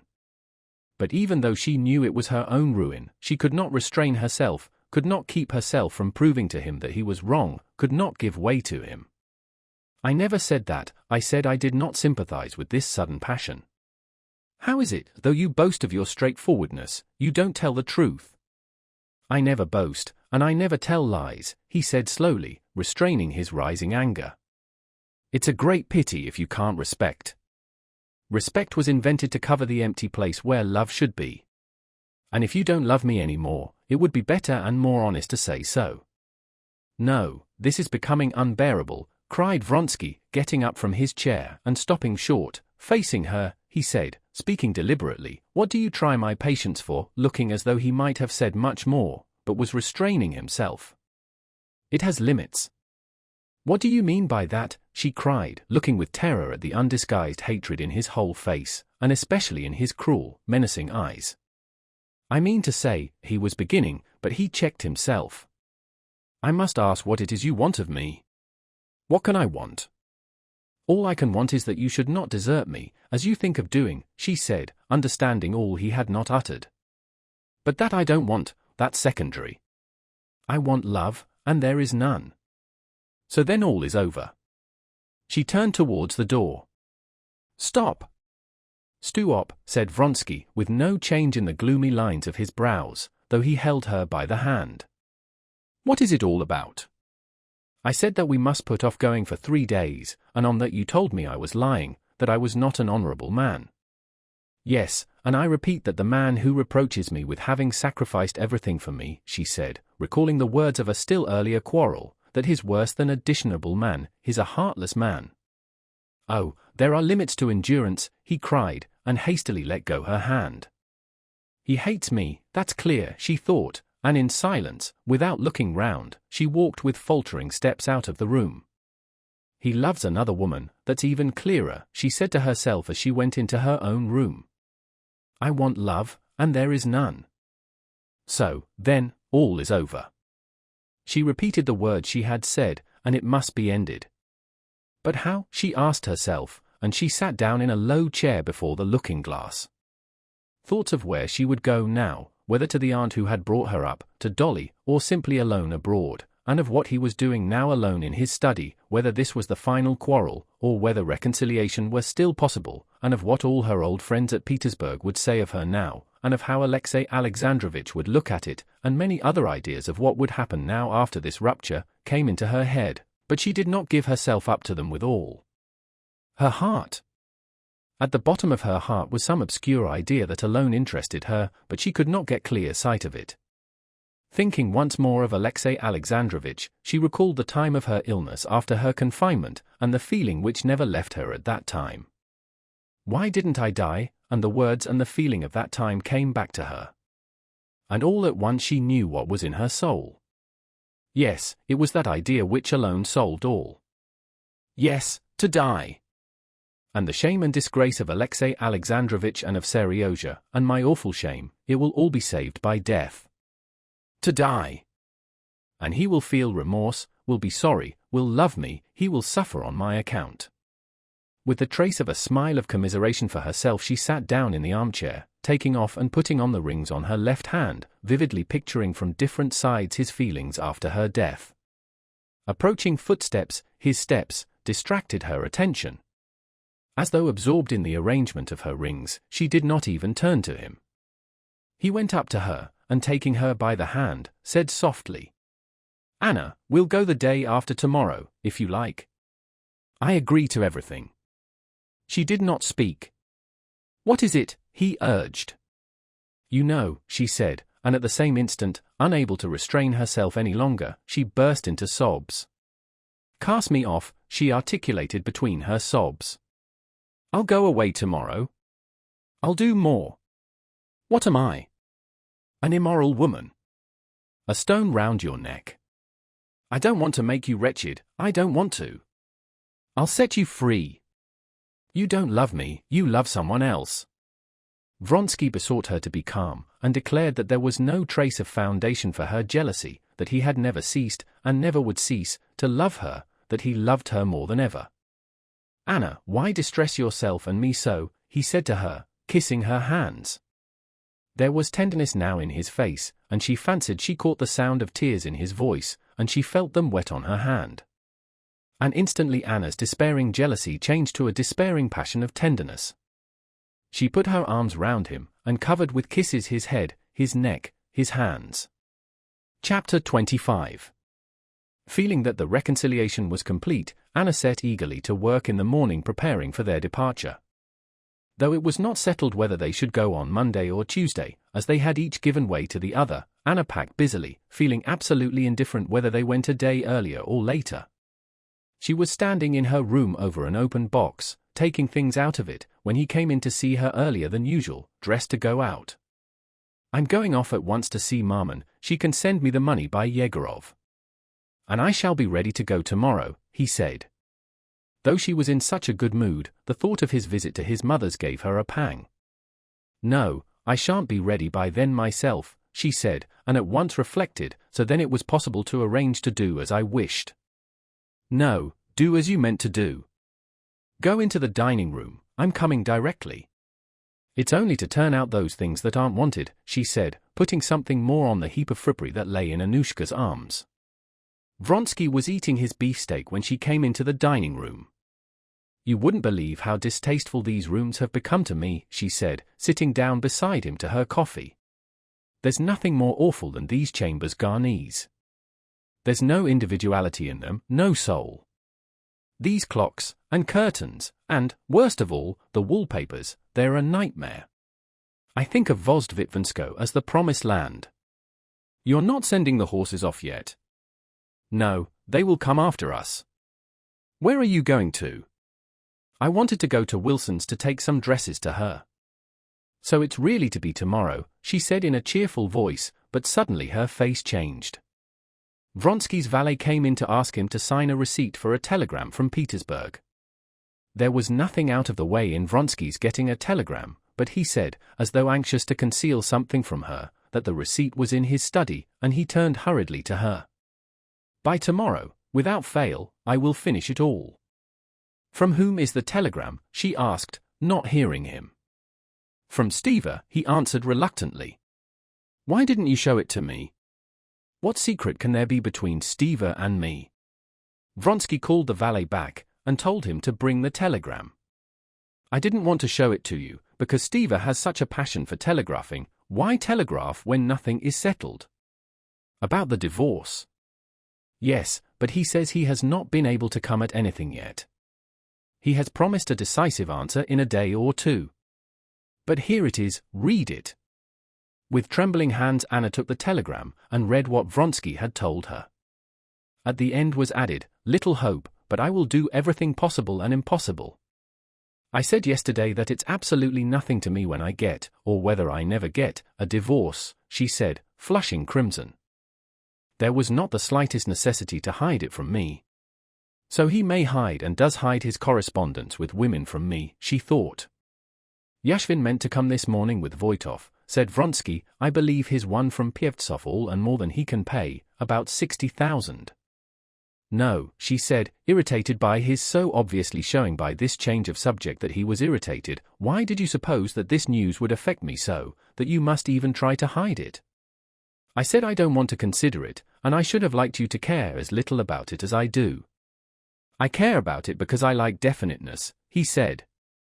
Definiteness is not in the form but the love, she said, more and more irritated, not by his words, but by the tone of cool composure in which he spoke. What do you want it for? My God! Love again, he thought, frowning. Oh, you know what for your sake and your children's in the future. There won't be children in the future. That's a great pity, he said. You want it for the children's sake, but you don't think of me, she said, quite forgetting or not having heard that he had said, for your sake and the children's. The question of the possibility of having children had long been a subject of dispute and irritation to her. His desire to have children she interpreted as a proof he did not prize her beauty. Oh, I said, for your sake. Above all for your sake, he repeated, frowning as though in pain, because I am certain that the greater part of your irritability comes from the indefiniteness of the position. Yes, now he has laid aside all pretense, and all his cold hatred for me is apparent, she thought, not hearing his words, but watching with terror the cold, cruel judge who looked mocking her out of his eyes. The cause is not that, she said, and, indeed, I don't see how the cause of my irritability, as you call it, can be that I am completely in your power. What indefiniteness is there in the position? On the contrary. I am very sorry that you don't care to understand, he interrupted, obstinately anxious to give utterance to his thought. The indefiniteness consists in your imagining that I am free. On that score you can set your mind quite at rest, she said, and turning away from him, she began drinking her coffee. She lifted her cup, with her little finger held apart, and put it to her lips. After drinking a few sips she glanced at him, and by his expression, she saw clearly that he was repelled by her hand, and her gesture, and the sound made by her lips. I don't care in the least what your mother thinks, and what match she wants to make for you, she said, putting the cup down with a shaking hand. But we are not talking about that. Yes, that's just what we are talking about. And let me tell you that a heartless woman, whether she's old or not old, your mother or anyone else, is of no consequence to me, and I would not consent to know her. Anna, I beg you not to speak disrespectfully of my mother. A woman whose heart does not tell her where her son's happiness and honor lie has no heart. I repeat my request that you will not speak disrespectfully of my mother, whom I respect, he said, raising his voice and looking sternly at her. She did not answer. Looking intently at him, at his face, his hands, she recalled all the details of their reconciliation the previous day, and his passionate caresses. They're just such caresses he has lavished, and will lavish, and longs to lavish on other women, she thought. You don't love your mother. That's all talk, and talk, and talk, she said, looking at him with hatred in her eyes. Even if so, you must decide, and I have decided, she said, and she would have gone away, but at that moment Yashvin walked into the room. Anna greeted him and remained. Why, when there was a tempest in her soul, and she felt she was standing at a turning point in her life, which might have fearful consequences, why, at that minute, she had to keep up appearances before an outsider, who sooner or later must know it all, she did not know. But at once quelling the storm within her, she sat down and began talking to their guest. Well, how are you getting on? Has your debt been paid you? She asked Yashvin. Oh, pretty fair. I fancy I shan't get it all, but I shall get a good half. And when are you off? Said Yashvin, looking at Vronsky, and unmistakably guessing at a quarrel. The day after tomorrow, I think, said Vronsky. You've been meaning to go so long, though. But now it's quite decided, said Anna, looking Vronsky straight in the face with a look which told him not to dream of the possibility of reconciliation. Don't you feel sorry for that unlucky Pievtsov? She went on, talking to Yashvin.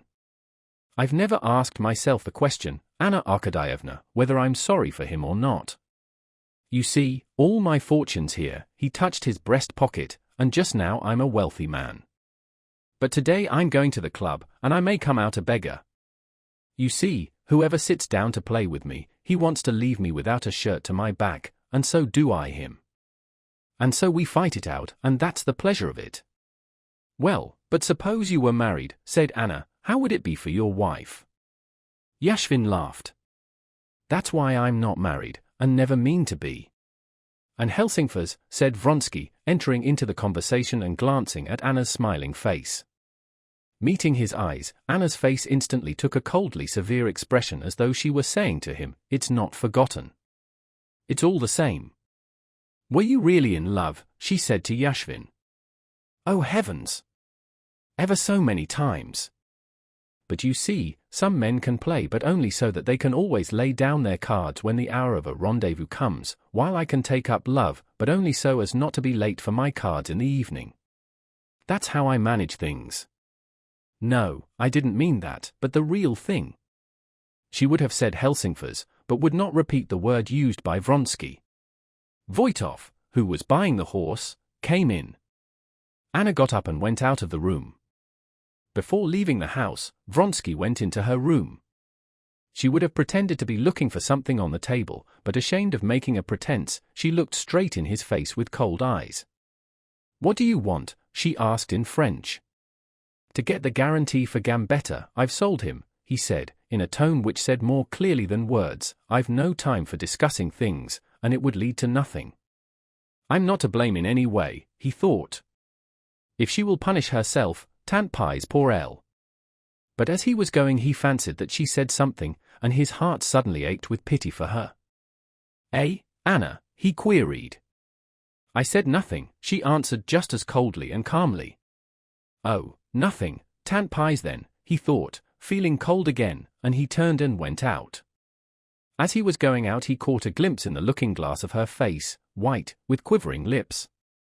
He even wanted to stop and to say some comforting word to her, but his legs carried him out of the room before he could think what to say.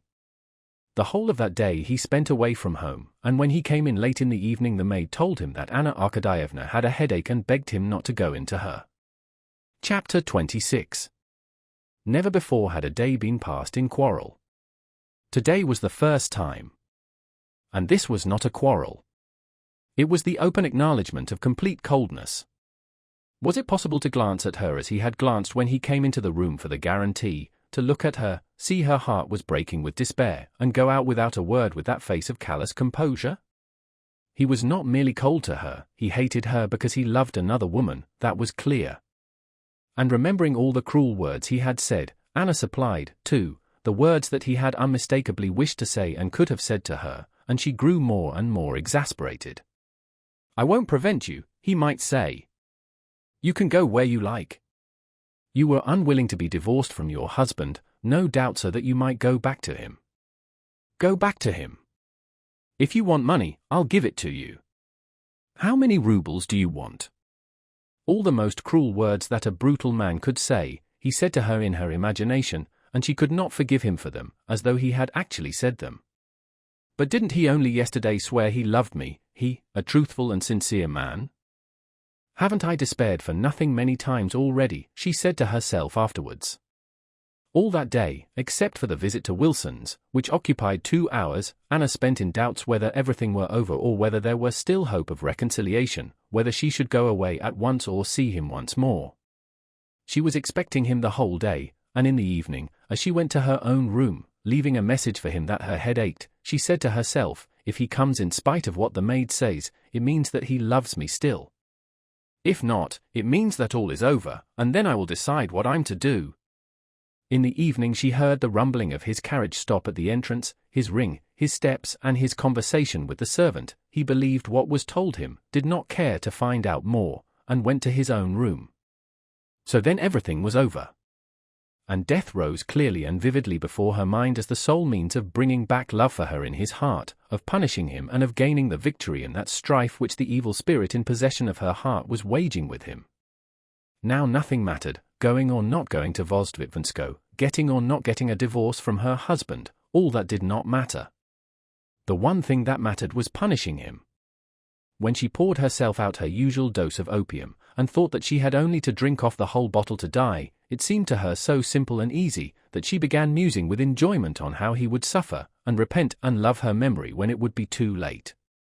She lay in bed with open eyes, by the light of a single burned-down candle, gazing at the carved cornice of the ceiling and at the shadow of the screen that covered part of it, while she vividly pictured to herself how he would feel when she would be no more, when she would be only a memory to him. "How could I say such cruel things to her?" he would say. "How could I go out of the room without saying anything to her? But now she is no more. She has gone away from us forever." "She is?"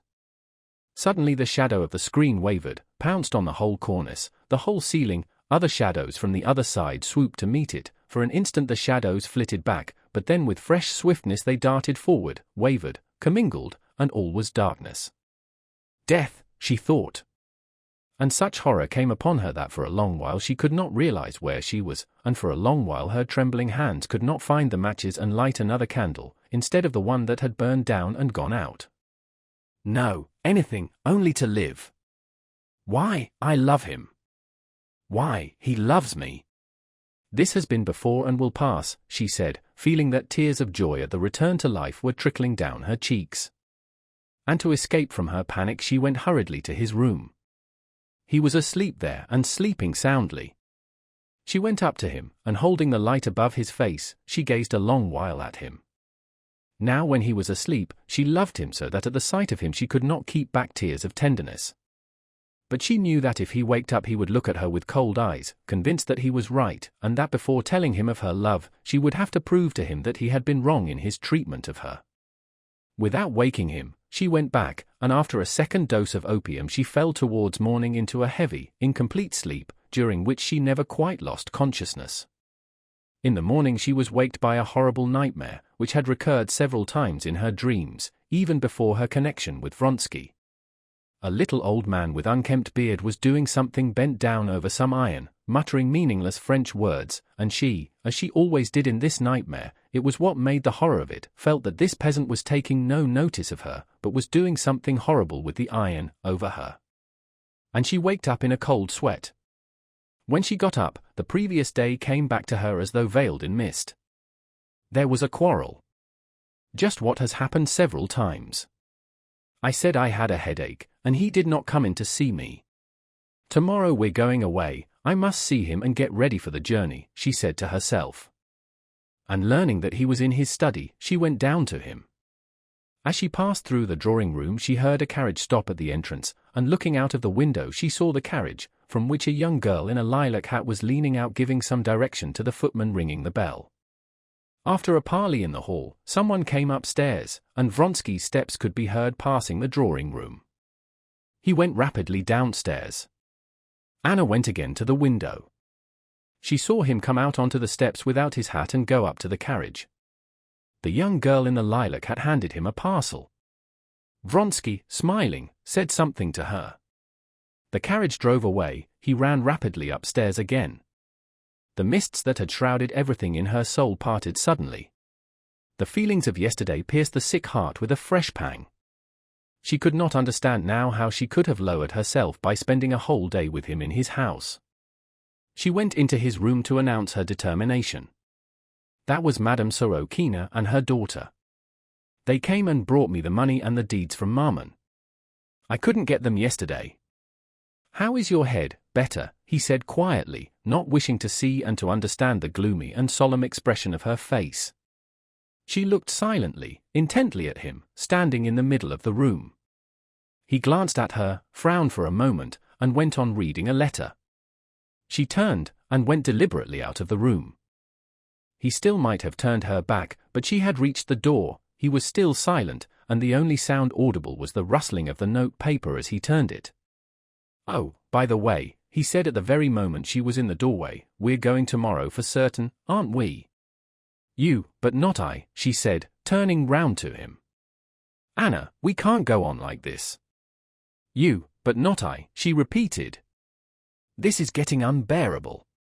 You will be sorry for this," she said, and went out. Frightened by the desperate expression with which these words were uttered, he jumped up and would have run after her, but on second thoughts he sat down and scowled, setting his teeth.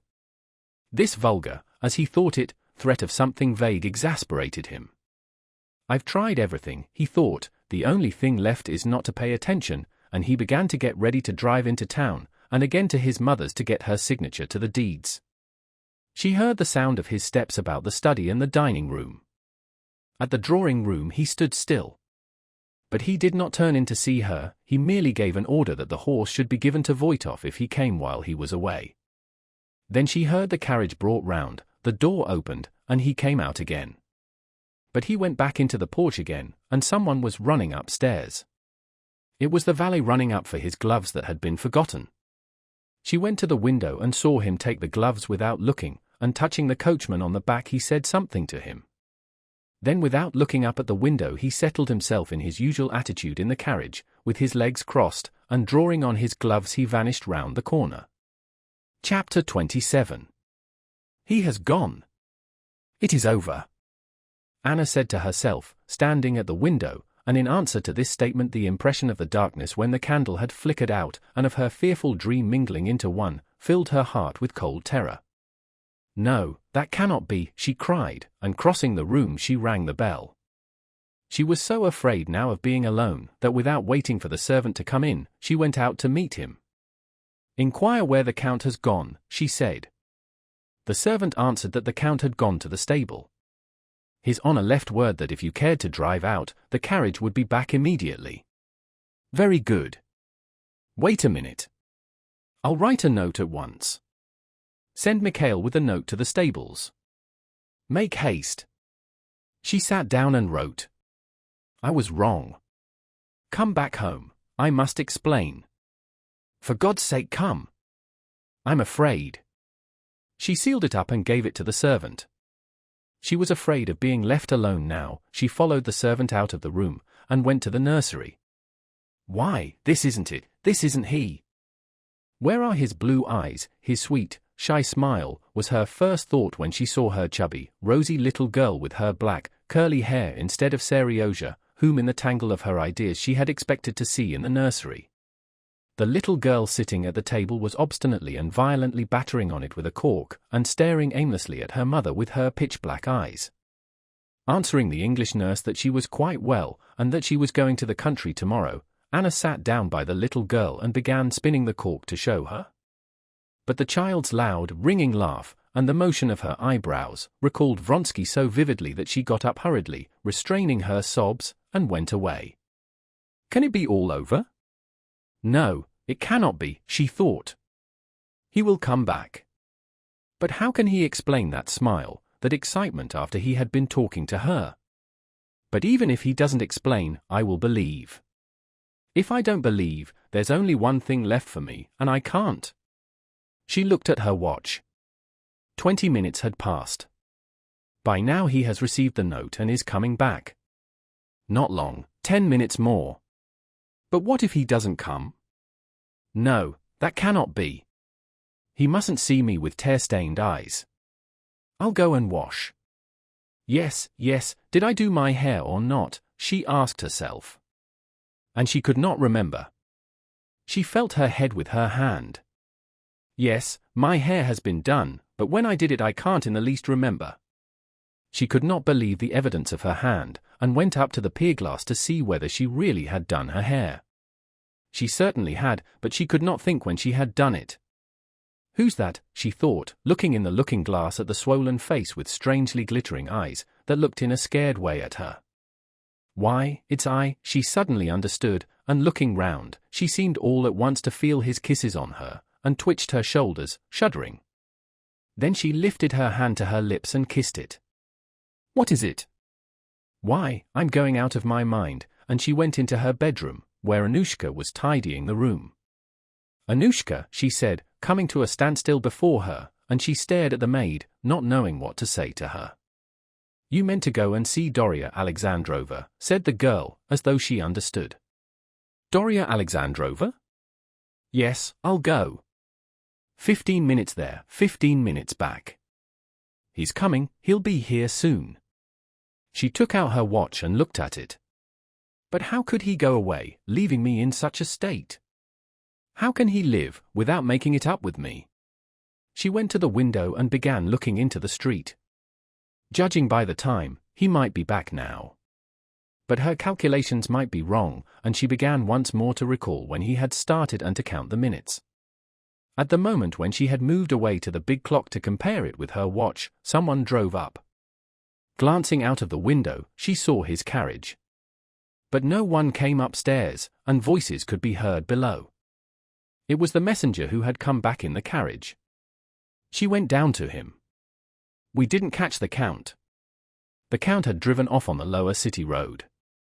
"What do you say?" "What?" she said to the rosy, good-humored Mikhail, as he handed her back her note. "Why, then, he has never received it," she thought. "Go with this note to Countess Vronskaya's place, you know? And bring an answer back immediately," she said to the messenger. "And what am I going to do?" she thought. "Yes, I'm going to Dolly's, that's true, or else I shall go out of my mind. Yes, and I can telegraph, too." And she wrote a telegram. "I absolutely must talk to you, come at once." After sending off the telegram, she went to dress. When she was dressed and in her hat, she glanced again into the eyes of the plump, comfortable-looking Anushka. There was unmistakable sympathy in those good-natured little grey eyes. "Anushka, dear, what am I to do?" said Anna, sobbing and sinking helplessly into a chair. "Why fret yourself so, Anna Arkadyevna? Why, there's nothing out of the way. You drive out a little, and it'll cheer you up," said the maid. "Yes, I'm going," said Anna, rousing herself and getting up. "And if there's a telegram while I'm away, send it on to Doria Alexandrova's, but no, I shall be back myself. Yes, I mustn't think, I must do something, drive somewhere, and most of all, get out of this house," she said, feeling with terror the strange turmoil going on in her own heart, and she made haste to go out and get into the carriage. "Where to?" asked Pyotr before getting onto the box. "To Znamenka, the Oblonskys." Chapter 28. It was bright and sunny. A fine rain had been falling all the morning, and now it had not long cleared up. The iron roofs, the flags of the roads, the flints of the pavements, the wheels and leather, the brass and the tin plate of the carriages, all glistened brightly in the May sunshine. It was 3 o'clock, and the very liveliest time in the streets. As she sat in a corner of the comfortable carriage, that hardly swayed on its supple springs, while the greys trotted swiftly, in the midst of the unceasing rattle of wheels and the changing impressions in the pure air, Anna ran over the events of the last days, and she saw her position quite differently from how it had seemed at home. Now the thought of death seemed no longer so terrible and so clear to her, and death itself no longer seemed so inevitable. Now she blamed herself for the humiliation to which she had lowered herself. "I entreat him to forgive me. I have given in to him. I have owned myself in fault. What for? Can't I live without him?" And leaving unanswered the question how she was going to live without him, she fell to reading the signs on the shops. Office and warehouse. Dental surgeon. Yes, I'll tell Dolly all about it. She doesn't like Vronsky. I shall be sick and ashamed, but I'll tell her. She loves me, and I'll follow her advice. I won't give in to him, I won't let him train me as he pleases. Filipov, bun shop. They say they send their dough to Petersburg. The Moscow water is so good for it. Ah, the springs at Mitishchin, and the pancakes. And she remembered how, long ago, when she was a girl of 17, she had gone with her aunt to Troitsa. Riding, too. Was that really me, with red hands? How much that seemed to me then splendid and out of reach has become worthless, while what I had then has gone out of my reach forever. Could I ever have believed then that I could come to such humiliation? How conceited and self-satisfied he will be when he gets my note. But I will show him. How horrid that paint smells. Why is it they're always painting and building? Modest robes, she read. A man bowed to her. It was Anushka's husband. Our parasites, she remembered how Vronsky had said that. Our? Why our? What's so awful is that one can't tear up the past by its roots. One can't tear it out, but one can hide one's memory of it. And I'll hide it. And then she thought of her past with Alexey Alexandrovitch, of how she had blotted the memory of it out of her life. Dolly will think I'm leaving my second husband, and so I certainly must be in the wrong. As if I cared to be right! I can't help it, she said, and she wanted to cry. But at once she fell to wondering what those two girls could be smiling about. Love, most likely. They don't know how dreary it is, how low. The boulevard and the children. 3 boys running, playing at horses. Seriosa? And I'm losing everything and not getting him back. Yes, I'm losing everything, if he doesn't return. Perhaps he was late for the train and has come back by now. Longing for humiliation again, she said to herself. No, I'll go to Dolly, and say straight out to her, I'm unhappy, I deserve this, I'm to blame, but still I'm unhappy, help me. These horses, this carriage, how loathsome I am to myself in this carriage, all his, but I won't see them again. Thinking over the words in which she would tell Dolly, and mentally working her heart up to great bitterness, Anna went upstairs. Is there anyone with her? She asked in the hall. Katerina Alexandrovna Levin, answered the footman. Kitty. Kitty, whom Vronsky was in love with, thought Anna, the girl he thinks of with love. He's sorry he didn't marry her. But me he thinks of with hatred, and is sorry he had anything to do with me. The sisters were having a consultation about nursing when Anna called. Dolly went down alone to see the visitor who had interrupted their conversation. Well, so you've not gone away yet? I meant to have come to you, she said, I had a letter from Steva today. We had a telegram too, answered Anna, looking round for Kitty.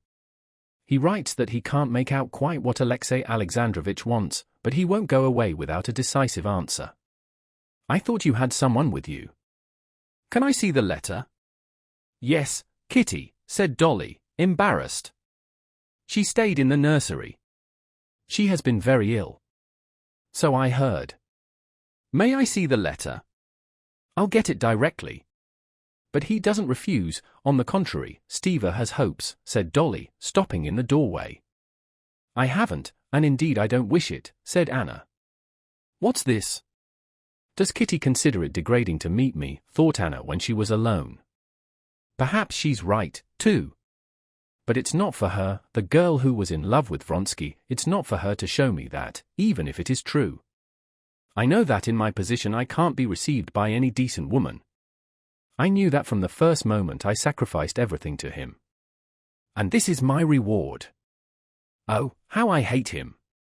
And what did I come here for? I'm worse here, more miserable. She heard from the next room the sisters' voices in consultation. And what am I going to say to Dolly now? Amuse Kitty by the sight of my wretchedness, submit to her patronizing? No, and besides, Dolly wouldn't understand. And it would be no good my telling her. It would only be interesting to see Kitty, to show her how I despise everyone and everything, how nothing matters to me now. Dolly came in with the letter. Anna read it and handed it back in silence.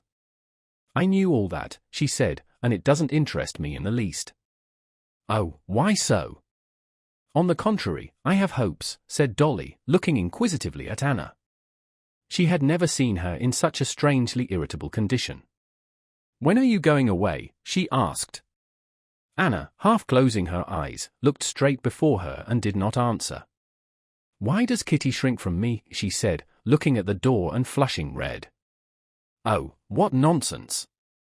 She's nursing, and things aren't going right with her, and I've been advising her. She's delighted. She'll be here in a minute, said Dolly awkwardly, not clever at lying. Yes, here she is. Hearing that Anna had called, Kitty had wanted not to appear, but Dolly persuaded her.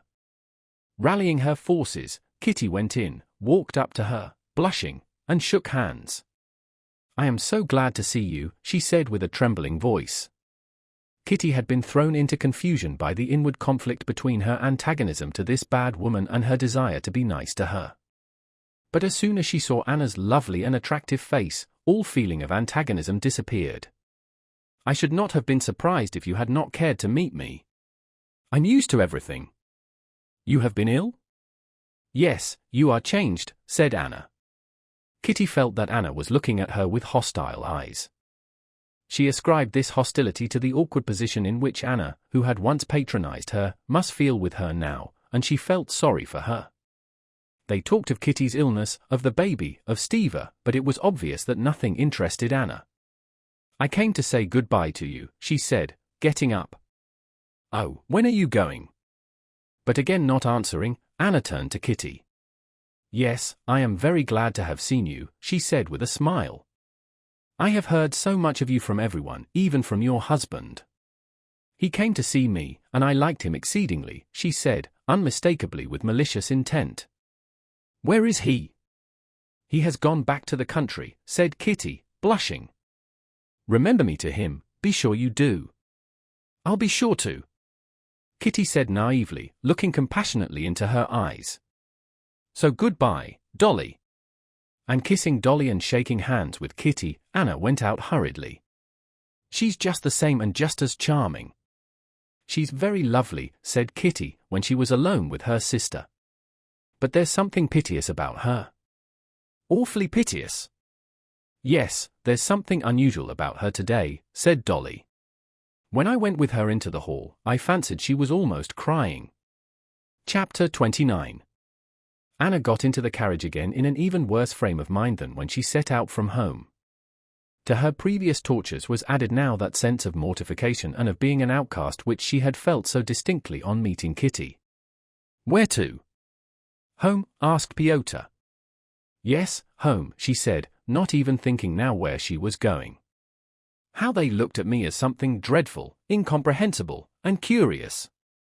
What can he be telling the other with such warmth, she thought, staring at two men who walked by. Can one ever tell anyone what one is feeling? I meant to tell Dolly, and it's a good thing I didn't tell her. How pleased she would have been at my misery.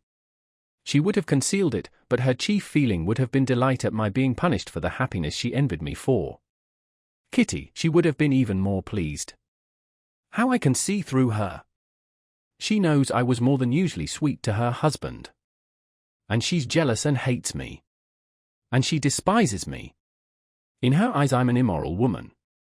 If I were an immoral woman I could have made her husband fall in love with me if I'd cared to. And, indeed, I did care to. There's someone who's pleased with himself, she thought, as she saw a fat, rubicund gentleman coming towards her. He took her for an acquaintance, and lifted his glossy hat above his bald, glossy head, and then perceived his mistake. He thought he knew me. Well, he knows me as well as anyone in the world knows me. I don't know myself. I know my appetites, as the French say.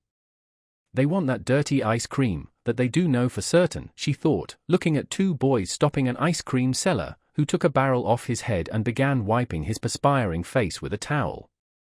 We all want what is sweet and nice. If not sweetmeats, then a dirty ice. And Kitty's the same, if not Vronsky, then Levin. And she envies me and hates me. And we all hate each other. I Kitty, Kitty me. Yes, that's the truth. Tchutkin, coiffeur. Me face coiffeur par Tchutkin. I'll tell him that when he comes, she thought and smiled. But the same instant she remembered that she had no one now to tell anything amusing to. And there's nothing amusing, nothing mirthful, really. It's all hateful. They're singing for vespers, and how carefully that merchant crosses himself. As if he were afraid of missing something. Why these churches and this singing and this humbug? Simply to conceal that we all hate each other like these cab drivers who are abusing each other so angrily. Yashvin says, he wants to strip me of my shirt, and I him of his. Yes, that's the truth. She was plunged in these thoughts, which so engrossed her that she left off thinking of her own position, when the carriage drew up at the steps of her house. It was only when she saw the porter running out to meet her that she remembered she had sent the note and the telegram. Is there an answer? She inquired. I'll see this minute, answered the porter, and glancing into his room, he took out and gave her the thin square envelope of a telegram. I can't come before 10 o'clock. Vronsky, she read. And hasn't the messenger come back? No, answered the porter. Then, since it's so, I know what I must do, she said, and feeling a vague fury and craving for revenge rising up within her, she ran upstairs. I'll go to him myself. Before going away forever, I'll tell him all.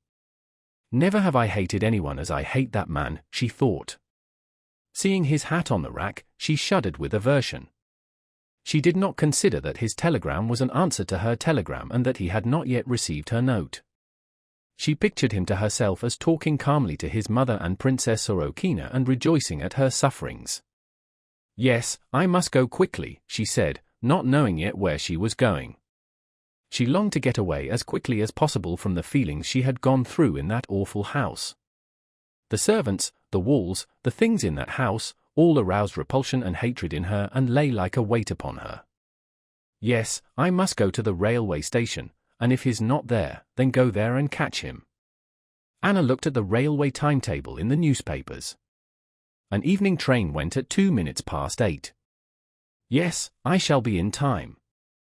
She gave orders for the other horses to be put in the carriage, and packed in a travelling bag the things needed for a few days. She knew she would never come back here again.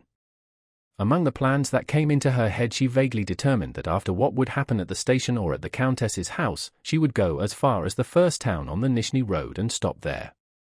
Dinner was on the table, she went up, but the smell of the bread and cheese was enough to make her feel that all food was disgusting. She ordered the carriage and went out. The house threw a shadow now right across the street, but it was a bright evening and still warm in the sunshine. Anushka, who came down with her things, and Pyotr, who put the things in the carriage, and the coachman, evidently out of humor, were all hateful to her, and irritated her by their words and actions. I don't want you, Pyotr. But how about the ticket? Well, as you like, it doesn't matter, she said crossly. Pyotr jumped on the box, and putting his arms akimbo, told the coachman to drive to the booking office. Chapter 30. Here it is again. Again I understand it all. Anna said to herself, as soon as the carriage had started and swaying lightly, rumbled over the tiny cobbles of the paved road, and again one impression followed rapidly upon another. Yes, what was the last thing I thought of so clearly? She tried to recall it. Chutkin, coiffeur. No, not that. Yes, of what Yashvin says, the struggle for existence and hatred is the one thing that holds men together. No, it's a useless journey you're making, she said, mentally addressing a party in a coach and four, evidently going for an excursion into the country. And the dog you're taking with you will be no help to you. You can't get away from yourselves.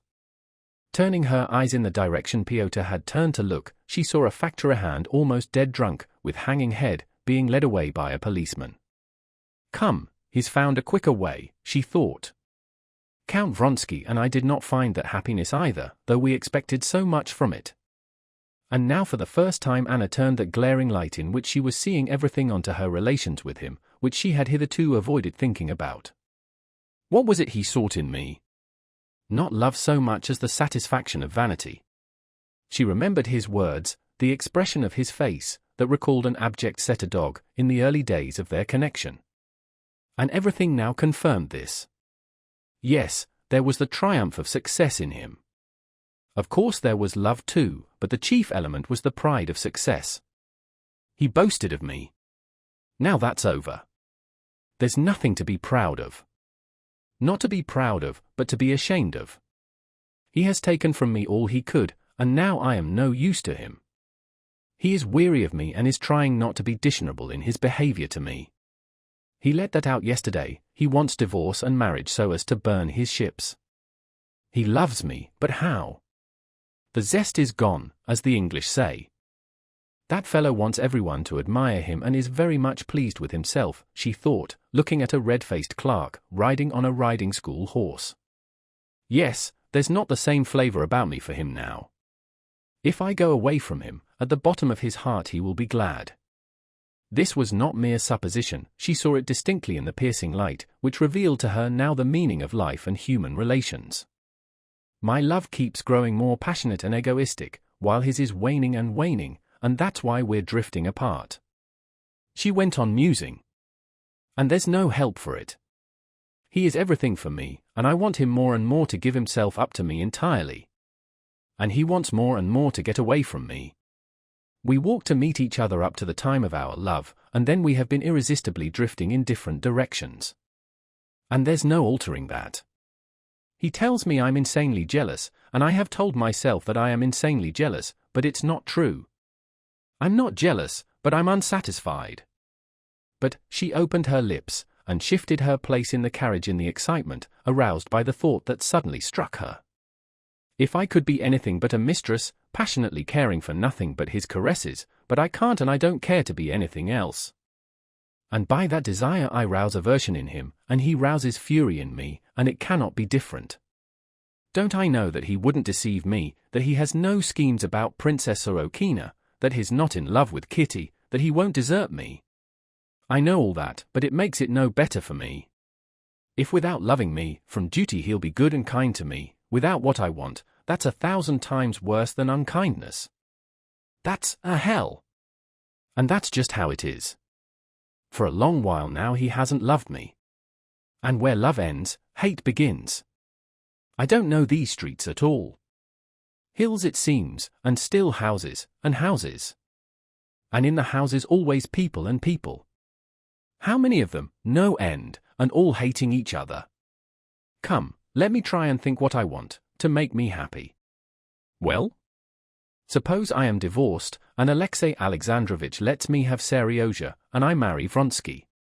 Thinking of Alexei Alexandrovich, she at once pictured him with extraordinary vividness as though he were alive before her, with his mild, lifeless, dull eyes, the blue veins in his white hands, his intonations, and the cracking of his fingers, and remembering the feeling which had existed between them, and which was also called love, she shuddered with loathing. Well, I'm divorced, and become Vronsky's wife. Well, will Kitty cease looking at me as she looked at me today? No. And will Seryozha leave off asking and wondering about my 2 husbands? And is there any new feeling I can awaken between Vronsky and me? Is there possible, if not happiness, some sort of ease from misery? No, no, she answered now without the slightest hesitation. Impossible. We are drawn apart by life, and I make his unhappiness, and he mine, and there's no altering him or me. Every attempt has been made, the screw has come unscrewed. Oh, a beggar woman with a baby. She thinks I'm sorry for her. Aren't we all flung into the world only to hate each other, and so to torture ourselves and each other? Schoolboys coming, laughing Seryozha, she thought. I thought, too, that I loved him, and used to be touched by my own tenderness. But I have lived without him, I gave him up for another love, and did not regret the exchange till that love was satisfied. And with loathing she thought of what she meant by that love. And the clearness with which she saw life now, her own and all men's, was a pleasure to her. It's so with me and Pyotr, and the coachman, Fyodor, and that merchant, and all the people living along the Volga, where those placards invite one to go, and everywhere and always, she thought when she had driven under the low-pitched roof of the Nizhigorod station, and the porters ran to meet her. A ticket to Oberilovka, said Pyotr. She had utterly forgotten where and why she was going, and only by a great effort she understood the question. Yes, she said, handing him her purse, and taking a little red bag in her hand, she got out of the carriage. Making her way through the crowd to the first-class waiting room, she gradually recollected all the details of her position, and the plans between which she was hesitating. And again at the old sore places, hope and then despair poisoned the wounds of her tortured, fearfully throbbing heart. As she sat on the star-shaped sofa waiting for the train, she gazed with aversion at the people coming and going. They were all hateful to her, and thought how she would arrive at the station, would write him a note, and what she would write to him, and how he was at this moment complaining to his mother of his position, not understanding her sufferings, and how she would go into the room, and what she would say to him. Then she thought that life might still be happy, and how miserably she loved and hated him, and how fearfully her heart was beating. Chapter 31. A bell rang. Some young men, ugly and impudent, and at the same time careful of the impression they were making, hurried by. Pyotr, too, crossed the room in his livery and top boots, with his dull, animal face, and came up to her to take her to the train. Some noisy men were quiet as she passed them on the platform, and one whispered something about her to another, something vile, no doubt. She stepped up on the high step, and sat down in a carriage by herself on a dirty seat that had been white. Her bag lay beside her, shaken up and down by the springiness of the seat. With a foolish smile Pyotr raised his hat, with its coloured band, at the window, in token of farewell, an impudent conductor slammed the door and the latch. A grotesque-looking lady wearing a bustle, Anna mentally undressed the woman, and was appalled at her hideousness, and a little girl laughing affectedly ran down the platform. "Katerina Andreevna, she's got them all, ma tante," cried the girl. "Even the child's hideous and affected," thought Anna. To avoid seeing anyone, she got up quickly and seated herself at the opposite window of the empty carriage.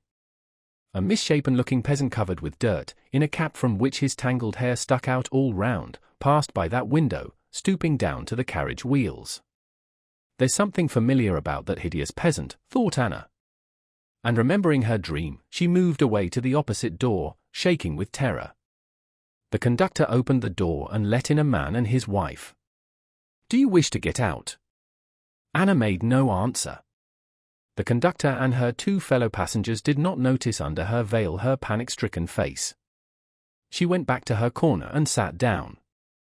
The couple seated themselves on the opposite side, and intently but surreptitiously scrutinized her clothes. Both husband and wife seemed repulsive to Anna. The husband asked, would she allow him to smoke, obviously not with a view to smoking but to getting into conversation with her. Receiving her assent, he said to his wife in French something about caring less to smoke than to talk.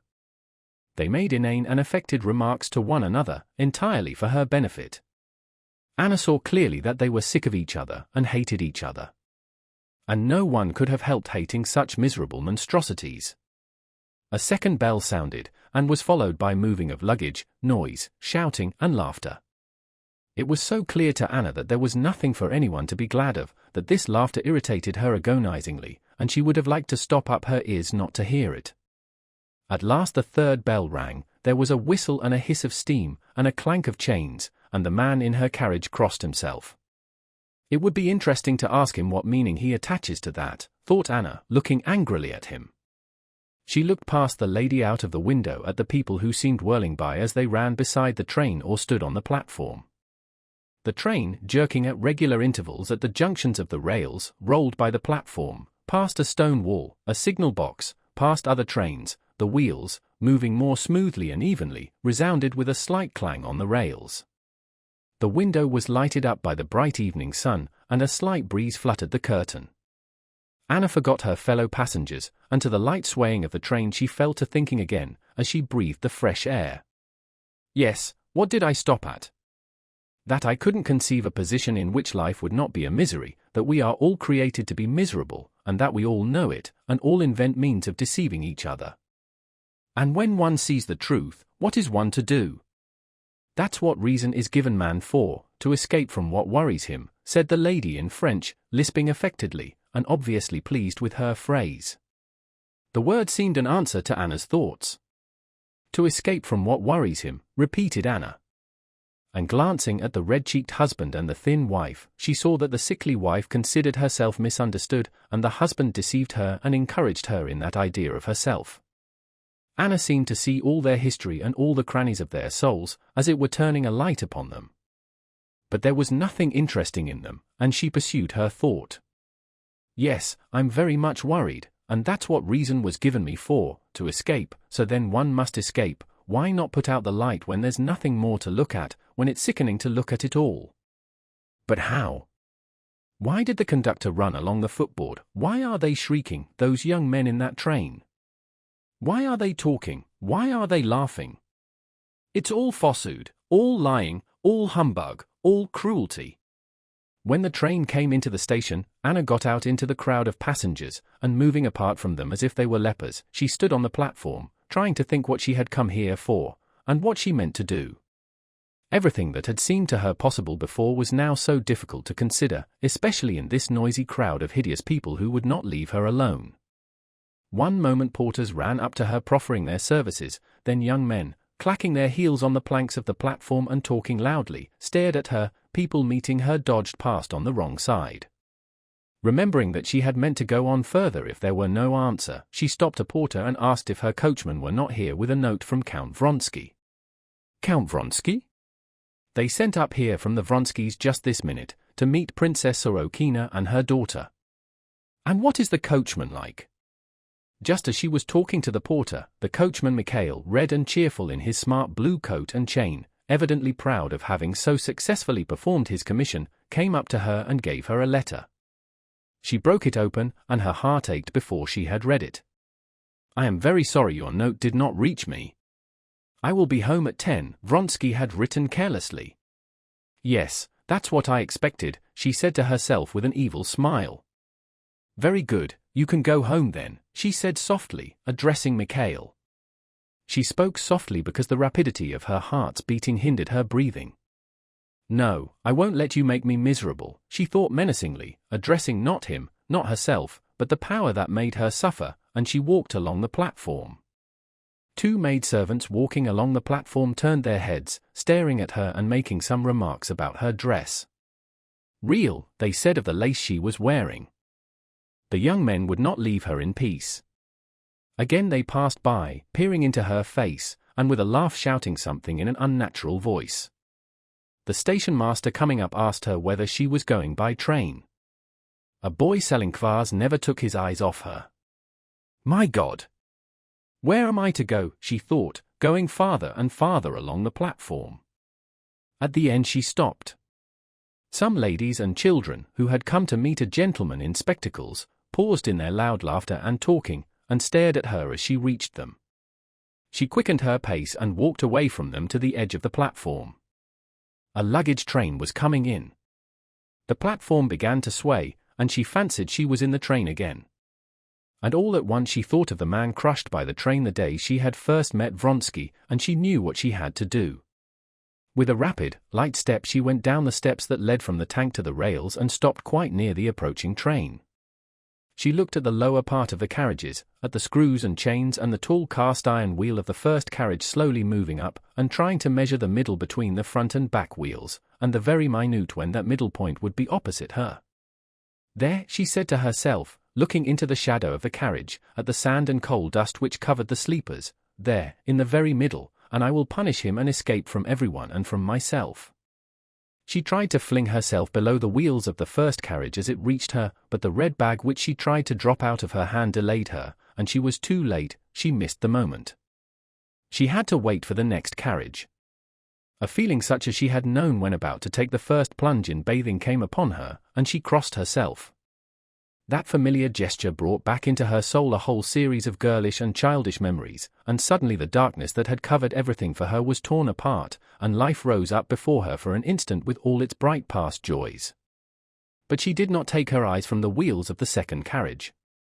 And exactly at the moment when the space between the wheels came opposite her, she dropped the red bag, and drawing her head back into her shoulders, fell on her hands under the carriage, and lightly, as though she would rise again at once, dropped onto her knees. And at the same instant she was terror-stricken at what she was doing. "Where am I? What am I doing? What for?" She tried to get up, to drop backwards, but something huge and merciless struck her on the head and rolled her on her back. "Lord, forgive me all," she said, feeling it impossible to struggle. A peasant muttering something was working at the iron above her. And the light by which she had read the book filled with troubles, falsehoods, sorrow, and evil, flared up more brightly than ever before, lighted up for her all that had been in darkness, flickered, began to grow dim, and was quenched forever. Part 8. Chapter 1. Almost 2 months had passed. The hot summer was half over, but Sergei Ivanovitch was only just preparing to leave Moscow. Sergei Ivanovitch's life had not been uneventful during this time. A year ago he had finished his book, the fruit of 6 years' labor, Sketch of a Survey of the Principles and Forms of Government in Europe and Russia. Several sections of this book and its introduction had appeared in periodical publications, and other parts had been read by Sergei Ivanovitch to persons of his circle, so that the leading ideas of the work could not be completely novel to the public. But still Sergei Ivanovitch had expected that on its appearance his book would be sure to make a serious impression on society, and if it did not cause a revolution in social science it would, at any rate, make a great stir in the scientific world. After the most conscientious revision the book had last year been published, and had been distributed among the booksellers. Though he asked no one about it, reluctantly and with feigned indifference answered his friends' inquiries as to how the book was going, and did not even inquire of the booksellers how the book was selling, Sergei Ivanovich was all on the alert, with strained attention, watching for the first impression his book would make in the world and in literature. But a week passed, a second, a third, and in society no impression whatever could be detected. His friends who were specialists and savants, occasionally, unmistakably from politeness, alluded to it. The rest of his acquaintances, not interested in a book on a learned subject, did not talk of it at all. And society generally, just now especially absorbed in other things, was absolutely indifferent. In the press, too, for a whole month there was not a word about his book. Sergei Ivanovich had calculated to a nicety the time necessary for writing a review, but a month passed, and a second, and still there was silence. Only in the Northern Beetle, in a comic article on the singer Drabanti who had lost his voice, there was a contemptuous allusion to Koznichev's book, suggesting that the book had been long ago seen through by everyone, and was a subject of general ridicule. At last in the third month a critical article appeared in a serious review. Sergei Ivanovich knew the author of the article.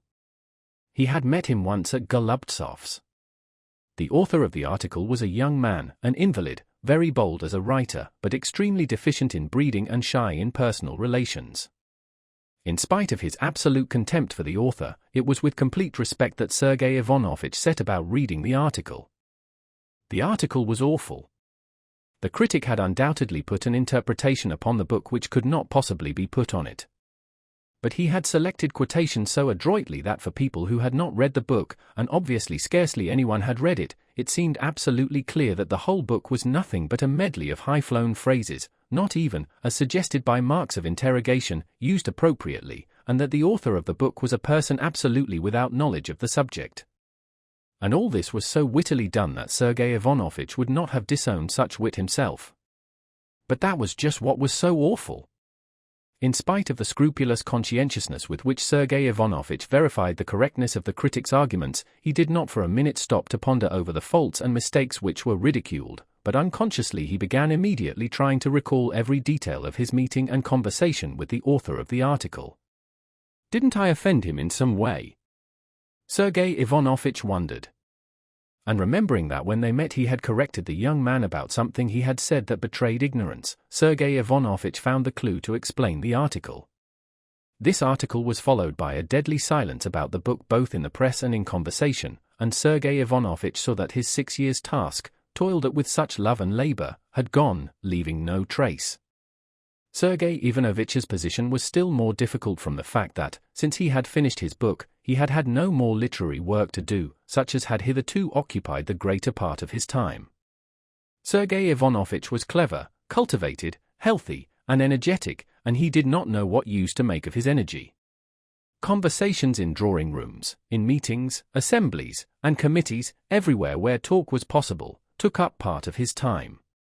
But being used for years to town life, he did not waste all his energies in talk, as his less experienced younger brother did when he was in Moscow. He had a great deal of leisure and intellectual energy still to dispose of.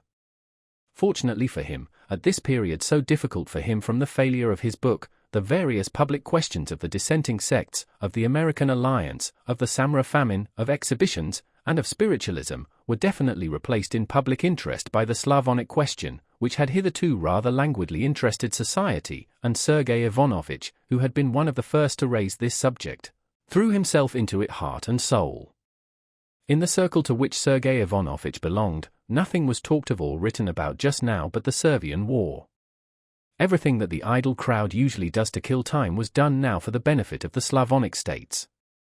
Balls, concerts, dinners, matchboxes, ladies' dresses, beer, restaurants, everything testified to sympathy with the Slavonic peoples. From much of what was spoken and written on the subject, Sergei Ivanovich differed on various points. He saw that the Slavonic question had become one of those fashionable distractions which succeed one another in providing society with an object and an occupation. He saw, too, that a great many people were taking up the subject from motives of self-interest and self-advertisement. He recognized that the newspapers published a great deal that was superfluous and exaggerated, with the sole aim of attracting attention and outbidding one another. he saw that in this general movement those who thrust themselves most forward and shouted the loudest were men who had failed and were smarting under a sense of injury, generals without armies, ministers not in the ministry, journalists not on any paper, party leaders without followers. He saw that there was a great deal in it that was frivolous and absurd. But he saw and recognized an unmistakable growing enthusiasm, uniting all classes, with which it was impossible not to sympathize. The massacre of men who were fellow Christians, and of the same Slavonic race, excited sympathy for the sufferers and indignation against the oppressors. And the heroism of the Servians and Montenegrins struggling for a great cause begot in the whole people a longing to help their brothers not in word but in deed. But in this there was another aspect that rejoiced Sergei Ivanovitch. That was the manifestation of public opinion. The public had definitely expressed its desire. The soul of the people had, as Sergei Ivanovitch said, found expression. And the more he worked in this cause, the more incontestable it seemed to him that it was a cause destined to assume vast dimensions, to create an epoch. He threw himself heart and soul into the service of this great cause, and forgot to think about his book. His whole time now was engrossed by it, so that he could scarcely manage to answer all the letters and appeals addressed to him. He worked the whole spring and part of the summer, and it was only in July that he prepared to go away to his brothers in the country.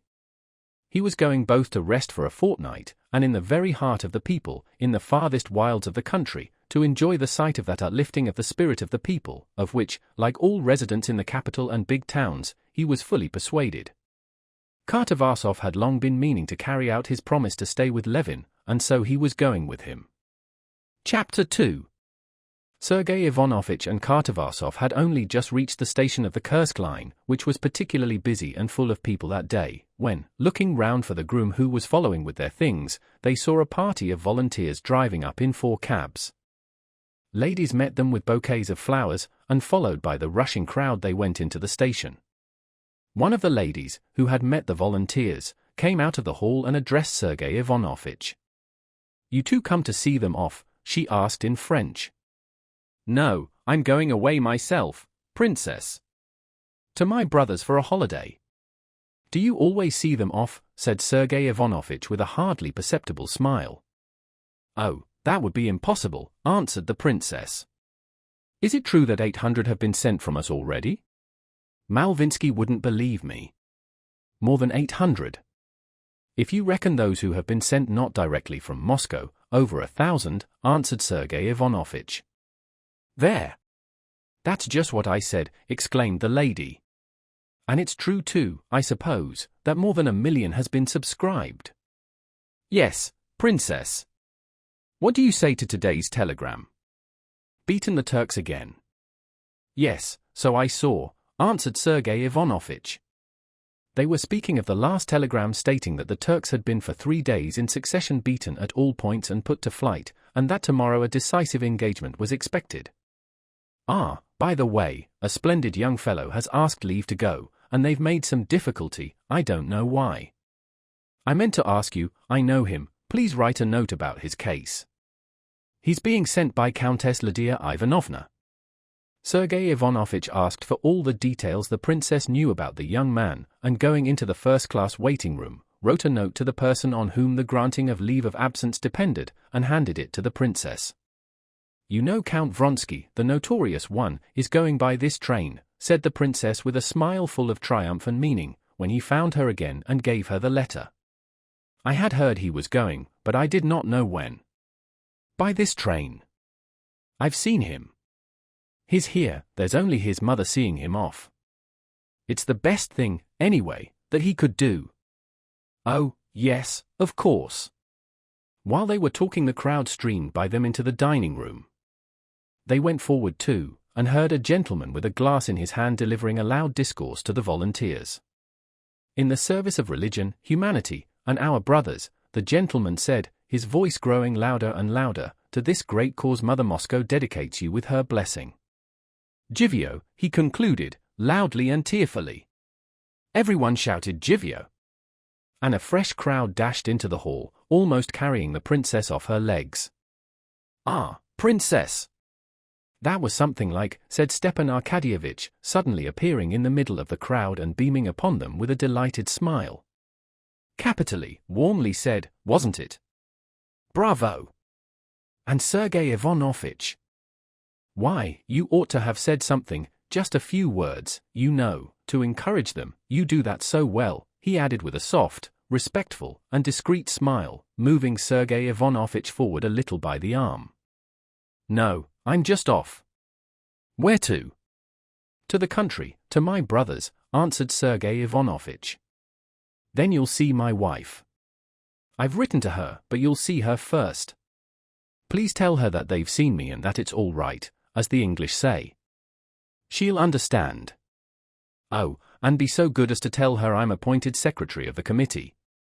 But she'll understand. You know, les petites misères de la vie humaine, he said, as it were apologizing to the princess. And Princess Myakaya, not Lisa, but Bibish, is sending 1,000 guns and 12 nurses. Did I tell you? Yes, I heard so, answered Koznishev indifferently. It's a pity you're going away, said Stepan Arkadyevitch. Tomorrow we're giving a dinner to two who are setting off, Dyma Bartnyansky from Petersburg and our Veslovsky, Grisha. They're both going. Veslovsky's only lately married. There's a fine fellow for you. Princess, he turned to the lady. The princess looked at Koznishev without replying. But the fact that Sergei Ivanovich and the princess seemed anxious to get rid of him did not in the least disconcert Stepan Arkadyevitch. Smiling, he stared at the feather in the princess's hat, and then about him as though he were going to pick something up. Seeing a lady approaching with a collecting box, he beckoned her up and put in a 5-ruble note. I can never see these collecting boxes unmoved while I've money in my pocket, he said. And how about today's telegram? Fine chaps those Montenegrins. You don't say so, he cried, when the princess told him that Vronsky was going by this train. For an instant Stepan Arkadyevitch's face looked sad, but a minute later, when, stroking his mustache and swinging as he walked, he went into the hall where Vronsky was, he had completely forgotten his own despairing sobs over his sister's corpse, and he saw in Vronsky only a hero and an old friend. With all his faults one can't refuse to do him justice, said the princess to Sergei Ivanovich as soon as Stepan Arkadyevitch had left them. What a typically Russian, Slav nature! Only, I'm afraid it won't be pleasant for Vronsky to see him. Say what you will, I'm touched by that man's fate. Do talk to him a little on the way, said the princess. Yes, perhaps, if it happens so. I never liked him. But this atones for a great deal. He's not merely going himself, he's taking a squadron at his own expense. Yes, so I heard. A bell sounded. Everyone crowded to the doors. Here he is, said the princess, indicating Vronsky, who with his mother on his arm walked by, wearing a long overcoat and wide-brimmed black hat. Oblonsky was walking beside him, talking eagerly of something. Vronsky was frowning and looking straight before him, as though he did not hear what Stepan Arkadyevitch was saying. Probably on Oblonsky's pointing them out, he looked round in the direction where the princess and Sergei Ivanovich were standing, and without speaking lifted his hat. His face, aged and worn by suffering, looked stony. Going onto the platform, Vronsky left his mother and disappeared into a compartment. On the platform there rang out "God save the Tsar," then shouts of hurrah and jivio. One of the volunteers, a tall, very young man with a hollow chest, was particularly conspicuous, bowing and waving his felt hat and a nosegay over his head. Then 2 officers emerged, bowing too, and a stout man with a big beard, wearing a greasy forage cap. Chapter 3.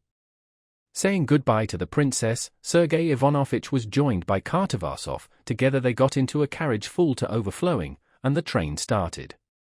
At Tsaritsino station the train was met by a chorus of young men singing "Hail to Thee." Again the volunteers bowed and poked their heads out, but Sergei Ivanovich paid no attention to them. He had had so much to do with the volunteers that the type was familiar to him and did not interest him. Kartavasov, whose scientific work had prevented his having a chance of observing them hitherto, was very much interested in them and questioned Sergei Ivanovich. Sergei Ivanovich advised him to go into the second class and talk to them himself. At the next station Kartavasov acted on this suggestion. At the first stop he moved into the second class and made the acquaintance of the volunteers. They were sitting in a corner of the carriage, talking loudly and obviously aware that the attention of the passengers and Kartavarsov as he got in was concentrated upon them. More loudly than all talked the tall, hollow-chested young man. He was unmistakably tipsy, and was relating some story that had occurred at his school. Facing him sat a middle-aged officer in the Austrian military jacket of the guard's uniform. He was listening with a smile to the hollow-chested youth, and occasionally pulling him up. The third, in an artillery uniform, was sitting on a box beside them. A fourth was asleep. Entering into conversation with the youth, Kartavarsov learned that he was a wealthy Moscow merchant who had run through a large fortune before he was 22. Kartavarsov did not like him, because he was unmanly and effeminate and sickly. He was obviously convinced, especially now after drinking, that he was performing a heroic action, and he bragged of it in the most unpleasant way. The second, the retired officer, made an unpleasant impression too upon Kartavarsov. He was, it seemed, a man who had tried everything. He had been on a railway, had been a land steward, and had started factories, and he talked, quite without necessity, of all he had done, and used learned expressions quite inappropriately. The third, the artilleryman, on the contrary, struck Kartavarsov very favorably. He was a quiet, modest fellow, unmistakably impressed by the knowledge of the officer and the heroic self-sacrifice of the merchant, and saying nothing about himself. When Kartavarsov asked him what had impelled him to go to Servia, he answered modestly, "Oh, well, everyone's going. The Servians want help, too. I'm sorry for them." "Yes, you artillerymen especially are scarce there," said Kartavarsov. "Oh, I wasn't long in the artillery, maybe they'll put me into the infantry or the cavalry." "Into the infantry when they need artillery more than anything," said Kartavarsov, fancying from the artilleryman's apparent age that he must have reached a fairly high grade. "I wasn't long in the artillery, I'm a cadet retired," he said, and he began to explain how he had failed in his examination. All of this together made a disagreeable impression on Kartavarsov, and when the volunteers got out at a station for a drink, Kartavarsov would have liked to compare his unfavorable impression in conversation with someone. There was an old man in the carriage, wearing a military overcoat, who had been listening all the while to Kartavarsov's conversation with the volunteers. When they were left alone, Kartavarsov addressed him. "What different positions they come from, all those fellows who are going off there," Kartavarsov said vaguely, not wishing to express his own opinion, and at the same time anxious to find out the old man's views. The old man was an officer who had served on 2 campaigns. He knew what makes a soldier, and judging by the appearance and the talk of those persons, by the swagger with which they had recourse to the bottle on the journey, he considered them poor soldiers. Moreover, he lived in a district town, and he was longing to tell how one soldier had volunteered from his town, a drunkard and a thief whom no one would employ as a laborer. But knowing by experience that in the present condition of the public temper it was dangerous to express an opinion opposed to the general one, and especially to criticize the volunteers unfavorably, he too watched Kartavarsov without committing himself.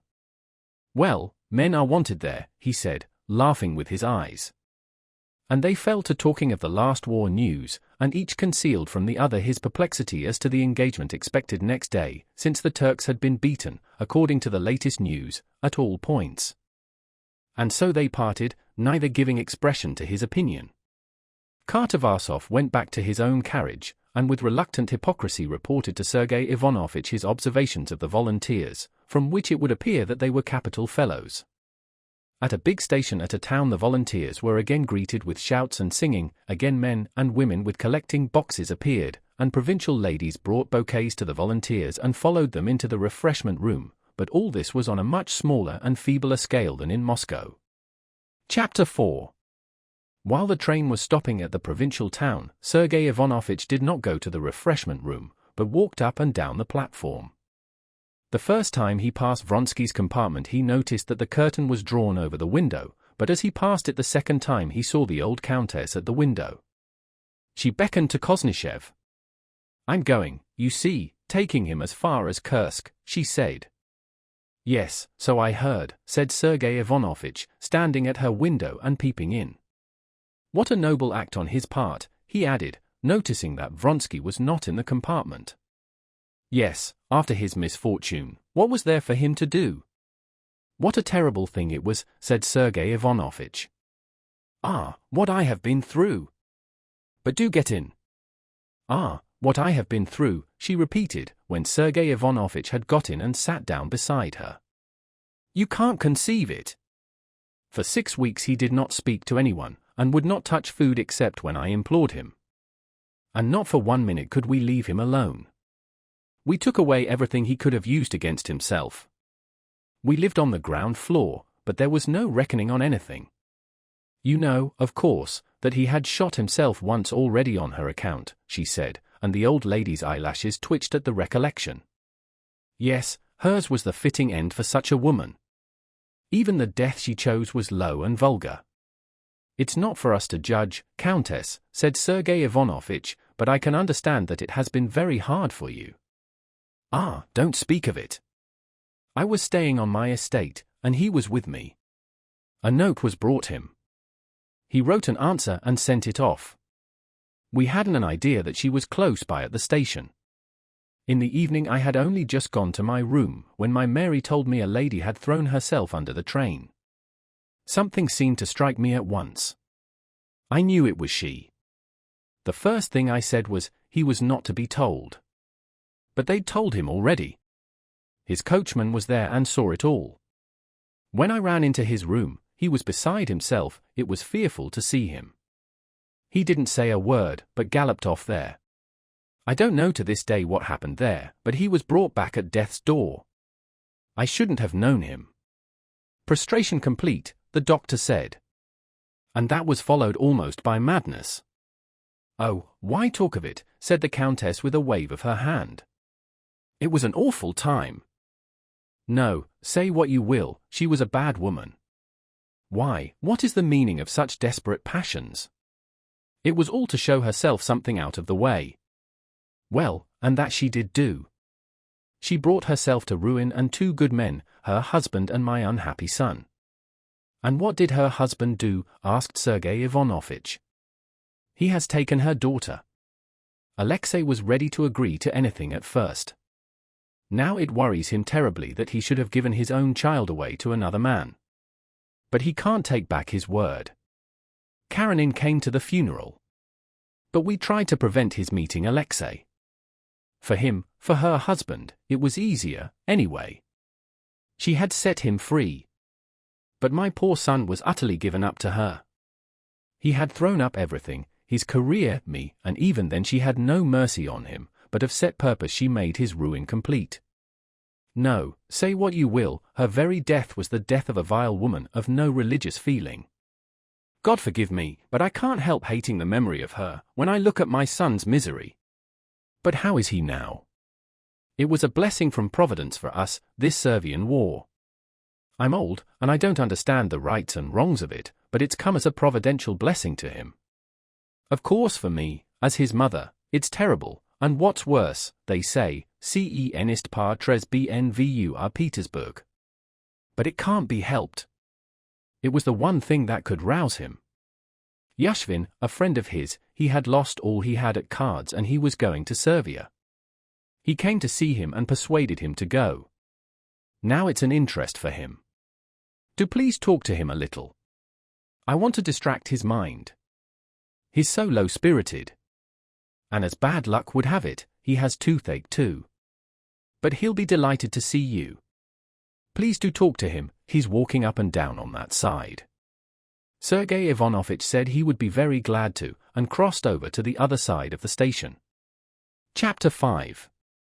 In the slanting evening shadows cast by the baggage piled up on the platform, Vronsky in his long overcoat and slouch hat, with his hands in his pockets, strode up and down, like a wild beast in a cage, turning sharply after 20 paces.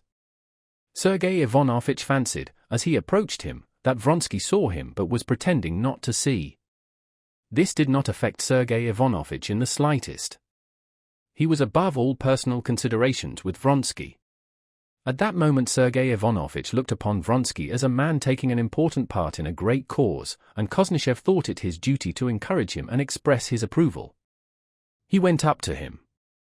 Vronsky stood still, looked intently at him, recognized him, and going a few steps forward to meet him, shook hands with him very warmly. Possibly you didn't wish to see me, said Sergei Ivanovich, but couldn't I be of use to you? There's no one I should less dislike seeing than you, said Vronsky. Excuse me, and there's nothing in life for me to like. I quite understand, and I merely meant to offer you my services, said Sergei Ivanovich, scanning Vronsky's face, full of unmistakable suffering. Wouldn't it be of use to you to have a letter to Ristich, to Milan? Oh, no. Vronsky said, seeming to understand him with difficulty. If you don't mind, let's walk on. It's so stuffy among the carriages. A letter? No, thank you, to meet death one needs no letters of introduction. Nor for the Turks, he said, with a smile that was merely of the lips. His eyes still kept their look of angry suffering. Yes, but you might find it easier to get into relations, which are after all essential, with anyone prepared to see you. But that's as you like. I was very glad to hear of your intention. There have been so many attacks made on the volunteers, and a man like you raises them in public estimation. My use as a man, said Vronsky, is that life's worth nothing to me. And that I've enough bodily energy to cut my way into their ranks, and to trample on them or fall, I know that. I'm glad there's something to give my life for it's not simply useless but loathsome to me. Anyone's welcome to it. And his jaw twitched impatiently from the incessant gnawing toothache that prevented him from even speaking with a natural expression. You will become another man, I predict, said Sergei Ivanovich, feeling touched. To deliver one's brother men from bondage is an aim worth death and life. God grant you success outwardly, and inwardly peace, he added, and he held out his hand. Vronsky warmly pressed his outstretched hand. Yes, as a weapon I may be of some use. But as a man, I'm a wreck, he jerked out. He could hardly speak for the throbbing ache in his strong teeth, that were like rows of ivory in his mouth. He was silent, and his eyes rested on the wheels of the tender, slowly and smoothly rolling along the rails. And all at once a different pain, not an ache, but an inner trouble, that set his whole being in anguish, made him for an instant forget his toothache. As he glanced at the tender and the rails, under the influence of the conversation with a friend he had not met since his misfortune, he suddenly recalled her, that is, what was left of her when he had run like one distraught into the cloak-room of the railway station, on the table, shamelessly sprawling out among strangers, the blood-stained body so lately full of life, the head unhurt dropping back with its weight of hair, and the curling tresses about the temples, and the exquisite face, with red, half-opened mouth, the strange, fixed expression, piteous on the lips and awful in the still open eyes, that seemed to utter that fearful phrase, that he would be sorry for it, that she had said when they were quarrelling. And he tried to think of her as she was when he met her the first time, at a railway station too, mysterious, exquisite, loving, seeking and giving happiness, and not cruelly revengeful as he remembered her on that last moment. He tried to recall his best moments with her, but those moments were poisoned forever. He could only think of her as triumphant, successful in her menace of a wholly useless remorse never to be effaced. He lost all consciousness of toothache, and his face worked with sobs. Passing twice up and down beside the baggage in silence and regaining his self-possession, he addressed Sergei Ivanovich calmly. You have had no telegrams since yesterday's? Yes, driven back for a third time, but a decisive engagement expected for tomorrow. And after talking a little more of King Milan's proclamation, and the immense effect it might have, they parted, going to their carriages on hearing the second bell. Chapter 6. Sergei Ivanovich had not telegraphed to his brother to send to meet him, as he did not know when he should be able to leave Moscow. Levin was not at home when Kartavasov and Sergei Ivanovich in a fly hired at the station drove up to the steps of the Pokrovskoe house, as black as moors from the dust of the road. Kitty, sitting on the balcony with her father and sister, recognized her brother-in-law, and ran down to meet him. What a shame not to have let us know, she said, giving her hand to Sergei Ivanovich, and putting her forehead up for him to kiss. We drove here capitally, and have not put you out, answered Sergei Ivanovich. I'm so dirty. I'm afraid to touch you. I've been so busy, I didn't know when I should be able to tear myself away. And so you're still as ever enjoying your peaceful, quiet happiness, he said, smiling, out of the reach of the current in your peaceful backwater. Here's our friend Fyodor Vasilievich who has succeeded in getting here at last. "But I'm not a Negro, I shall look like a human being when I wash," said Kartavarsov in his jesting fashion, and he shook hands and smiled, his teeth flashing white in his black face. "Kostya will be delighted. He has gone to his settlement. It's time he should be home. Busy as ever with his farming. It really is a peaceful backwater," said Kartavarsov, "while we in town think of nothing but the Servian war. Well, how does our friend look at it? He's sure not to think like other people." "Oh, I don't know, like everybody else," Kitty answered, a little embarrassed, looking round at Sergei Ivanovitch. "I'll send to fetch him.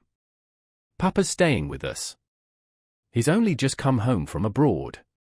And making arrangements to send for Levin and for the guests to wash, one in his room and the other in what had been Dolly's, and giving orders for their luncheon, Kitty ran out onto the balcony, enjoying the freedom and rapidity of movement of which she had been deprived during the months of her pregnancy. "It's Sergei Ivanovitch and Kartavarsov, a professor," she said. "Oh, that's a bore in this heat," said the prince. "No, Papa, he's very nice, and Kostya's very fond of him," Kitty said, with a deprecating smile, noticing the irony on her father's face. "Oh, I didn't say anything."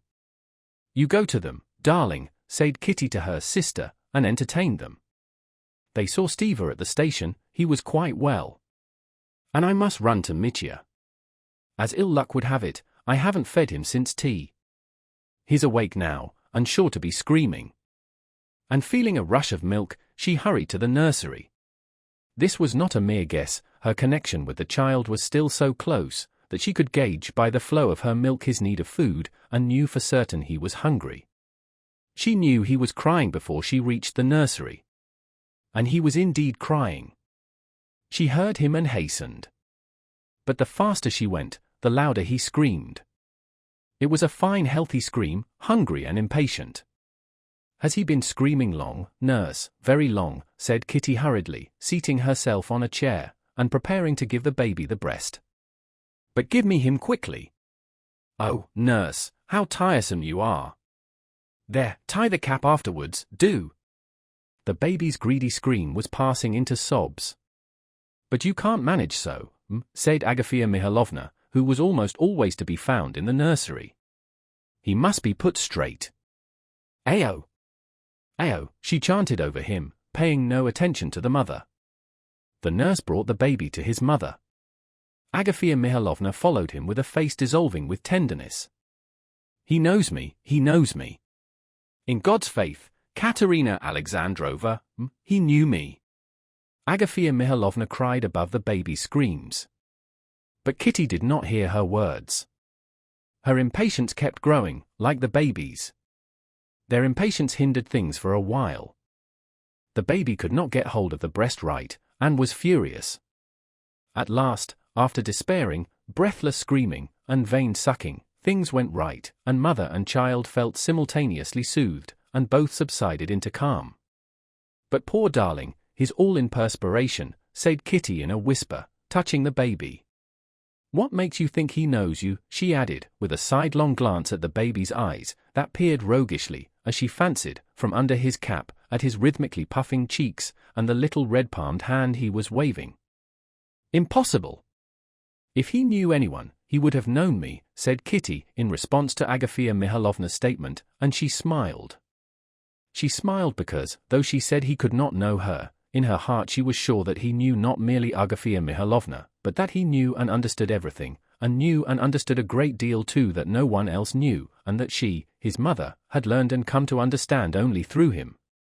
To Agafea Mihailovna, to the nurse, to his grandfather, to his father even, Mitya was a living being, requiring only material care, but for his mother he had long been a mortal being, with whom there had been a whole series of spiritual relations already. "When he wakes up, please God, you shall see for yourself. Then when I do like this, he simply beams on me, the darling. Simply beams like a sunny day," said Agafea Mihailovna. Well, then we shall see," whispered Kitty. "But now go away, he's going to sleep." Chapter 7. Agafea Mihailovna went out on tiptoe, the nurse let down the blind, chased a fly out from under the muslin canopy of the crib, and a bumblebee struggling on the window frame, and sat down waving a faded branch of birch over the mother and the baby. "How hot it is! If God would send a drop of rain," she said. "Yes, yes, sure, was all Kitty answered, rocking a little, and tenderly squeezing the plump little arm, with rolls of fat at the wrist, which Mitya still waved feebly as he opened and shut his eyes. That hand worried Kitty. She longed to kiss the little hand, but was afraid for fear of waking the baby. At last the little hand ceased waving, and the eyes closed. Only from time to time, as he went on sucking, the baby raised his long, curly eyelashes and peeped at his mother with wet eyes that looked black in the twilight. The nurse had left off fanning, and was dozing. From above came the peals of the old prince's voice, and the chuckle of Kartavarsov. "They have got into talk without me," thought Kitty, "but still it's vexing that Kostya's out. He's sure to have gone to the bee house again. Though it's a pity he's there so often, still I'm glad. It distracts his mind. He's become altogether happier and better now than in the spring. He used to be so gloomy and worried that I felt frightened for him. And how absurd he is," she whispered, smiling. She knew what worried her husband. It was his unbelief. Although, if she had been asked whether she supposed that in the future life, if he did not believe, he would be damned, she would have had to admit that he would be damned. His unbelief did not cause her unhappiness. And she, confessing that for an unbeliever there can be no salvation, and loving her husband's soul more than anything in the world, thought with a smile of his unbelief, and told herself that he was absurd. What does he keep reading philosophy of some sort for all this year, she wondered. If it's all written in those books, he can understand them. If it's all wrong, why does he read them? He says himself that he would like to believe. Then why is it he doesn't believe? Surely from his thinking so much? And he thinks so much from being solitary. He's always alone. He can't talk about it all to us. I fancy he'll be glad of these visitors, especially Kartavarsov. He likes discussions with them, she thought, and passed instantly to the consideration of where it would be more convenient to put Kartavarsov, to sleep alone or to share Sergei Ivanovitch's room. And then an idea suddenly struck her, which made her shudder and even disturb Mitya, who glanced severely at her. "I do believe the laundress hasn't sent the washing yet, and all the best sheets are in use. If I don't see to it, Agafea Mihailovna will give Sergei Ivanovitch the wrong sheets," and at the very idea of this the blood rushed to Kitty's face. "Yes, I will arrange it," she decided, and going back to her former thoughts, she remembered that some spiritual question of importance had been interrupted, and she began to recall what. Yes, Kostya, an unbeliever, she thought again with a smile. Well, an unbeliever then. Better let him always be one than like Madame Stahl, or what I tried to be in those days abroad. No, he won't ever sham anything. And a recent instance of his goodness rose vividly to her mind. A fortnight ago a penitent letter had come from Stepan Arkadyevitch to Dolly. He besought her to save his honor, to sell her estate to pay his debts. Dolly was in despair. She detested her husband, despised him, pitied him, resolved on a separation, resolved to refuse, but ended by agreeing to sell part of her property. After that, with an irrepressible smile of tenderness, Kitty recalled her husband's shamefaced embarrassment, his repeated awkward efforts to approach the subject, and how at last, having thought of the one means of helping Dolly without wounding her pride, he had suggested to Kitty, what had not occurred to her before, that she should give up her share of the property. He an unbeliever indeed. With his heart, his dread of offending anyone, even a child. Everything for others, nothing for himself. Sergei Ivanovitch simply considers it as Kostya's duty to be his steward. And it's the same with his sister. Now Dolly and her children are under his guardianship, all these peasants who come to him every day, as though he were bound to be at their service. Yes, only be like your father, only like him, she said, handing Mitya over to the nurse, and putting her lips to his cheek. Chapter 8. Ever since, by his beloved brother's deathbed, Levin had first glanced into the questions of life and death in the light of these new convictions, as he called them, which had during the period from his 20th to his 34th year imperceptibly replaced his childish and youthful beliefs. He had been stricken with horror, not so much of death, as of life, without any knowledge of whence, and why, and how, and what it was. The physical organization, its decay, the indestructibility of matter, the law of the conservation of energy, evolution, were the words which usurped the place of his old belief. These words and the ideas associated with them were very well for intellectual purposes.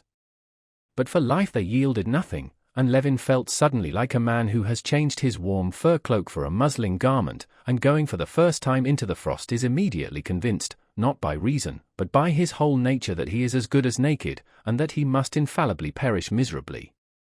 From that moment, though he did not distinctly face it, and still went on living as before, Levin had never lost this sense of terror at his lack of knowledge. He vaguely felt, too, that what he called his new convictions were not merely lack of knowledge, but that they were part of a whole order of ideas, in which no knowledge of what he needed was possible. At first, marriage, with the new joys and duties bound up with it, had completely crowded out these thoughts. But of late, while he was staying in Moscow after his wife's confinement, with nothing to do, the question that clamored for solution had more and more often, more and more insistently, haunted Levin's mind. The question was summed up for him thus: if I do not accept the answers Christianity gives to the problems of my life, what answers do I accept?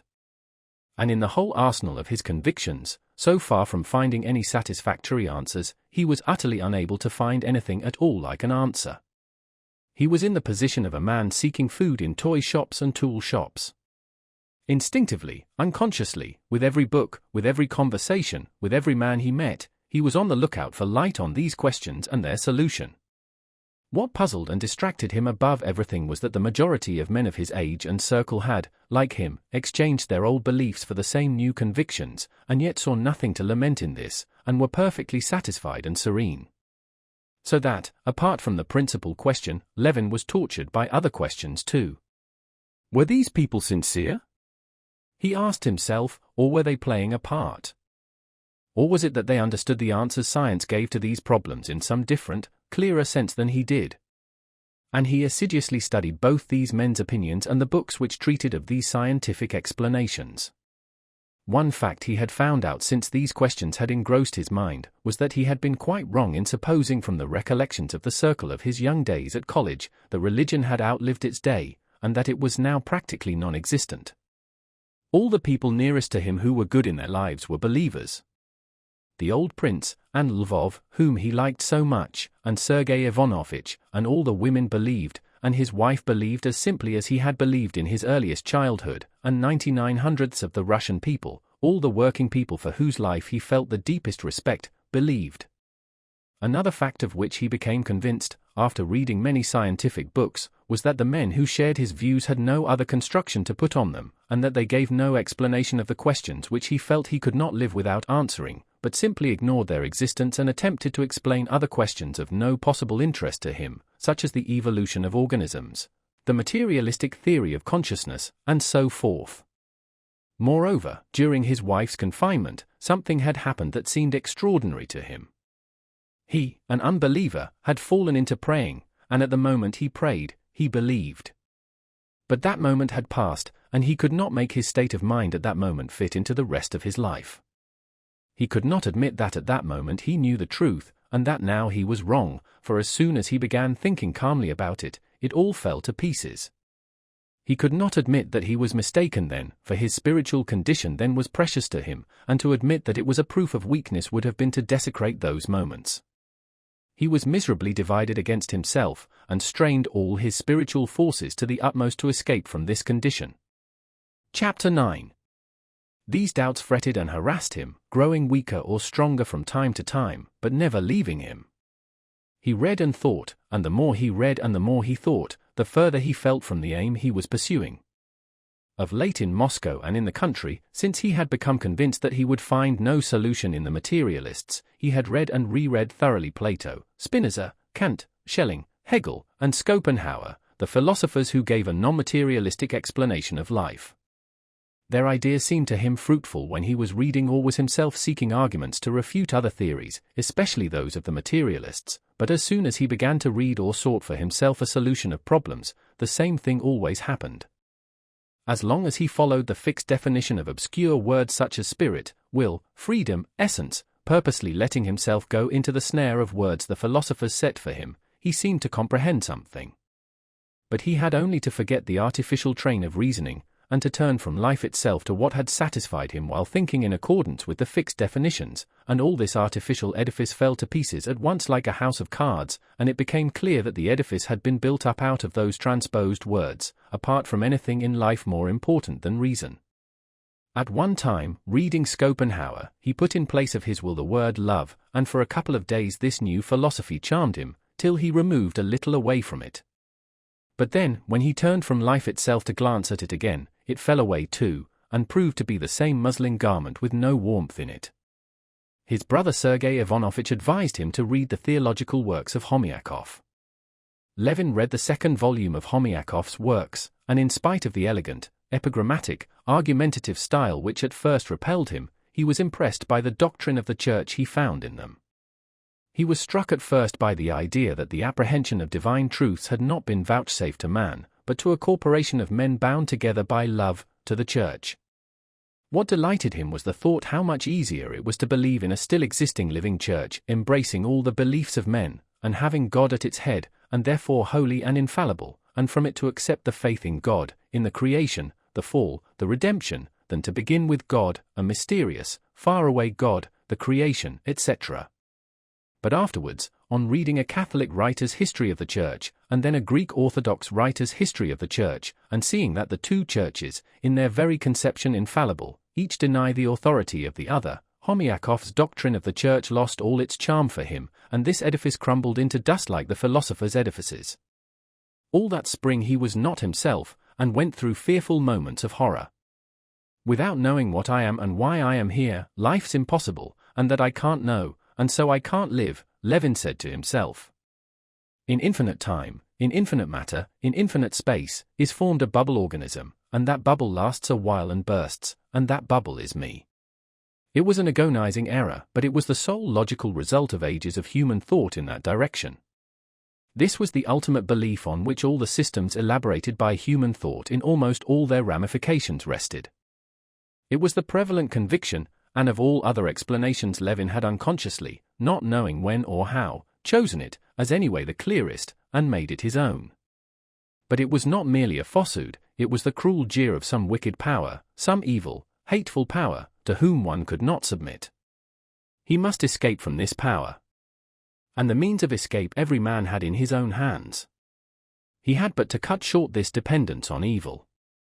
And there was one means, death. And Levin, a happy father and husband, in perfect health, was several times so near suicide that he hid the cord that he might not be tempted to hang himself, and was afraid to go out with his gun for fear of shooting himself. But Levin did not shoot himself, and did not hang himself, he went on living. Chapter 10.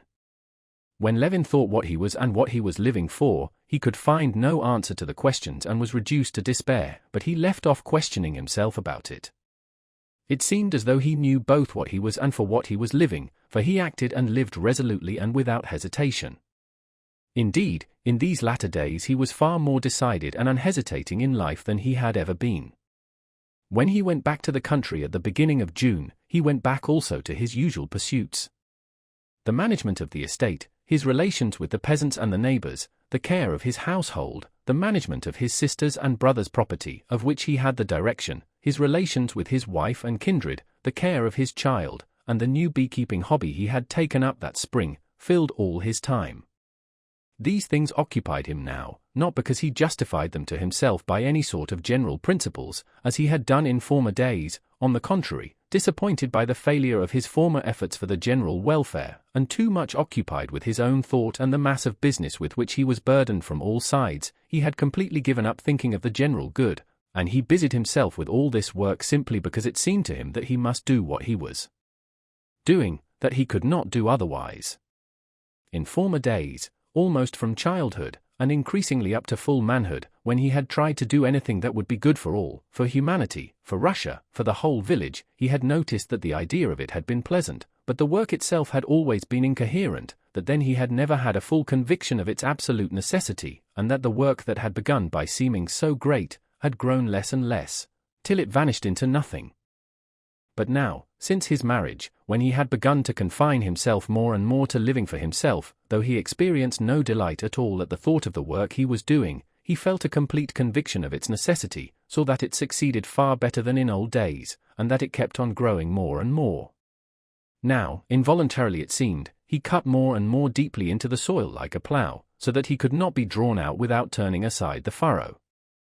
To live the same family life as his father and forefathers, that is, in the same condition of culture, and to bring up his children in the same, was incontestably necessary. It was as necessary as dining when one was hungry. And to do this, just as it was necessary to cook dinner, it was necessary to keep the mechanism of agriculture at Pokrovskoe going so as to yield an income. Just as incontestably as it was necessary to repay a debt was it necessary to keep the property in such a condition that his son, when he received it as a heritage, would say thank you to his father as Levin had said thank you to his grandfather for all he built and planted. And to do this it was necessary to look after the land himself, not to let it, and to breed cattle, manure the fields, and plant timber. It was impossible not to look after the affairs of Sergei Ivanovitch, of his sister, of the peasants who came to him for advice and were accustomed to do so, as impossible as to fling down a child one is carrying in one's arms. It was necessary to look after the comfort of his sister-in-law and her children, and of his wife and baby, and it was impossible not to spend with them at least a short time each day. And all this, together with shooting and his new beekeeping, filled up the whole of Levin's life, which had no meaning at all for him, when he began to think. But besides knowing thoroughly what he had to do, Levin knew in just the same way how he had to do it all, and what was more important than the rest. He knew he must hire laborers as cheaply as possible, but to hire men under bond, paying them in advance at less than the current rate of wages, was what he must not do, even though it was very profitable. Selling straw to the peasants in times of scarcity of provender was what he might do, even though he felt sorry for them, but the tavern and the pothouse must be put down, though they were a source of income. Felling timber must be punished as severely as possible, but he could not exact forfeits for cattle being driven onto his fields, and though it annoyed the keeper and made the peasants not afraid to graze their cattle on his land, he could not keep their cattle as a punishment.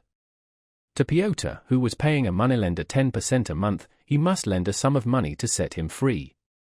But he could not let off peasants who did not pay their rent, nor let them fall into arrears.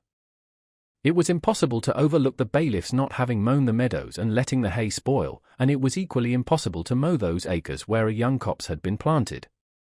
It was impossible to excuse a laborer who had gone home in the busy season because his father was dying, however sorry he might feel for him, and he must subtract from his pay those costly months of idleness. But it was impossible not to allow monthly rations to the old servants who were of no use for anything. Levin knew that when he got home he must first of all go to his wife, who was unwell, and that the peasants who had been waiting for 3 hours to see him could wait a little longer. He knew too that, regardless of all the pleasure he felt in taking a swarm, he must forego that pleasure, and leave the old man to see to the bees alone, while he talked to the peasants who had come after him to the bee-house. Whether he were acting rightly or wrongly he did not know, and far from trying to prove that he was, nowadays he avoided all thought or talk about it. Reasoning had brought him to doubt, and prevented him from seeing what he ought to do and what he ought not. When he did not think, but simply lived, he was continually aware of the presence of an infallible judge in his soul, determining which of two possible courses of action was the better and which was the worse, and as soon as he did not act rightly, he was at once aware of it. So he lived, not knowing and not seeing any chance of knowing what he was and what he was living for, and harassed at this lack of knowledge to such a point that he was afraid of suicide, and yet firmly laying down his own individual definite path in life. Chapter 11. The day on which Sergei Ivanovitch came to Pokrovskoe was one of Levin's most painful days. It was the very busiest working time, when all the peasantry show an extraordinary intensity of self-sacrifice in labor, such as is never shown in any other conditions of life, and would be highly esteemed if the men who showed these qualities themselves thought highly of them, and if it were not repeated every year, and if the results of this intense labor were not so simple. To reap and bind the rye and oats and to carry it, to mow the meadows, turn over the fallows, thrash the seed and sow the winter corn, all this seems so simple and ordinary, but to succeed in getting through it all everyone in the village, from the old man to the young child, must toil incessantly for 3 or 4 weeks, 3 times as hard as usual, living on rye beer, onions, and black bread, thrashing and carrying the sheaves at night, and not giving more than 2 or 3 hours in the 24 to sleep. And every year this is done all over Russia. Having lived the greater part of his life in the country and in the closest relations with the peasants, Levin always felt in this busy time that he was infected by this general quickening of energy in the people. In the early morning he rode over to the first sowing of the rye, and to the oats, which were being carried to the stacks, and returning home at the time his wife and sister-in-law were getting up, he drank coffee with them and walked to the farm, where a new thrashing machine was to be set working to get ready the seed corn. He was standing in the cool granary, still fragrant with the leaves of the hazel branches interlaced on the freshly peeled aspen beams of the new thatch roof. He gazed through the open door in which the dry bitter dust of the thrashing whirled and played, at the grass of the thrashing floor in the sunlight and the fresh straw that had been brought in from the barn, then at the specular-headed, white-breasted swallows that flew chirping in under the roof and, fluttering their wings, settled in the crevices of the doorway, then at the peasants bustling in the dark, dusty barn, and he thought strange thoughts. Why is it all being done, he thought. Why am I standing here, making them work? What are they all so busy for, trying to show their zeal before me? What is that old Matrona, my old friend, toiling for? I doctored her, when the beam fell on her in the fire, he thought, looking at a thin old woman who was raking up the grain, moving painfully with her bare, sun-blackened feet over the uneven, rough floor.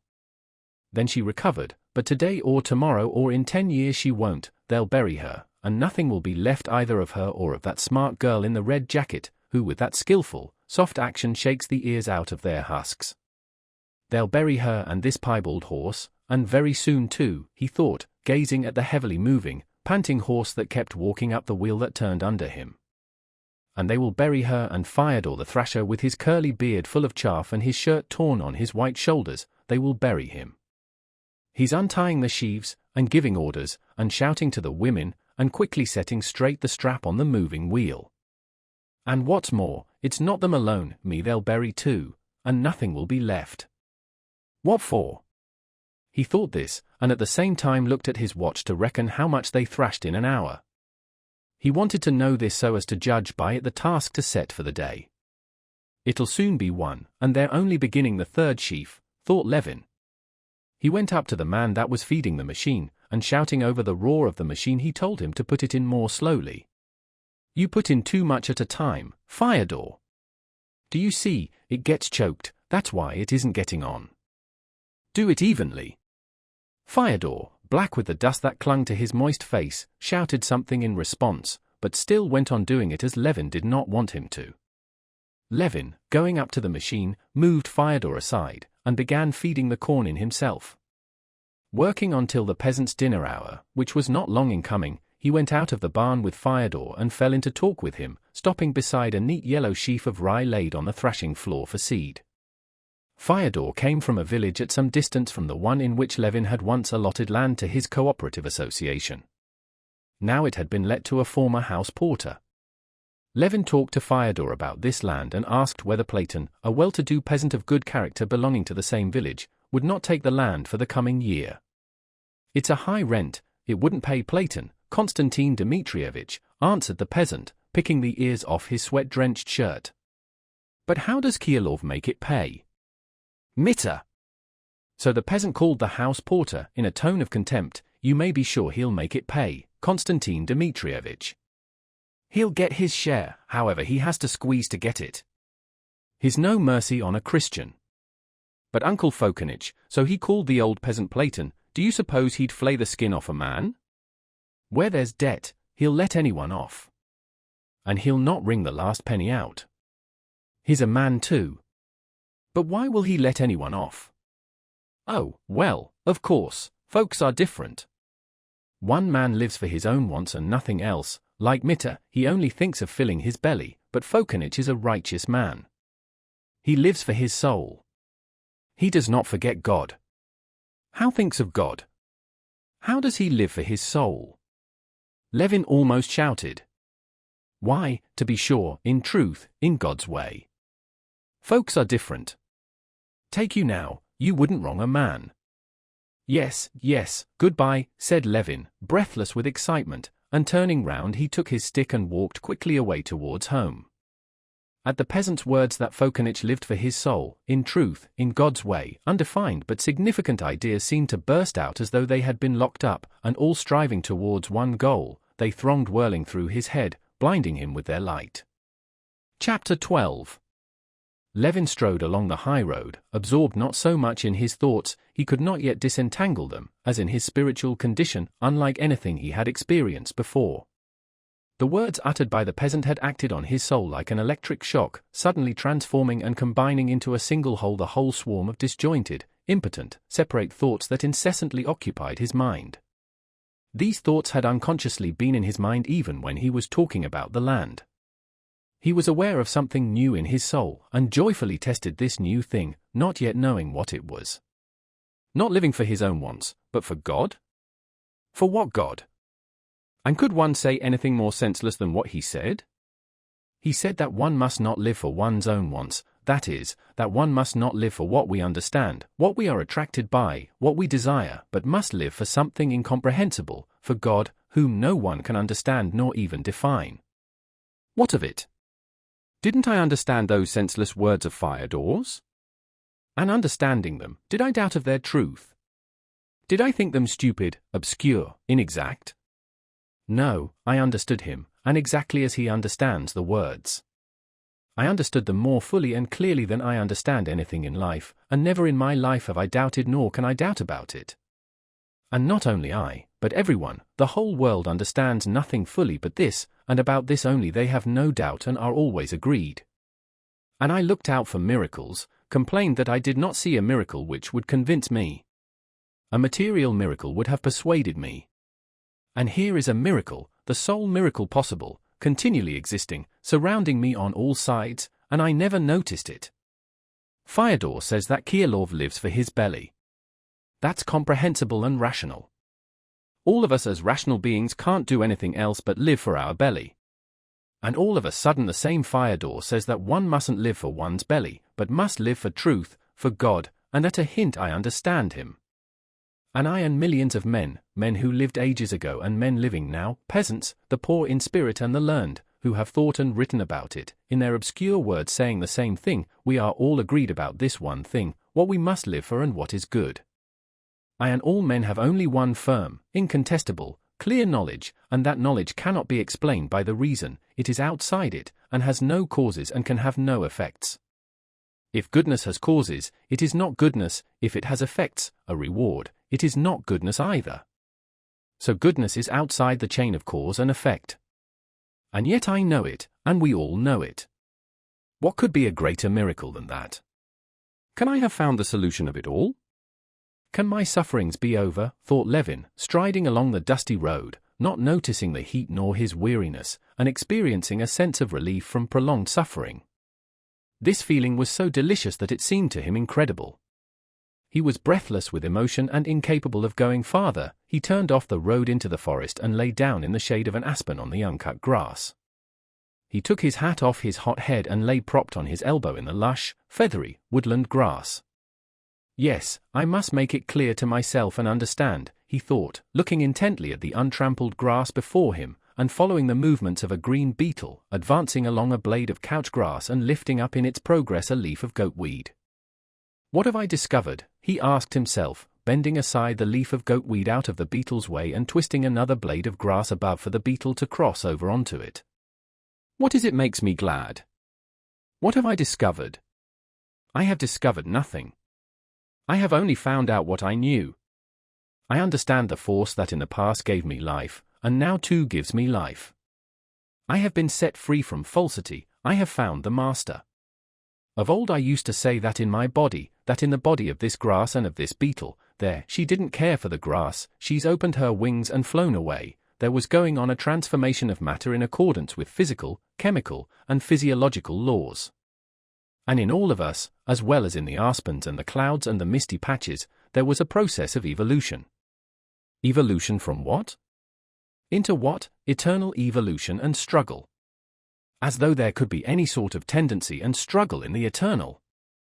And I was astonished that in spite of the utmost effort of thought along that road I could not discover the meaning of life, the meaning of my impulses and yearnings. Now I say that I know the meaning of my life, to live for God, for my soul. And this meaning, in spite of its clearness, is mysterious and marvelous. Such, indeed, is the meaning of everything existing. Yes, pride, he said to himself, turning over on his stomach and beginning to tie a noose of blades of grass, trying not to break them. And not merely pride of intellect, but dullness of intellect. And most of all, the deceitfulness, yes, the deceitfulness of intellect. The cheating knavishness of intellect, that's it, he said to himself. And he briefly went through, mentally, the whole course of his ideas during the last 2 years, the beginning of which was the clear confronting of death at the sight of his dear brother hopelessly ill. Then, for the first time, grasping that for every man, and himself too, there was nothing in store but suffering, death, and forgetfulness, he had made up his mind that life was impossible like that, and that he must either interpret life so that it would not present itself to him as the evil jest of some devil, or shoot himself. But he had not done either, but had gone on living, thinking, and feeling, and had even at that very time married, and had had many joys and had been happy when he was not thinking of the meaning of his life. What did this mean? It meant that he had been living rightly, but thinking wrongly. He had lived, without being aware of it, on those spiritual truths that he had sucked in with his mother's milk, but he had thought, not merely without recognition of these truths, but studiously ignoring them. Now it was clear to him that he could only live by virtue of the beliefs in which he had been brought up. What should I have been, and how should I have spent my life, if I had not had these beliefs, if I had not known that I must live for God and not for my own desires? I should have robbed and lied and killed. Nothing of what makes the chief happiness of my life would have existed for me. And with the utmost stretch of imagination he could not conceive the brutal creature he would have been himself, if he had not known what he was living for. I looked for an answer to my question. And thought could not give an answer to my question, it is incommensurable with my question. The answer has been given me by life itself, in my knowledge of what is right and what is wrong. And that knowledge I did not arrive at in any way, it was given to me as to all men, given, because I could not have got it from anywhere. Where could I have got it? By reason could I have arrived at knowing that I must love my neighbor and not oppress him? I was told that in my childhood, and I believed it gladly, for they told me what was already in my soul. But who discovered it? Not reason. Reason discovered the struggle for existence, and the law that requires us to oppress all who hinder the satisfaction of our desires. That is the deduction of reason. But loving one's neighbor reason could never discover, because it's irrational. Chapter 13. And Levin remembered a scene he had lately witnessed between Dolly and her children. The children, left to themselves, had begun cooking raspberries over the candles and squirting milk into each other's mouths with a syringe. Their mother, catching them at these pranks, began reminding them in Levin's presence of the trouble their mischief gave to the grown-up people, and that this trouble was all for their sake, and that if they smashed the cups they would have nothing to drink their tea out of, and that if they wasted the milk, they would have nothing to eat, and die of hunger. And Levin had been struck by the passive, weary incredulity with which the children heard what their mother said to them. They were simply annoyed that their amusing play had been interrupted, and did not believe a word of what their mother was saying. They could not believe it indeed, for they could not take in the immensity of all they habitually enjoyed, and so could not conceive that what they were destroying was the very thing they lived by. That all comes of itself, they thought, and there's nothing interesting or important about it because it has always been so, and always will be so. And it's all always the same. We've no need to think about that, it's all ready. But we want to invent something of our own, and new. So we thought of putting raspberries in a cup, and cooking them over a candle, and squirting milk straight into each other's mouths. That's fun, and something new, and not a bit worse than drinking out of cups. Isn't it just the same that we do, that I did, searching by the aid of reason for the significance of the forces of nature and the meaning of the life of man, he thought. And don't all the theories of philosophy do the same, trying by the path of thought, which is strange and not natural to man, to bring him to a knowledge of what he has known long ago, and knows so certainly that he could not live at all without it? Isn't it distinctly to be seen in the development of each philosopher's theory, that he knows what is the chief significance of life beforehand, just as positively as the peasant firedoor, and not a bit more clearly than he, and is simply trying by a dubious intellectual path to come back to what everyone knows? Now then, leave the children to themselves to get things alone and make their crockery, get the milk from the cows, and so on. Would they be naughty then? Why, they die of hunger. Well, then, leave us with our passions and thoughts, without any idea of the one God, of the Creator, or without any idea of what is right, without any idea of moral evil. Just try and build up anything without those ideas. We only try to destroy them, because we're spiritually provided for. Exactly like the children. Whence have I that joyful knowledge, shared with the peasant, that alone gives peace to my soul? Whence did I get it?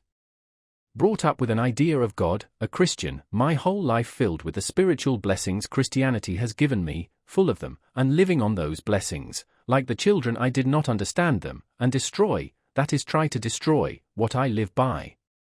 And as soon as an important moment of life comes, like the children when they are cold and hungry, I turn to Him, and even less than the children when their mother scolds them for their childish mischief, do I feel that my childish efforts at wanton madness are reckoned against me. Yes, what I know not by reason, but it has been given to me, revealed to me, and I know it with my heart, by faith in the chief thing taught by the Church. The Church! The Church! Levin repeated to himself.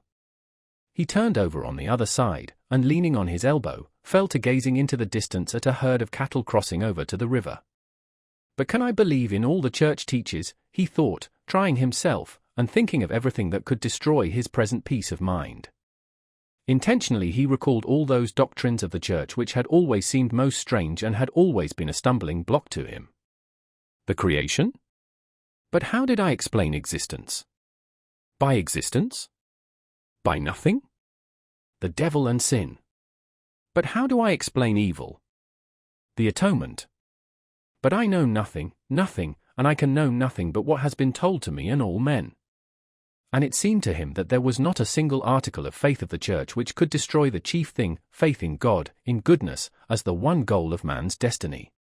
Under every article of faith of the Church could be put the faith in the service of truth instead of one's desires. And each doctrine did not simply leave that faith unshaken, each doctrine seemed essential to complete that great miracle, continually manifest upon earth, that made it possible for each man and millions of different sorts of men, wise men and imbeciles, old men and children, all men, peasants, Lvov, Kitty, beggars, and kings to understand perfectly the same one thing, and to build up thereby that life of the soul which alone is worth living, and which alone is precious to us. Lying on his back, he gazed up now into the high, cloudless sky. Do I not know that that is infinite space, and that it is not a round arch? But, however I screw up my eyes and strain my sight, I cannot see it not round and not bounded, and in spite of my knowing about infinite space, I am incontestably right when I see a solid blue dome, and more right than when I strain my eyes to see beyond it. Levin ceased thinking, and only, as it were, listened to mysterious voices that seemed talking joyfully and earnestly within him. Can this be faith, he thought, afraid to believe in his happiness? My God, I thank thee, he said, gulping down his sobs, and with both hands brushing away the tears that filled his eyes. Chapter 14. Levin looked before him and saw a herd of cattle, then he caught sight of his trap with Raven in the shafts, and the coachman, who, driving up to the herd, said something to the herdsman. Then he heard the rattle of the wheels and the snort of the sleek horse close by him. But he was so buried in his thoughts that he did not even wonder why the coachman had come for him. He only thought of that when the coachman had driven quite up to him and shouted to him. The mistress sent me. Your brother has come, and some gentleman with him. Levin got into the trap and took the reins. As though just roused out of sleep, for a long while Levin could not collect his faculties. He stared at the sleek horse flecked with lather between his haunches and on his neck, where the harness rubbed, stared at Ivan the coachman sitting beside him, and remembered that he was expecting his brother, thought that his wife was most likely uneasy at his long absence, and tried to guess who was the visitor who had come with his brother. And his brother and his wife and the unknown guest seemed to him now quite different from before. He fancied that now his relations with all men would be different. With my brother there will be none of that aloofness there always used to be between us, there will be no disputes, with Kitty there shall never be quarrels, with the visitor, whoever he may be, I will be friendly and nice, with the servants, with Ivan, it will all be different.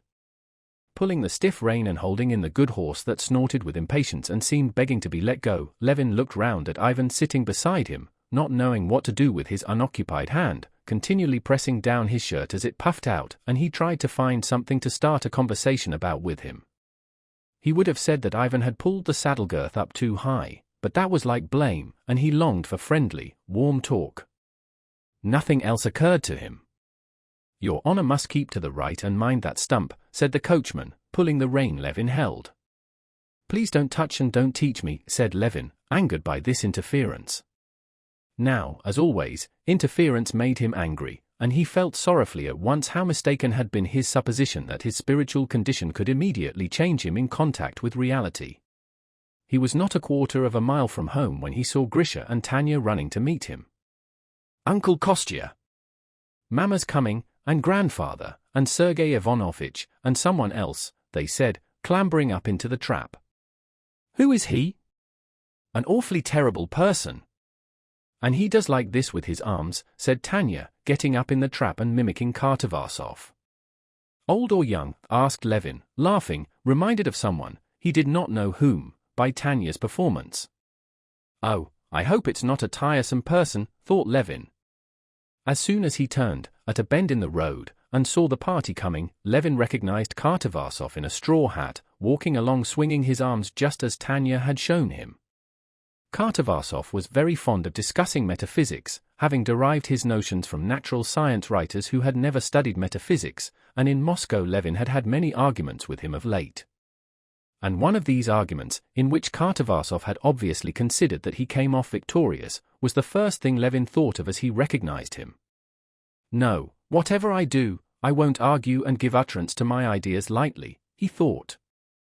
Getting out of the trap and greeting his brother and Kartavasov, Levin asked about his wife. "She has taken Mitya to Kolok, a copse near the house. She meant to have him out there because it's so hot indoors," said Dolly. Levin had always advised his wife not to take the baby to the wood, thinking it unsafe, and he was not pleased to hear this. "She rushes about from place to place with him," said the prince, smiling. "I advised her to try putting him in the ice cellar. She meant to come to the bee house. She thought you would be there." "We are going there," said Dolly. "Well, and what are you doing?" said Sergei Ivanovitch, falling back from the rest and walking beside him.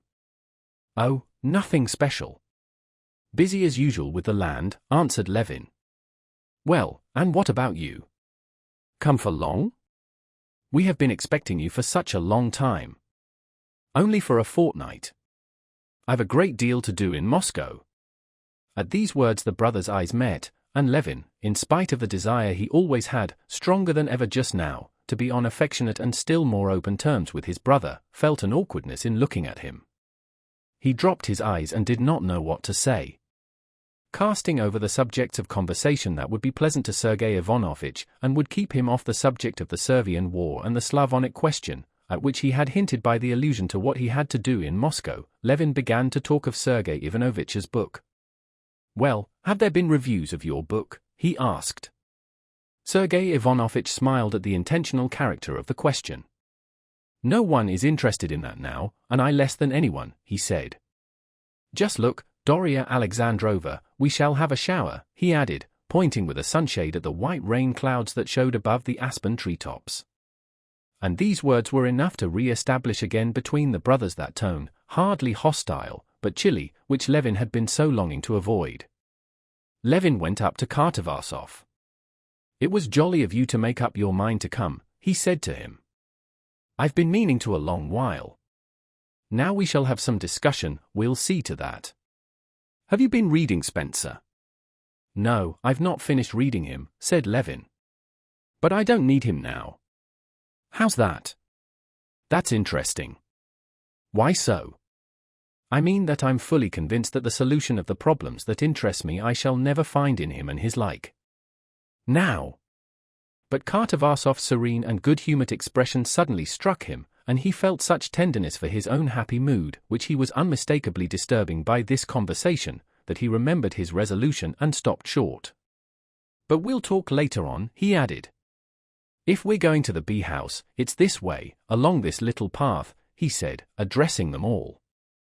going along the narrow path to a little uncut meadow covered on one side with thick clumps of brilliant heartsease, among which stood up here and there tall, dark green tufts of hellebore, Levin settled his guests in the dense, cool shade of the young aspens on a bench and some stumps purposely put there for visitors to the bee-house who might be afraid of the bees, and he went off himself to the hut to get bread, cucumbers, and fresh honey, to regale them with.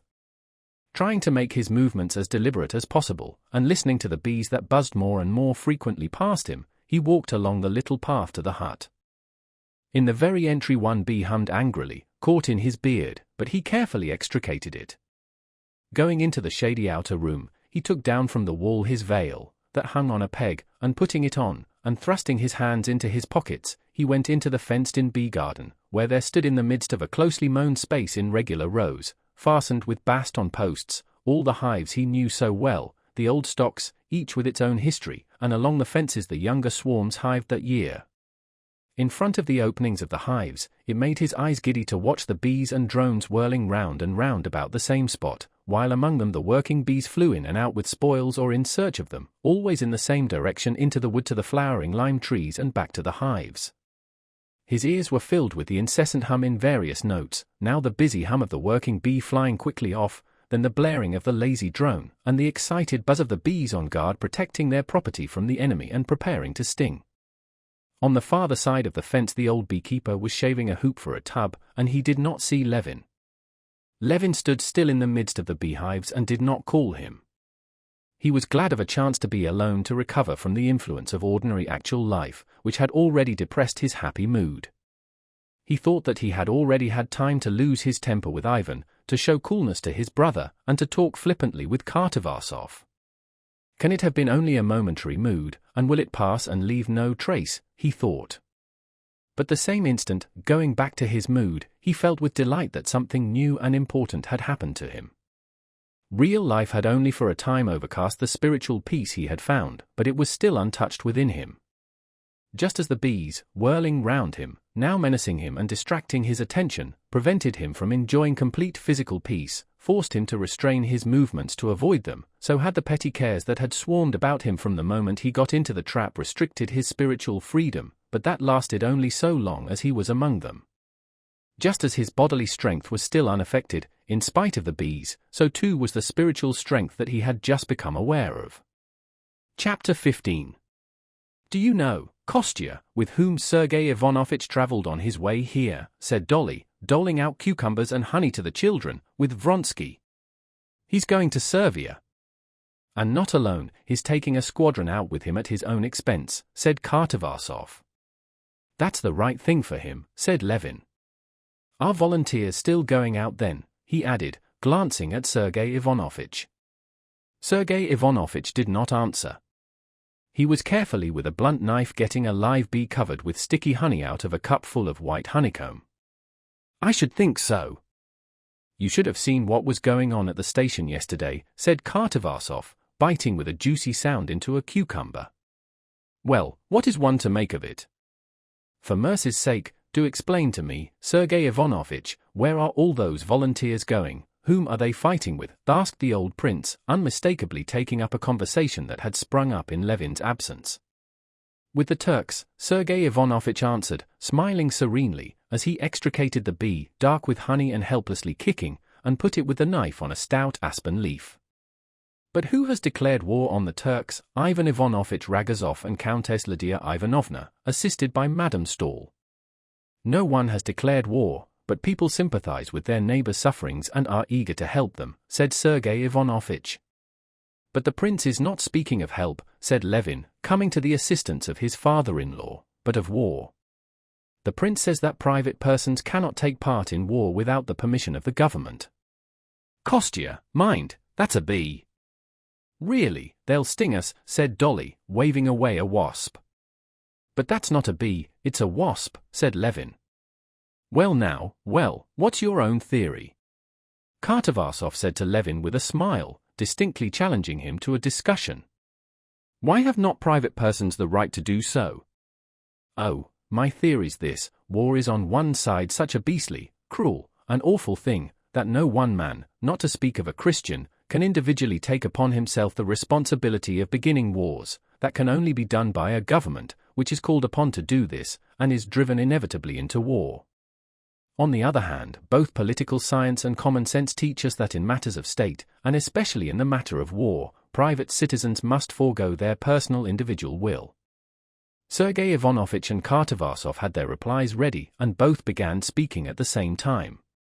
But the point is, my dear fellow, that there may be cases when the government does not carry out the will of the citizens and then the public asserts its will, said Kartavarsov. But evidently Sergei Ivanovich did not approve of this answer. His brows contracted at Kartavarsov's words and he said something else. You don't put the matter in its true light. There is no question here of a declaration of war, but simply the expression of a human Christian feeling. Our brothers, one with us in religion and in race, are being massacred. Even supposing they were not our brothers nor fellow Christians, but simply children, women, old people, feeling is aroused and Russians go eagerly to help in stopping these atrocities. Fancy, if you were going along the street and saw drunken men beating a woman or a child, I imagine you would not stop to inquire whether war had been declared on the men, but would throw yourself on them, and protect the victim. But I should not kill them, said Levin. Yes, you would kill them. I don't know. If I saw that, I might give way to my impulse of the moment, but I can't say beforehand. And such a momentary impulse there is not, and there cannot be, in the case of the oppression of the Slavonic peoples. Possibly for you there is not, but for others there is, said Sergei Ivanovich, frowning with displeasure. There are traditions still extant among the people of Slavs of the true faith suffering under the yoke of the unclean sons of Hagar. The people have heard of the sufferings of their brethren and have spoken. Perhaps so, said Levin evasively, but I don't see it. I'm one of the people myself, and I don't feel it. Here am I too, said the old prince. I've been staying abroad and reading the papers, and I must own, up to the time of the Bulgarian atrocities, I couldn't make out why it was all the Russians were all of a sudden so fond of their Slavonic brethren, while I didn't feel the slightest affection for them. I was very much upset, thought I was a monster, or that it was the influence of Carlsbad on me.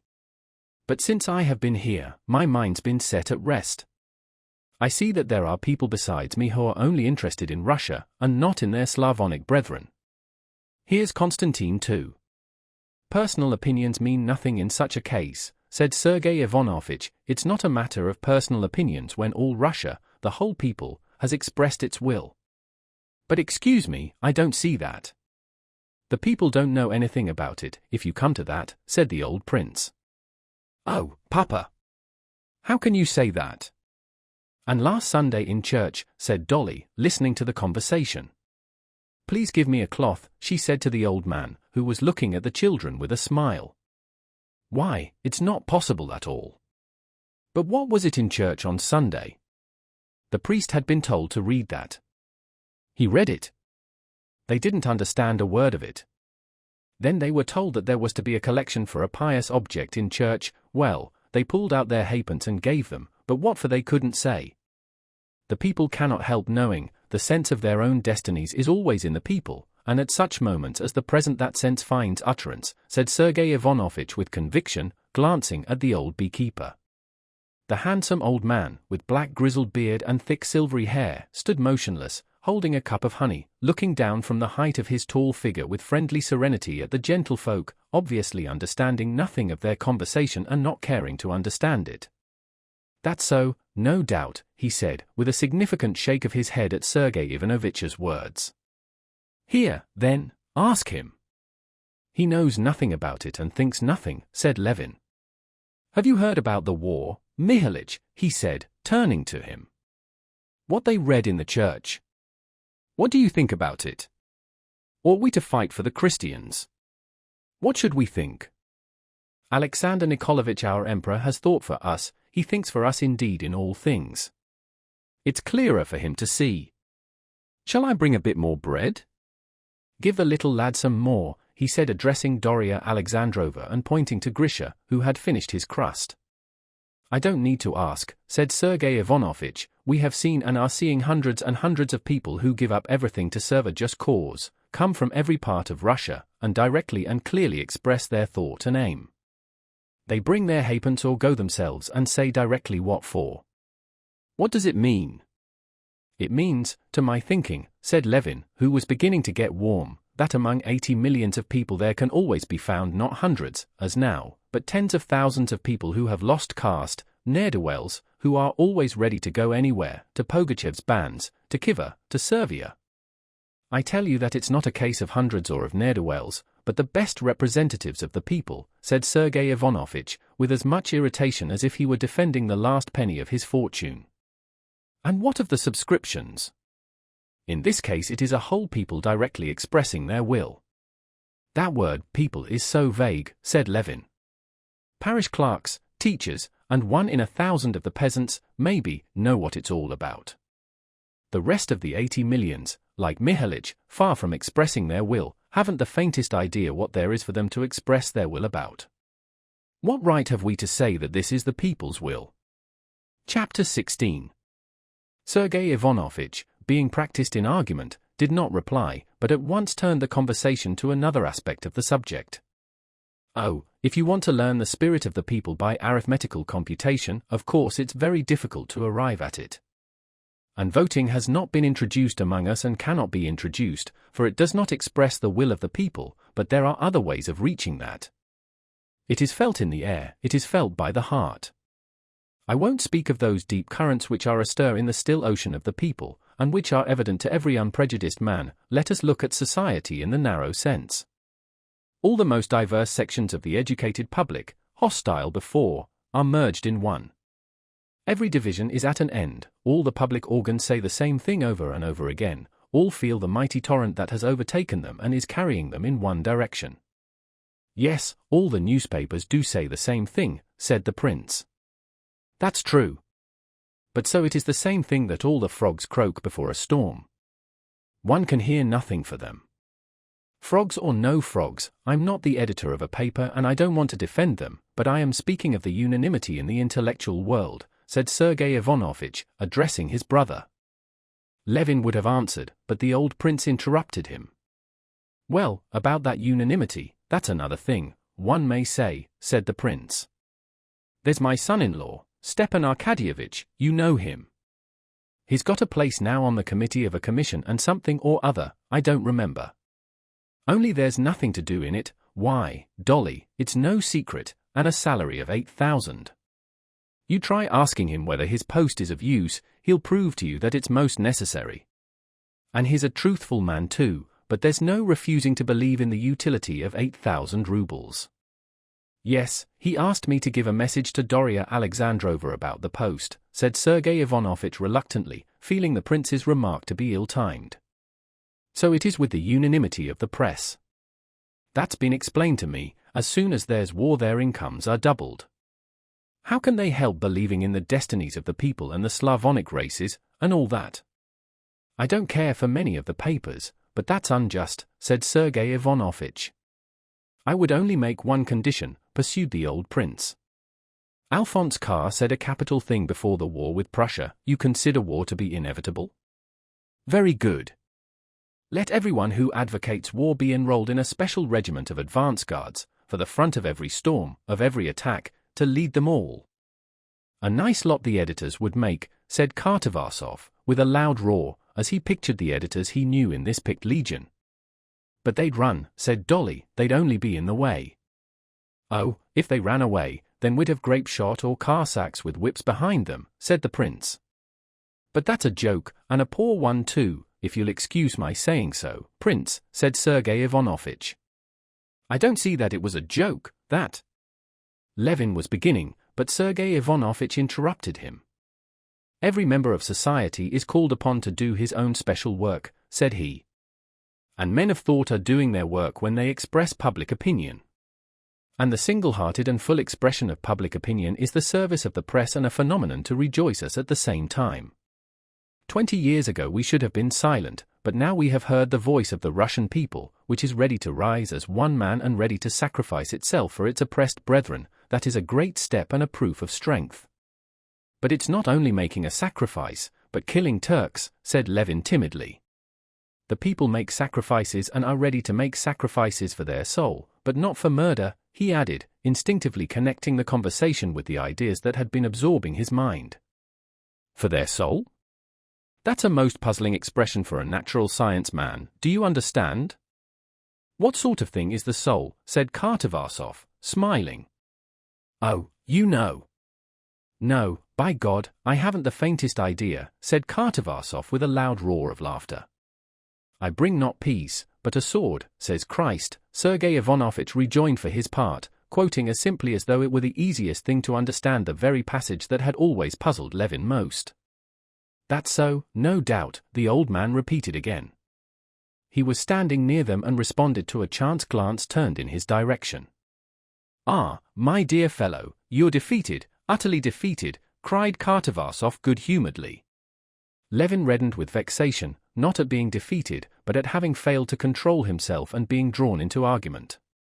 No, I can't argue with them, he thought, they wear impenetrable armor, while I'm naked.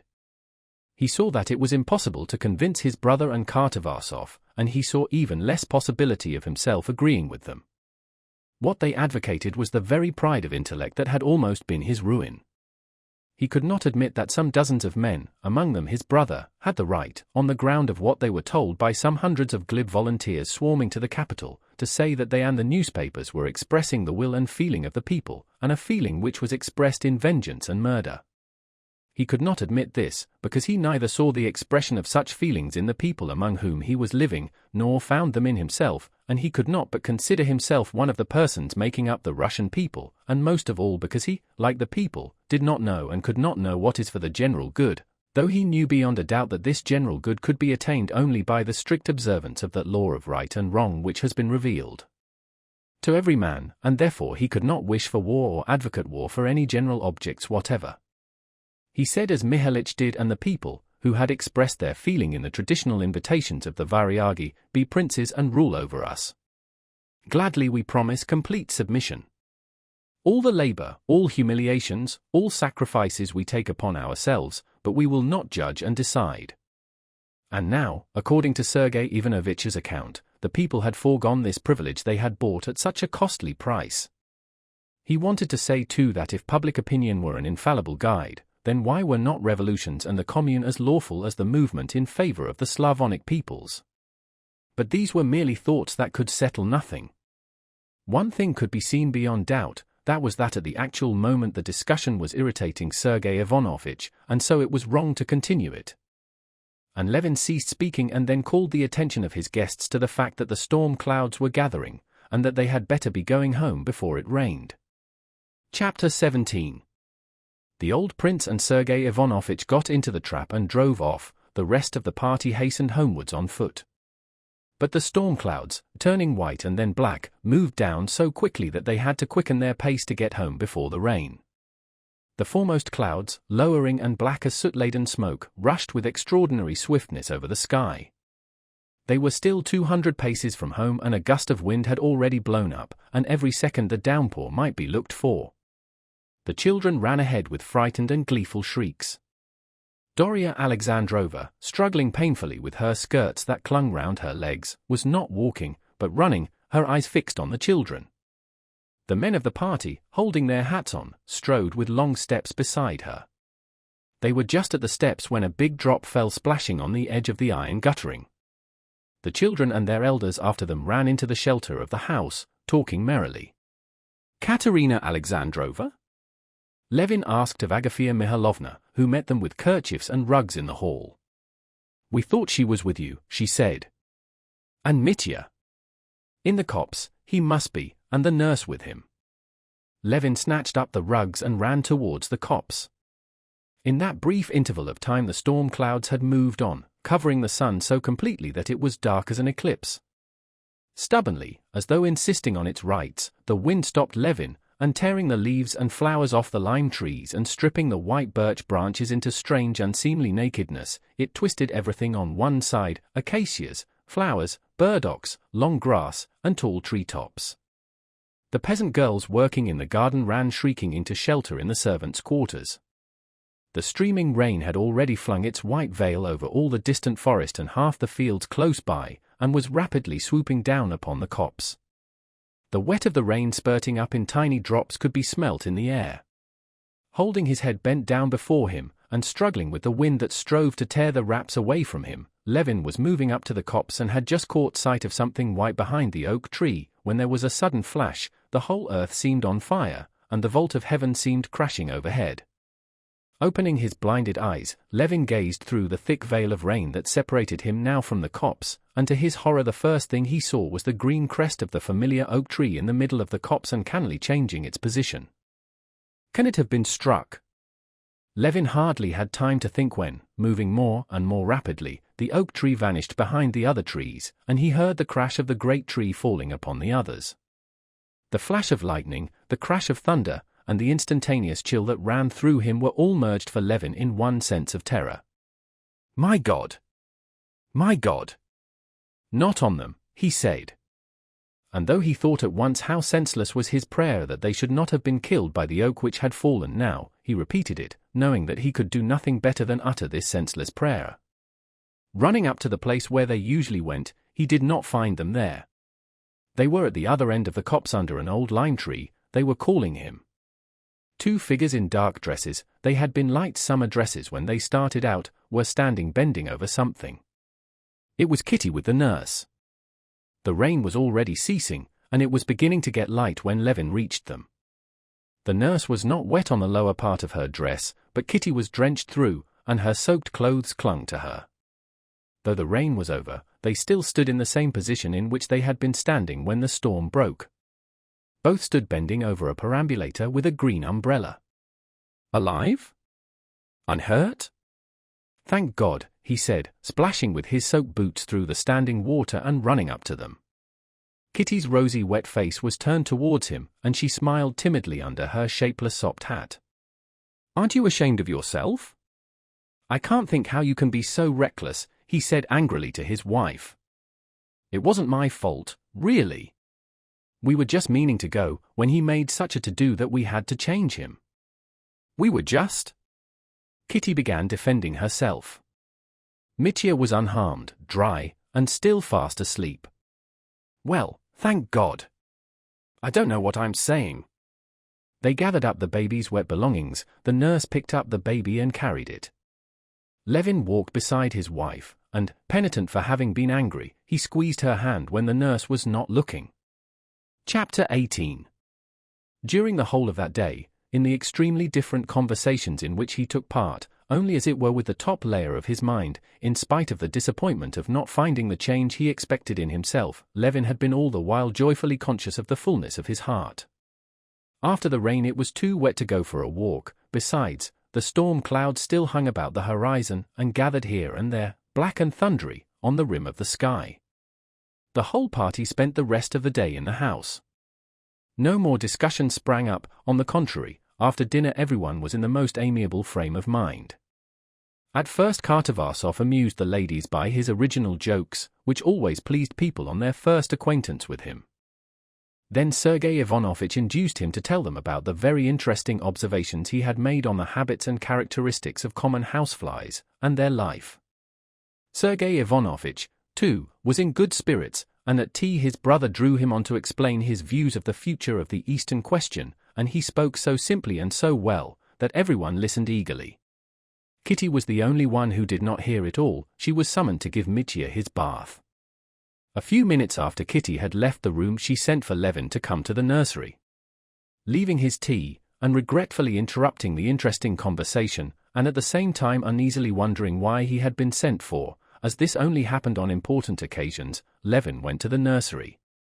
Although he had been much interested by Sergei Ivanovitch's views of the new epoch in history that would be created by the emancipation of 40 millions of men of Slavonic race acting with Russia, a conception quite new to him, and although he was disturbed by uneasy wonder at being sent for by Kitty, as soon as he came out of the drawing-room and was alone, his mind reverted at once to the thoughts of the morning. And all the theories of the significance of the Slav element in the history of the world seemed to him so trivial compared with what was passing in his own soul, that he instantly forgot it all and dropped back into the same frame of mind that he had been in that morning. He did not, as he had done at other times, recall the whole train of thought that he did not need. He fell back at once into the feeling which had guided him, which was connected with those thoughts, and he found that feeling in his soul even stronger and more definite than before. He did not, as he had had to do with previous attempts to find comforting arguments, need to revive a whole chain of thought to find the feeling. Now, on the contrary, the feeling of joy and peace was keener than ever, and thought could not keep pace with feeling. He walked across the terrace and looked at 2 stars that had come out in the darkening sky, and suddenly he remembered.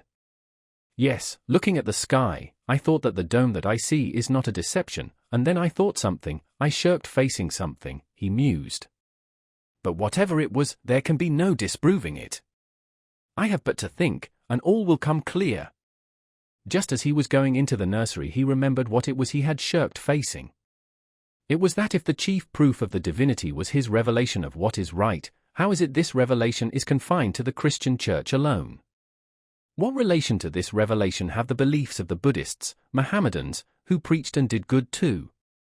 It seemed to him that he had an answer to this question, but he had not time to formulate it to himself before he went into the nursery. Kitty was standing with her sleeves tucked up over the baby in the bath. Hearing her husband's footstep, she turned towards him, summoning him to her with her smile. With one hand she was supporting the fat baby that lay floating and sprawling on its back, while with the other she squeezed the sponge over him. "Come, look, she said, when her husband came up to her. "Agafia Mihailovna's right. He knows us." Mitya had on that day given unmistakable, incontestable signs of recognizing all his friends. As soon as Levin approached the bath, the experiment was tried, and it was completely successful. The cook, sent for with this object, bent over the baby. He frowned and shook his head disapprovingly. Kitty bent down to him, he gave her a beaming smile, propped his little hands on the sponge and chirruped, making such a queer little contented sound with his lips, that Kitty and the nurse were not alone in their admiration. Levin, too, was surprised and delighted.